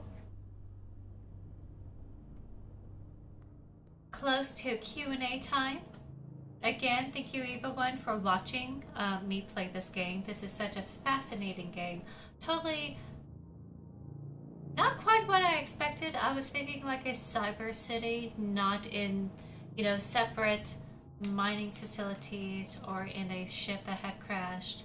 So this is intriguing, and I do like there are some rebels trying to fight against this administration. While in a sense they're kind of like helping me do these things.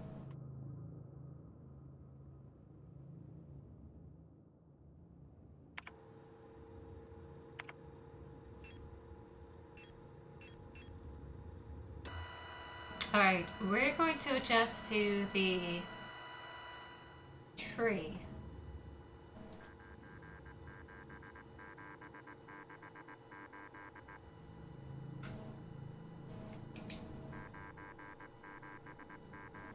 Nine, 7, 7, 6, 8. Okay.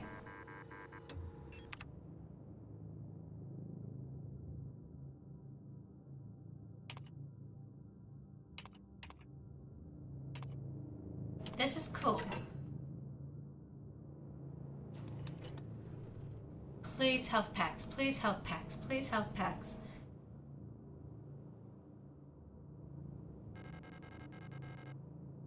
She kind of looks like me.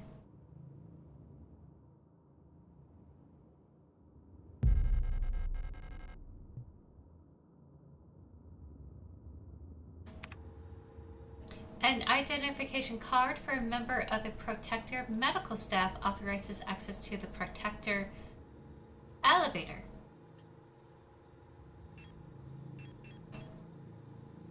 It's very close to what I look like.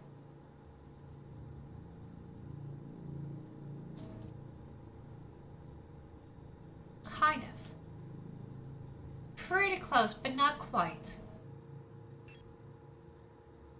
Star S2320 guard, hospital wing. Okay, so we are going to the hospital.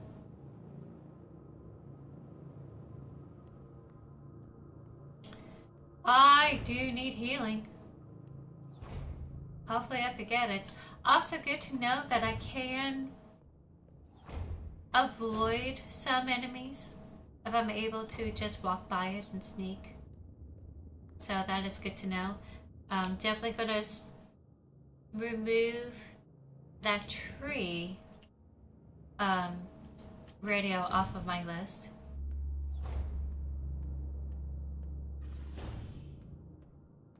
Don't know where Elena is. Don't know where the administrator was through all of this. Maybe they're deeper in the mines. Who knows? I thought I was going to get access to the mines. Oh, hold on. That's what that administrator card is. It should open this. Oh, wait. Okay. So that's probably final boss area. But it will help me get to the hospital. So maybe...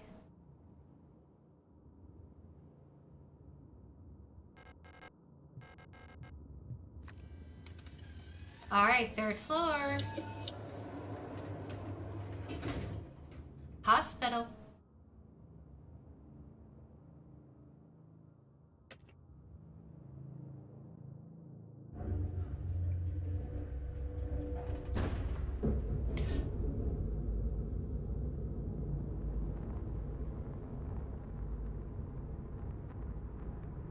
Please no. Please no. Please no.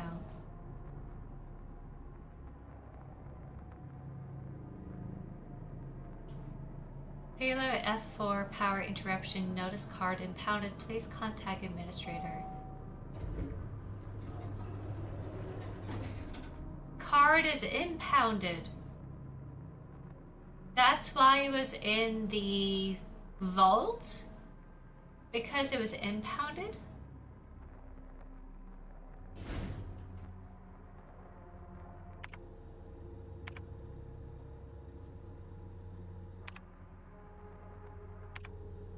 Okay, hold on.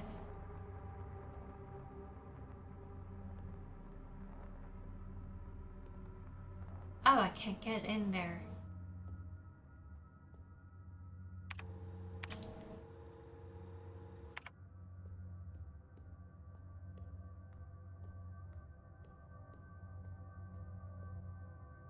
Nothing there.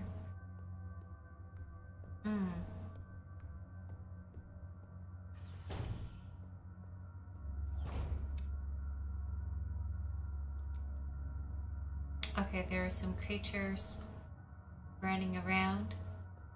Seeing there's any goodies I could get before I go. I could safely go that way without getting hurt. Save point! I may... Okay, I have 30 minutes. Shotgun, heck yeah. Hello?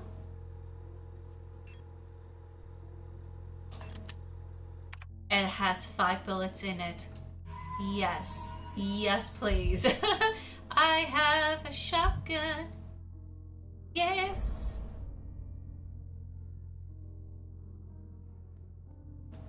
Also, too, this is module 1, I think, if I remember right. So there may be other modules we have to find or face. Oh, please, I need health. Insert blank card to begin print. BKV. Blank card required. Secure access card print system. No entry there. We're doing all of this to find our friend Elena. And she's not just our friend, she's our buddy officer. Okay, at least I have a boomstick I could use.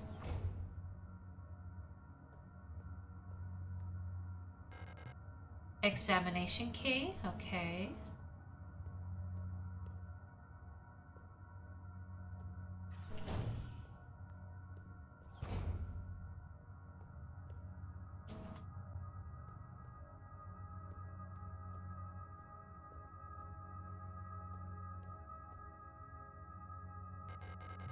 I can see various objects laid out under the X-ray apparatus behind this glass.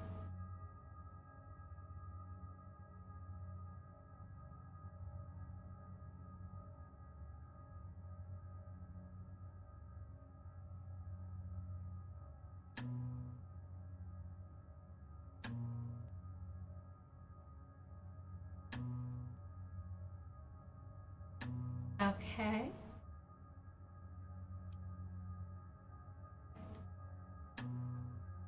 Oh, it's a hand. It's an actual hand.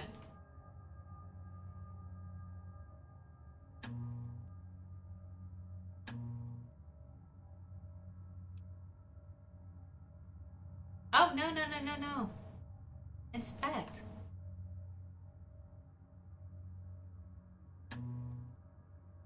A brain? Or a light bulb? Oh no, it is a skull. Oh wait, it's a replica skull? Ooh.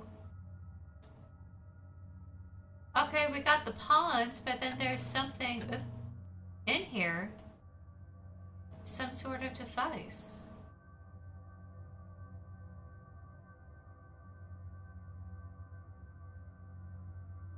Oh, it looks like that's how they're able to have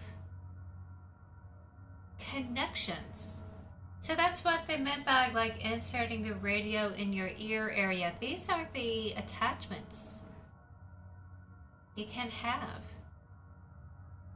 We're getting an inside scoop of what we are. What is this? Seems like it's a cast in a stone. Okay, looks like it's meaning something. Some sort of keypad.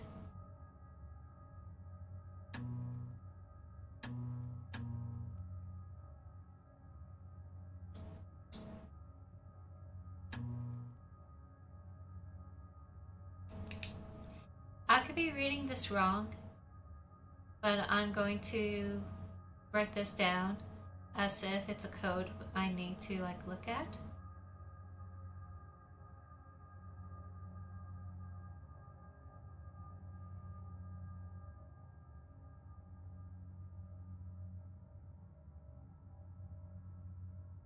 And just kind of go from there.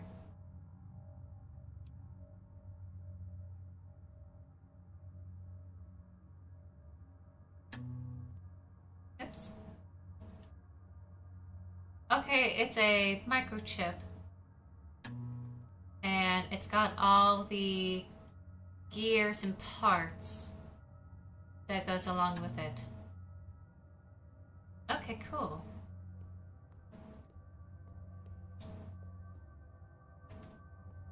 I think that's code. Some sort of code that we could like use.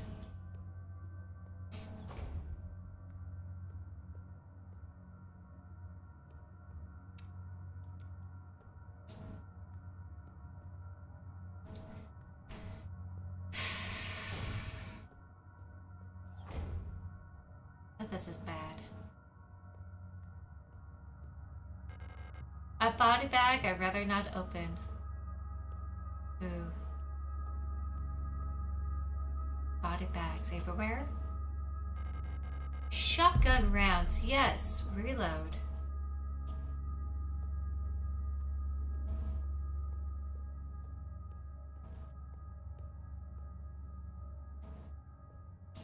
So we don't like body bags, I guess.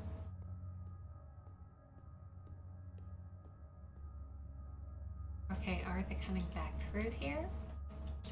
They're going through the center. Okay. So, no running, I guess.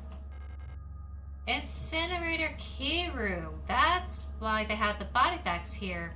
There are to incinerate them. Ew. Okay. Oh god, that was scary as fuck.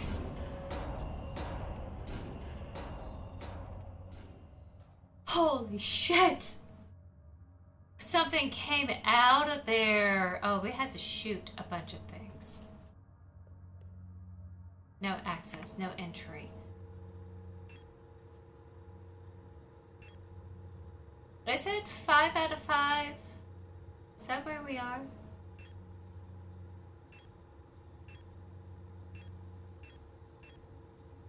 It's already loaded. Okay, so there's only 5 chambers.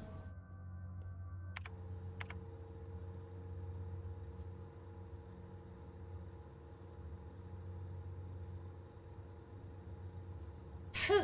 Let's see, what time do we have?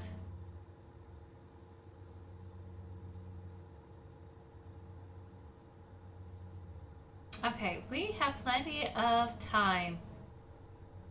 Is this the card that I... No, those are shotgun rounds.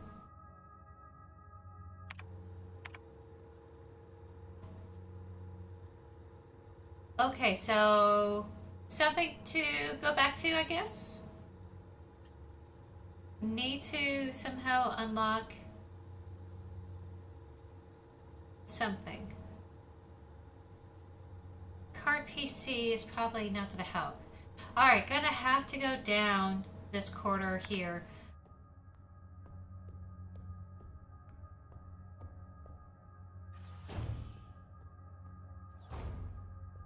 But first, I have to save.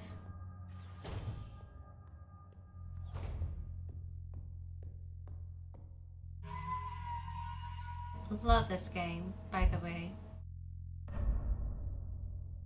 It's so stunning with its graphics.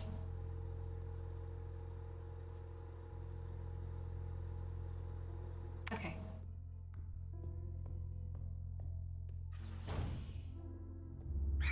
Oh god.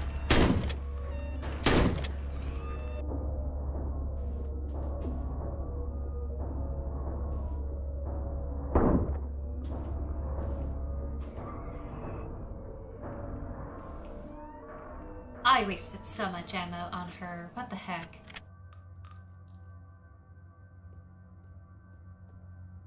Alright, we are critical. How? How did she get up there? That was not cool.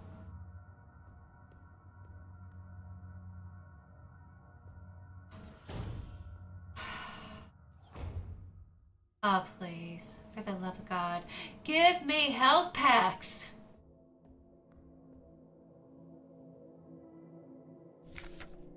Sword. That was one of the frequencies.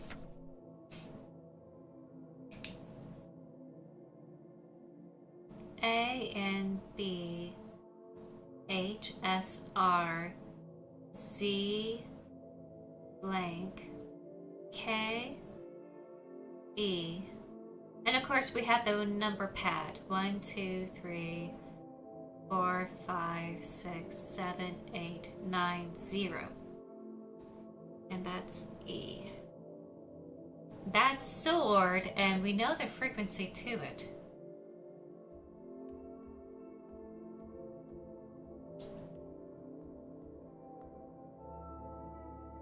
Sounder Zoo gone.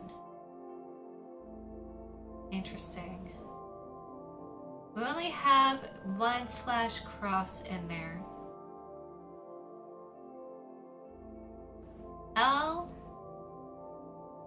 LWKEF. Okay.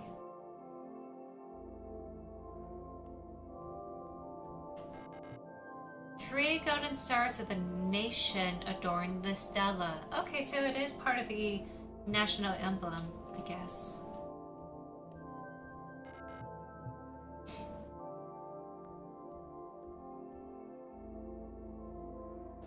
Was there a dualistic keypad that I had to contend with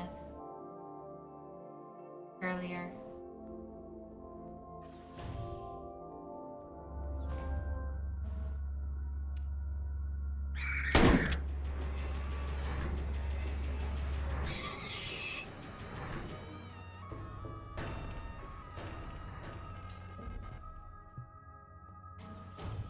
And that leads back. Good to know.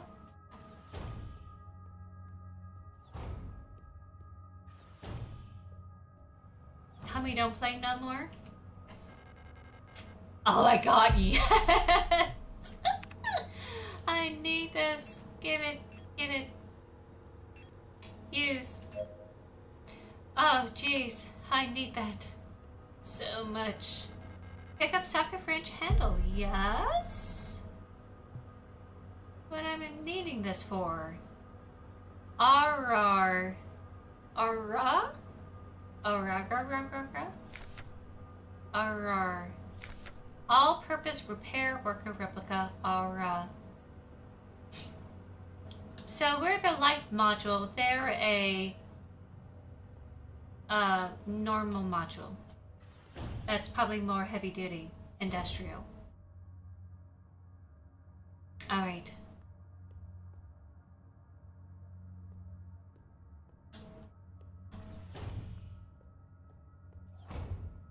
No. Pump room key. Okay, we got pump room key. Oh no. That's bad. A dead aura unit. She looks strangely peaceful. Don't say that. You wouldn't want to be that. The floor is collapsed. I can see the lower level through the water. I could probably drop down safely if it wasn't flooded. Yeah. We may have to do that eventually.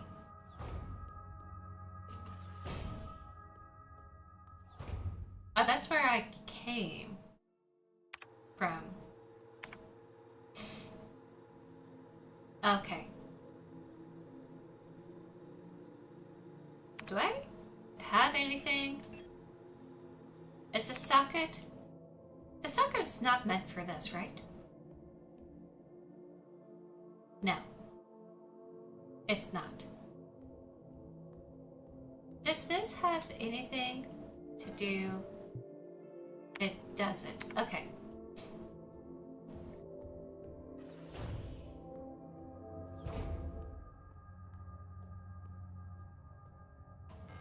It's unlocked. Okay, it will unlock for the other side. Got the pump room key. Okay. I guess we're doing this first. I'm so snuffly.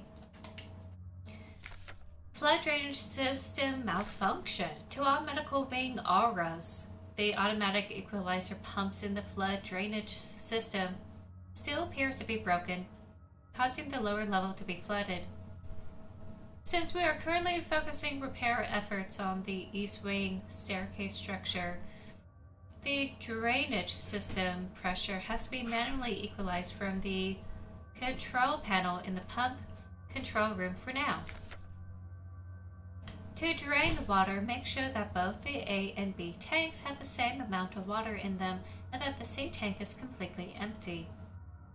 You can see the water levels in the tanks in the control panel. I did not register anything. Both the A and B have the same amount, and that the C tank is completely empty. Like box 5, I'm sure. You can see the water levels in the tanks on the control panel. Press the buttons at the bottom to move them up and down. Okay.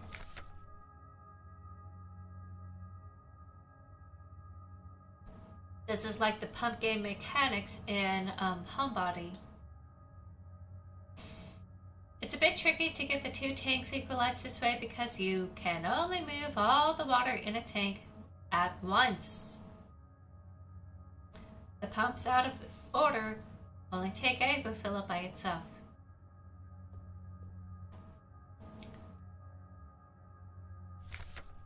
Reservoir drainage instructions. With tank A full, here's how to equalize the reservoir. Fill tank B, then fill tank C. With only water from B, move the water from C back to A. Fill tank C again. With the remaining water from tank B,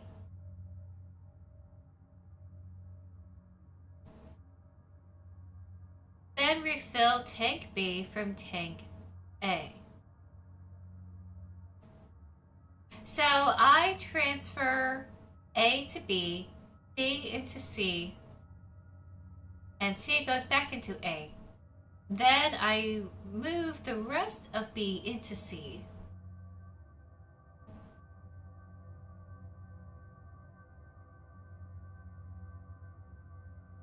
And once B is cleared, fill it with A. So this is like composting bins. Again, fill tank C with water only from tank B, and only move it to tank A. Start over when you fill it back A. Okay, that's easy.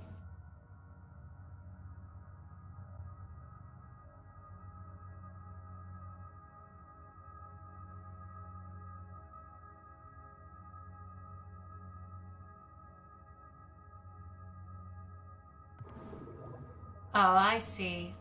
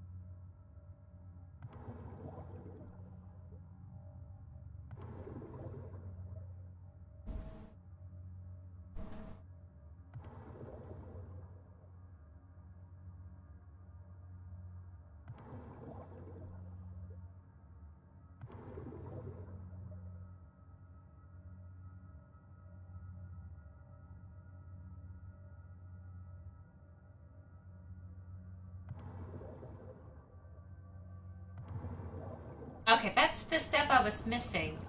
I kept skipping that last couple of steps. So that was it. I had to like repeat for a moment.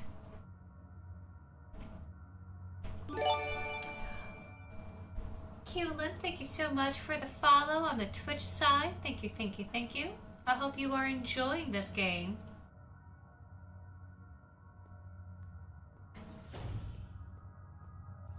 In a few minutes, I'll be doing a Q&A if you're interested.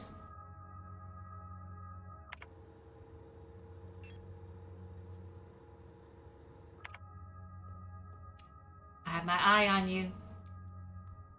Don't move. I have no clue what these monsters are. Oh, whoops. I went the wrong way.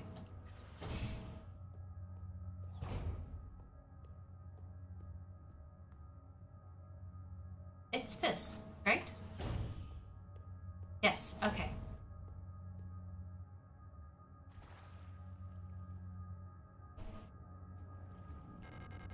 Aha! Water key! Totally different key. Oh wait, was the key card in the x-ray encased? Is there a way to like remove it? Yes, oh my god. I need to heal. I need to heal.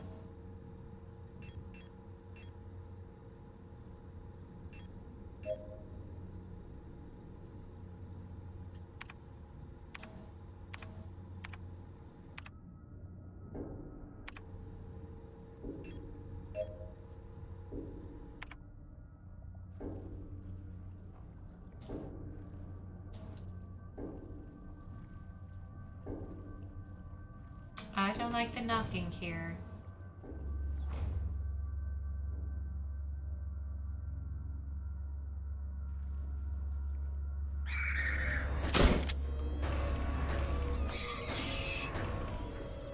Okay, we're good. We're good. We're good. Oh, love the shotgun.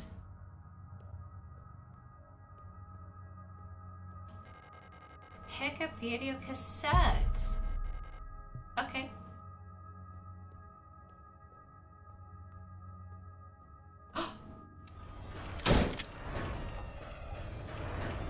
Oh god, I had to get out of there. I had to get out of there. Oh shit.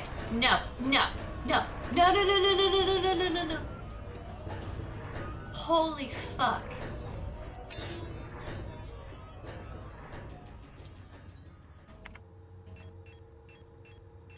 I'm running out of space, and this is not looking good.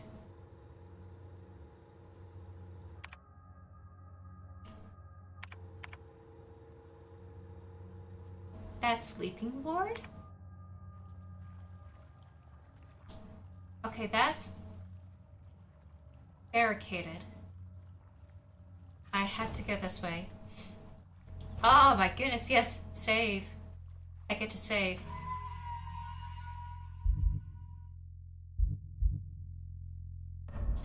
We have 9 more minutes of me playing this game.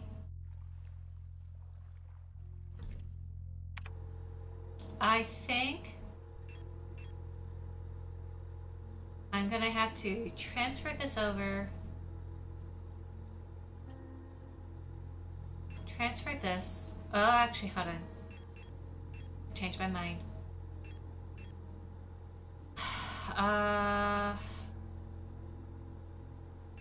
Transfer this. We're good.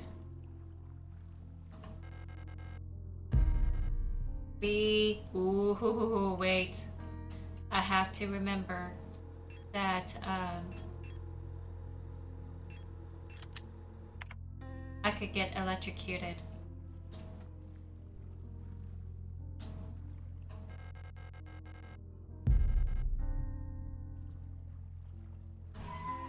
Alright. Gotta save here.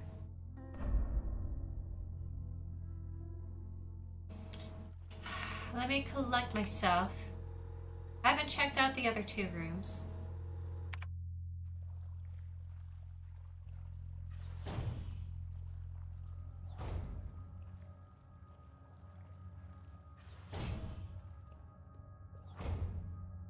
Okay, looks like it's a way out. I can take to go back to the top floor, which is nice. Also means I can come back if I want to.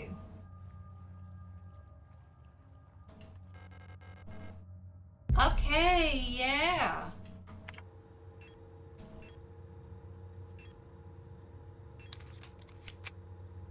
That close up some space. Blank key card, yeah. That's nice.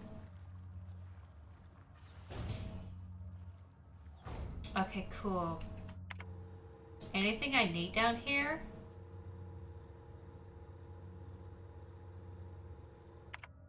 Okay.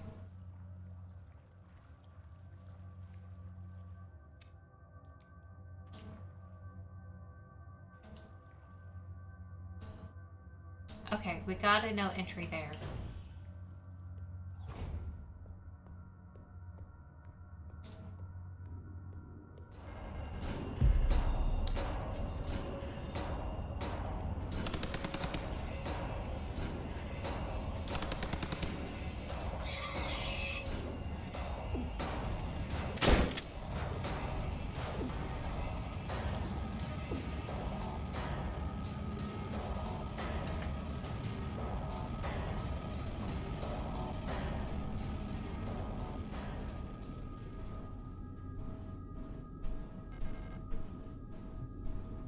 I had to go back. Okay. Am I out of the shotgun? I am. Okay, so I need to equip this. That's the janky part of this whole setup. hard to switch back and forth. Personal grievance form P14. Aura replica. The one filing the grievance against another replica. Aura. All the time. All the time. Okay. Description. Elf keeps using my wrench and misplacing the 10mm socket. I've been reprimanded for not repairing the fan in the vent in the lower level. I can't remove the vent cover without the 10mm wrench socket.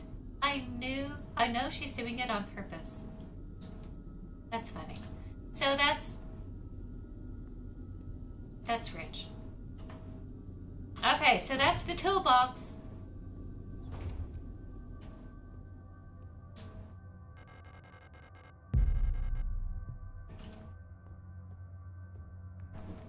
Okay, they're gonna come up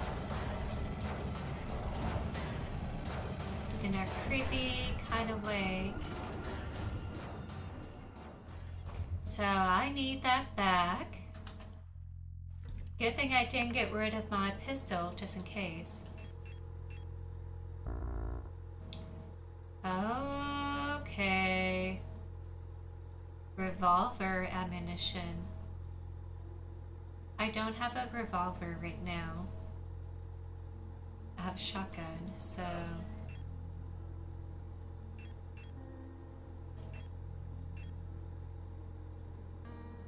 that would do. Okay, we're a bit of a bingus of a save. Gotta fix this puzzle before I go.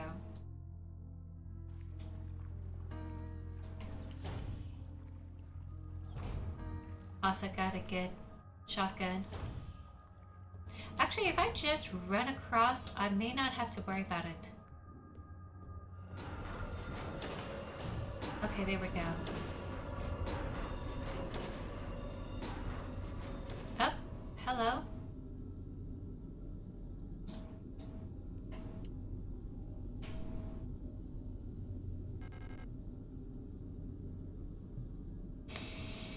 I don't have the socket? Oh, I have the wrench, but not the socket. Okay, alright. I guess we'll have to come back here another time.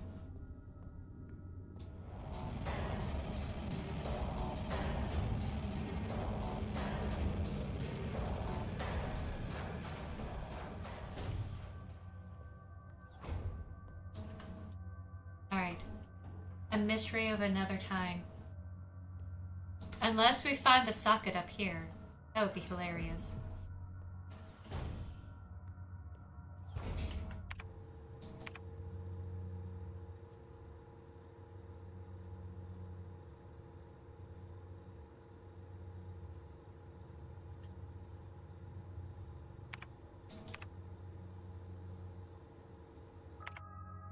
Okay. Wait. Okay, it's the middle.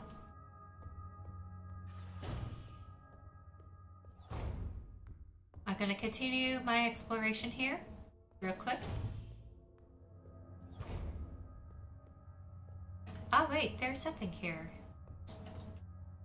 Okay, never mind. There isn't, I guess. Oh, it's locked.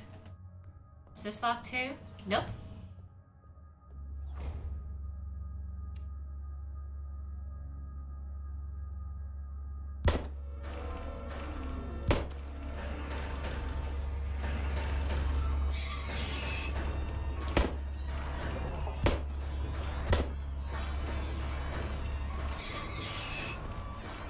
Okay, got it.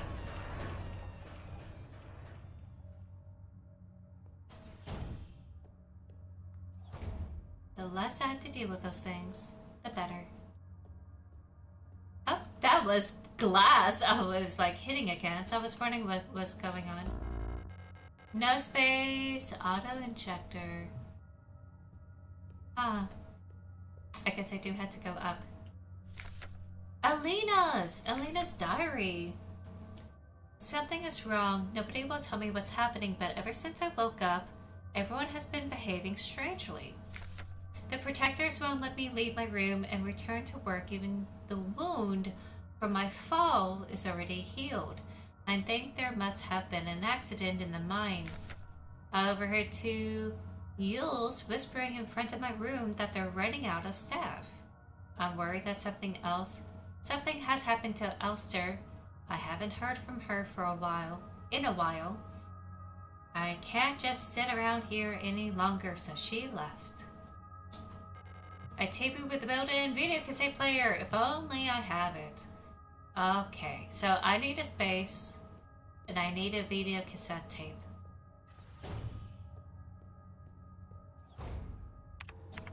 And I do need to go back up here to the save area, which is through the reception. It's not bad. It's not bad at all. And I do have to stop here because it would be another Q&A session.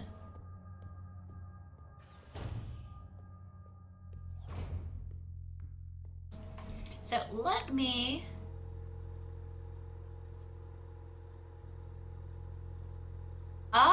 I think that helps unlock some things. Okay, this goes into storage. We'll figure that out later once I have the socket.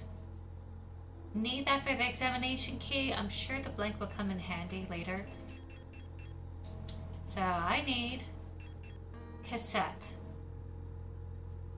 And that's going to be the plan for next time. So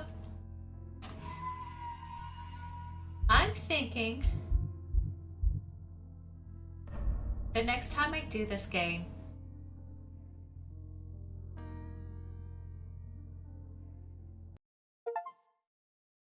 oh, I got an achievement. That's cool.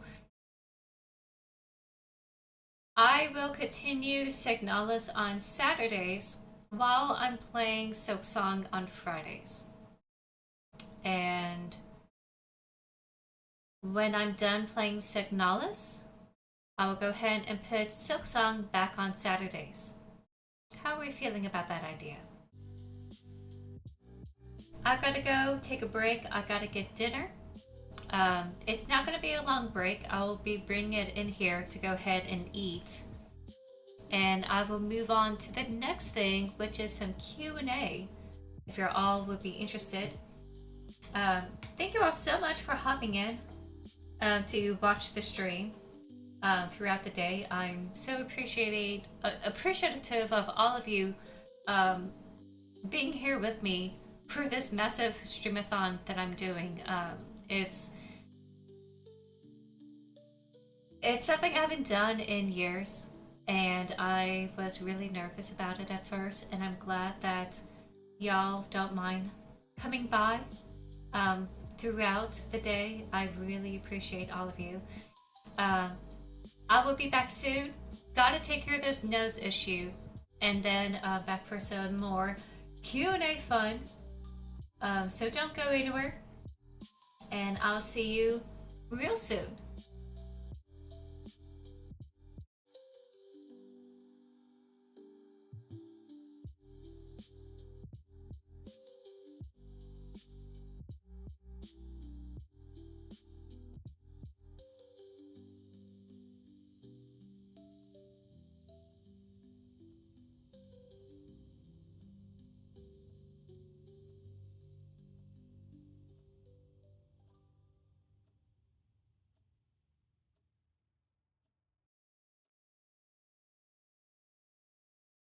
Imagine creating a fresh branded survey in as little as 30 seconds.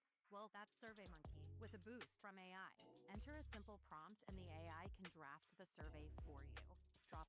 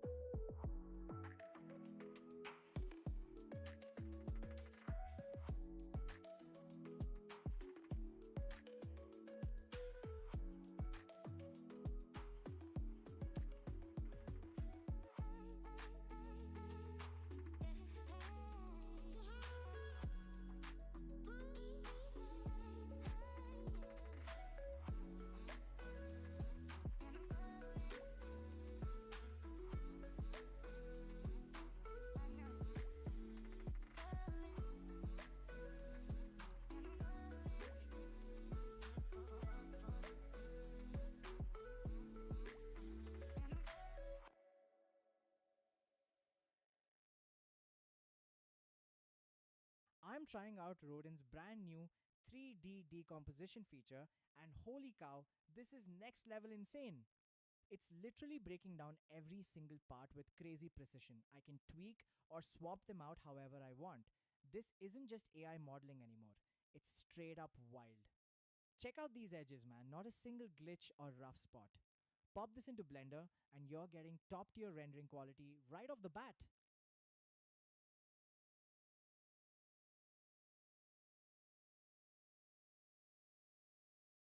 How did we put a man on the moon, yet some pads are still terrible? Here, try this. Introducing the all-new Kotex, completely redesigned to meet your needs, so you can own your flow.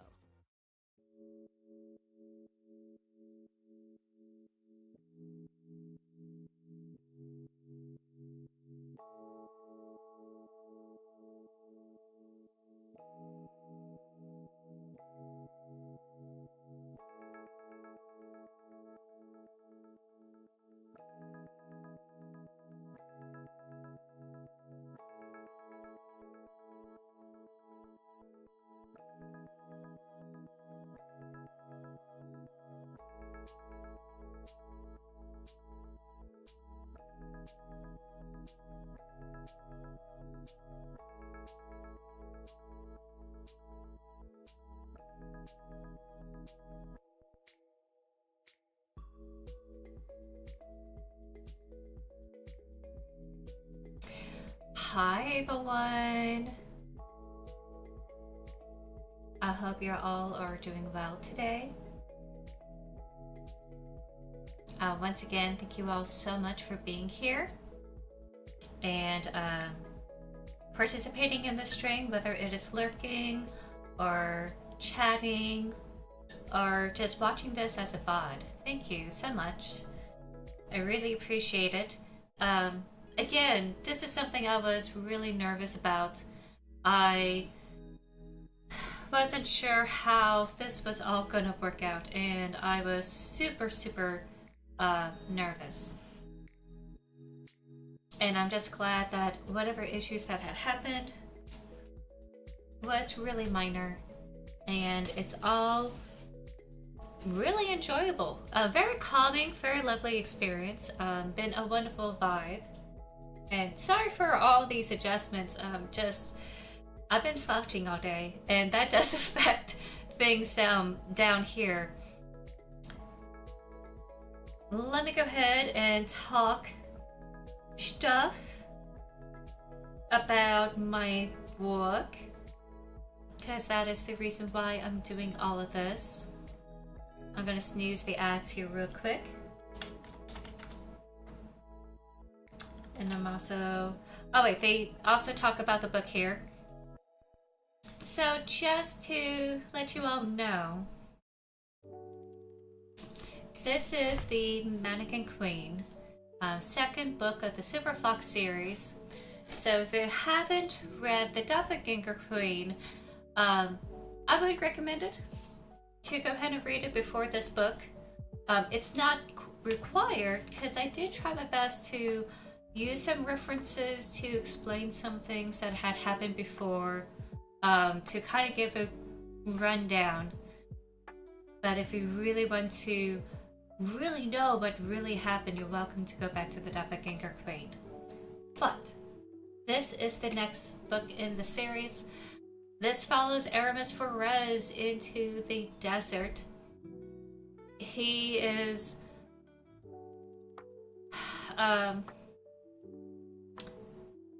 searching for answers in the Ionis Desert, in this defunct Silo 51. There was a mechanical toy that has been calling out his numbers that match the imprint in his arm, and he needs to figure out why and who, among other things, such as saving a lost tribe that got caught up in the crosshairs of these creatures. And what he had discovered was a runaway mannequin queen who is a leader of these robots known as mannequins. They were the last legacy of the ancients before they were completely wiped out. And someone or something had activated them, and Aramis and the crew have to stop them before they put the world in further danger than before. It has sword and sorcery.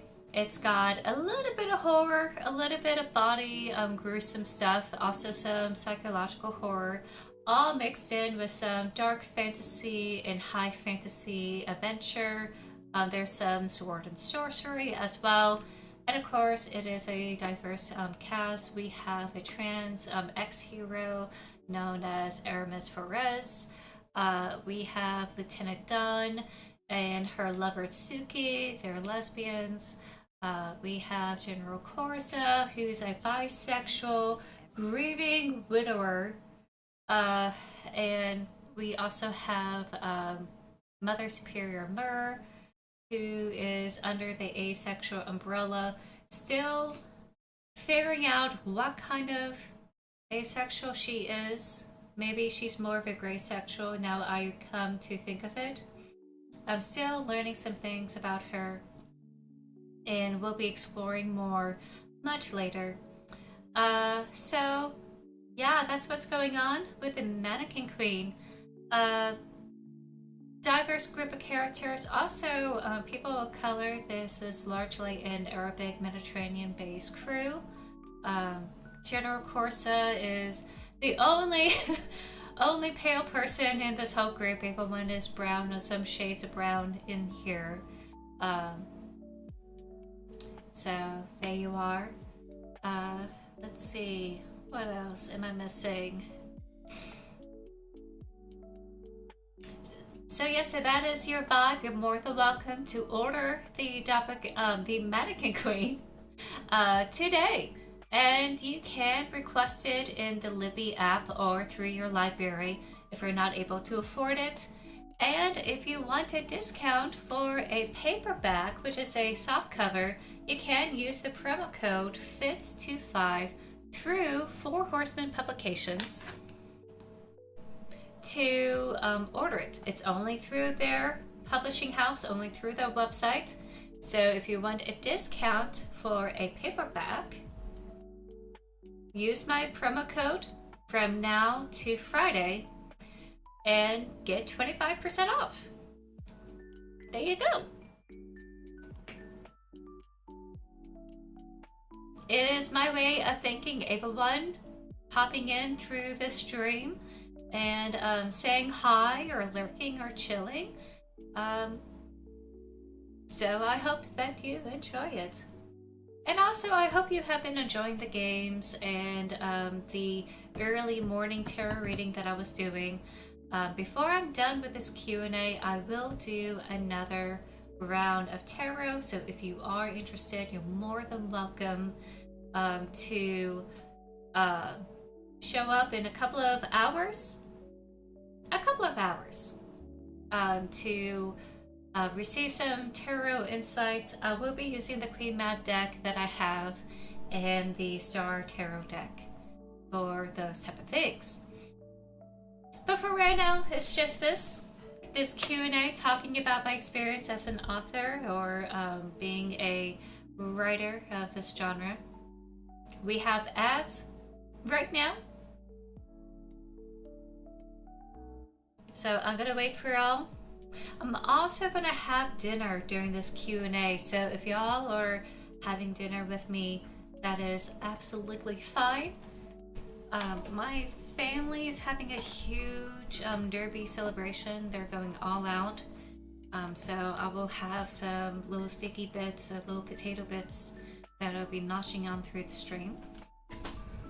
And let me get proper Kleenexes for today.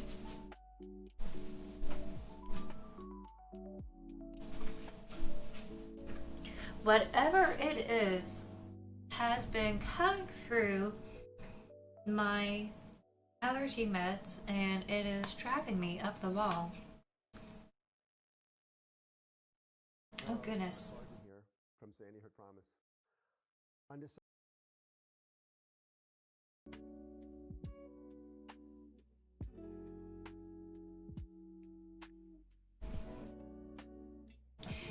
Welcome back from the Twitch ads. For those who are experiencing that, YouTube folks, you probably don't have to worry about it too much.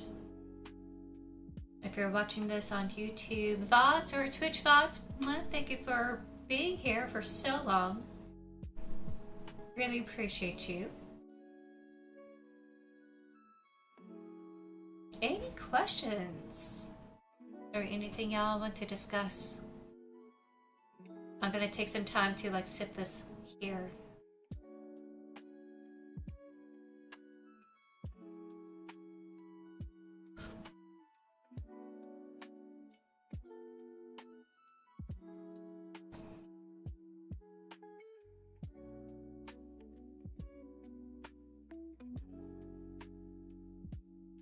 It's a little bit hot, but not too hot.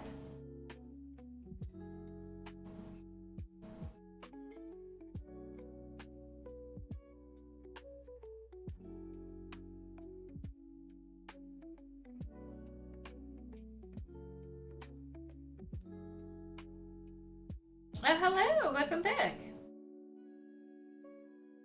I didn't see your message, so I apologize. Let me put my glasses on in a second. I did take some allergy medicine this morning. For some reason, it is being a butt.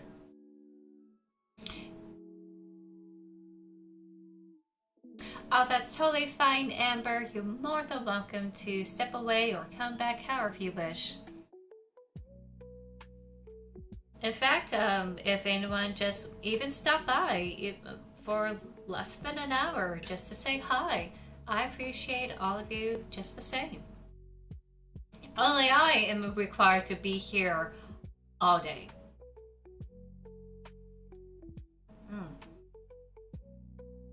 But overall, I'm so glad that I made a ton of progress in that game and really like how it's turning out. I have some shades of... At first it was like Resident Evil, but it's really giving Evil Within.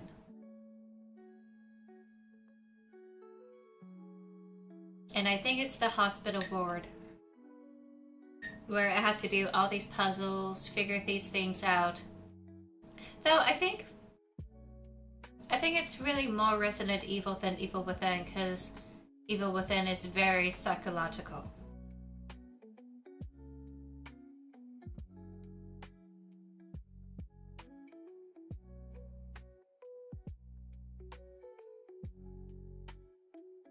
I do tend to gravitate to those kind of games because I do like putting psychological moments in the Doppelganger Queen as well as in the Mannequin Queen. Aramis is a bit of a unreliable narrator in the Doppelganger Queen. Mannequin Queen, not so much. He kind of cleaned up a little bit.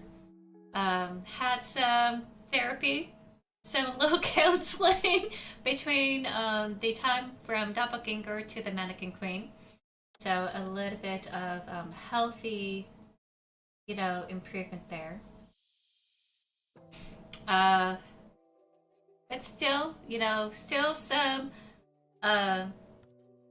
valuable issues from everyone involved, especially on Aramis's end and Corsa's end.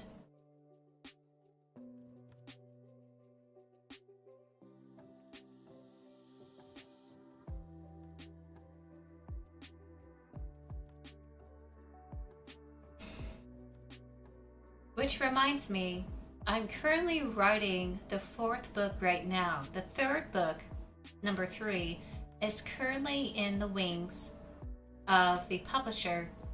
It is getting some quality checks. It is going through typesetting. So that's where it is right now. So sometime this year, maybe next year, I will expect a release date. When I know, you will know, or at least the newsletter people would know first.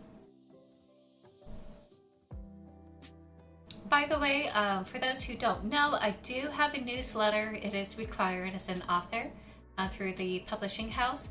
So if you want to see like sneak peek stuff, behind the scenes stuff, how things are going, I will give a little personal update about like this past few months. I think I really need to talk about what's been going on in the personal front. So yeah, if you want once a month or twice a month emails from me about the Silver Fox series, what I have been doing, any sort of lore or sneak peeks, go ahead and just sign up through the newsletter. You could do it through, I believe, the Linktree link to the newsletter, or through my website. Eventually, I'm going to create a little thank you little link for signing on the newsletter. I'm going to figure that out pretty soon. Oh, goodness. It's actually cold out today. Ooh, 52. Yeah, it is very chilly where I am right now as well. You got a weighted blanket. I don't have that. I heard good things about weighted blankets, how it's able to de-stress people and make it really cozy. A good little blanket number is so nice. With a little book or a little phone to like scroll through some like sillies or memes. Best time. Best time ever.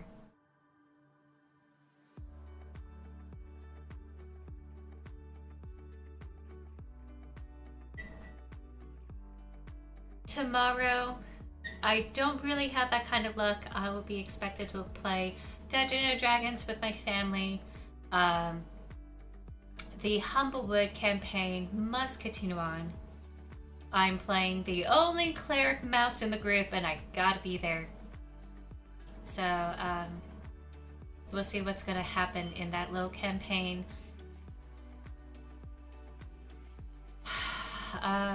Let's see. I forgot.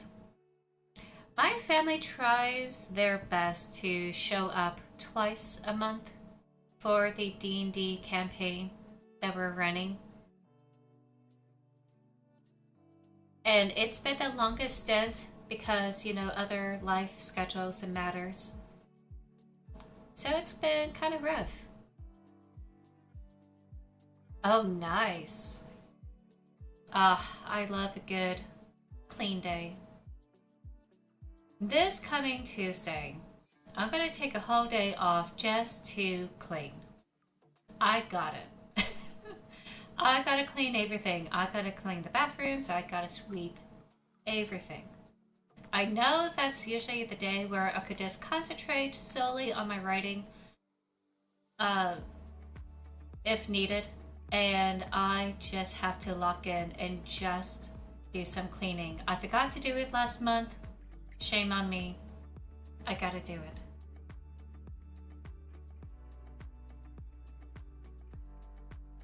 By all accounts, I should be doing it once a week, but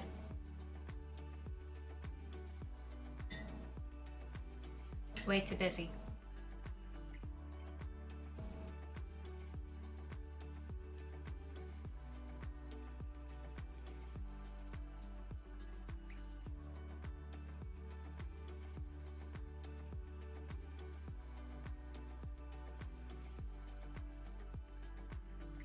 I may take off my makeup pretty soon.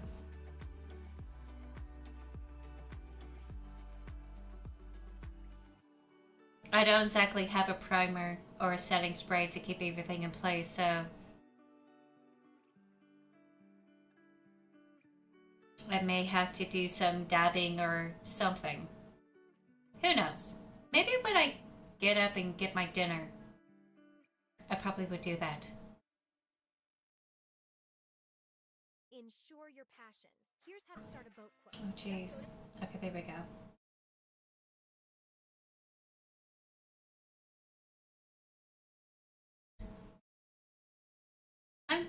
I've been getting some weird targeted ads for playing this YouTube audio library, I have to say. I don't know what to make of it. It's not the usual ads I would get. Most of the ads I would get is like Kickstarter campaigns for other D&D campaigns or other roleplay tabletop games, dice ads. Okay, I do have a problem. There are so many good dice companies that have some really cool, awesome dice, and I don't have a big bag to fit all the dice in. I need help.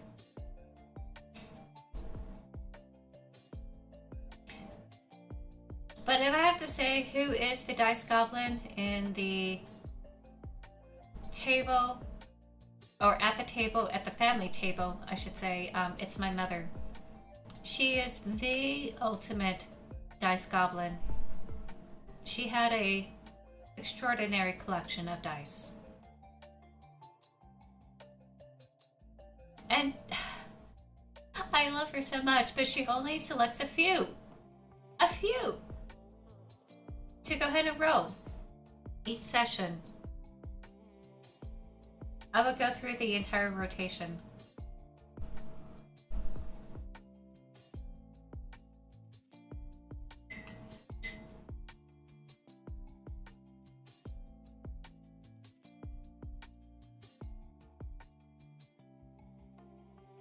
Okay.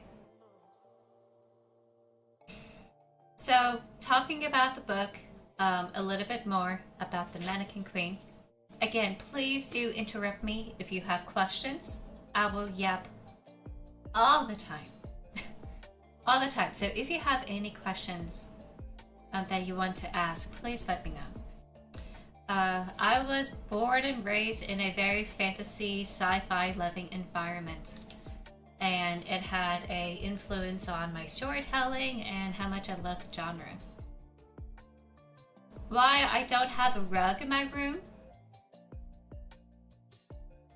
I used to have a rug in my room and I didn't clean it up. I need to get around to clean it. I'm trying to remember who. Oh, I think it was Blondie who accidentally puke on the rug, and I still need to clean it. And now the more I think about it, I think I need a professional to clean it. I didn't have the heart to toss it, and I keep forgetting to clean it. Symphonic, thank you so much for the congratulations. That's so sweet and kind. Thank you, thank you, thank you. Oh, burn it by now. I should. It's my first rug. It's my first personal rug. My rest of my family have rugs. It's my only one. I could make some with crochet. I tried it with a junk rug, but got too dirty, and I don't know what happened to it.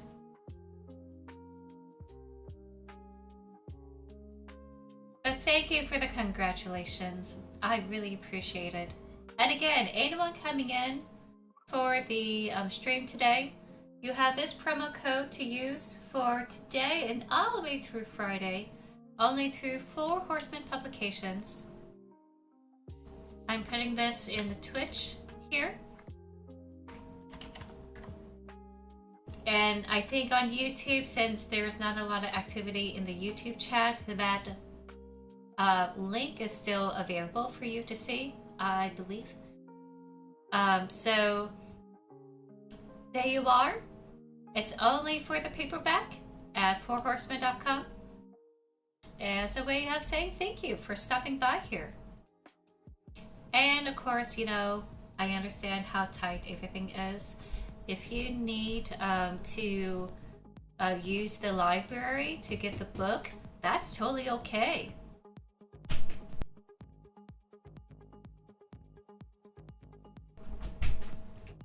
Dinner is called. I'm gonna go and get some food. I'm gonna come back to continue the rest of the Q&A, so don't go anywhere. Also gonna take care of this snuffling mess that I'm in. Please enjoy the music while I get some food, and I'll be back real soon. Yes! It's steak, potatoes, and random veggies. I'll be right back.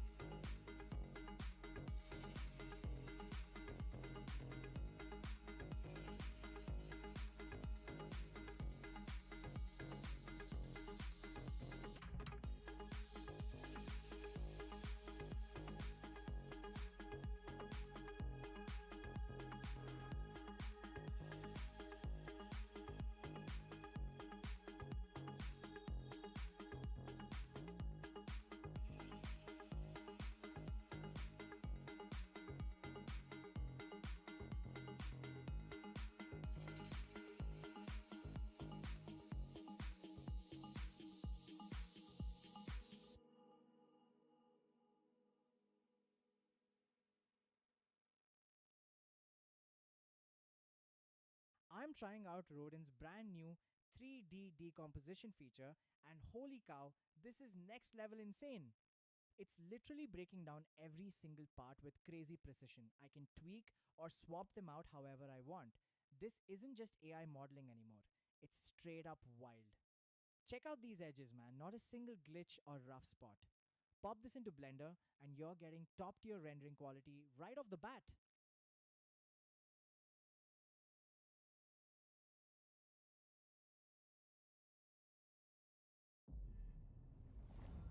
One more. No. Please. Their love was unstoppable. One more. I can't do this anymore. Until dry eyes got in the way. I just want to watch one more. In the high-stakes world of must-watch TV, can they stay in the game? Fight back against dry and tired eyes. Sustain Pro, long-lasting dry eye relief for up to 12 hours.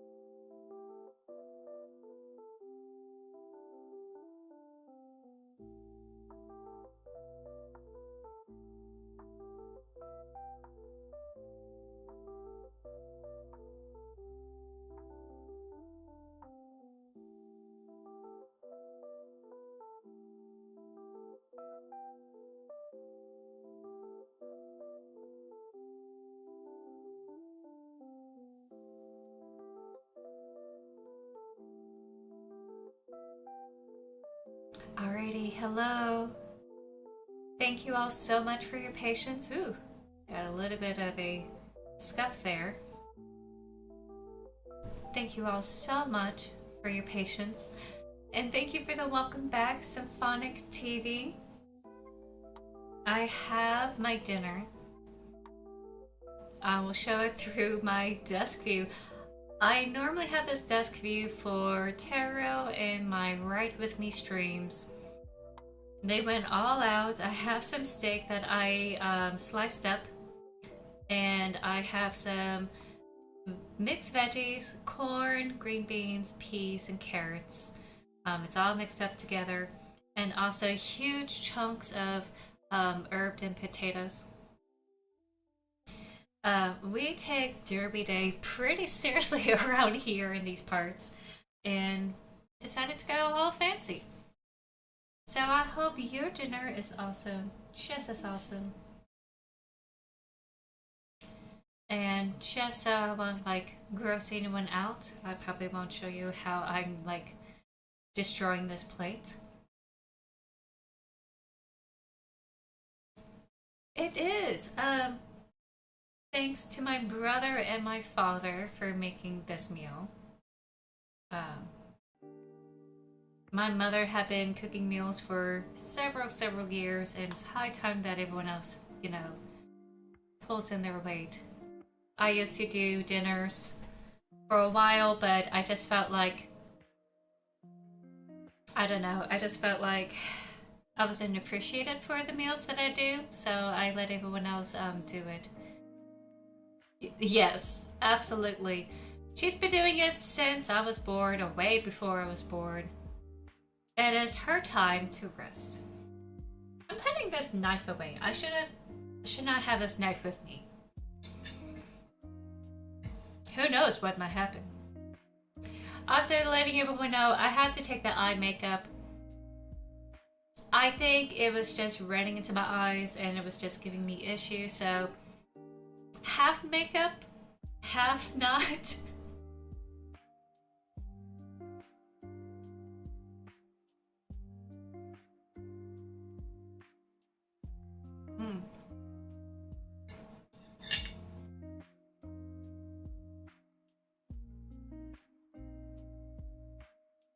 Wow, that's steak. Just Americana. Anything I could bake, I will shake and bake it, or I will barbecue it and have it baked. Once in a while, I'll put things on the grill to go ahead and grill them up. Let's see. I know how to make rice by scratch. I know how to follow the directions on the pasta packages. You know, basic, really basic, ordinary Americana meals where you have your starch, you have your veggies, and you have your meat. The meat is usually like either baked or fried. Not fried in a batter, but like on a skillet fried. I also do spaghetti. That's probably the extent of my pasta making. Your typical mac and cheese. Really, really Americanized meals. Again, my family's a very meat and potato kind of family. Once in a while, we'll break out of that routine to do like Asian meals or oh shoot.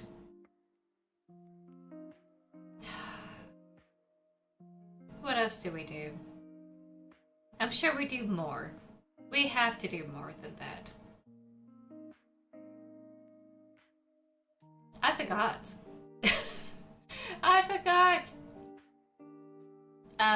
But yeah, soups. Done a lot of soups. Done a lot of meatloaf. A lot of shake and bake chicken. A lot of grilled chicken. A lot of barbecued, you know, glazed chicken. Beef, it's really simple. You just heat up the patties. On December 14th, 2000. I'm so sorry, Symphonic! This is meant to be a dinner Q&A. So if you're all are eating dinner with me, hopefully you're not as hungry.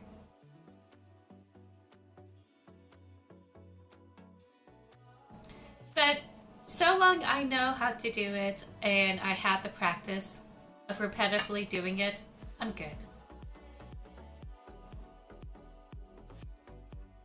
I like experimenting with my spices. And it's never really the same.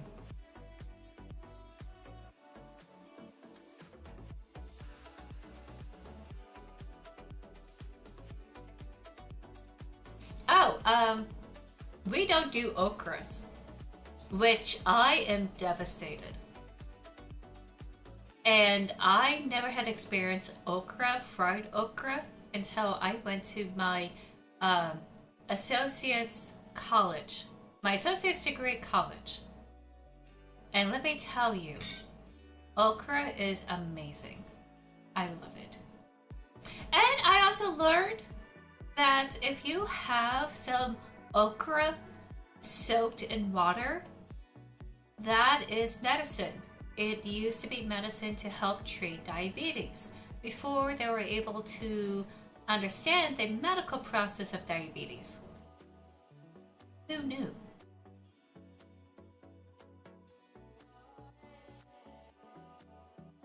Lamb tikka masala. Dang, that is fancy.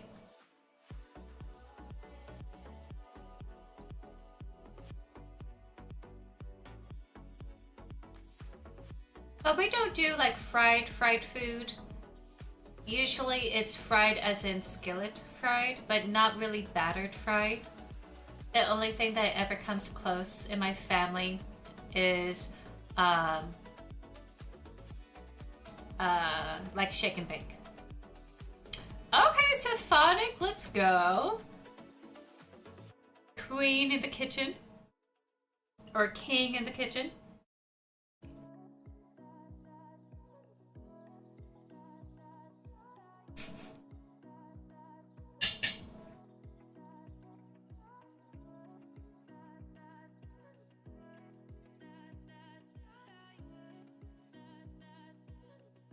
I got gristle.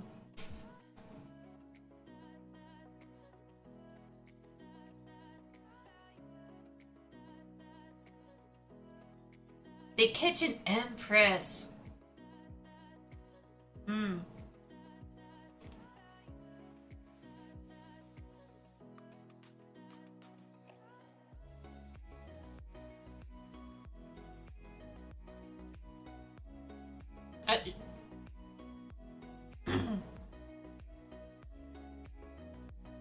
You're gonna see me die on stream.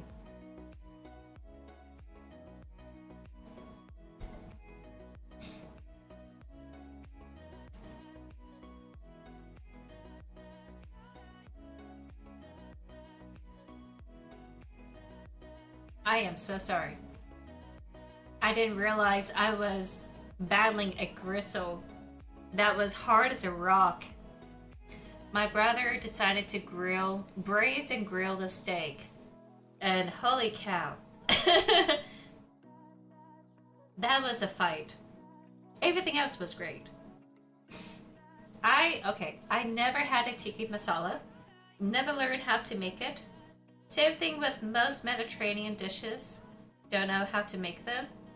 Which again, you know, we're very limited with what we do. At least here in this family. Anything remotely Mediterranean would have been that spaghetti. That's about it. Or hummus. Or challah. And that's about it. Oh, it's Indian! Okay, I'm so sorry. No wonder we don't do it in our family. We don't have that kind of connection. I'm a fool! I'm an absolute goober. Oh wait, you said something, Ember. Let me see. By the way, welcome in, Dance Macabre. Glad to have you here. Oh no, please let me see. Is it being a goober? Okay, yeah, same. I do a lot of Italian food. You're really good at what you do with Italian food. Asian and some Mexican! That's it. That's the other thing that we do. Once in a while, we do... It's not authentic. We're very white bread. Now I think about it. We do a very Americanized version of tacos, which are just burritos, but we don't fold it very well as a burrito.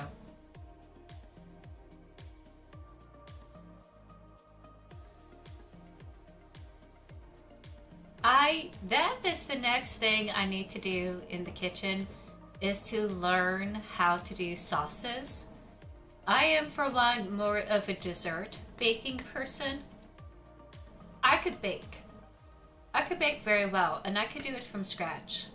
I love baking bread. I love baking cake. I love baking cookies. Cookies is my favorite.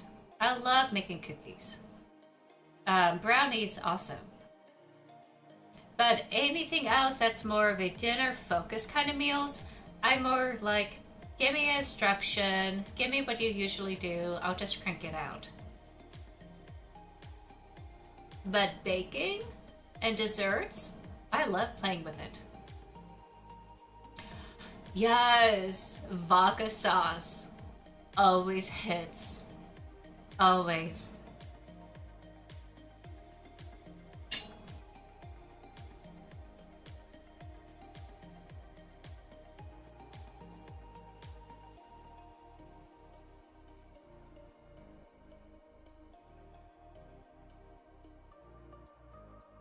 I always view food as so important to one's culture and identity and like where you come from.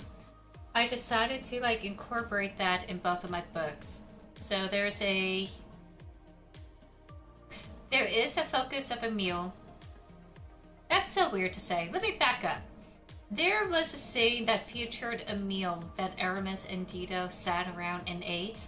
I was able to go into details about that in the Doppelganger Queen, where there's some za'atar, there's falafels, there's other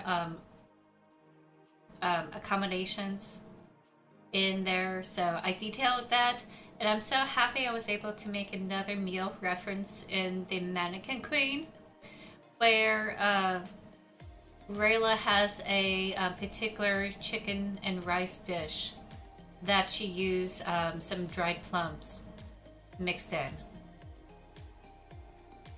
Sadly, the dinner got cold because of reasons. You had to read to find out. Probably the worst thing that could happen. Also, like, I showcase how they cook their meals in the desert. Also, like how they traveled. I wrote down how they took apart a lizard and like cook with it. Not the gory details. That's not the gory horror parts of like cooking their meal. But like something that they do in a very casual kind of way, like making dinner around this campfire. So that's what I did. Trying to think if there's any other meals I featured in the Mannequin Queen.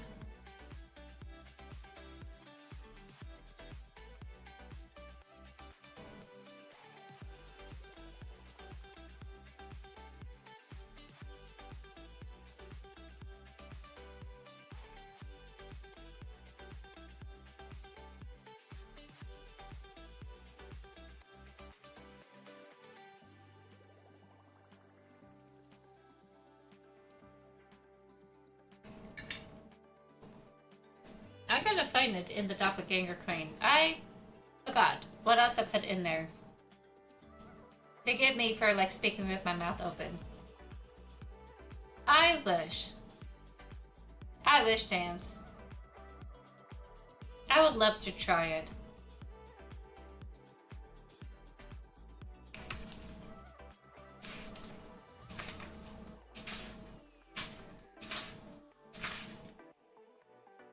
I heard a lot of people say it's chicken because it's a white meat kind of thing, which is not a bad thing to expect going into it.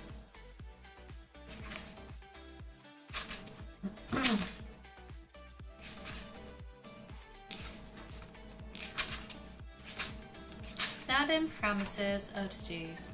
She asked before salt and battery.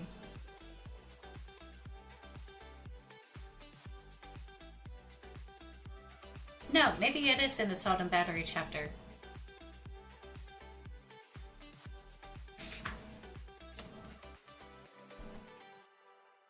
The other thing I would like to try that is considered, at least unusual in these parts is candied ants or candied insects, especially like chocolate crickets. I heard about them and I want to give it a try. They sound good. Anything coated in chocolate sounds good. Desert lizard tastes different due to the limited diet options and water content. Jungle lizard is chicken. Ooh, that's good to know.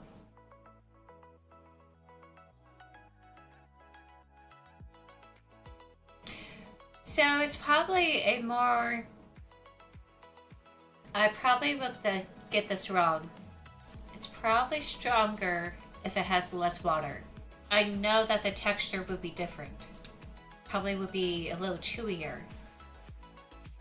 if it doesn't have enough water in its system.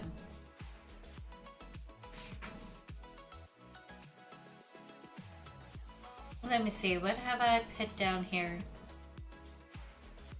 Here we go. In the Doppelganger Queen, I listed that it's a generous spread of falafel, hummus, pickled yogurt balls, nuggets of grilled hard cheese, olives, and a small tower of flatbread smothered in za'atar. And I describe what za'atar is. It's a paste made of thyme, oregano, sumac, and toasted sesame seeds, which I'm sure every household has their own ratio and combination and how they do it. Giant ants are affordable and flavored. Ooh.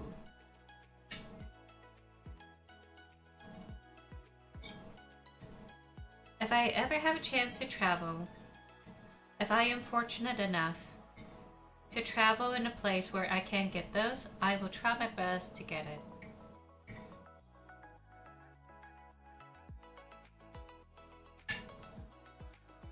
The only creature that will really upset me are spiders.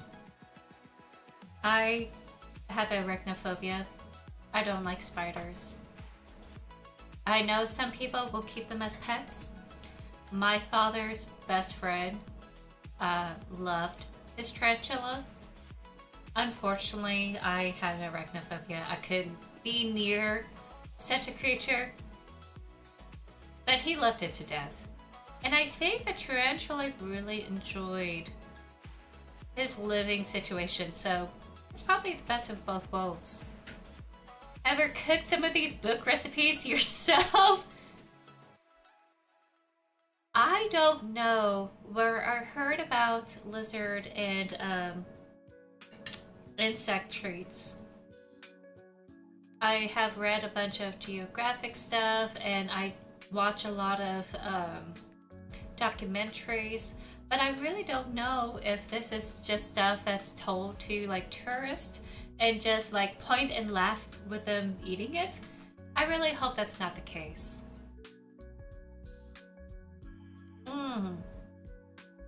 Now I know for sure that snake is good if you're able to roast it. Well, actually grill it. You know, if you get enough tourists coming by and you make it as a staple and let everyone buy it in, you never know. But I'm simply one of those weird people. I would give it a shot. I would.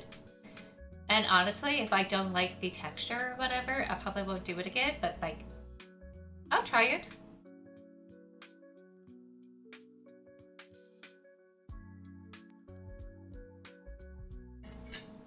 But going away from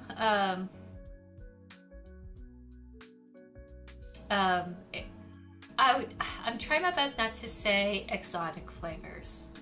I feel like it's coming very elitist for me to like say it. Flavors that are outside of my wheelhouse. I think that what I would really love is like kiwis or pomegranates or like mangoes. I don't get them often enough here. I had it before in the past and it's just so hard to get it. And I'm so lucky that I was able to keep up with pomegranates, but any other fruit. Oh, it's been hard. It's been real hard. Cricket flour is an option too if you want insect proteins. Oh yeah, a lot of people will try their best to like pump themselves up with some proteins. I'm not really that obsessed about like trying to get it. I understand, you know, some people will try to like balance their diet with it.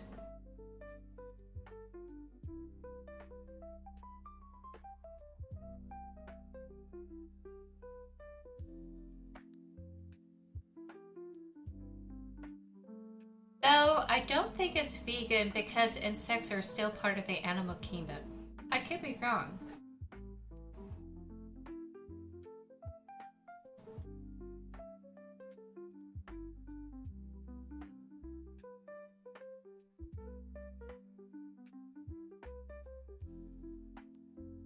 I promise I'll get to my veggies and potatoes. I promise.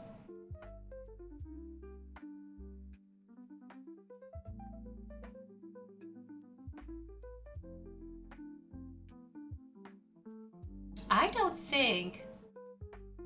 Oh, thank you for the hydrate and stretch. I'm gonna do some stretchies here. And then I'm gonna drink a bunch of tea. Thank you so much for that request. And also this will make up the hydration thing also for Amber. I remembered. I'm so sorry I didn't do it immediately.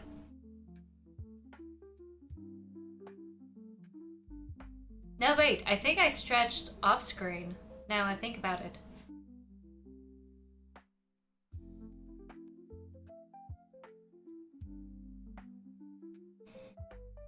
I think I forgot to mention about food in the third book.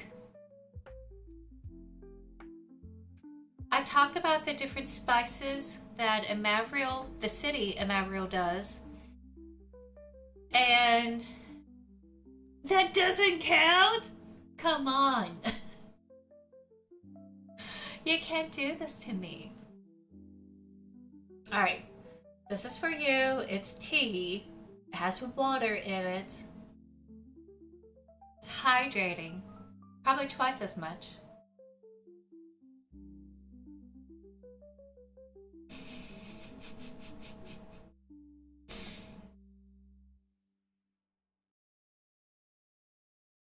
I think the only time I ever came close in the third book about food is the spice differences between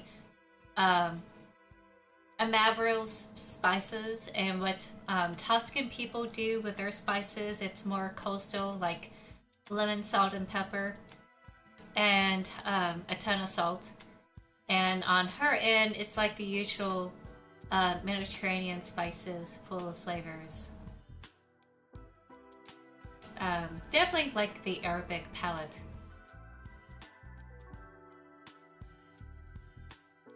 Like cumin, turmeric, etc.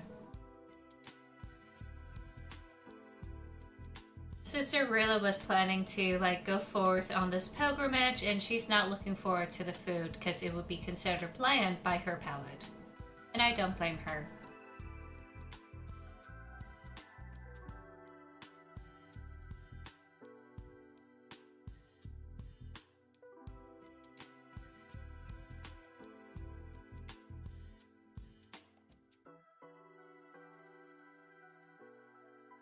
No long pig action.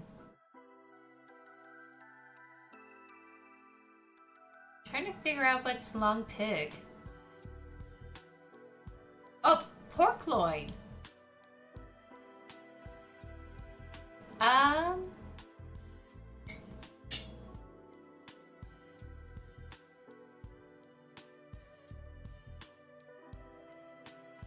No, I guess they would have some pigs in Tosca.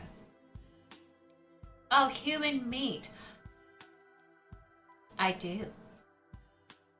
Doppelganger Queen, you have ghouls, undead, that came up with a insatiable hunger. They're a little bit more intelligent than the zombies. They feasted on humans and whoever they could get their disastrous hands on. And there is a little bit of a cannibalism warning at the end of the first chapter. So just a little heads up, everyone, it's in there. Carried a highly lethal weapon into Sandy Hook Elementary. In approximately 4... Okay, there we go. So Genasi Lords are part of the oppressive regime in the Silver Fox series that is the main enemy that the Centaurs, the rebels, have been fighting against. And the Genasi Lords were once sages. They were mages for the old Sultan about like not a thousand, like a few hundred years or so, give or take. I still need to like double check my timelines just to make sure if things all line up. Waste not. Oh jeez.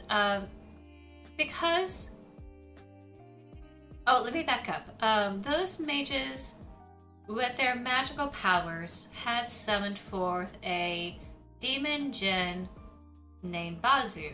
Bazu had rewarded these mages and made them Jinn Nasi of the Jinn, and made them lords over all the elements and whatever they desired to be lords over.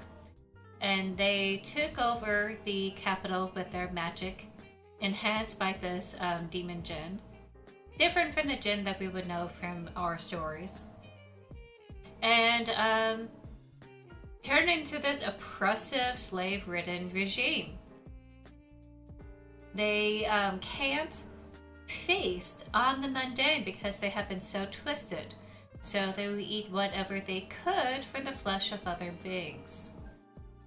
And poor Aramis Ferez, also born of magic, had to sample these things to make sure that they're not poisoned as part of, being indentured underneath these people long time ago in his early years. It is a dark fantasy, so it will get a little bit darker as it goes on in the series. There's a reason for it. I'm not doing it for fun. There is a thematic reason. I am dealing with levels of corruption in institutions. And with the whole thing with the Epstein files, I feel like I'm not off the mark with the Genasi Lords at all.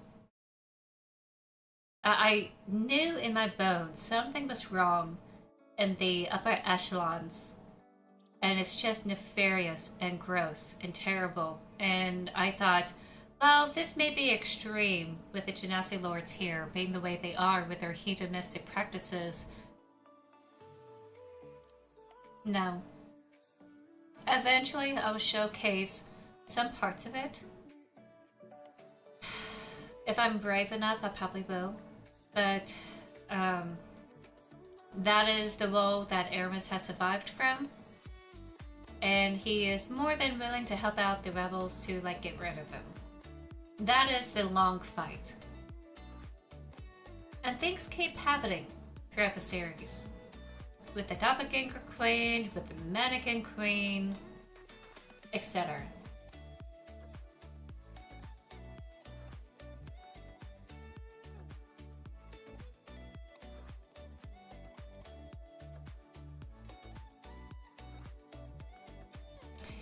Yes. I am thankful I had the space, or I have the medium such as writing, to be able to describe why they're not able to do this. It will be difficult for me to try to showcase it in other mediums. I probably can do it in the comic books if this ever becomes a comic book kind of situation. I'm sure there are other dark fantasy books out there that were absolutely gross and showcasing some things. This would have been one of those if it ever came to be. Not doing it for shock and awe, just trying to say, hey, there is some level of terrible, creepy corruption that's been going on in the top.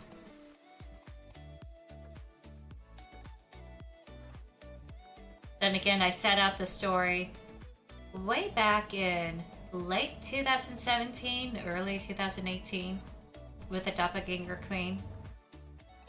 The Mannequin Queen was formed as a short story in, I think one of those summers. I think in 2018. Oh jeez, there we go. I had to check YouTube here.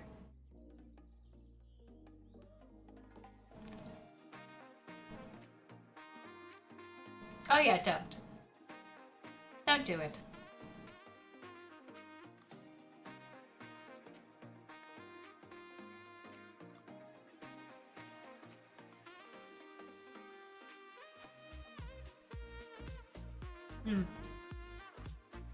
The descriptions alone can, like, make people imagine things.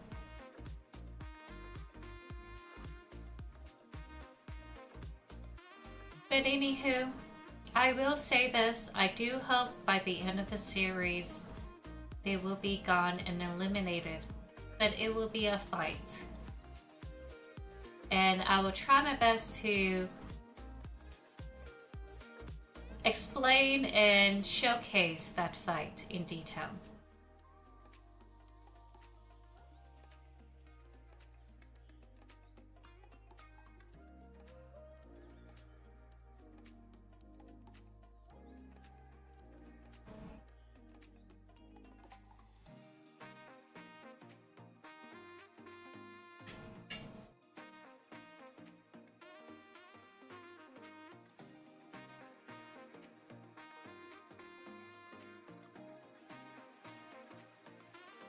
Now, thankfully, Jostens, who are created by magic, are able to still eat food like everyone else.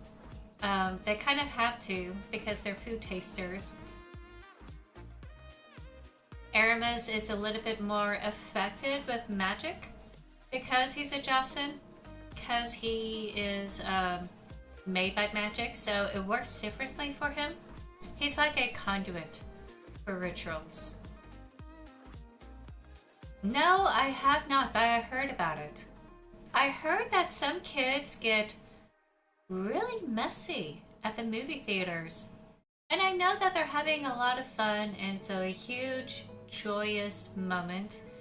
But if the movie theater is not prepared for the level of food destruction that is going on, you know, they would get very cranky. Food magic problem, almost as bad as the currency magic problem.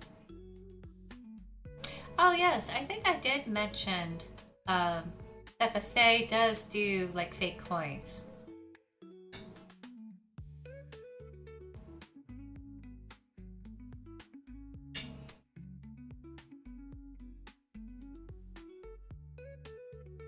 If there is a movie theater that is chill, that doesn't mind cleaning up after people, such as my movie theater for like Rocky Horror Picture Show,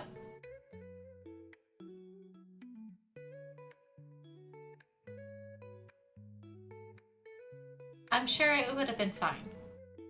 But it's got to be known ahead of time.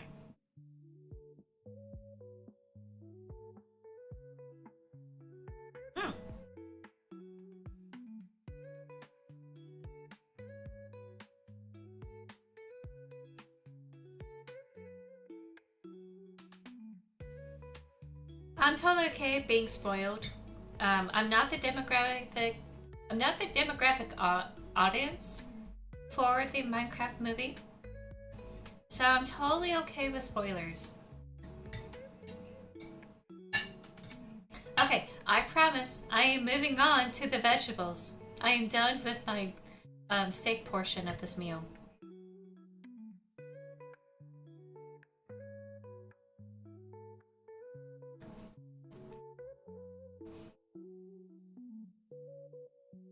I usually have potatoes by itself with some Parmesan cheese.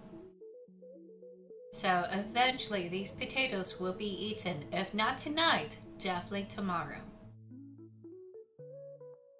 Have no fear. Veggies, I have to eat it today. Oh, welcome back from ads if you were in Adsville. Since you mentioned about the bad magic currency, I do have the Fae in the books. Oh yeah, I'm not a vegan. I'm not a vegan. It's cool. I'm just understanding of other people who are vegans. Because I know that whatever you want to do in your life, so long it's not hampering other people's pursuit of happiness, it's totally okay.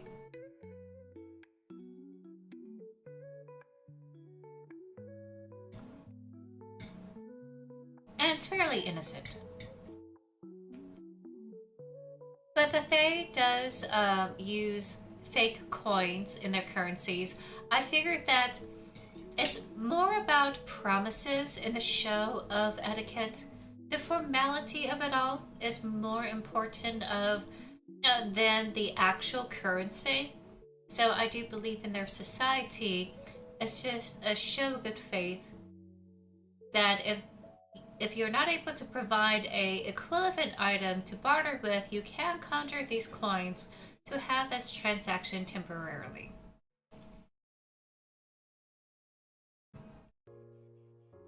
Just a show of good faith of, yes, I see your worth.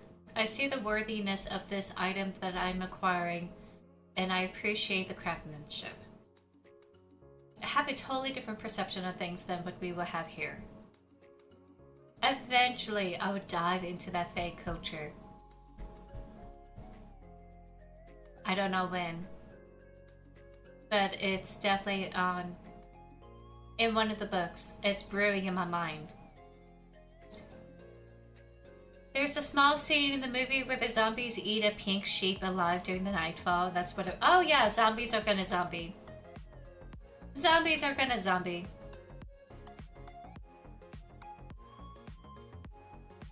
I have a whole book about ghouls eating people.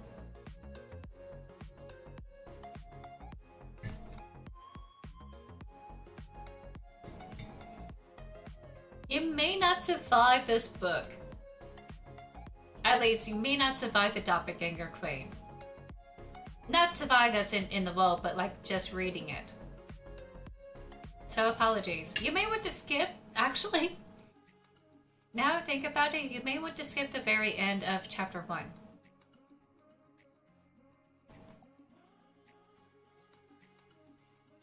Again, I will have trigger warnings on my website where it will list what it is, to what extent, and which chapter, so that way you can prepare yourselves.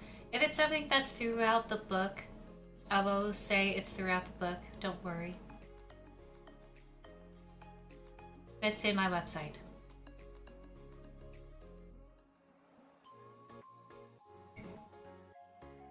That reminds me of the Baldur's Gate.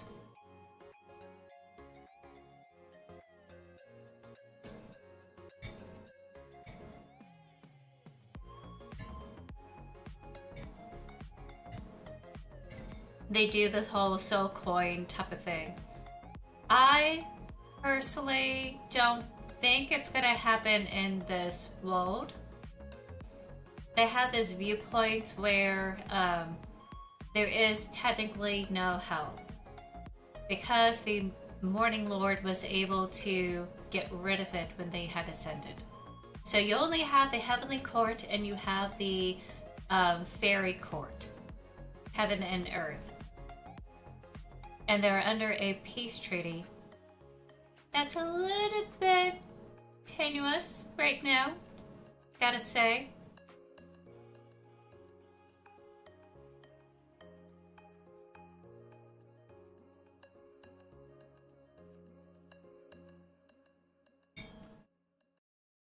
Welcome to Strike Gently. We've got blankets, enamel pins, patches, and stickers.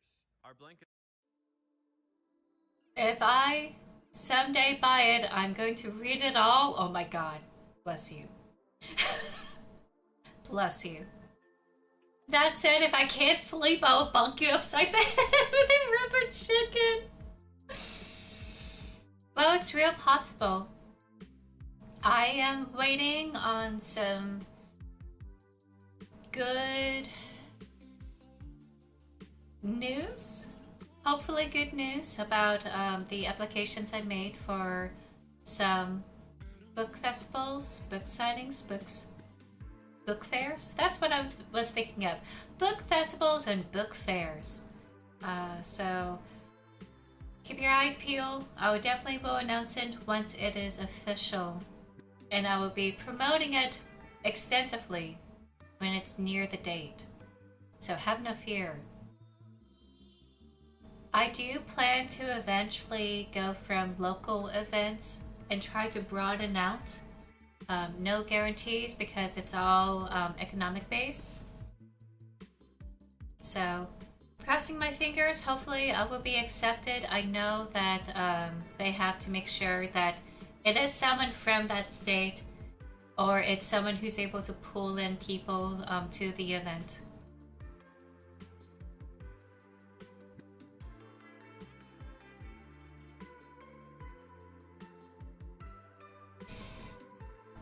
But yeah, I don't think I'm gonna have soul coins in the fantasy, at least in the Silver Fox series. I don't think that would be allowed. But I could make like a case where someone tried to make that attempt and then it was like illegal or made illegal. I'll think on it. That's a good idea. But most Fae will fake their currency in their circles because they have a different viewpoint when it comes to capitalism. They don't really participate in it. But they do love all the red tape.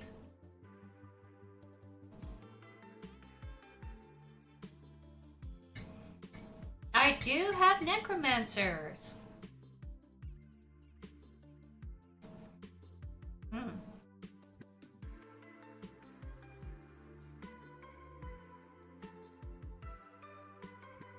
In the Doppelganger Queen, the first chapter, Imphil Quaylock, Aramis and his crew was facing off a terrible necromancer named Telazard, and he had constructed a tome made of elvish flesh, which is horrendous.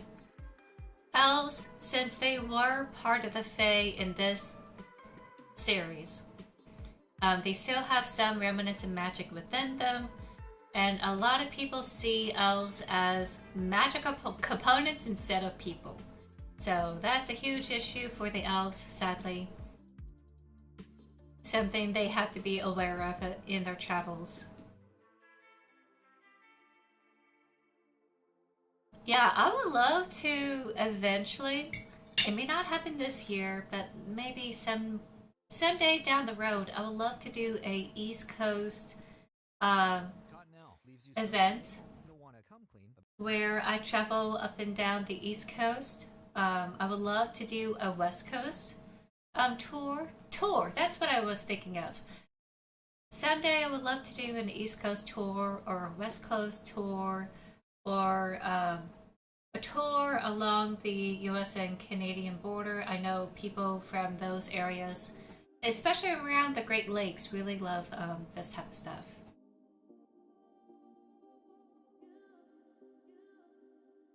Yeah, I would love to do that. I would love to do a Canadian tour, like a dedicated one. And eventually, I would love to do a European tour. I know there are some of you who live in Europe and would love to like see it. And I don't know when. Also, I know that there are some people in India who keep seeing my ads from YouTube. And I so want to like do a tour in there as well, as a way of saying thank you. And here's a book, you know.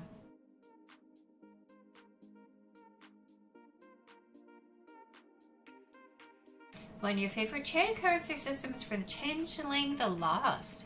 Oh yes, the changelings. That is a sad origin story, if anyone knew what that is about. Every fae is virtually omnipotent in Arcadia. Oh, that's a nice name. So they make contracts with each other to escape boredom. With conflict, that's cute. Or collect memories in the real world where they aren't godlike without risking harm. That's nice. I love that. I will have to figure it out on my end. Not everything is all green in the grove at this moment. It's all bramble in the fairy court. There's a reason why Dido had left for vacation to join the Dissentars. So everything all comes out in the Mannequin Queen, and hopefully, I don't know when. I kept thinking, oh, like the next book or so, but it's not happening right now.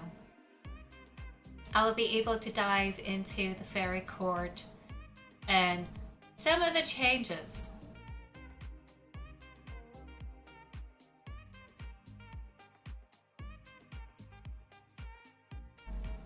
Oh, they made the changeling more Lovecraftian horrors. Oh, okay.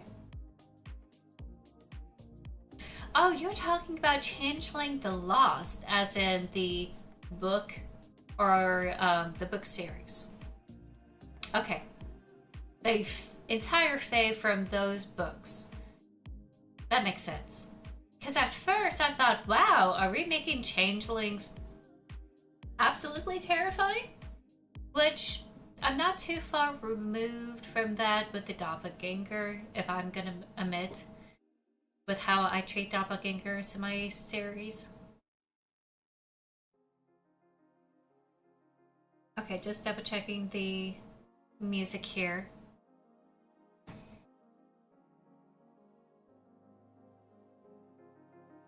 But yeah, changelings come from a very, very sad origin story where people were not quite used to neurodivergent children, especially those with severe cases of autism. And they really do suspect they were switched when they were born because they couldn't quite comprehend it. So they unfortunately will abandon them in the forest, thinking that's where they belong. They don't, by the way. They're human. And some people will try to feed them or take care of them, but I'm so glad we had change as a society, for the better. But that's where the origin story come from. They really felt like these children were switched. And that's why they called them changelings.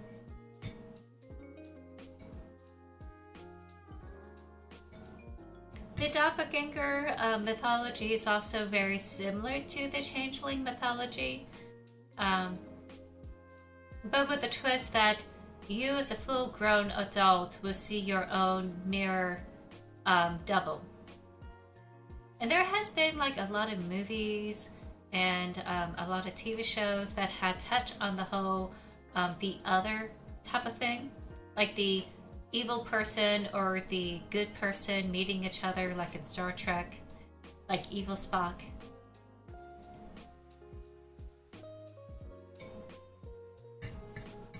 I kind of like the fae origins of doppelgangers, and I tried to marry the two together.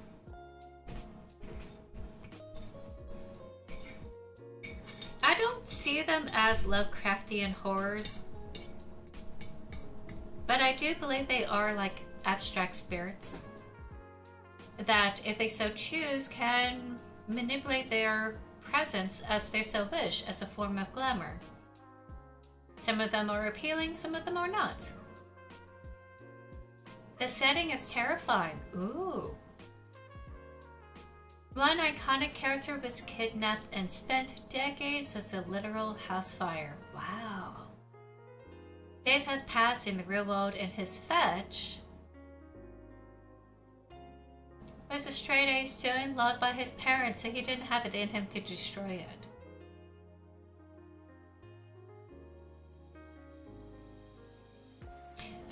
remember what a fetch is. It's your attachment. I'm trying to remember because there's Bilgia, which is like your animal twin or animal spirit twin. But I don't think that's quite what's happening here. I think fetch is like your partner. I could be wrong.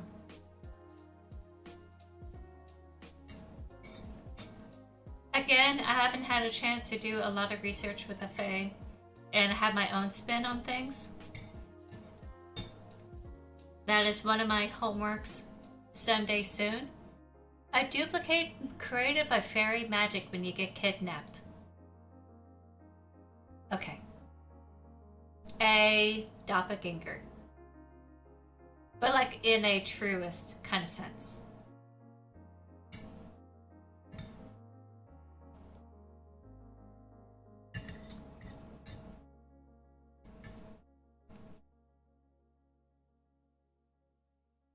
So they continue on in the human world while you are stuck in the Fae.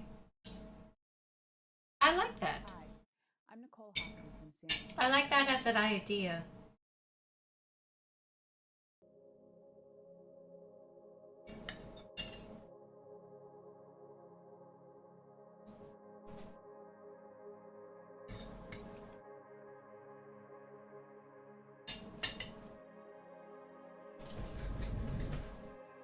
I lost a few veggies. Hold on one second.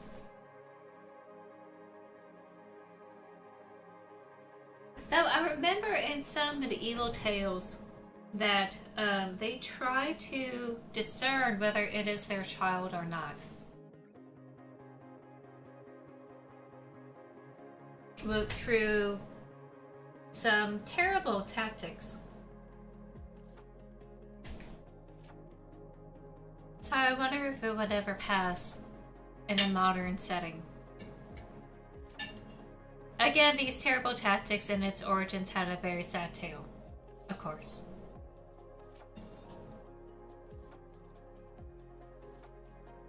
Alright, let me check the time here. We're making really good time. I also love this discussion we're having about the Fae and its origins, and also more doppelganger talk.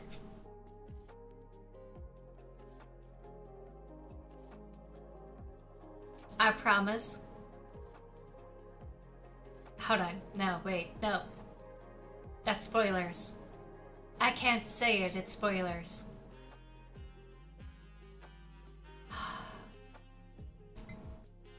Sorry, everyone. I will promise that I will research more into the lore than I have before, especially with some of the terminology here. And whether they would continue to do something like that, because they are under a peace treaty with the Morning Lord and his heavenly court. And, you know, abducting people, kidnapping people will be frowned upon by other, like, mundane beings living on the earth. So there should be some sort of compromise. Again, a lot of red tape and bureaucracy gonna be involved. And a ton of contracts too. Fairy packs are still in the books, by the way. Currently, there is a very soft fairy pack made in the Mannequin Queen, and then there's a hard one in the 4th book. That's as much as I could say.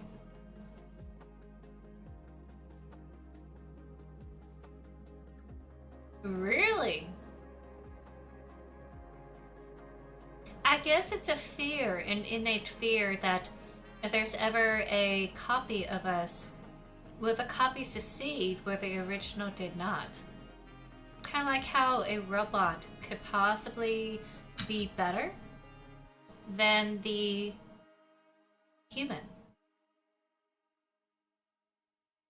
There's always that fear of, oh no, I'm not good enough at what I do, and not appreciating with what you have.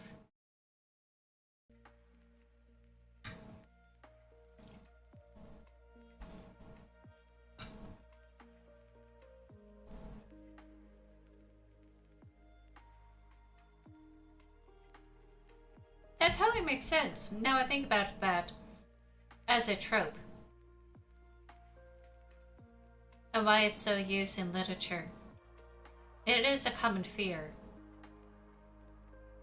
Fears, of course, don't make sense. They're illogical, but try to tell someone who has that type of fear.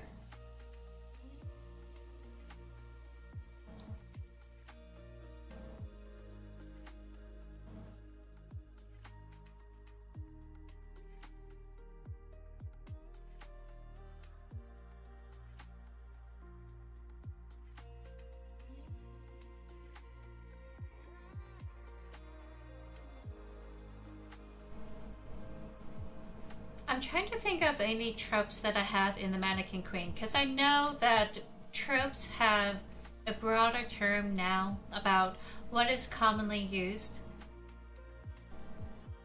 And the stigma about tropes is kind of alleviated a little bit thanks to the romance fantasy genres. Oh no, my doppelganger is trying to kill me. Surprise, you are the doppelganger in this pitiful creature is the original who was kidnapped by a fairy. Ooh. Cool motive, still murder. But that's a nice twist. You didn't realize you were a construct of magic.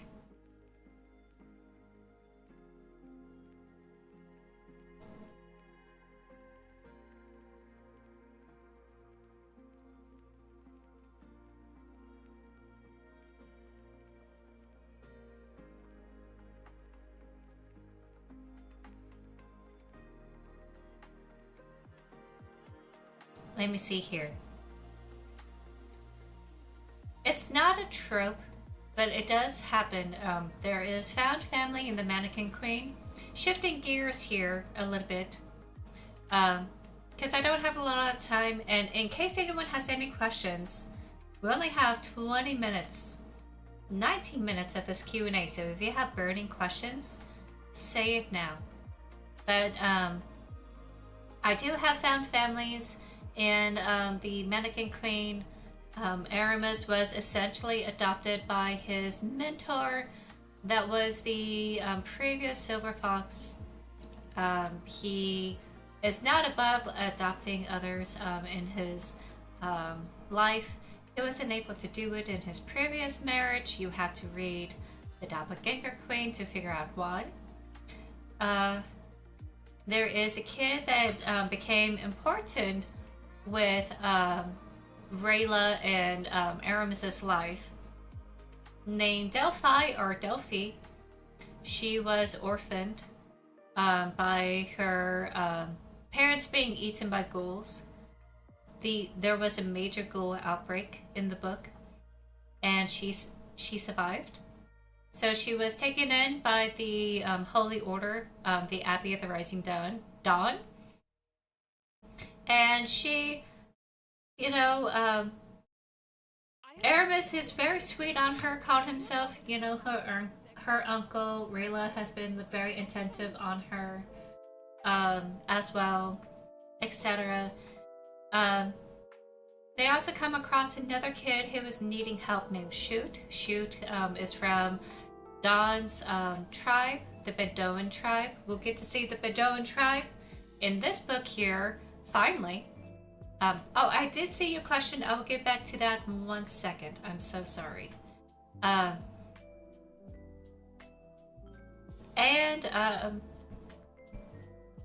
Because of Shoot and his situation, Aramis felt compelled to help him out to break away from a very toxic situation and trying to give him a home. So there's a lot of themes of found family and finding each other, coming together. Also, in a sense, a loose sense of found family within the Centaurs as well. Dawn had found a place among her fellow officers and soldiers in the rebels, and she also found a home in Amavriel. Tsuki is also adopted by her two fathers, her dwarven and elven father. I will be able to showcase more of that in the third book, but for right now, just know that she also is an adoptee. As well as Sister Rayla, she was adopted into the Holy Order since infanthood. Her parents passed away through a shipwreck. Will the truce last? The one binding the Fae. It's not binding the Fae. It's a mutual agreement placed upon between the Morning Lord and the Queen of the Faes. It's a mutual agreement. I will stress this a lot. It's not a binding agreement. They didn't enslave the Fae. They will be insulted by that type of suggestion. They would never agree to it. But it is a mutual respect of they have their place, we have ours. It will come together to help guide these poor souls through their lives. And also the afterlife. It's a give or take kind of situation. Are your undead soulless or soul mutated by their transformation? What are the metaphysical implications? Right now, necromancers are able to revive bodies without souls. At least until there was a strong tome made by Telazard, where he was able to create ghouls. Ghouls are a little bit more intelligent because they're able to revive some of their latent memories. One of them is, of course, hunger and rage.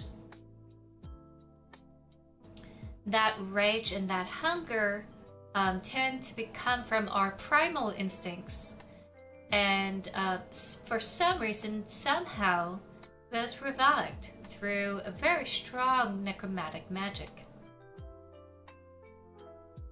At this moment, unless I decided later, there's no souls inside the ghouls, or at least inside of Immortai. Ghouls are kind of questionable because it does pull out their raw emotions. So there are memories involved. But whether memories are souls, that's a different question. And I think that's a very fascinating conundrum of what is a soul? Is it just our memories? University of Phoenix feels built for real life. Sorry about the YouTube ads, by the way.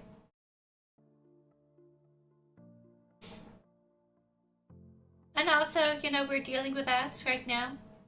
I try my best to put it off as much as I could, but you know how it is.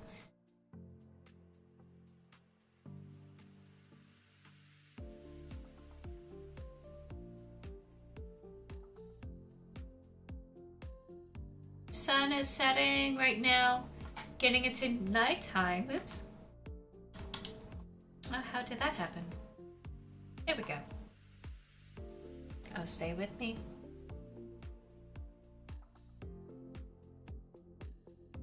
Okay, that might help for right now. At the moment, no. I've been the only participant, but I do believe that at one point there was another person hopping on YouTube Live. I think that no matter whether I get viewers on live or not, I know for sure that YouTube is a really great place for stored video. So this is something that's going to last forever on YouTube. So long YouTube keeps it around, it's going to be there. Twitch, it's only for 2 weeks. So whether I have live viewers or not, I'm not really concerned. It is very quiet on YouTube, but you know, I appreciate all of you who are lurking on YouTube, no matter what. It's okay. I am pleasantly happy that I am receiving viewers on just chatting. Really happy about that. Thank you for being here, by the way, chat people and Twitch people. We have about 10 more minutes of Q&A.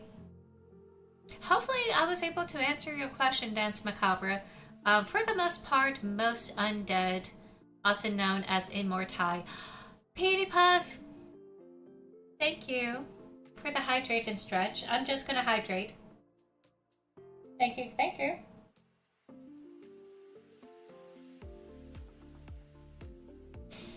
And it's a little bit questionable with ghouls because they're a lot more intelligent, or at least they're a lot more ferocious than the normal zombie. Of course, I do have vampires. There was once the Dreadlord Atanace, this vampire in Tosca that Corsa, Mother Myr, and Castamir, Corsa's husband, had destroyed.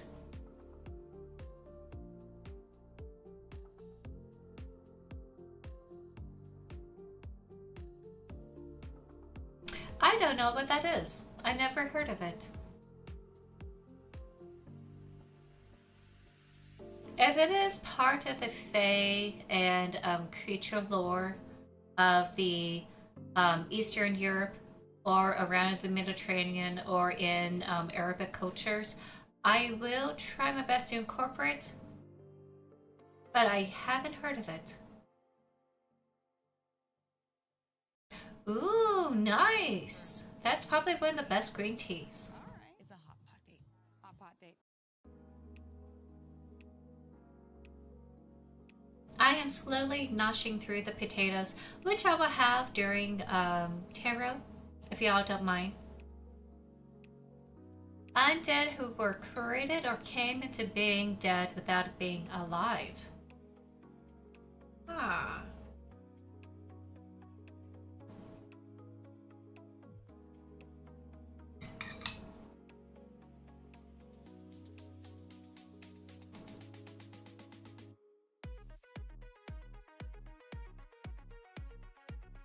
I have to say, I never considered it. I do have supernatural influences, like creatures from beyond trying to encroach into the realms. I do have fae, let's see. Do have angels being summoned, or at least one angel being summoned. They had to do a summoning circle to make it happen. Current well-known franchise does your world resembled or based off most, art style wise?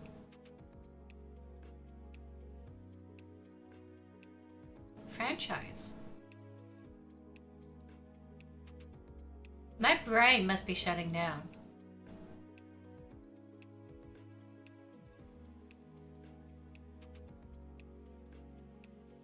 I don't know. Well, I had a necromancer for the first chapter, and I don't showcase the necromancer throughout this series extensively. It's not a huge focus. The only thing that is seen as, at least among the supernatural beings, is that they're a nuisance. They're making illegal magic. They're always I just recently put this in the 4th book that every type of magic category are only allowed a certain amount of artifacts or tomes or whatever created by them, and they can't overmatch the other. They gotta have some balance. Otherwise, it's a nuisance. And they consider necromancers as nuisances at this current moment because they are just not respecting boundaries. And in order to do their practice, they just really don't.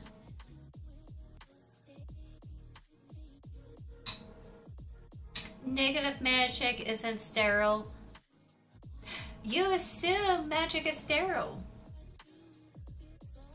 Magic is not sterile. Magic is nature. At least in this fantasy realm.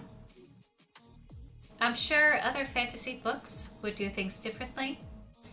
I certainly would not put a lot of stock in one person's world building as the paramount of how to do things. I get it that you're a fan.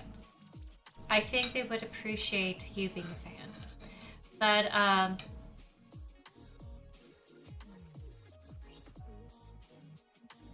oh, what I meant is that if nothing is coming off of it like bacteria or like viruses or whatever, like a practitioner who is licensed. I think I'm going to back up here. I see what's going on. In my understanding, if you do it well enough, you won't have byproducts. And that is some sloppy magic if there's a byproduct.